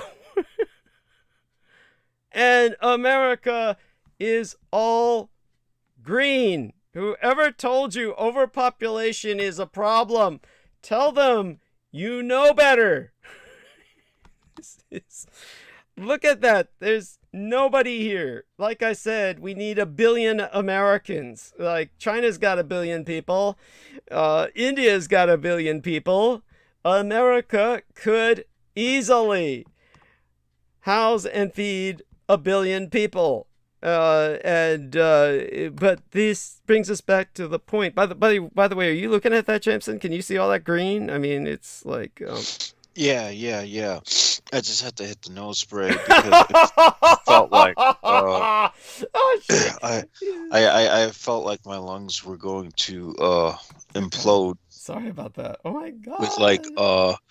With blood. Well, I'm starting to question as to whether the bloody mucus is actually the lining of the lungs, and if that's the case, I've got a limited lifespan. You'd be dead by now. Don't worry about that. You wouldn't be speaking coherently. You'd be, just trust me. You're fine. I'm sure I don't have much time in this mortal coil, but it's okay. I'll make the most of it. Oh God, I'm sure you'll be here a lot longer than you want to be. But you would know. Yeah, believe me. You're gonna say, "Gee, I wish I died a lot sooner." Yeah, but no, I mean, God, life it can only improve. I mean, come on, you'll be fine. It's one of those things that. So I mean, look at all this green. Look at that shit. Look at that map. And that's fucking ridiculous. Yes. Nobody lives. Yes, thank you. Holy shit! I didn't even think Texas would have that much green. Shit. Thank you. Florida, that's understandable. I mean, what are you gonna have there? But fucking mosquitoes and alligators, pythons, shit. Thank you. Yes. But damn. Yeah, but when you look at the West in particular is still the West. This is true frontier. What's insane is that the areas that are white, among the areas that are white are like the tornado valleys. Yeah. Which is surprising because I would think there would be less people in those areas and more people in the areas that are green. Oh, they can't get enough. They can't get enough punishment. They've got that more. Well, that's okay. I'm fairly certain that New York is going to be underwater in the next 10 years, and I'm going to wind up stuck in some fucking tornado hellhole. Oh God! Oh, don't even think about it. That's like I would rather die. It's oh well. I mean, it's not that bad. No, you're gonna die anyway. I mean, it's a question of how much you can take your chances. I mean, you can only rebuild your house how many times? Yes. How many jobs do you have to hold down to continue to be able to rebuild your home? That's fucking crazy. Yes, thank you. I mean, it's true. It's just bizarre. Now, you'd be better off being homeless in a city like New York than fucking being there. Yeah. Well, I mean, okay. Well, I mean, that's taking a bit too far. Yeah, I was about to say that's debatable, but I can see. You don't want to be homeless in New York. I'm sorry. Yeah, that's bad. There was what was the other weird shit that was going on in New York? And there are these people, of course, who are living. You've seen these. You must have seen this. There are specials where they had these guys that they caught living in, like underneath the railways of New York, where they just found a hole and they kind of made a home in it, and it was... Yeah. That's so common. It's not funny. You'll see homeless down there, and then sometimes you see homeless like on trains where it's like the last stop, and then like everyone gets off the train except for these homeless guys, and it's like, where the fuck are these guys going?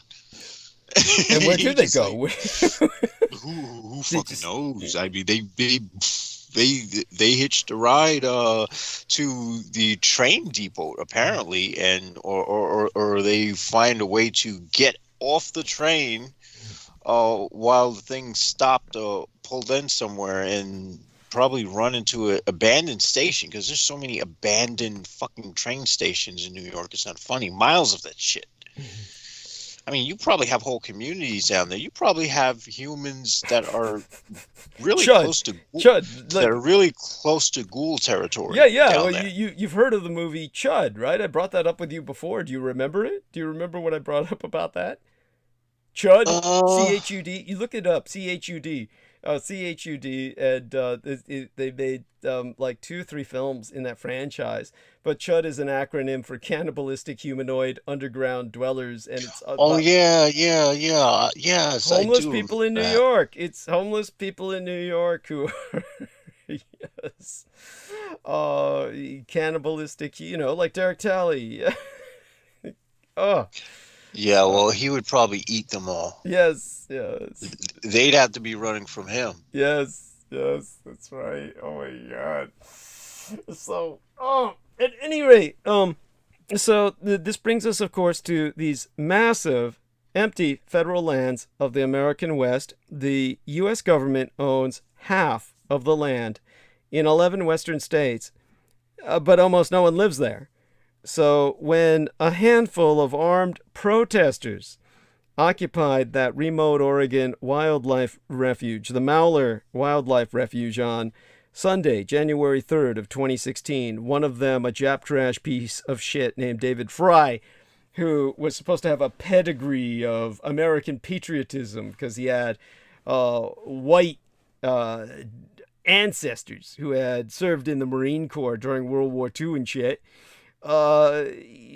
Most Americans probably scratch their heads because the cause of these idiots, that the government relinquish control over federal grazing lands, that wasn't exactly a national hot button issue. But that relinquishment was the subject of these angry ranchers because they were in every way living in a different world.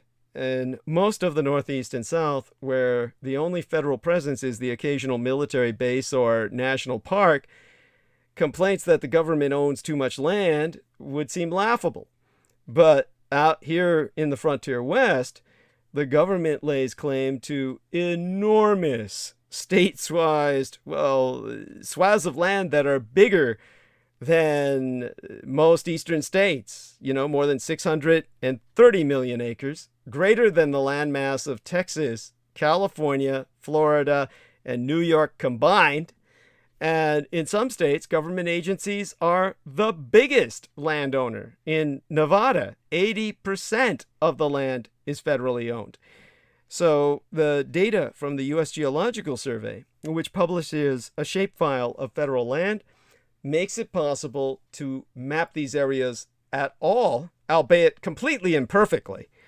And some private property gets tucked inside the boundaries of otherwise public land. The United States Geological Survey will tell you that. So there are private propertied estates that wind up with government occupation. They wind up federally occupied.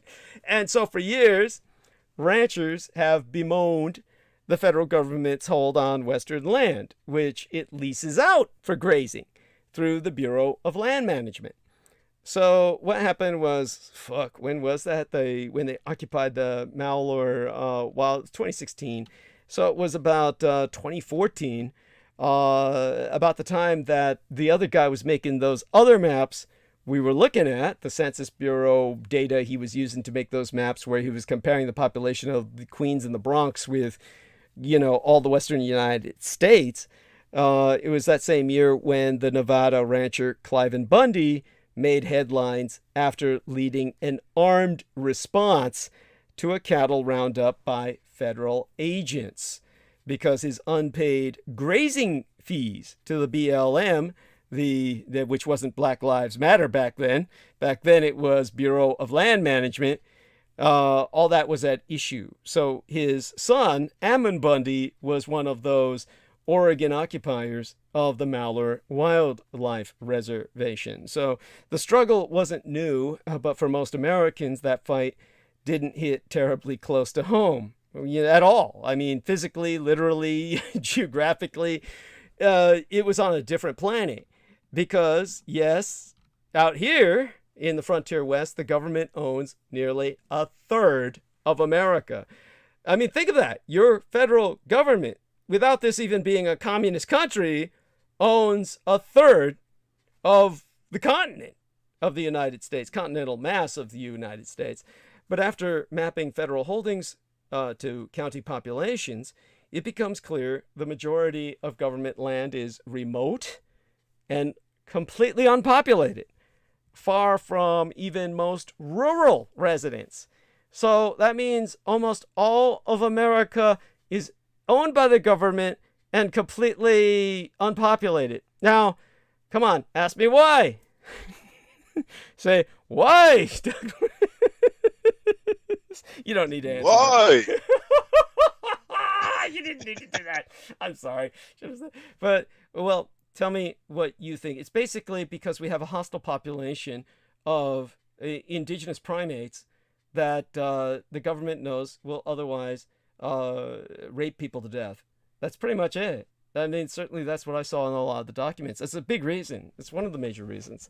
And so it's what are you going to do?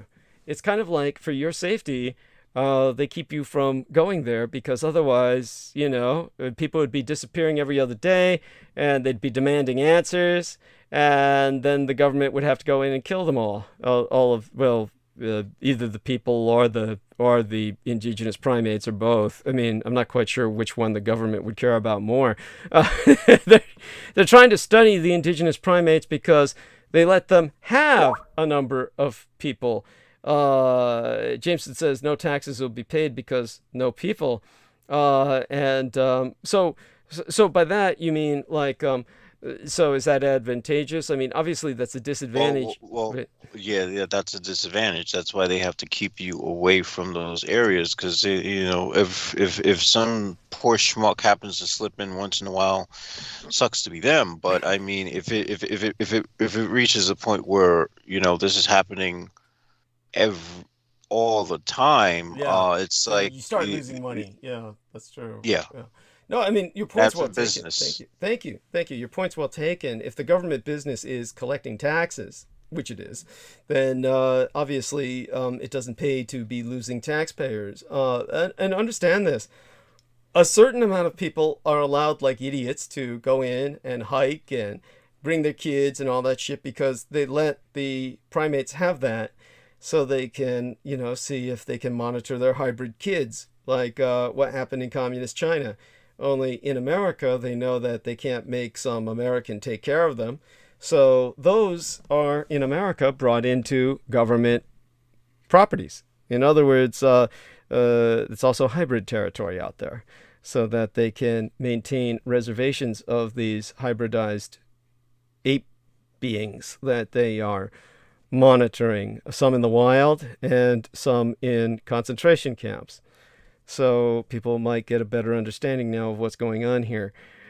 So when it comes to the Bundy's complaint arising from this uniquely Western phenomenon, according to the Congressional Research Service, the U.S. government owns nearly half the land in the 11 coterminous Western states, the 11 Western states that basically are connected to each other, as well as more than 60% of Alaska. But in the rest of the country, only 4% of the land is federally held. So the protesters felt they had a case to make, but those occupiers couldn't rely on the sympathy of the rest of the country, which considers Uncle Sam a very different sort of neighbor, no one to rebel against until Donald Trump became president and started organizing a nationwide rebellion. So this is what brings us back to idiots are going to start asking, well, if there really is all these indigenous primates out there that could rape us and breed with us and kill us and eat us, because they do all that, they're going to say, how come there's no bones? How come they no bones? By the way, some species leave fossils while others do not, based on their habitat. To wit, most human fossils have been found either in caves, under layers of sediment, or arid scrubland near ancient lakes where mud could bury remains, then become dried out, arresting the decaying process. Concurrently, species living in deep woodland or lush temperate regions do not have abundant caves and could simply decompose, leaving bones to be scattered and or consumed by scavengers. In fact, this is the rule far more than the exception. So the logical conclusion then is that we must assume we are only scratching the surface of knowing the paleontology of human species worldwide. Why so many assume we know how many are living today can only be attributed to hubris or prideful ignorance, or really simply denial. After all, if we are talking about human species, then we are talking about very intelligent beings, ones who know where to find us Ergo, concentrate it mostly in large cities and thereby how to avoid us by staying away from all human habitation, which isn't difficult when nobody really fucking lives here. So why couldn't a creature with intelligence and brain capacity approaching ours, at the very least, avoid being spotted? After all, they probably know what would happen to the first one discovered by us, right? Remember what happened when rumors of the gorilla were first proven true? With a gun. Then traps. Then cages. You can figure out the rest. I know for a fact that after millions of years of multiple human species, we are not the only ones left standing. If nothing else, it's just scientifically counterintuitive. So with that being said, let's see now. When it comes to what I need to kind of express to you in the hours we have remaining, and thanks to Jameson Rees for bringing us this far, bless him. And with that, let's go into some heavy geophysiology here, or, that's not a real term, but geomorphology. This is the morphological shape of your world, and understand that more than any other factor, the distribution of plant life is what determines where and how Earth's creatures, whether humans, hominoids, everything, make their homes and earn their living, so to speak. Now, each creature is designed, or has micro-evolved, to fit in one or more ecological niches, dominated by plant life in local food chains. And to analyze plant distribution patterns, we need to begin with the fact that the Earth revolves around the sun in a fixed, flat plane, but spins on an axis tilted 23 degrees from vertical. And that tilting produces seasonal fluctuations in the northern and southern hemispheres, with different amounts of sunlight bathing different latitudinal bands that circle the globe from top to bottom. And those latitudinal bands are the key. Now, think of the word latitude, and these are the lines that go not up and down like your horizontal. Remember the old outer limits? We have control of your horizontal. We have control of your vertical. These are all the vertical lines. And it's actually all the vertical lines that really make up a television picture back in the old days. It's all based on vertical lines. And the more vertical lines you had, the sharper the picture. So imagine planet Earth without oceans or seas. It's land scraped smooth as a beach ball. And that's a good starting point, because that, in essence, describes our sister world, Venus. So just imagine Venus, and that's a good starting point. It's the same size as Earth, but it doesn't have a moon, and it's knocked flat on its ass so that it's spinning in an odd direction like a top or something. It's all fucked up. New models prove that Venus was habitable 4 billion years ago, until some mysterious event happened. In fact, a comparatively new paper submitted, perhaps even just submitted, if I don't remember exactly when, to tell you the truth. Don't do drugs, kids. But it was submitted to the Journal of Geophysical Research, and the subtitle of that journal is Planets. In other words, it was the planet issue. It proves that Venus, our vexing sister planet, was likely habitable up to 900 million years after its formation, all without the need for plate tectonics, which is the global geological recycling of a planet's carbon.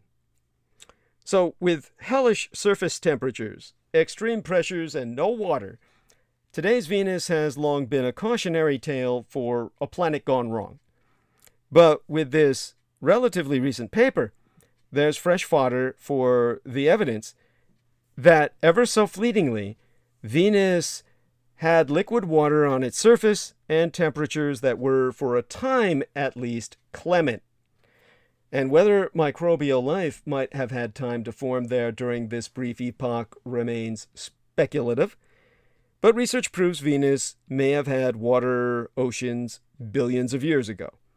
A land-ocean pattern was used in a climate model to evidence how storm clouds shielded ancient Venus from strong sunlight and rendered thereby the planet habitable. So, in concert with his colleagues, Dennis Hœning, a planetary physicist at United Germany's Potsdam Institute for Climate Impact Research, and himself the paper's lead author, has provided the first models for the combined atmosphere interior evolution of Venus with a modified carbon cycle that also works if plate tectonics were absent. To quote his T, we find an extensive early habitable period of some 900 million years, indicating that liquid water on early Venus is much more likely than previously thought. Now that's surprising in and of itself, considering that climate regulation on stagnant lid planets is less efficient than on Earth. It remains unclear whether plate tectonics existed on early Venus. Instead, there is an insulating, immobile lid on top of its mantle, or what's called a stagnant lid.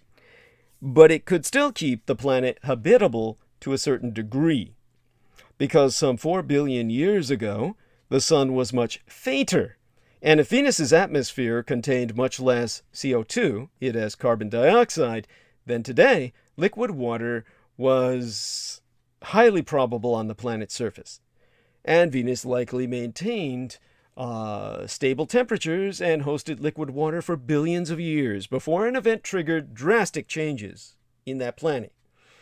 Now, Venus is mostly a dead planet with a toxic atmosphere 90 times thicker than ours and surface temperatures that reach 864 degrees, hot enough to melt lead. It's often called Earth's twin simply because the planets are similar in size. But the modern comparison stopped there until the recent study compared 5 climate simulations of Venus's past, and every scenario, every one, proved that the planet could support liquid water and a temperate climate on its surface for at least 3 billion years. And like the other planets in our solar system, Venus formed 4.5 billion years ago. Those temperatures could have included a maximum of 122 degrees Fahrenheit and a minimum of 68 degrees Fahrenheit. But between 700 and 750 million years ago, something triggered the release of carbon dioxide from rocks on the planet, transforming its climate. The ocean was first suggested by NASA's Pioneer mission in the 1980s. But given its placement as the second planet from the Sun, Venus wasn't considered conducive to sustaining an ocean. Observations suggest Venus may have had water oceans in its distant past. A land-ocean pattern conveying such was used in a climate model to show how storm clouds could have shielded ancient Venus from strong sunlight and made the planet habitable. So, was Venus once rendered habitable? Because Venus it receives more sunlight than Earth, which would evaporate liquid water, sending hydrogen into space and trapping a buildup of carbon dioxide. That would lead to a nonstop greenhouse effect that would create its current toxic atmosphere. Venus's topography was completely altered by volcanic eruptions that most likely filled in lowland regions and potential ocean basins over the past billion years. But out of the 5 simulations run by supercomputers, 3 of them included Venus's current topography, which is very smooth, almost like a beach ball, and added a deep 1,017-foot ocean, a shallow 32-foot ocean, and trace amounts of water in the soil. The researchers compared this to two other simulations, one using Earth's topography with a deep ocean and an ocean world completely covered in water.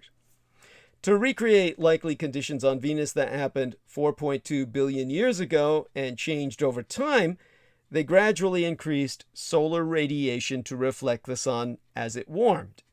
This also shifted atmospheric conditions over time.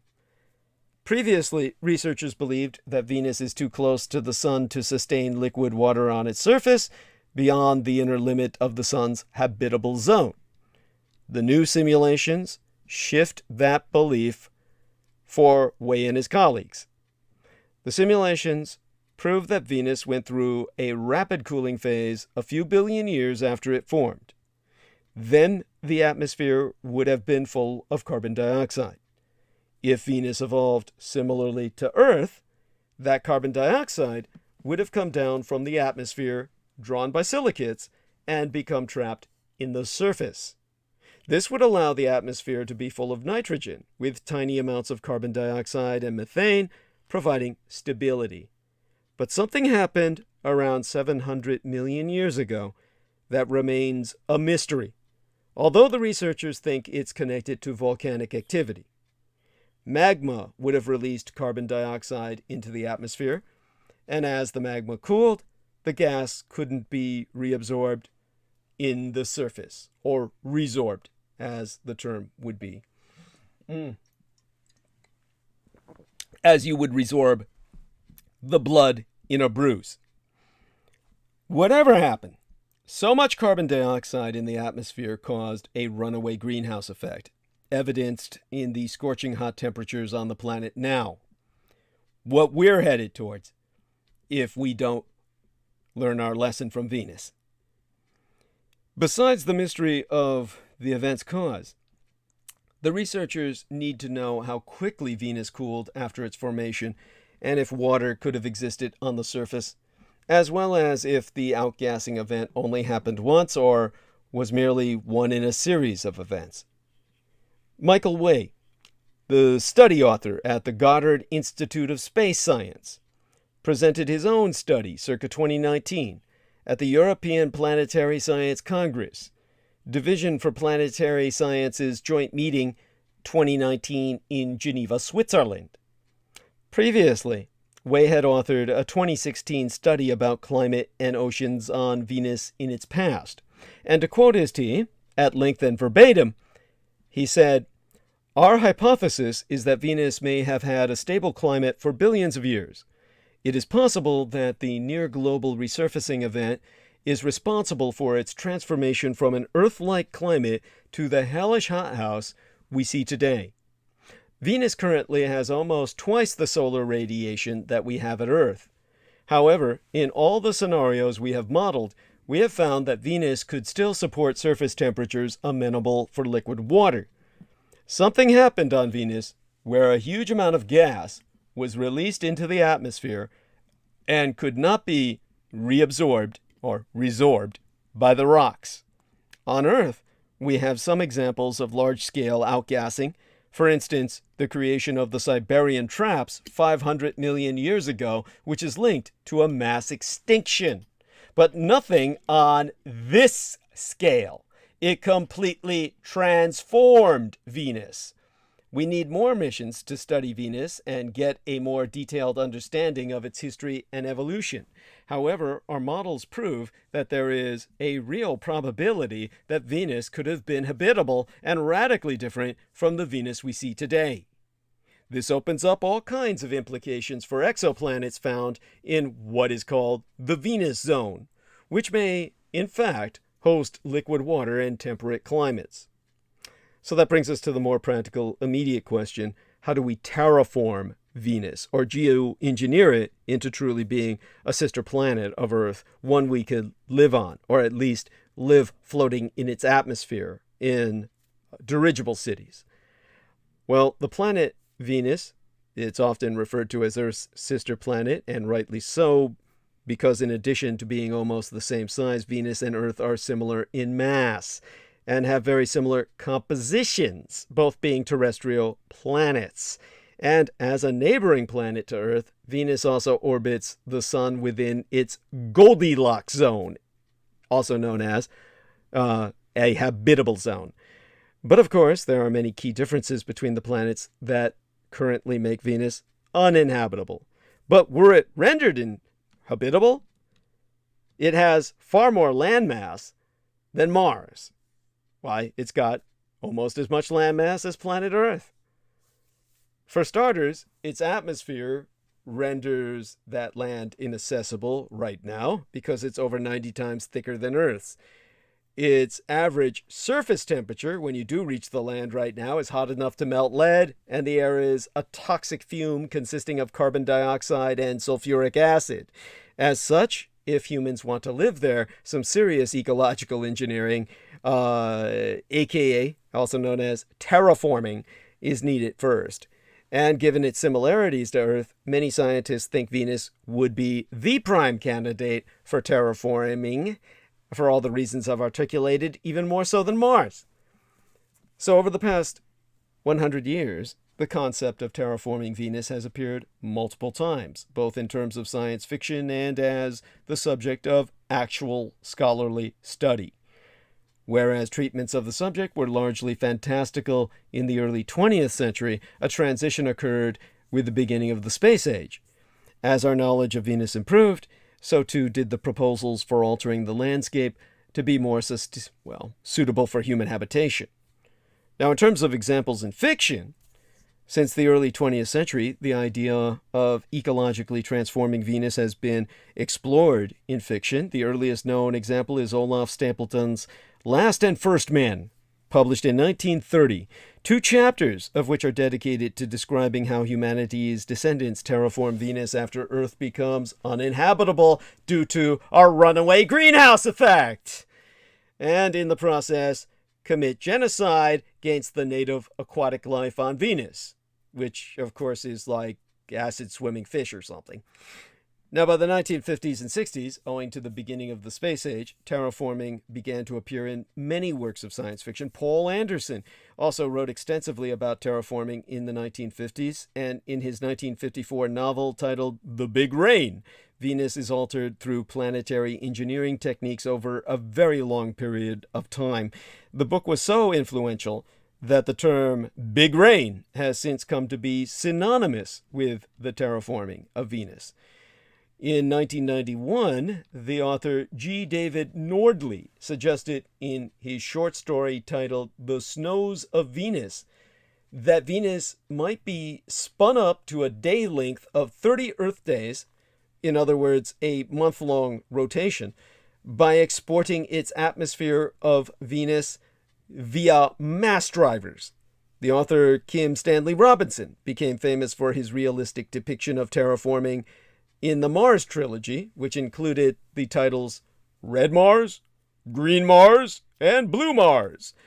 Now, in 2012, he followed this series up with the release of 2312. That's the title of the book, a science fiction novel that dealt with the colonization of the entire solar system, which includes Venus.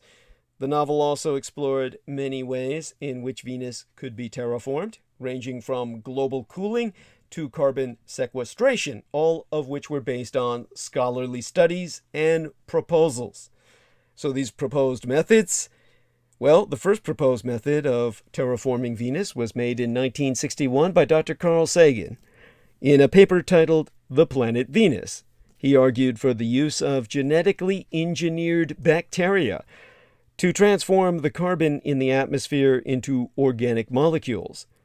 However, this was rendered impractical due to the subsequent discovery of sulfuric acid in Venus's clouds and the effects of solar wind. In his 1991 study titled Terraforming Venus Quickly, British scientist Paul Birch proposed bombarding Venus's atmosphere with hydrogen. The resulting reaction would produce graphite and water, the latter of which would fall to the surface and cover roughly 80% of the surface in oceans. Given the amount of hydrogen needed, it would have to be harvested directly from one of the gas giants, or their moon's ice. The proposal would also require iron aerosol to be added to the atmosphere, which could be derived from a number of sources. It asked the moon, asteroids, well, planetoids, and the moon has a name, Selene, or Mercury. And the remaining atmosphere, estimated to be around 3 bars, or 3 times that of Earth, would mainly be composed of nitrogen, some of which will dissolve into the new oceans, reducing atmospheric pressure further. And another idea is to bombard Venus with refined magnesium and calcium, which would sequester carbon in the form of calcium and magnesium carbonates. In their 1996 paper titled The Stability of Climate on Venus, Mark Bullock and David H. Grinspoon of the University of Colorado at Boulder indicated that Venus's own deposits of calcium and magnesium oxides could be used for this process. And through mining, these minerals could be exposed to the surface, thus acting as supermassive carbon sinks. However, Bullock and Grinspoon also claim this would have a limited cooling effect to about 400 Kelvin. It'd be about 126.85 degrees Celsius or 260.33 degrees Fahrenheit, and would only reduce the atmospheric pressure to an estimated 43 bars. Hence, additional supplies of calcium and magnesium would be needed to achieve the 8 times 1,020 kilograms of calcium or 5 times 1,020 kilograms of magnesium required, which would most likely have to be mined from the planetoids belt, the so-called asteroids, the vermin stars, because they look like stars in the telescope and they flee like vermin at high speeds. But the planetoids of the belt where the primary unacknowledged dwarf planet of our solar system, Ceres, resides, which would be the capital of the planetoid belt. Well, will be so once we colonize it. Now, the concept of solar shades has also been explored, which would involve using either a series of small spacecraft or a single large lens to divert sunlight from a planet's surface, thus reducing global temperatures. For Venus, which absorbs twice as much sunlight as Earth, solar radiation is believed to have played a major role in the runaway greenhouse effect that has made it what it is today.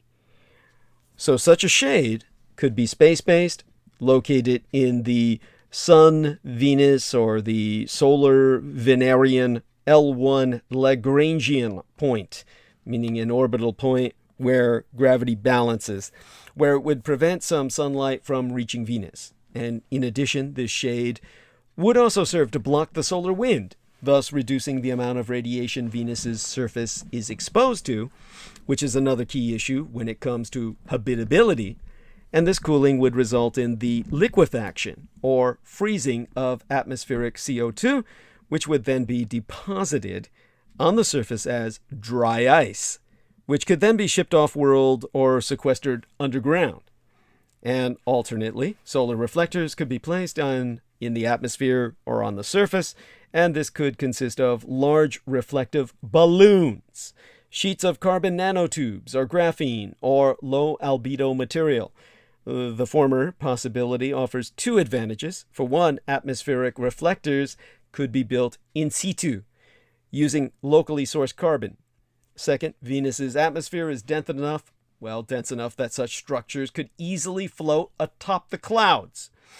This would be an entire geoengineering project based on superdirigibles. Now, the NASA scientist Geoffrey A. Landis also proposed that cities could be built above Venus's clouds, which in turn could act as both a solar shield and as processing stations. So these would provide initial living spaces for colonists and would act as terraformers, gradually converting Venus's atmosphere into something livable so that the colonists could eventually migrate to the surface, even if it's generations in the future. Now, another suggestion has to do with Venus's rotational speed. Venus rotates once every 243 days, which is by far the slowest rotation period of any of the major planets. As such, Venus experiences extremely long days and nights, which could prove difficult for most known Earth species of plants and animals to ever adapt to. The slow rotation also probably accounts for the lack of a significant magnetic field. To address this, the British Interplanetary Society member Paul Birch suggested creating a system of orbital solar mirrors near the L1 Lagrange point between Venus and the Sun. And combined with a Soleta mirror in polar orbit, these would provide a 24-hour light cycle. It has also been suggested that Venus's rotational velocity could be spun up by either striking the surface with impactors or conducting close flybys using bodies larger than 96.5 kilometers or 60 miles in diameter. This is also the suggestion of using mass drivers and dynamic compression members to generate the rotational force needed to speed Venus up to the point where it experiences a day-night cycle identical to Earth's. And then there's the possibility of removing some of Venus's atmosphere, which could be accomplished in a number of ways. For starters, impactors directed at the surface would blow some of the atmosphere off into space. Other methods include space elevators and mass accelerators, ideally placed on balloons, again, or platforms above the clouds, which could gradually scoop gas from the atmosphere and eject it into space. Now, as for why we would do any of this, what are the potential benefits? One of the main reasons for colonizing Venus and altering its climate for human settlement is the prospect of creating a backup location for humanity itself. And given the range of choices, Mars, the Moon, and the outer solar system, Venus has several things going for it the others do not. All of these highlight why Venus is known as Earth's sister planet. For starters, Venus is a terrestrial planet that is similar in size, mass, and composition to Earth itself. And this is why Venus has similar gravity to Earth, which is about of what we experience 90%, or 0.904 Gs to be exact. As a result, humans living on Venus would be at far lower risk of developing health problems associated with time spent in weightlessness and microgravity environments, such as osteoporosis and muscular degeneration. Now, Venus's relative proximity to Earth would also make transportation and communications easier than with most other locations in the solar system.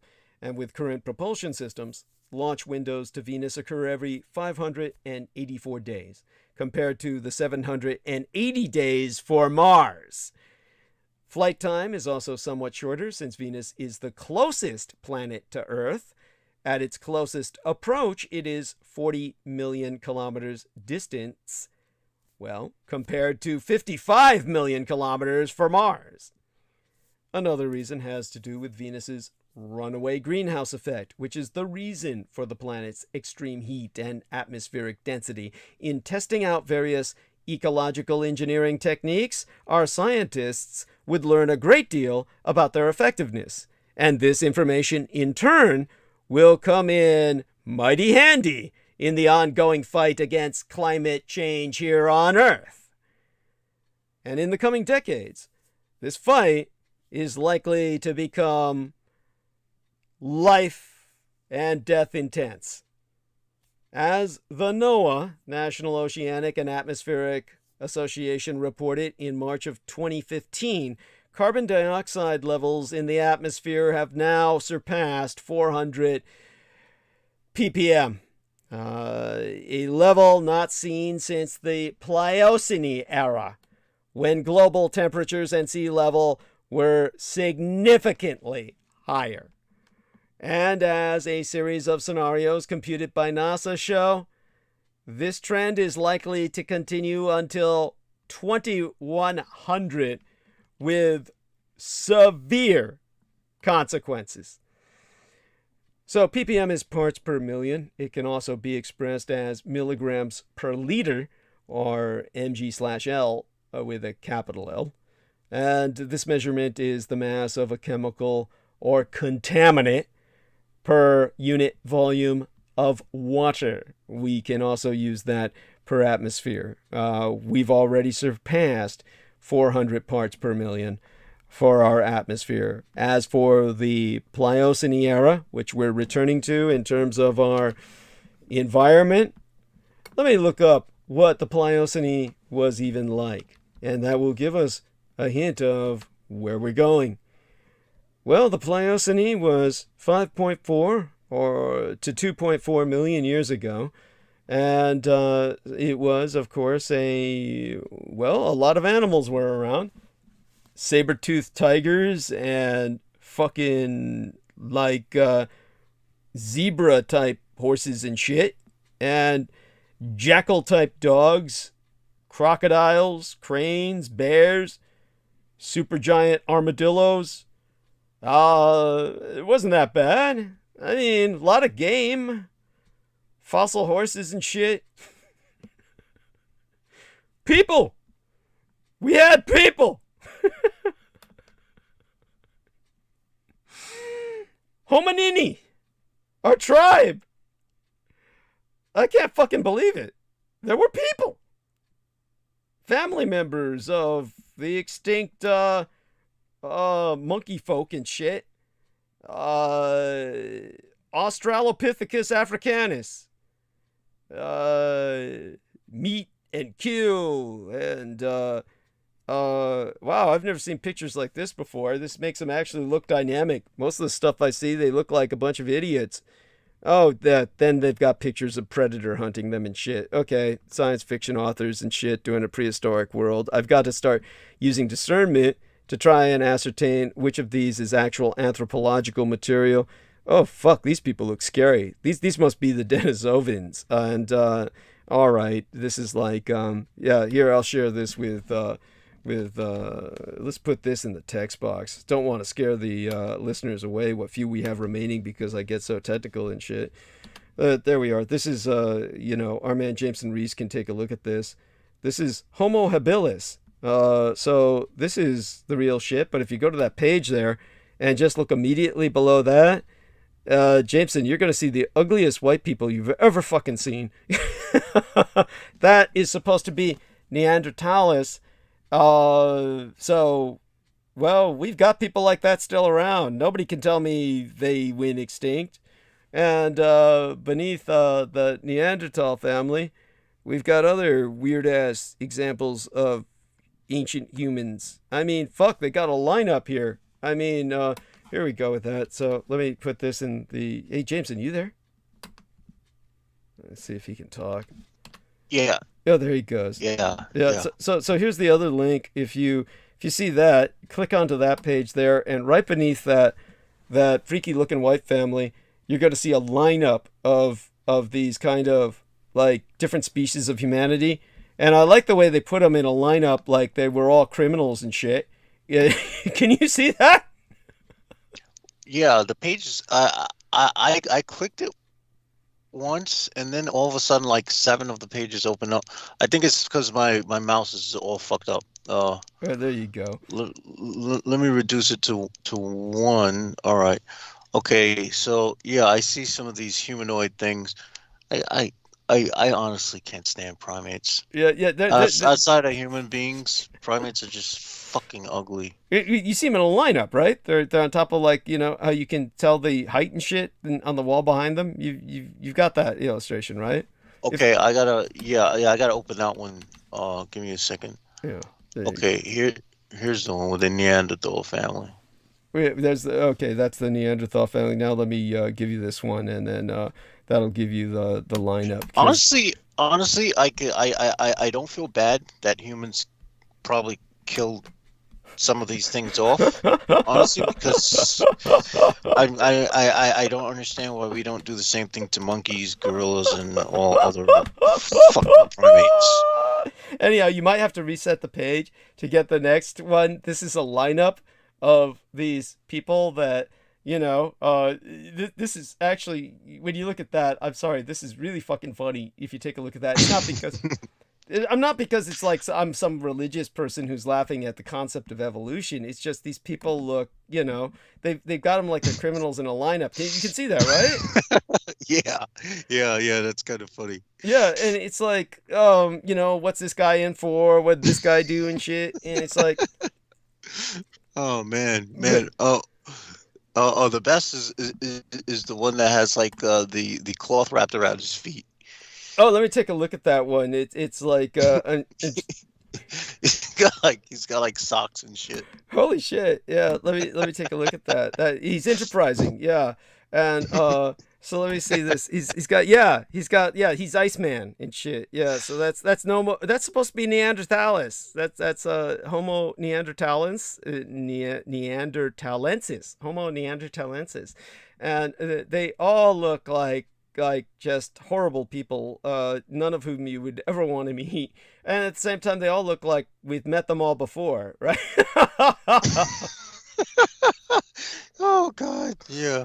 Sadly enough, they look like people. They look like beings you would just want to keep at a distance and hit them with one of those German space machine guns. There we are. Thank you. Oh my God. Of course, the animal rights people are going to be up in arms about this, but fuck them. Yes, there we are. Yes, it's like it's just look at them, and it's you this is what exactly like Jameson says. It makes you secretly glad that if we're the only ones left standing, you're glad of it, but we're not. I mean, these people are still out there. Believe me, that's kind of the problem. Yeah. Honestly speaking, I mean, and as for the uninhabited land that America has, I don't grasp why they don't just do flybys and try to kill those fucking things. So we could just like expand into that territory. That's awful. Oh my God, that's awful. I'm sorry. I gotta be. I gotta be honest though. I mean, as awful as it sounds, I've got to be. I'm being authentic to my feelings. You do understand that they use that as target range, like the Barry Goldwater target range for the what do they call it? The weapons range testing area. That's what they do. That's well, good. Yeah. Good. and also they test out all the fucking atomic bombs in Nevada and shit, so that these things have not only been hit by all the ammunition they're testing, but also by atomic tests consistently. Oh shit. I honestly that might not be too good, because who then knows what kind of shit. Yeah, who knows what the fuck is running around out there. Now when I watch those creepy ass videos on the hills have eyes, of cryptids and shit, I can think, oh shit, that might be one of the cousins from the Nevada test site. There you are. Thank you. Oh my God, it's freaky shit. Well, the reason I'm pointing this out is we're heading towards the Pliocene era redux. We're bringing back the temperatures we had then and the atmosphere we had then. So this is what was around back then. So this is what humans are going to downbreed into again. This is what we're going to see humanity. Either that or they're going to replace us. And then we're going to be reincarnated as those ugly motherfuckers. Oh my God, just punishment. That's yes. Just because being put in these human body meat sacks isn't horrific enough. We have to get this. Yes, we got to degenerate into this. This is what Lovecraft was trying to warn us about, people. Yes. He always talked about the sort of slipping into decadence of these in degeneracy of these sort of downbred motherfuckers.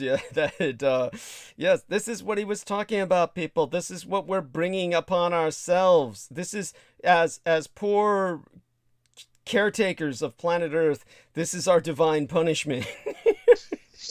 is to. Listen, I'm not reincarnated. I don't give a fuck if I have to be annihilated by the anti-gods. Fuck that shit. I'm not coming back, man. There we are. But this is when global sea levels were significantly higher.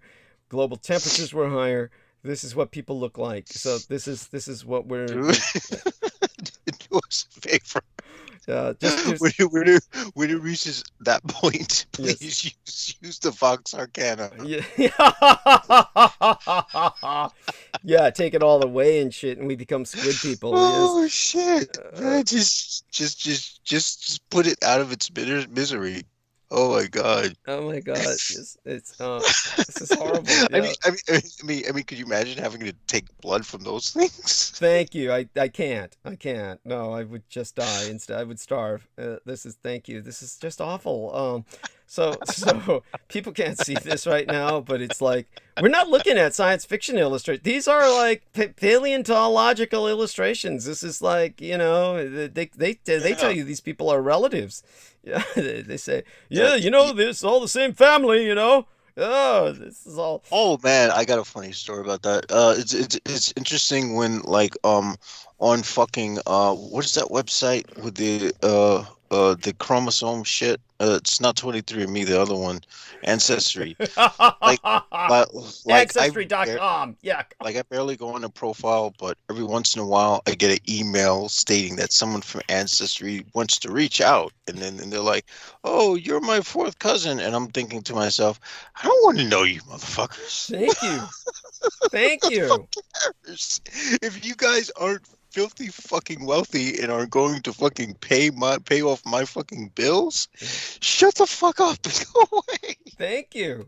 I mean, really, it's like, where were you when I needed you? That's like, honestly, it's preposterous. It's amazing that these people. I bet it's they want to know me because they're like, oh yeah. Could you lend our family $20? Be like, oh fuck no. Oh god. Do you remember you remember Boondocks after Katrina, when everybody who was wiped out in New Orleans came to live with them, the family? Do you remember that? Yeah. You actually remember that? That was a long time. Oh fuck, Katrina was like what, 20 years ago, right? Holy shit. And so yeah, the family came to live with the primary black family. I forget the name of the black family in Boondocks, but the New Orleans relations all came to live with them and shit, and they were like, the Freemans, yeah. That's the name. Oh god, that's so funny. Basically they and Veronica's having some fun with this too, but in terms of the Freemans, they were all moochers and leeches and shit, and they came to the house and they wouldn't go away, and it was just awful and shit. And then finally they got some compensation check. The government sent them a compensation check, and that's when the grandfather said, "Hey, there's a really large cable bill needs to be paid," and they're all like, they just run off without hearing them. Who wants ice cream? Yeah. Oh shit! Yep, that's exactly what extended family is for. So if I ever wind up, finding attractive women to date, I have to just make sure that they don't pop up on Ancestry, and that's the only use you would have for Ancestry if you're like effing around and you just want to make sure you're not gonna have any hills as have eyes and children running around. Incestuous offspring. Or better like that motherfucker who decided he would go shoot up those fucking tattoo places and shit. Yes. Oh my god. Well, thank you, Jameson. Okay, that gave me a short break. So to again explain to people the importance of what I'm talking about here when it comes to these scenarios that they're running on our own planet. In one scenario, carbon dioxide emissions will level off at about 550 parts per million, or ppm, towards the end of the century, resulting in an average temperature increase of 2.5 degrees Celsius, which would be 4.5 degrees Fahrenheit. In the second scenario, carbon dioxide emissions rise to about 800 parts per million, resulting in an average increase of 4.5 degrees Celsius, which would be 8 degrees Fahrenheit, whereas the increases predicted in the first scenario are sustainable. In the latter scenario, life will become untenable on many parts of the planet. It will simply become uninhabitable for the majority of us. I mean, life will survive, but it won't be life as we know it. Rather, it'll still be us, but we'll be living very differently and in very few parts of the world. So in addition to creating a second home for humanity, terraforming Venus could also help to ensure that Earth remains a viable home for our species and all the other species around us, or at least some of them. And of course, the fact that Venus is a terrestrial planet means that it has abundant natural resources that could be harvested, helping humanity to achieve a post-scarcity economy. In other words, an age of plenty, the millennium. So the challenges are that beyond the similarities Venus has with Earth, it has size, mass, and composition, there are numerous differences that would make terraforming and colonizing it a major challenge. For one, reducing the heat and pressure of Venus's atmosphere would require a tremendous amount of energy and resources in and of itself. It would also require infrastructure that does not yet exist and would be very expensive to build.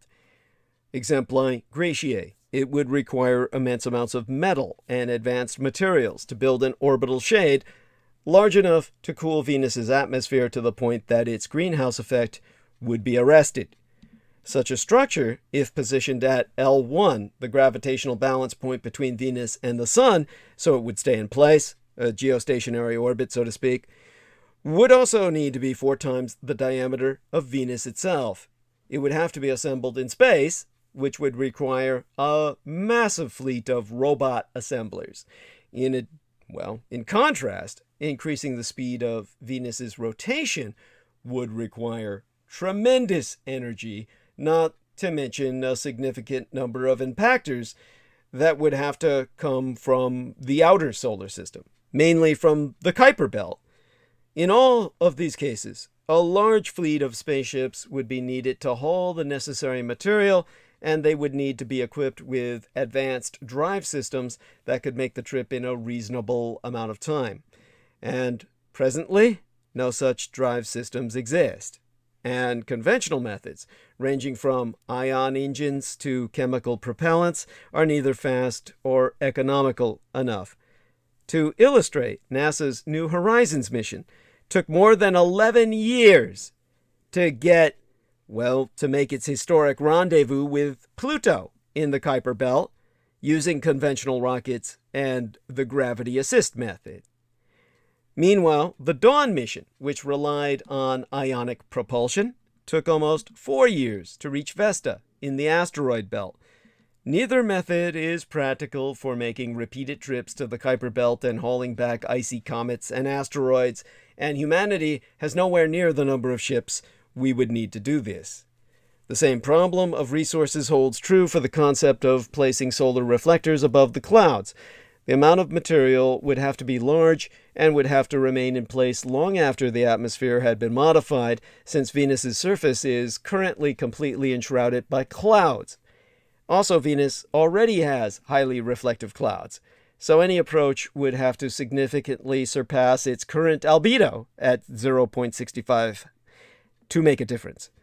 And when it comes to removing Venus's atmosphere, things are equally challenging. In 1994, James B. Pollack and Carl Sagan conducted calculations that indicated that an impactor measuring 700 kilometers in diameter striking Venus at high velocity would remove less than 1,000th of the total atmosphere.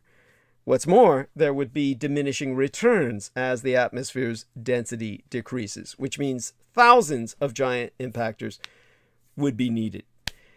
In addition, most of the ejected atmosphere would go into solar orbit near Venus and, without further intervention, could be captured by Venus's gravitational field and become part of the atmosphere once again. Removing atmospheric gas using space elevators would be difficult because the planet's geostationary orbit lies an impractical distance above the surface, where removing using mass accelerators would be time-consuming and very expensive. So in conclusion, well, in sum at least, the potential benefits of terraforming Venus are abundantly clear. Humanity would have a second home.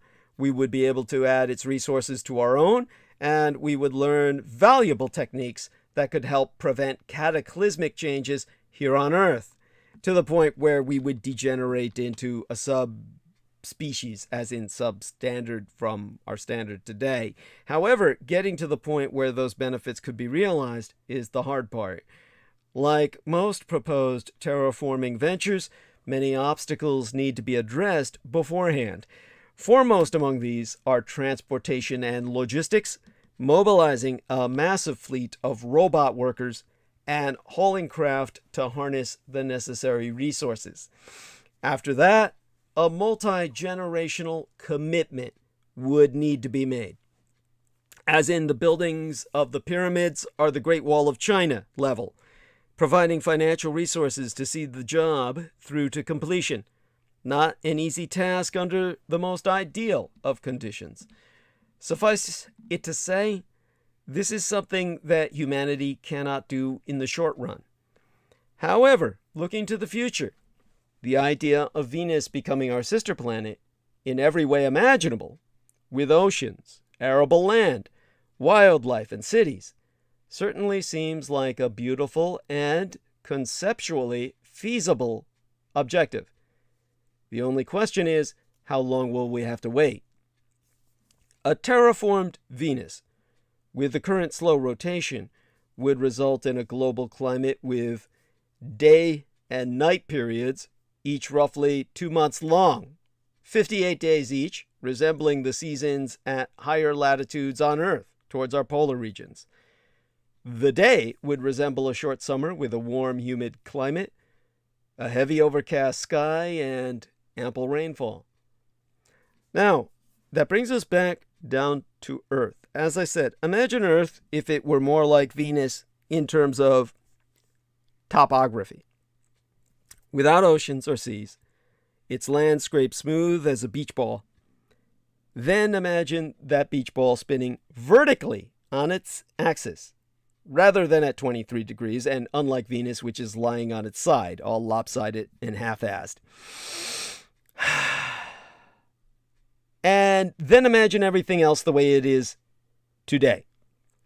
Straight up Earth, just standing straight, no axial tilt, and smooth as Venus in terms of its surface, no ocean, like Venus. And everything else being the same. How do they say that? All factors being equal. Animals, weather, soil, and most importantly, the primary energy producers, vegetation.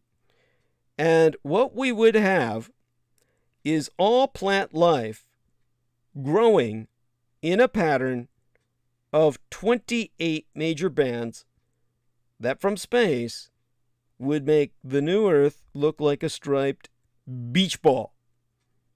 Half of those 28 bands would be in the northern hemisphere, mirroring the 14 identical bands in the southern hemisphere. And that means at the equator, there would be a double band of similar vegetation, and those two at the equator would be a big double-sized stripe colored jungle green. And at the top and bottom would be the white circles of ice caps. And let me see if I can find something like that for you online. Okay. Earth as a beach ball. Smooth. And, okay, what would we say this? Spinning vertically. Spinning vertically on axis. Okay. All right, so let me see if I can find an illustration here, and that is what would help, because there's no other way that people are going to get this, really. And, you know, that will, like, of course, put this into some perspective as beyond an exercise in mental gymnastics. This is something that brings us to the important point of where humans and hominoids actually live, the difference between us. And of course, instead, I'm getting mental exercises online of, what if the Earth were actually flat? Okay, see, this is the shit I get.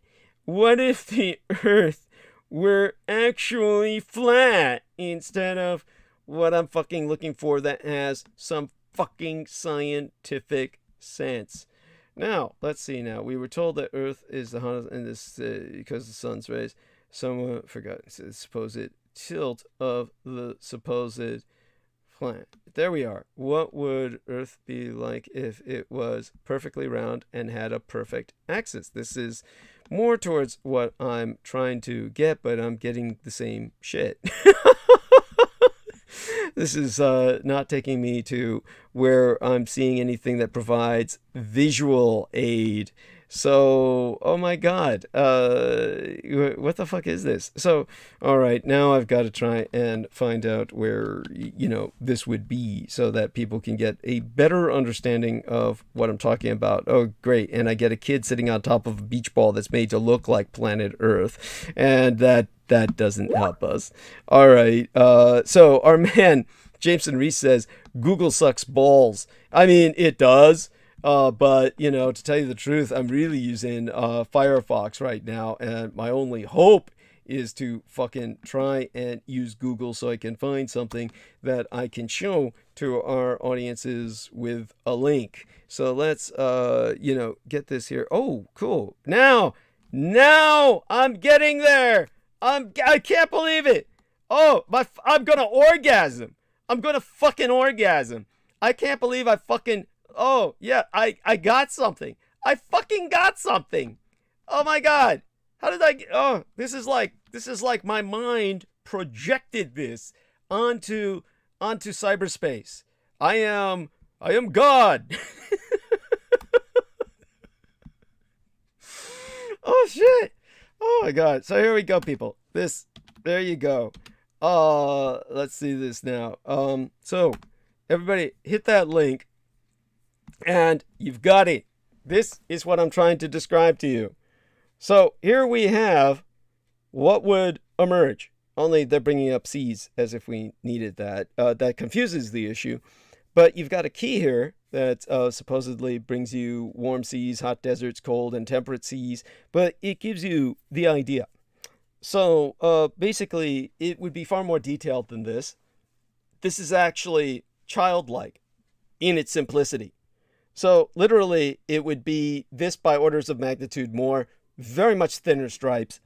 And in terms of starting, say, at the equator of the beach ball, Earth, or Venerian Earth, meaning Venus-like, the correct term would actually be Cytherean, because, you know, that's correct Greek, would be like Cytheria. So, because you think Venerian, you think venereal disease, right? But, you know, that's the correct term. Venus is the love goddess, right? Hence sexual diseases.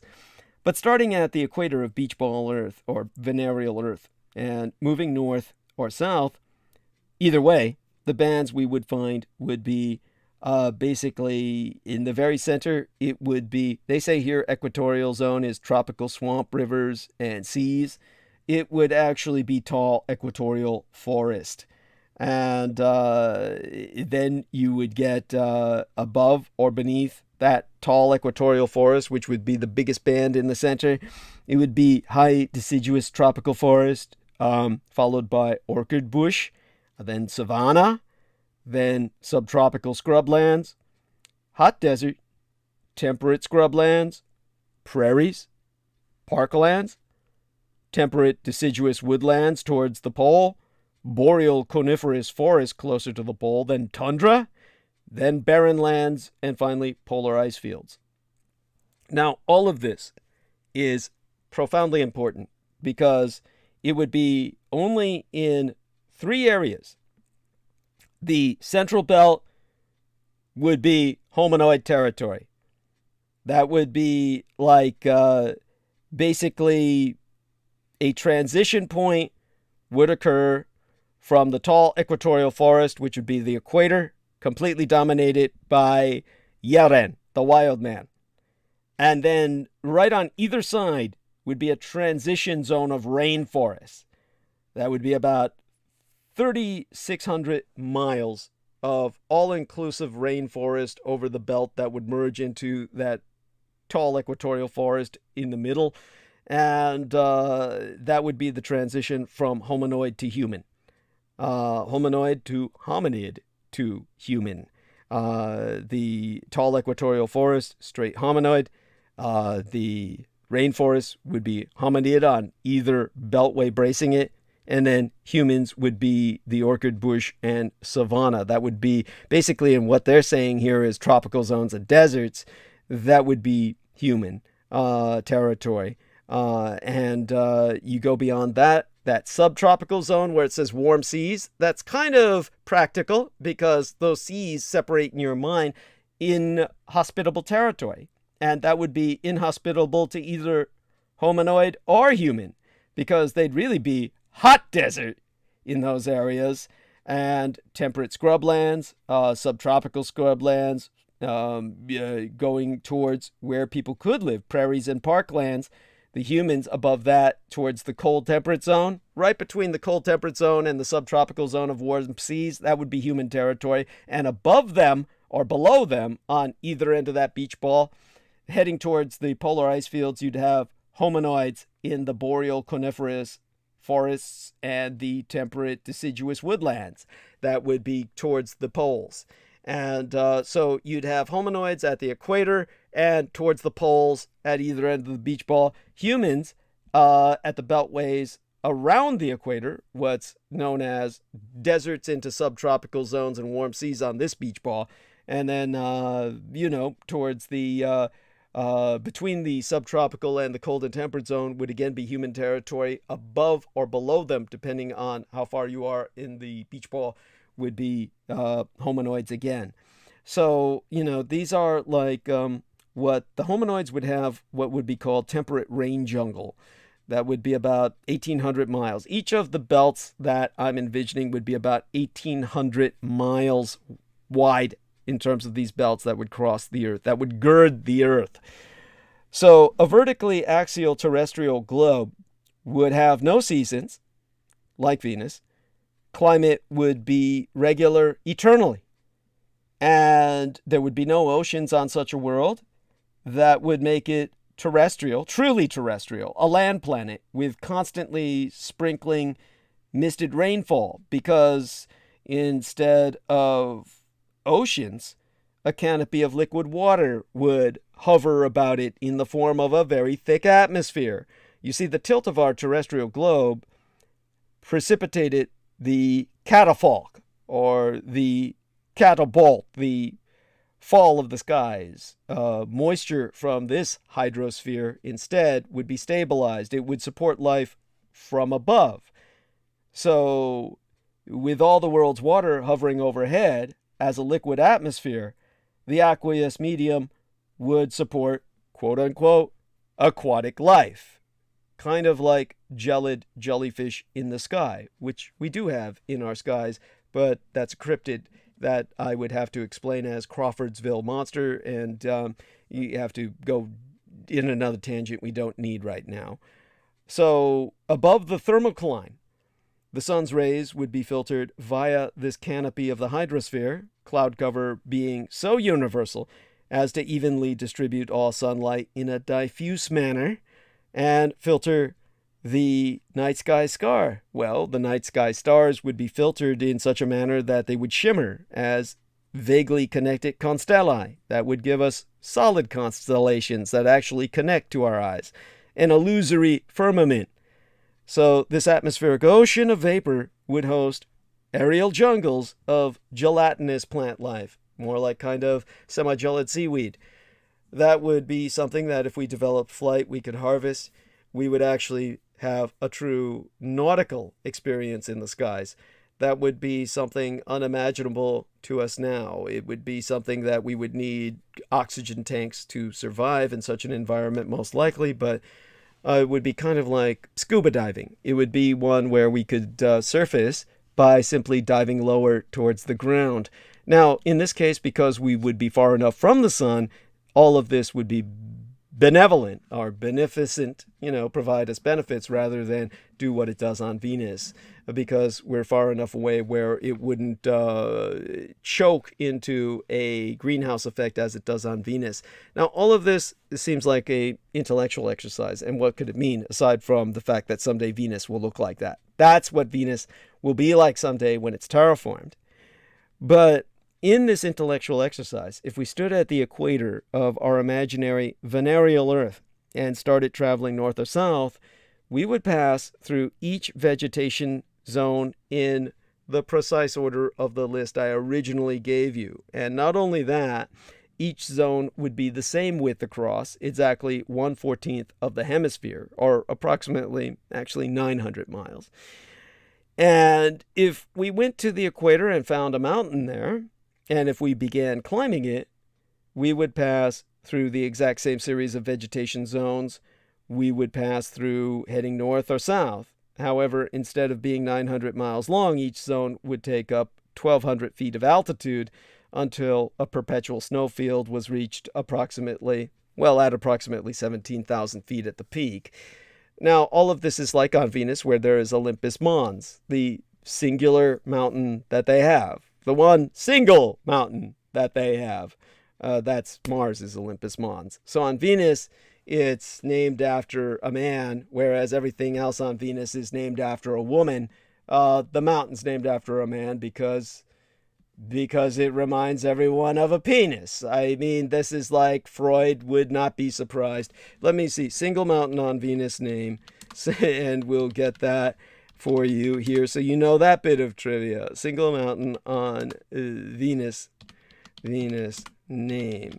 And Maxwell Montes. Yes, it's a mountain massif on the planet Venus, of which the peak, Scotty Mons, was the highest point on the planet's surface. I mean, there's other mountains on Venus, but there's only one really tall mountain named after a man, Maxwell Montes. And that is so fucking predictable. So, yeah, there are indeed large mountain ranges on Venus. They aren't quite as high as those on Earth, but there we have it. A hot, hellish, and volcanic planet. But once it's terraformed, it would be like what I'm showing you now. And that hopefully provides you. So, yeah, Jameson Reese says they really had fun with those names. Yes. Now, if we moved that mountain that I just imagined on this venereal Earth north or south before starting our climb, we would only pass through vegetation zones that lie latitudinally above the mountain's new position. For example, if we moved it to the 4th zone of savanna land, we would start our climb there and move up through only the 10 remaining zones towards the pole. We would also find each zone lower on the mountain than it was at the equator, and the perpetual ice and snow would begin 4 zones lower at about 12,200 feet. Now, fortunately, of course, Earth is not built like Venus. Besides our axial tilt, we have oceans, seas, mountains, and valleys that disrupt our vegetation patterns. So they're not industrially scaled to an exactitude of that you would have in a hedgerow. So, in addition, the dominant ocean currents influence global weather because we have seas, which directly determines plant distribution in turn. But despite all that, the vegetation zones that I have listed for you, they do cover our land surface in the exact order that I articulated. Through every valley, across every plain, and up every mountain. They are not all the same width and do not run in tidy ribbons like colored stripes on a beach ball, but they always maintain a certain basic consistency by bending and folding into waves that move up and down and grow hugely fat or disappear altogether as they sweep around the globe. So let me put a link right now to a map that will make that process clear to you, hopefully once and for all. So, where can I find that map? And, oh yes, okay, let me look for this. Scroll up a bit further here on some links to maps because, I love maps. And let's take a look at this in furniture collectibles because this is an antique. And shoving this right now into the chat room. Now feast your eyes and gloat your soul and take a look at, there should be other maps on here. And you can see 4 maps on the left-hand side. So you take a look at this first one, however, and I would recommend going to the second one because it's clearer. Go to the second map on the left-hand side, second map down from the top, and click that open, and you're going to see these kinds of bands that are caused by the winds. And look, there's beach ball Earth. You can see the equatorial belt of the calms. These are wind maps. And these are what decide what kind of vegetation grows over planet Earth. You will see other examples of beach ball Earth. South tropical zone, north tropical zone, warm temperature zone, polar zone. See that? Now, all of that is the kind of banding that would occur on an Earth that they show here that is on its axis, that is not tilted, that is rotating on its axis. They're showing Earth here as if it were a terraformed Venus. And if you go to the other maps that are on this, you will see other examples of more closely looking at the winds or the other bands of, shall we say, bionomic environment, which kind of phase Earth into compartmentalized zones. Now, these belts divide where humans live and where hominids live. The humans live in the belts. You can identify where everybody is in Asia and Europe and America and certain places in South Asia and Africa and Latin America, and the rest belongs to them. The others. And Mystery School says, those are beautiful about these maps. They want one. Thank you. I mean, I didn't make them, but I thank you. Now, this will put this in a more direct perspective so you can see what I'm talking about now. And this, of course, anybody who's playing this back years later, months later, weeks later can hear this. And Jameson says, now you grasp my annihilate the others campaign. Yes, the rest belongs to the others. And look here, this is a map. If you press it, click it, it'll get big. This shows the vegetation bands. Here we are. This is how they look on our Earth. Our Earth is not as smooth as Venus, so we get this effect, which is all the bands fat and wide and broken, and yet continuing around the Earth. You can see how they continue around the Earth. The different bands of vegetal bionomic environment. And just look at Asia and see fractal, as Jameson says, fractal. See Asia is Japan, China, Manchuria, Korea. Look at Europe, Germany with that band. All that light green band that goes deep into Central Asia, that's where Russians live. The Russians all live in that light green band, but you can see the national borders. Your Ukraine has much more land to live on. White Russia, Belarus has much more land to live on. This is why the Russians want to invade Ukraine, because the Ukrainians have far more land to live on than the fucking Russians, or an equal amount. If the Russians take Ukraine, they double their size of livable land. But the dark green band, that's Bigfoot. That is Alma, the Almaty, that, beyond Moscow, bad neighborhood. Russians can't go there. It's the same with that dark green band up there in Canada. That's all fucking Sasquatch territory. That's all there. Yeah. And the methane sinkholes in Russia are multiplying, as Jameson Reese is bringing up. So, yes, there you go. And now we take one more to really drive this home soon enough. Well, I guess we'll get there soon enough. So, hopefully this adds some perspective for you. Now, if only this map were in English, then you would know that the tall equatorial forest, the high deciduous tropical forest, the temperate deciduous woodlands, the boreal coniferous forest, that's all fucking hominoid. And of course, when you're talking about these forest lands as compared to humans, where are all the humans? Humans are orchid brush, savanna, prairies, and parklands. So if we were to look at the human territories, they're basically, take a look at Middle Africa, the Sahel, towards Ethiopia, the Horn of Africa. The Horn of Africa and Mediterranean Africa, the Maghreb, just that tip below Spain. Just that jutting peninsula below Spain that goes towards Malta, from the Atlantic to Sicily, basically. That's habitable Africa for humans. And the belt that goes between the Horn of Africa to the Atlantic, the Sahel region, that's humans. Then you go to the tip of South Africa, Cape Horn, and or rather the Cape of Good Hope, I mean to say, the Cape of Good Hope, and a little further above it in that belt between the Atlantic and Madagascar. That's humans.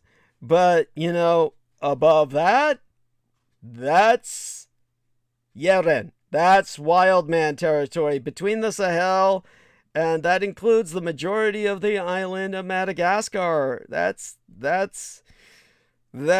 primatoid territory that is non-human primatoid territory. And again, the majority of Indonesia, South Asia, Southeast Asia, the Philippines, that's more relic population territory conducive than it is human.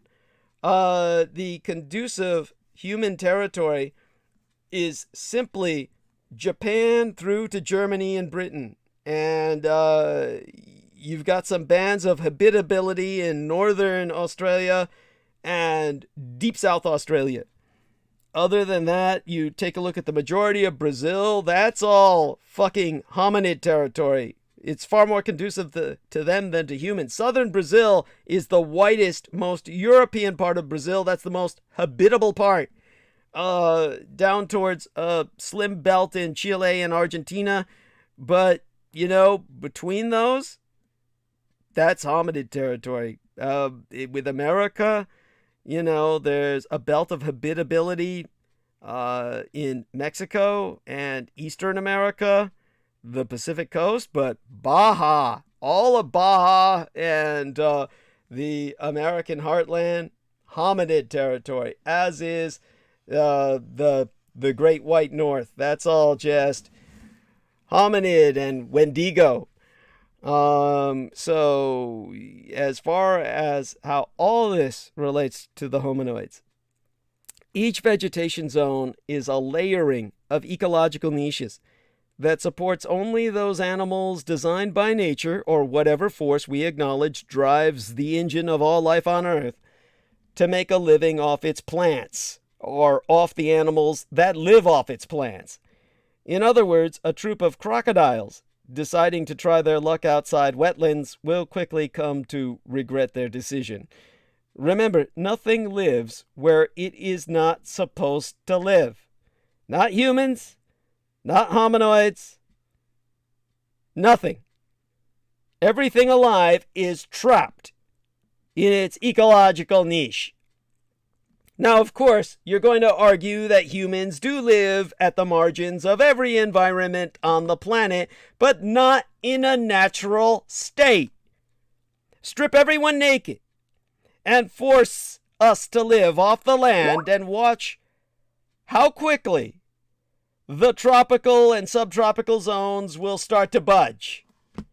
I mean, our supreme adaptability is only the result of mechanical means we have devised to defeat the natural order of life on Earth. Deny us those means, and it will readily become apparent that our niches adjoin but do not overlap the niches hominoids are best suited for. So, the zone list, modified by our terrestrial reality of those different niches, is again, humans have the prairies, the parklands, the savanna, and the orchid bush. The hominoids have tall equatorial forests, high deciduous tropical forest, temperate deciduous woodlands, and boreal coniferous forests are the great Siberian tundra. But the rest of the world is fit for neither man nor beast. There are no humans or hominoids in the hot desert. No humans or hominoids in the subtropical scrublands or the temperate scrublands. No humans or hominoids in the tundra or barren lands or polar ice fields. So as you see, the hominoids own the equatorial forests and temperate woodlands, leaving the prime open country niches to humanity and other animals that share them with us. And wouldn't you know, where our niches adjoin theirs is where the majority of hominoid human encounters occur. And they're all hostile. They're all hostile, or we would have cavorted and partied long ago. It simply makes sense. Use your goddamn common sense. If there were friendly encounters, we would be friends, right? Like Han Solo and Chewbacca. There are no Han Solo and Chewbacca teams because these are not friendly encounters. They hate us. They hate us. And I will eventually tell you the reason why, depending on how much time we have available, which is 1 hour and 15 minutes. Okay, there we are. But that gets us started in the right direction. And Jameson Reese says, fuck, that is so Lovecraftian. He says, yes, it is. It is. And he says, you mean no one can figure out why they hate us? Yeah, you'd think it would be obvious, right? But it's a bit more, shall we say, it's a bit more nuanced than you might think. Obviously, when it comes to niches, humanoids, or rather the hominoids. We don't use the term humanoid because that brings us into science fiction. Hominoids are easily capable of sustained trespass in human niches as they move from one of theirs to another, which could account for how they have become so widely dispersed. Humans have trouble simply penetrating hominoid niches at all, much less living in them. But hominoids have no trouble making their way in ours. So it seems hominoids are the true masters of planet Earth. They can live in all but the coldest or most barren environments, which far surpasses humanity's limited ability to survive in a natural state. This leads to the obvious question. If nature equipped hominoids to live in human niches, shouldn't they stay there rather than in their own comparatively difficult habitats? Yes. And they probably used to do just that. Let's compare hominoids and pongids, or apes and monkeys. Pongids are tightly locked into their forest environments by their physical specializations. It is grasping feet for trees. And their diets. Frugivores, fruit eaters. They are designed by nature to live just where they do, in the closed canopy equatorial forests that provide an almost limitless supply of their principal food sources. They can suck down fruits and shit out seeds that are pre-fertilized by their intestines to grow more of their food. On the other hand, hominoids are dietarily omnivorous, as humans, and except for the abominable snowman, the Yeti, they are as physically unspecialized as we. Consequently, they are not restricted to their current ecological homes. Unlike the crocodilians I mentioned earlier, if hominoids decided to move into human niches, they could easily survive the transition. In fact, living in the milder human habitats would undoubtedly be much easier on them than their reality. With that thought in mind, let's backtrack to the previously discussed period between 20 and 5 million years ago, when several Miocene apes were seeking safe, comfortable, environmental niches to inhabit. Some chose well and flourished, while others chose badly and died out. Bear in mind, those that flourished did so by microevolution. They all remained within the same genus of Miocene apes, a la Darwin's finches. Some chose the safety of life in trees and becamest monkeys. Others combined the safety of trees with the abundant food on the forest floors and becamest the large foragers we call apes.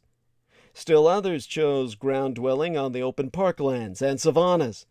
They developed upright posture, along with enough size, strength, and cunning to cope with such a food-filled but dangerous habitat. These becamest the hominoids, Gigantopithecus, and descendants. Now, life went on like that for several million years, with no species bursting into anyone else's ecological bubbles. Then came the evolutionary war for the planet of the apes, which humanity lost. Now that sounds lurid as hell and demands explanation. Okay, X2UL says, come here to hang out, and damn, you got a show going. Bless you. Thank you so much. Okay.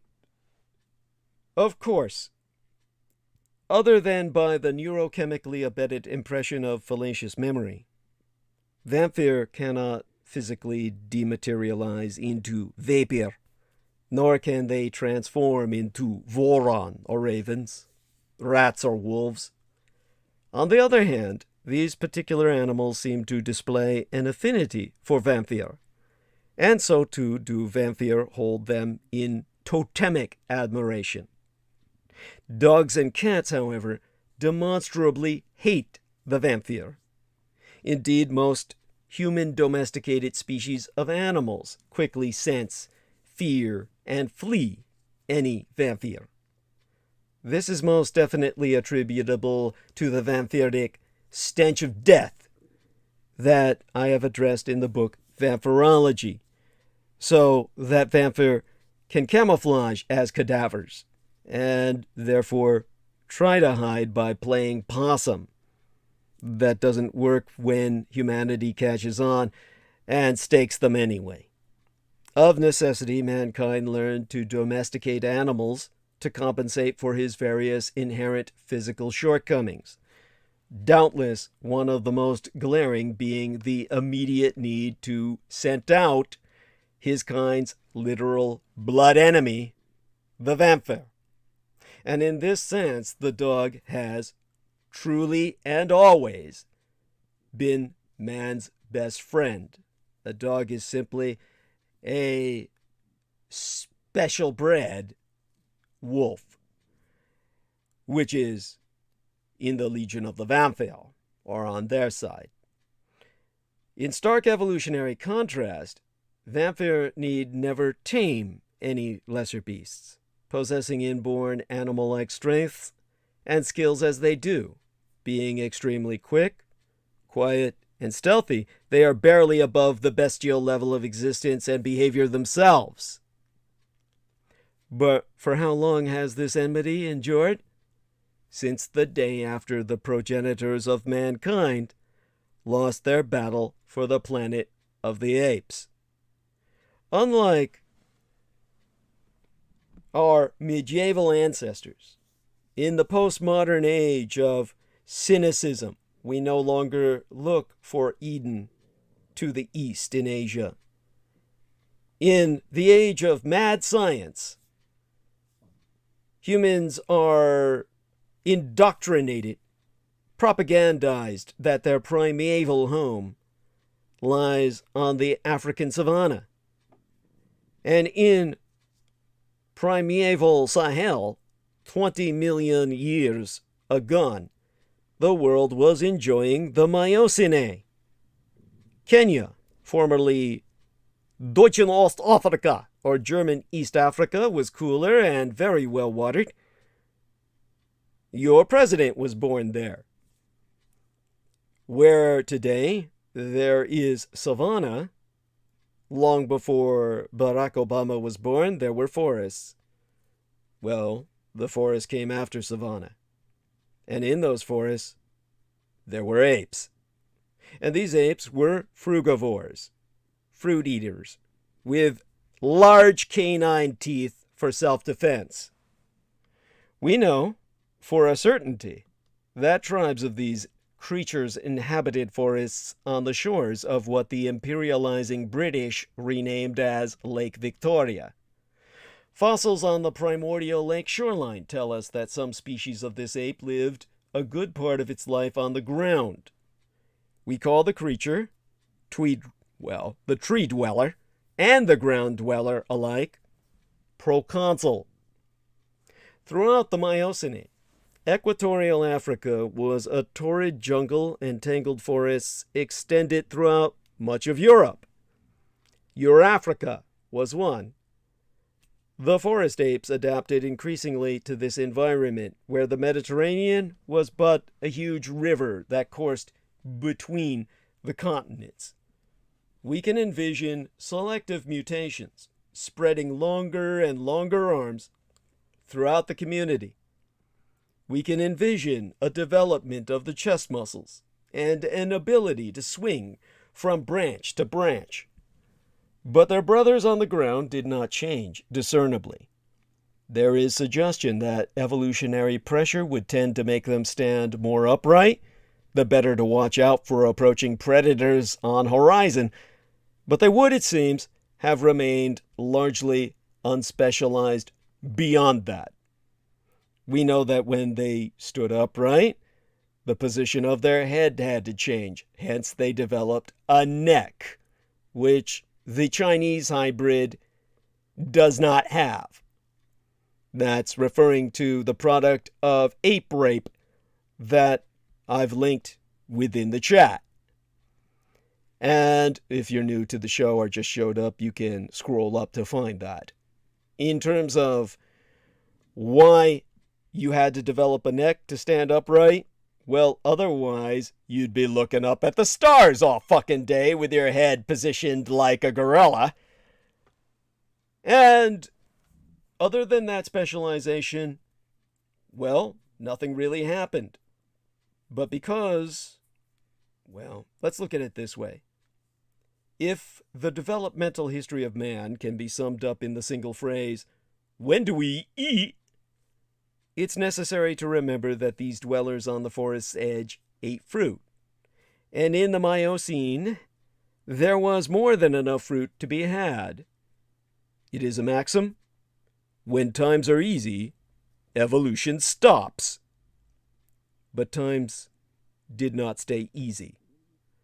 With the ending of the Miocene, the Pliocene brought drought. That's spelled D-R-U-G-H-T-H. Now, drought is not drought. It's drought, but it's orders of magnitude beyond current measurability. It is ecosystemic planetary drought, like planet fucking Dune drought. That's what Pliocene brought upon us.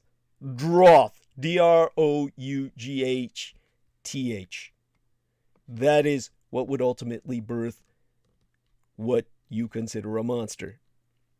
You see, our minds are conditioned to grasping only short stretches of time.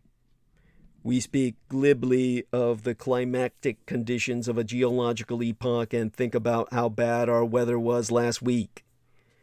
But the Pliocene did not last a week. It lasted 12 million years. 12 million years of drought is a terrestrial catastrophe of the highest magnitude. But fortunately, it did not mean that the rain ceased overnight and remained untapped for millennia upon millennia. It means the rains grew shorter and less frequent. And as they did so, the environment changed. Specifically in East Africa, we no longer had the steady mixture of forest and flatland which allowed for the comfortable coexistence of two types of ape. The forests gradually shrank, and with them the available supply of fruit. Competition between the apes grew stronger for what was left. It was, as one might conceive, a grossly uneven struggle. Those millions of Miocene years had equipped one branch of the line to survive in the forest where the fruit was. When it came to a grudge fight, the tree apes were in their own environment, swift, agile, and strong. And grudge fights there must have been. Although we should not picture the whole evolutionary scape as a battle royale, what happened broadly was that when a forest ape and a ground ape raced for the apple in that shrinking Eden, the forest ape was equipped to get there first. His brother had to find another food supply or starve. The story has a predictable ending. In this fight for survival, the forest ape won. That is to say, he won the forests. But it was a poor prize compared with what went to the vanquished land ape. For the vanquished on the ground inherited the earth. Yet this is hindsight, and foresight of the same in those days would have been poor consolation to the land ape. In the short term, he inherited only the bush, with roots and berries for food, and the hungry leopard as his constant nightmare. But our ancestral ape had primate cunning, and in the bush, evolution made him lighter and more agile. There is a gambling chance that at this time, your cunning, agile ground ape did something no living creature had ever done before. He picked up a stone or a branch and used it to dispatch an enemy. We cannot ascertain for certain that use of weapons dates back to this time, but it seems the only reasonable explanation for the fact that, in the evolutionary clock tick of 1,000,000 years, his fighting canines, those long razor-sharp fangs on every monkey, but human animals, but you human sheep that provide chattel for us the vampire, your canines all but vanished, retracted into your gum line. Instead of baring your teeth for intimidation, agility, cunning, and weapons make up your impressive dossier. But it was not enough. The drought continued. Like the forests before it, the bush itself thinned. Territories expanded. Your ancestral ape had to range farther and farther for food, expose himself to greater and greater dangers. He was not equipped for them. Nowhere nearly equipped for them. He must have come very close indeed to racial death. An incongruent analogy forces itself upon us by way of my latent sainted sire, the man who raised and guided me, Chief Petty Officer George Joseph Henry Dietrich of the United States Navy. He taught myself to dwell upon, or rather reflect upon, contemplate and meditate upon the image of a man in a lifeboat dying of thirst because my father had been there. He floats on more water than he can comprehend, on more water than he could use in 1,000 lifetimes. Yet he dies by the hour for lack of water.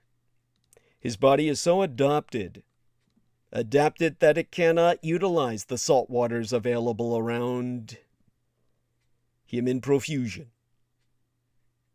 Your ancestral ape was, so to speak, in the same boat my father once barely survived. Despite the drought, despite the shrinking forest and the shrinking shrub, there was food around him in abundance. The savanna teemed with life. It offered protein, fats, and vitamins in cornucopia. But your ancestral ape could not eat meat. At this crisis time, the line of evolution split. One branch of the bush apes made a virtue of necessity. They became as ever increasingly efficient omnivores, devourers of both animal and vegetable substances. A generalization that shows plainly in your own contemporary set of teeth, which you have unwittingly bequeathed upon you by your primal ancestors. Adapted to rending meat towards the front, so that you may display your flesh-rending ability to others when you smile, and biologically adjusted to accommodate herbivorous or plant-eating consumption toward the back. Your most aggressive part of your teeth, that's your primal primate challenge. As monkeys bare their canines unto other monkeys, your intimidation when you meet a man or woman is to grasp their hands and pressure them while you bear a smile that is a secret primate challenge of the teeth. Your flashing smile is your intimidator. You both flash your smiles the same way you pressure your hands. This is where you grasp who is alpha and who is beta. And you must have been consummately aggressive from the first. For that omnivorous adaptation spread among your monkey ancestors via your seed. And with that phenomena of inheriting the very state of unbelievable aggressive testosterone, orders of magnitude above any other mammalian animal on Earth, sheer evil, spread your seed across the surface of the earth. And with the spread of your vile and viral seed, spread a change of habits in your ever-expanding branch. Your ancestral apes no longer scrabbled for roots in the bush. Their horizons widened. They spread out onto the broad savanna and commenced to herd the game that would gradually become your cattle. But who would keep you in check from devouring all the earth? Well, another divergent and highly specialized branch grew out of an incredibly frightening collateral mutation.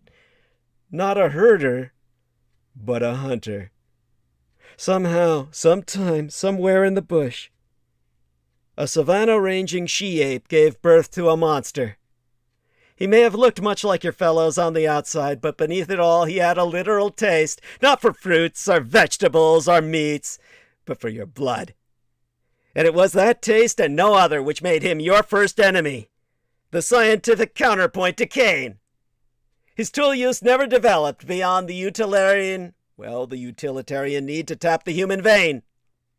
He hunted his prey via the adaptation of endogenous biochemicals to infuse into the bloodstreams of his victims and thereby mythify the very existence of his kind by leaving you literally befuddled and deluded that he could change shape and fly away or turn into a mist and evaporate from the scene.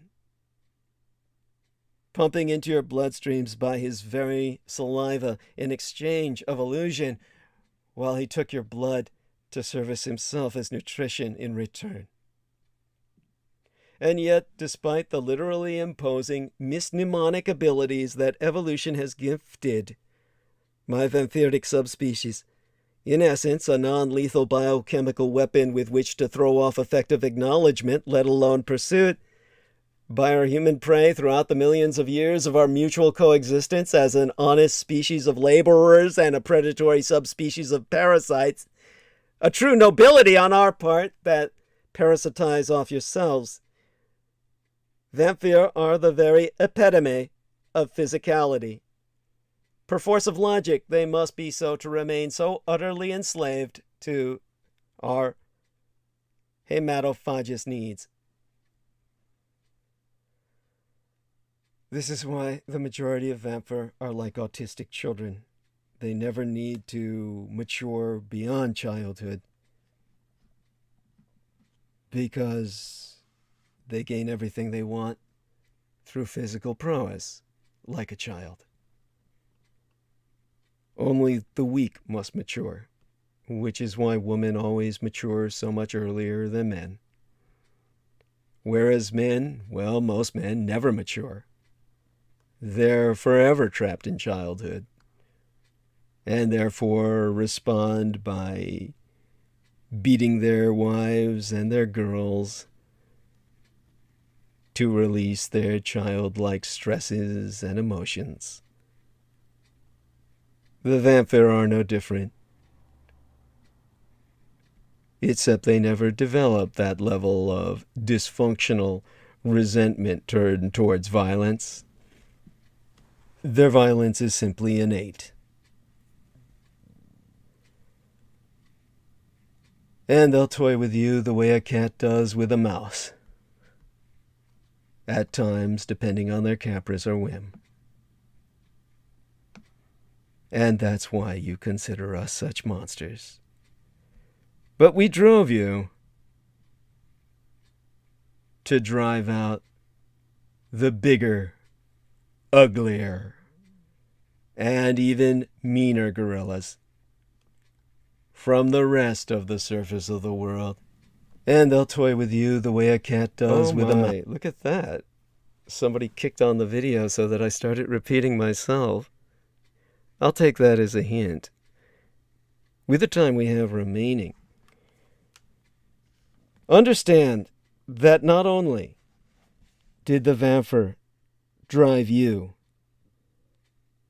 into driving out the hominids from their own hunting grounds, you were forced to evolve and organize socially in a manner you otherwise never would have. And not only were you omnivorous apes, eating everything the hominoids would eat, you could live only in the hominoids' preferred niches. And that gave you, humanity, a compelling motivation to prevail in any contest for control of those niches, because you needed them in order to be able to sleep at night. You couldn't stay in the caves where the vampire could pen you in, as the vampire were constantly haunting your dreams, depriving you of your lifeblood in your sleep. You were forced to conquer the world so that you could sleep safely at night, in lands that you could fully police and patrol.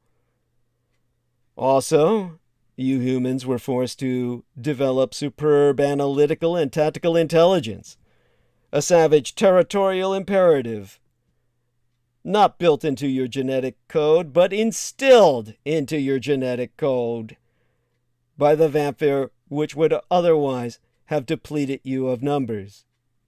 This was your superb tool and weapon-making ability, compensating for what little defense you had against anyone or anything to complement your internal drives of fear of the vampire, and most important, a tight-knit social order that allowed you to stand guard at night and sleep in shifts, that finally allowed yourselves to multiply your meager physical strengths by combining into cohesive groups.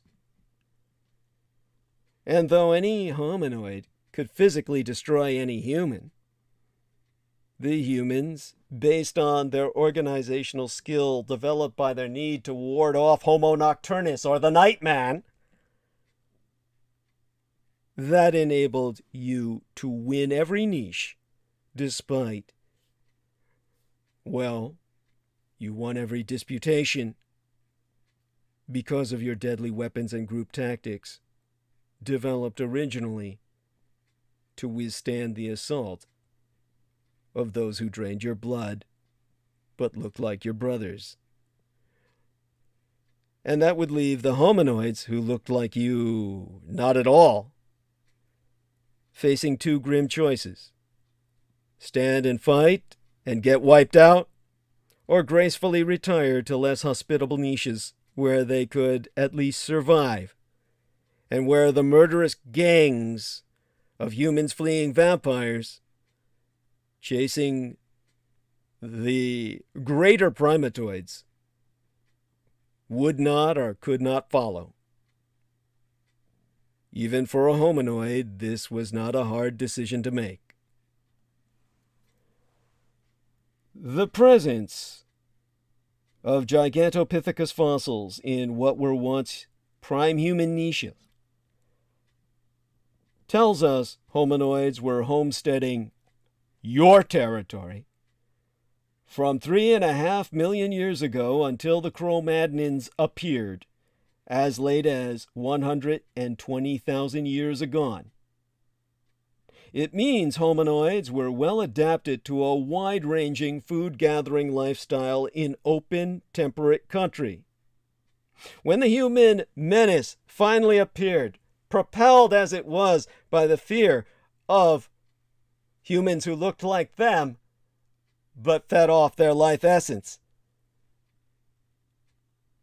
well adapted to a wide-ranging food-gathering lifestyle in open, temperate country that they had to take control of, or die in the night, penned in by the vampire.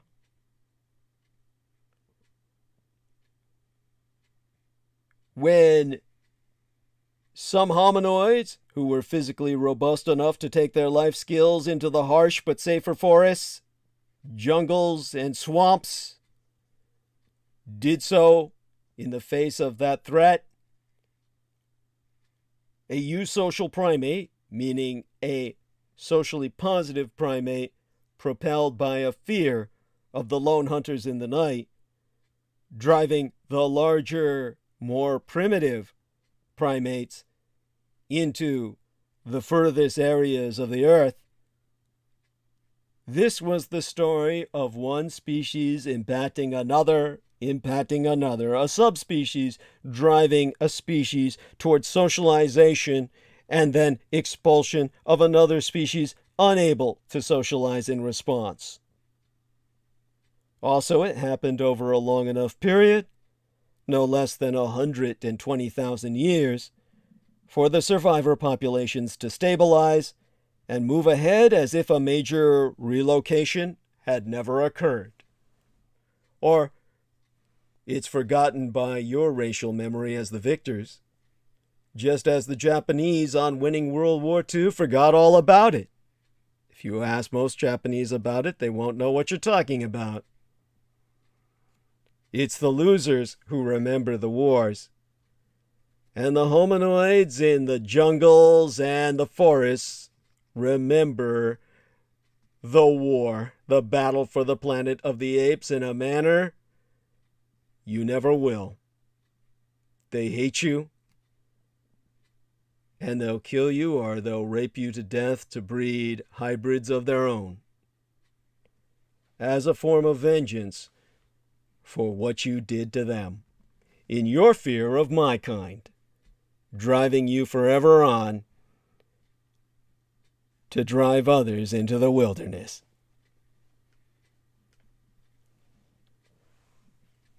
This was the death of the bicameral mind. This was when man, originally hearing the voice of the gods, began to have to think for himself. Having conquered all that land, at some point Adam, a Caucasian, evolved to the point where he could farm without dying of malnutrition, soaking up ever more vitamin D in the colder latitudes of the north that he had recently conquered through his pale skin, came to think in terms of time and seasons and the binding cycle of sowing and harvesting, reaping what he sowed. When man became man, and therefore Adam became thereby the father of all men. And regardless of how they got where they are today, lost forever in the wilderness, hominoids live in various of the world's heavily forested areas, which, excluding the ice caps, tundra, and deserts, comprise nearly half of the remaining land on Earth. That is 46% forest, 54% savanna and parkland. The savanna and parkland were conquered by humanity under the pressure of the vampire. The 46% of forest remaining was left to the hominoids as man drove them into the wilderness. By disheartening contrast, it is estimated that 500 years ago, when Columbus landed, the world was 60% forest, which tells us that since Columbus we have destroyed nearly 1/3 of the planet's trees. Nevertheless, his genocide of the Native Americans resulted in a complete reforestation to the point where the forests became enormous carbon sinks that triggered a mini ice age, a necromantic winter based on all the megadeaths created by one mad Jew determined to establish Zion on earth in the Western Hemisphere. So, with the forests then being cut down again by conquering Europeans, regardless, 46% of forests remain. So it's not as if the hominoids have no room to live in or stay hidden in. Half the world is theirs. 45% effectively with current deforestation. 55% of the world is ours. At absolute worst, we'll get to 60% before the changing climate causes our own die-off. Or humanity's die-off. It would be my die-off as well with the death of my chattel. Now, this is where I'll throw in another map in the time we have remaining to further educate you about the world that you live in and effectively knew nothing about. If you find ire in what I say and say, oh, that's so offensive, how could you say that? Think of all I've just educated you in now, which you knew nothing about. Nothing whatsoever. And understand that without my exposing to you the occulted, the hidden history of the world, you would be led astray by every mind leech that wanted to take a shit in the space between your ears, as we described Graham Hancock in the last transmission before tonight's, and you'll find yourself understanding why I say what I do say. Now, this will be decisively simplistic. It's the simplicity that you need to understand. We'll put this into the chat room, and this is vividmaps.com, and this is the world's forests. When you link onto it, you'll have to scroll down a little bit and click on the first map that you see, and this would be a map of the various forest types, and that alone is impressive. Your world is smothered in forest. Certainly far more so than you ever would have imagined, and it is highly legible as well as visible, in which you see evergreen, deciduous, needle-leaf trees, broadleaf trees, etc., mixed other trees. And when you look at that, you realize just how green your planet really is. You can even keep clicking on it while it gets bigger and bigger and see everything in detail. It looks a little less forested then with all of the development, but still click it back to its original, shall we say, worldwide projection where you see everything in strategic scale, and you realize that nature has, in a sense, nothing to worry about until climate change begins to, alter nature as we know it. Now, unfortunately, between the forested and non-forested areas, green versus white, no map, of course, can accurately portray the vast range of habitats available to the hominoids. But with your time absorbing what you see before you, understand this. They can survive in any substantial tract of forested land, even in forests crisscrossed by human roads and sprinkled with human dwellings.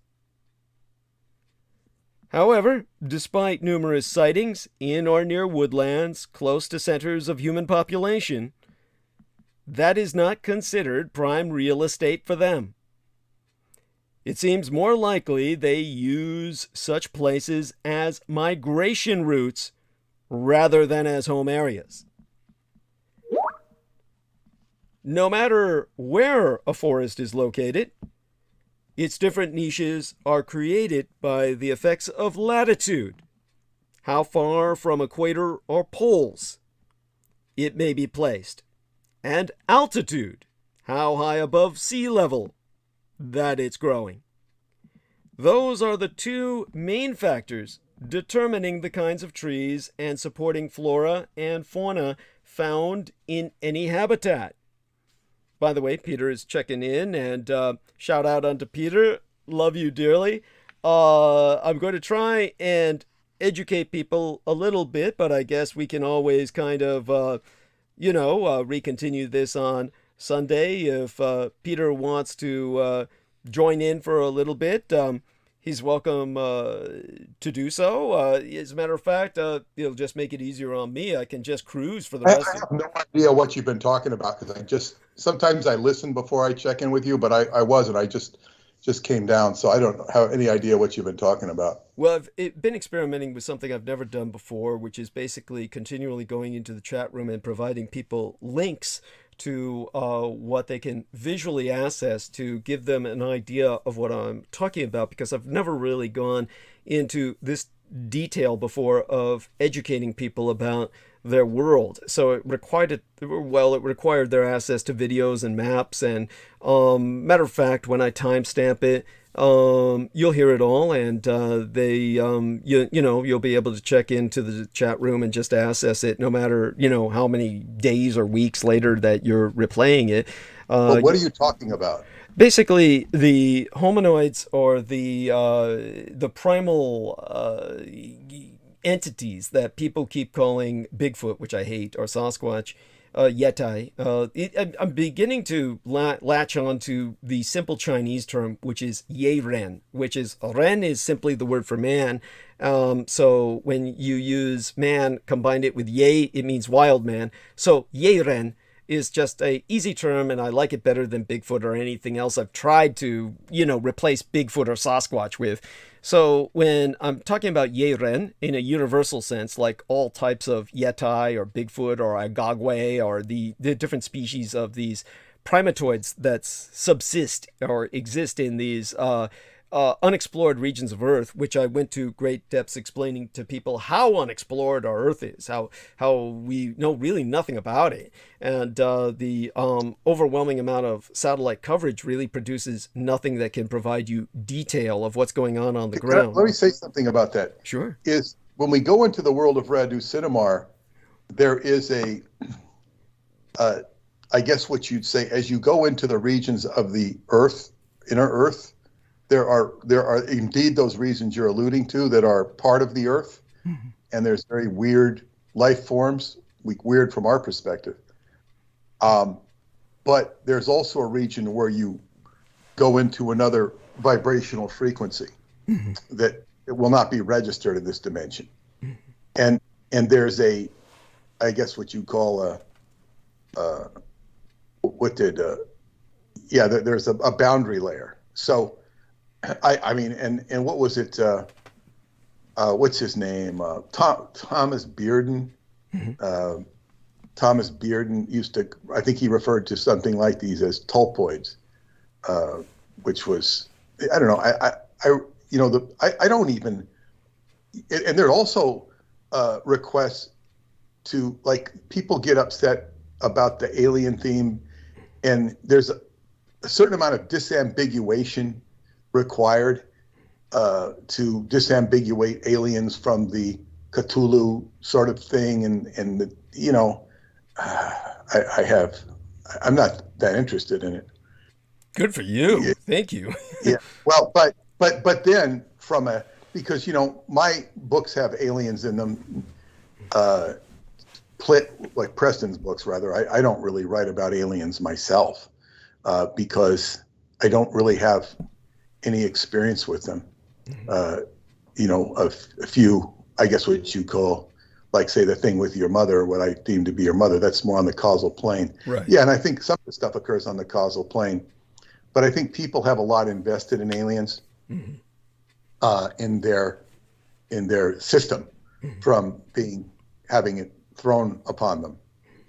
God, it's just, and yeah, I mean, I don't know. It's just, it's Actually, I'm surprised you got up comparatively early. You went to bed comparatively late, so you must have had kind of a comparatively short but refreshing slumber period. I had a good sleep, and I even had some interaction with Paula, who's getting ready for work. Wonderful. You really, my teacher used to say your real essence of sleep is between 10 p.m. and 2 a.m. Mm-hmm. That's really all the sleep you should need. That's the hours to sleep, between 10 p.m. and 2 a.m. You wake up at 2 and you can be a creature of the night, mm-hmm. if you want. Mm-hmm. I'm usually all wound up at 10 p.m. I'm not about to go to bed. Last night, I think I went to bed after 1. I stayed up doing something for a little while. Jesus, holy shit. You must have had like 4 hours sleep. Good God. I feel good. Yeah. I slept a little bit before the show, mm-hmm. but it wasn't much. And I don't know what the fuck. I don't know. No, I mean, you're doing fine. You sound great. I mean, yeah. Yeah, I'm good right now. We're both, she's a little more tired than I am, but she's got to get up and go to work. And she wasn't able to do her exercise because it's the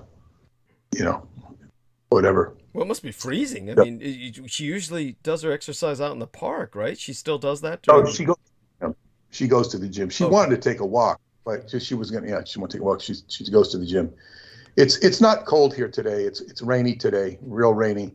Okay. Wow. I think we're going into a week that's not rainy. And she's driving? Yeah. Okay. She'll drive. Okay. I mean, she'll be Jameson careful. says it's 50 degrees. Yeah. So it's, That's warm for this time of year. I was about to say, yeah. In San Francisco, it's cold. Yeah. It's damp. Yeah. And it's kind of damp on Long Island because we're not far from the water. Mm-hmm. That's right. But it's not damp. San Francisco is just loaded with moisture in the air. Yeah.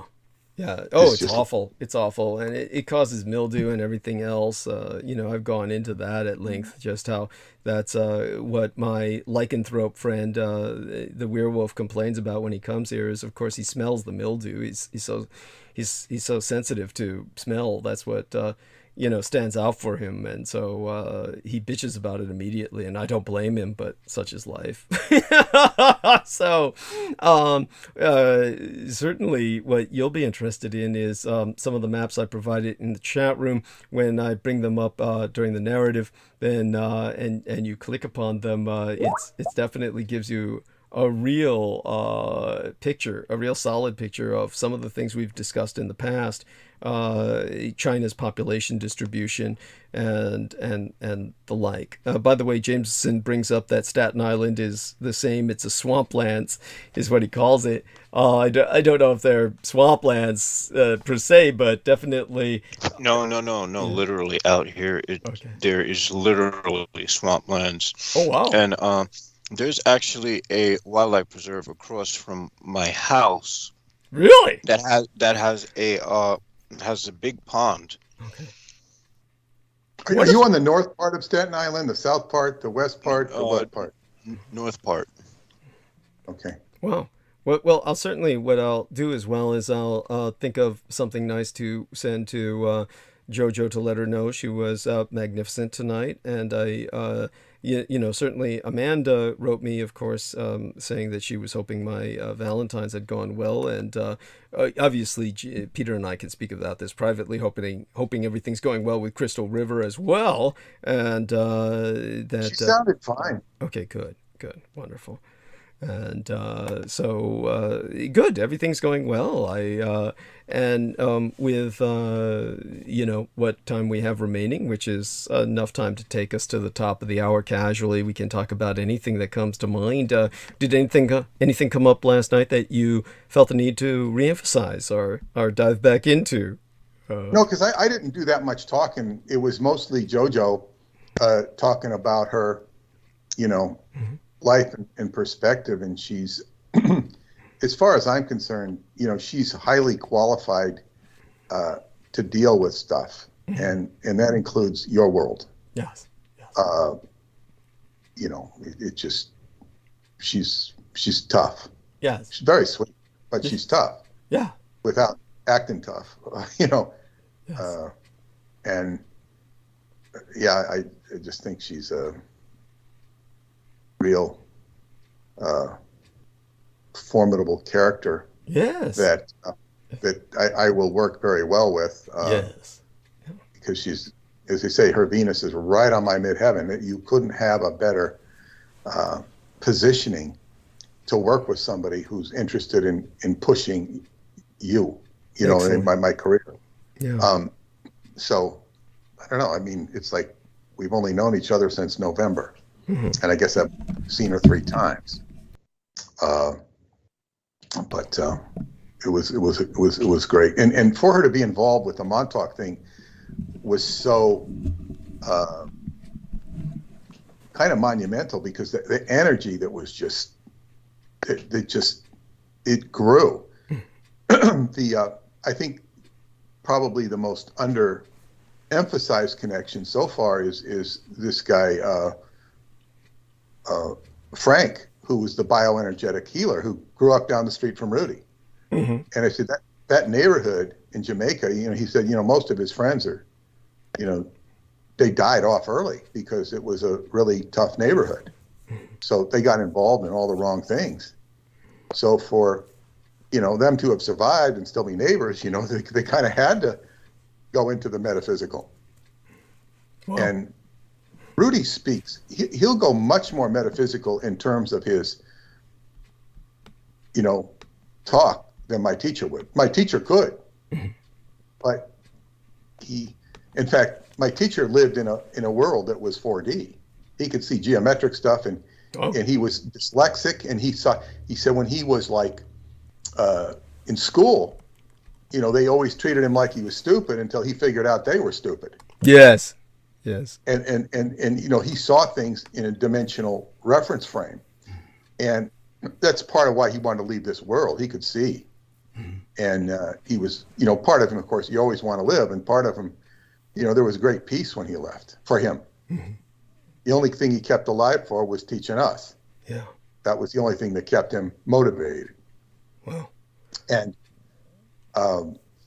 so Rudy, I mean, I'll never forget driving back from, I think it was the last session of biodynamics, the very last one, and I did a Qigong class, and we were in a churchyard, sort of a New Age church with a big labyrinth, and I was teaching, and it's, you know, when you're teaching in front of somebody like Rudy, you're very, I guess what you'd say, I wouldn't say not self-conscious, but self-aware. And I said, how did I do? Oh, he says, oh, it was good. It was good. You know, I mean, that's really a compliment. And then one time, because I mean, this guy's schooled in so many arts and had so many teachers. And I remember when I brought him to this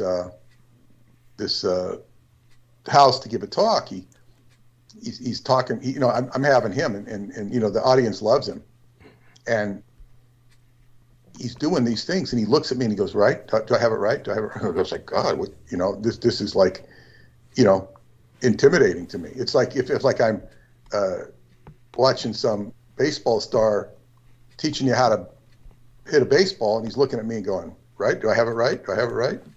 And the reason he did that is because he knew I had been spending so much time with my teacher. Right. I'd been going so much, and Roosevelt must have paid me a compliment because I was paying attention. But still, there are times with other students that I will need to be corrected, or you know, you don't have your shoulder in the right place, and whatnot. But Rudy we were driving back from biodynamics with my daughter, who was in the car, and he was talking about this really weird stuff that was going on, where like my teacher's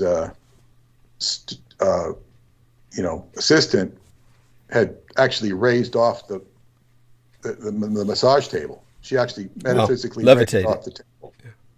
Yeah. And he was talking about that, and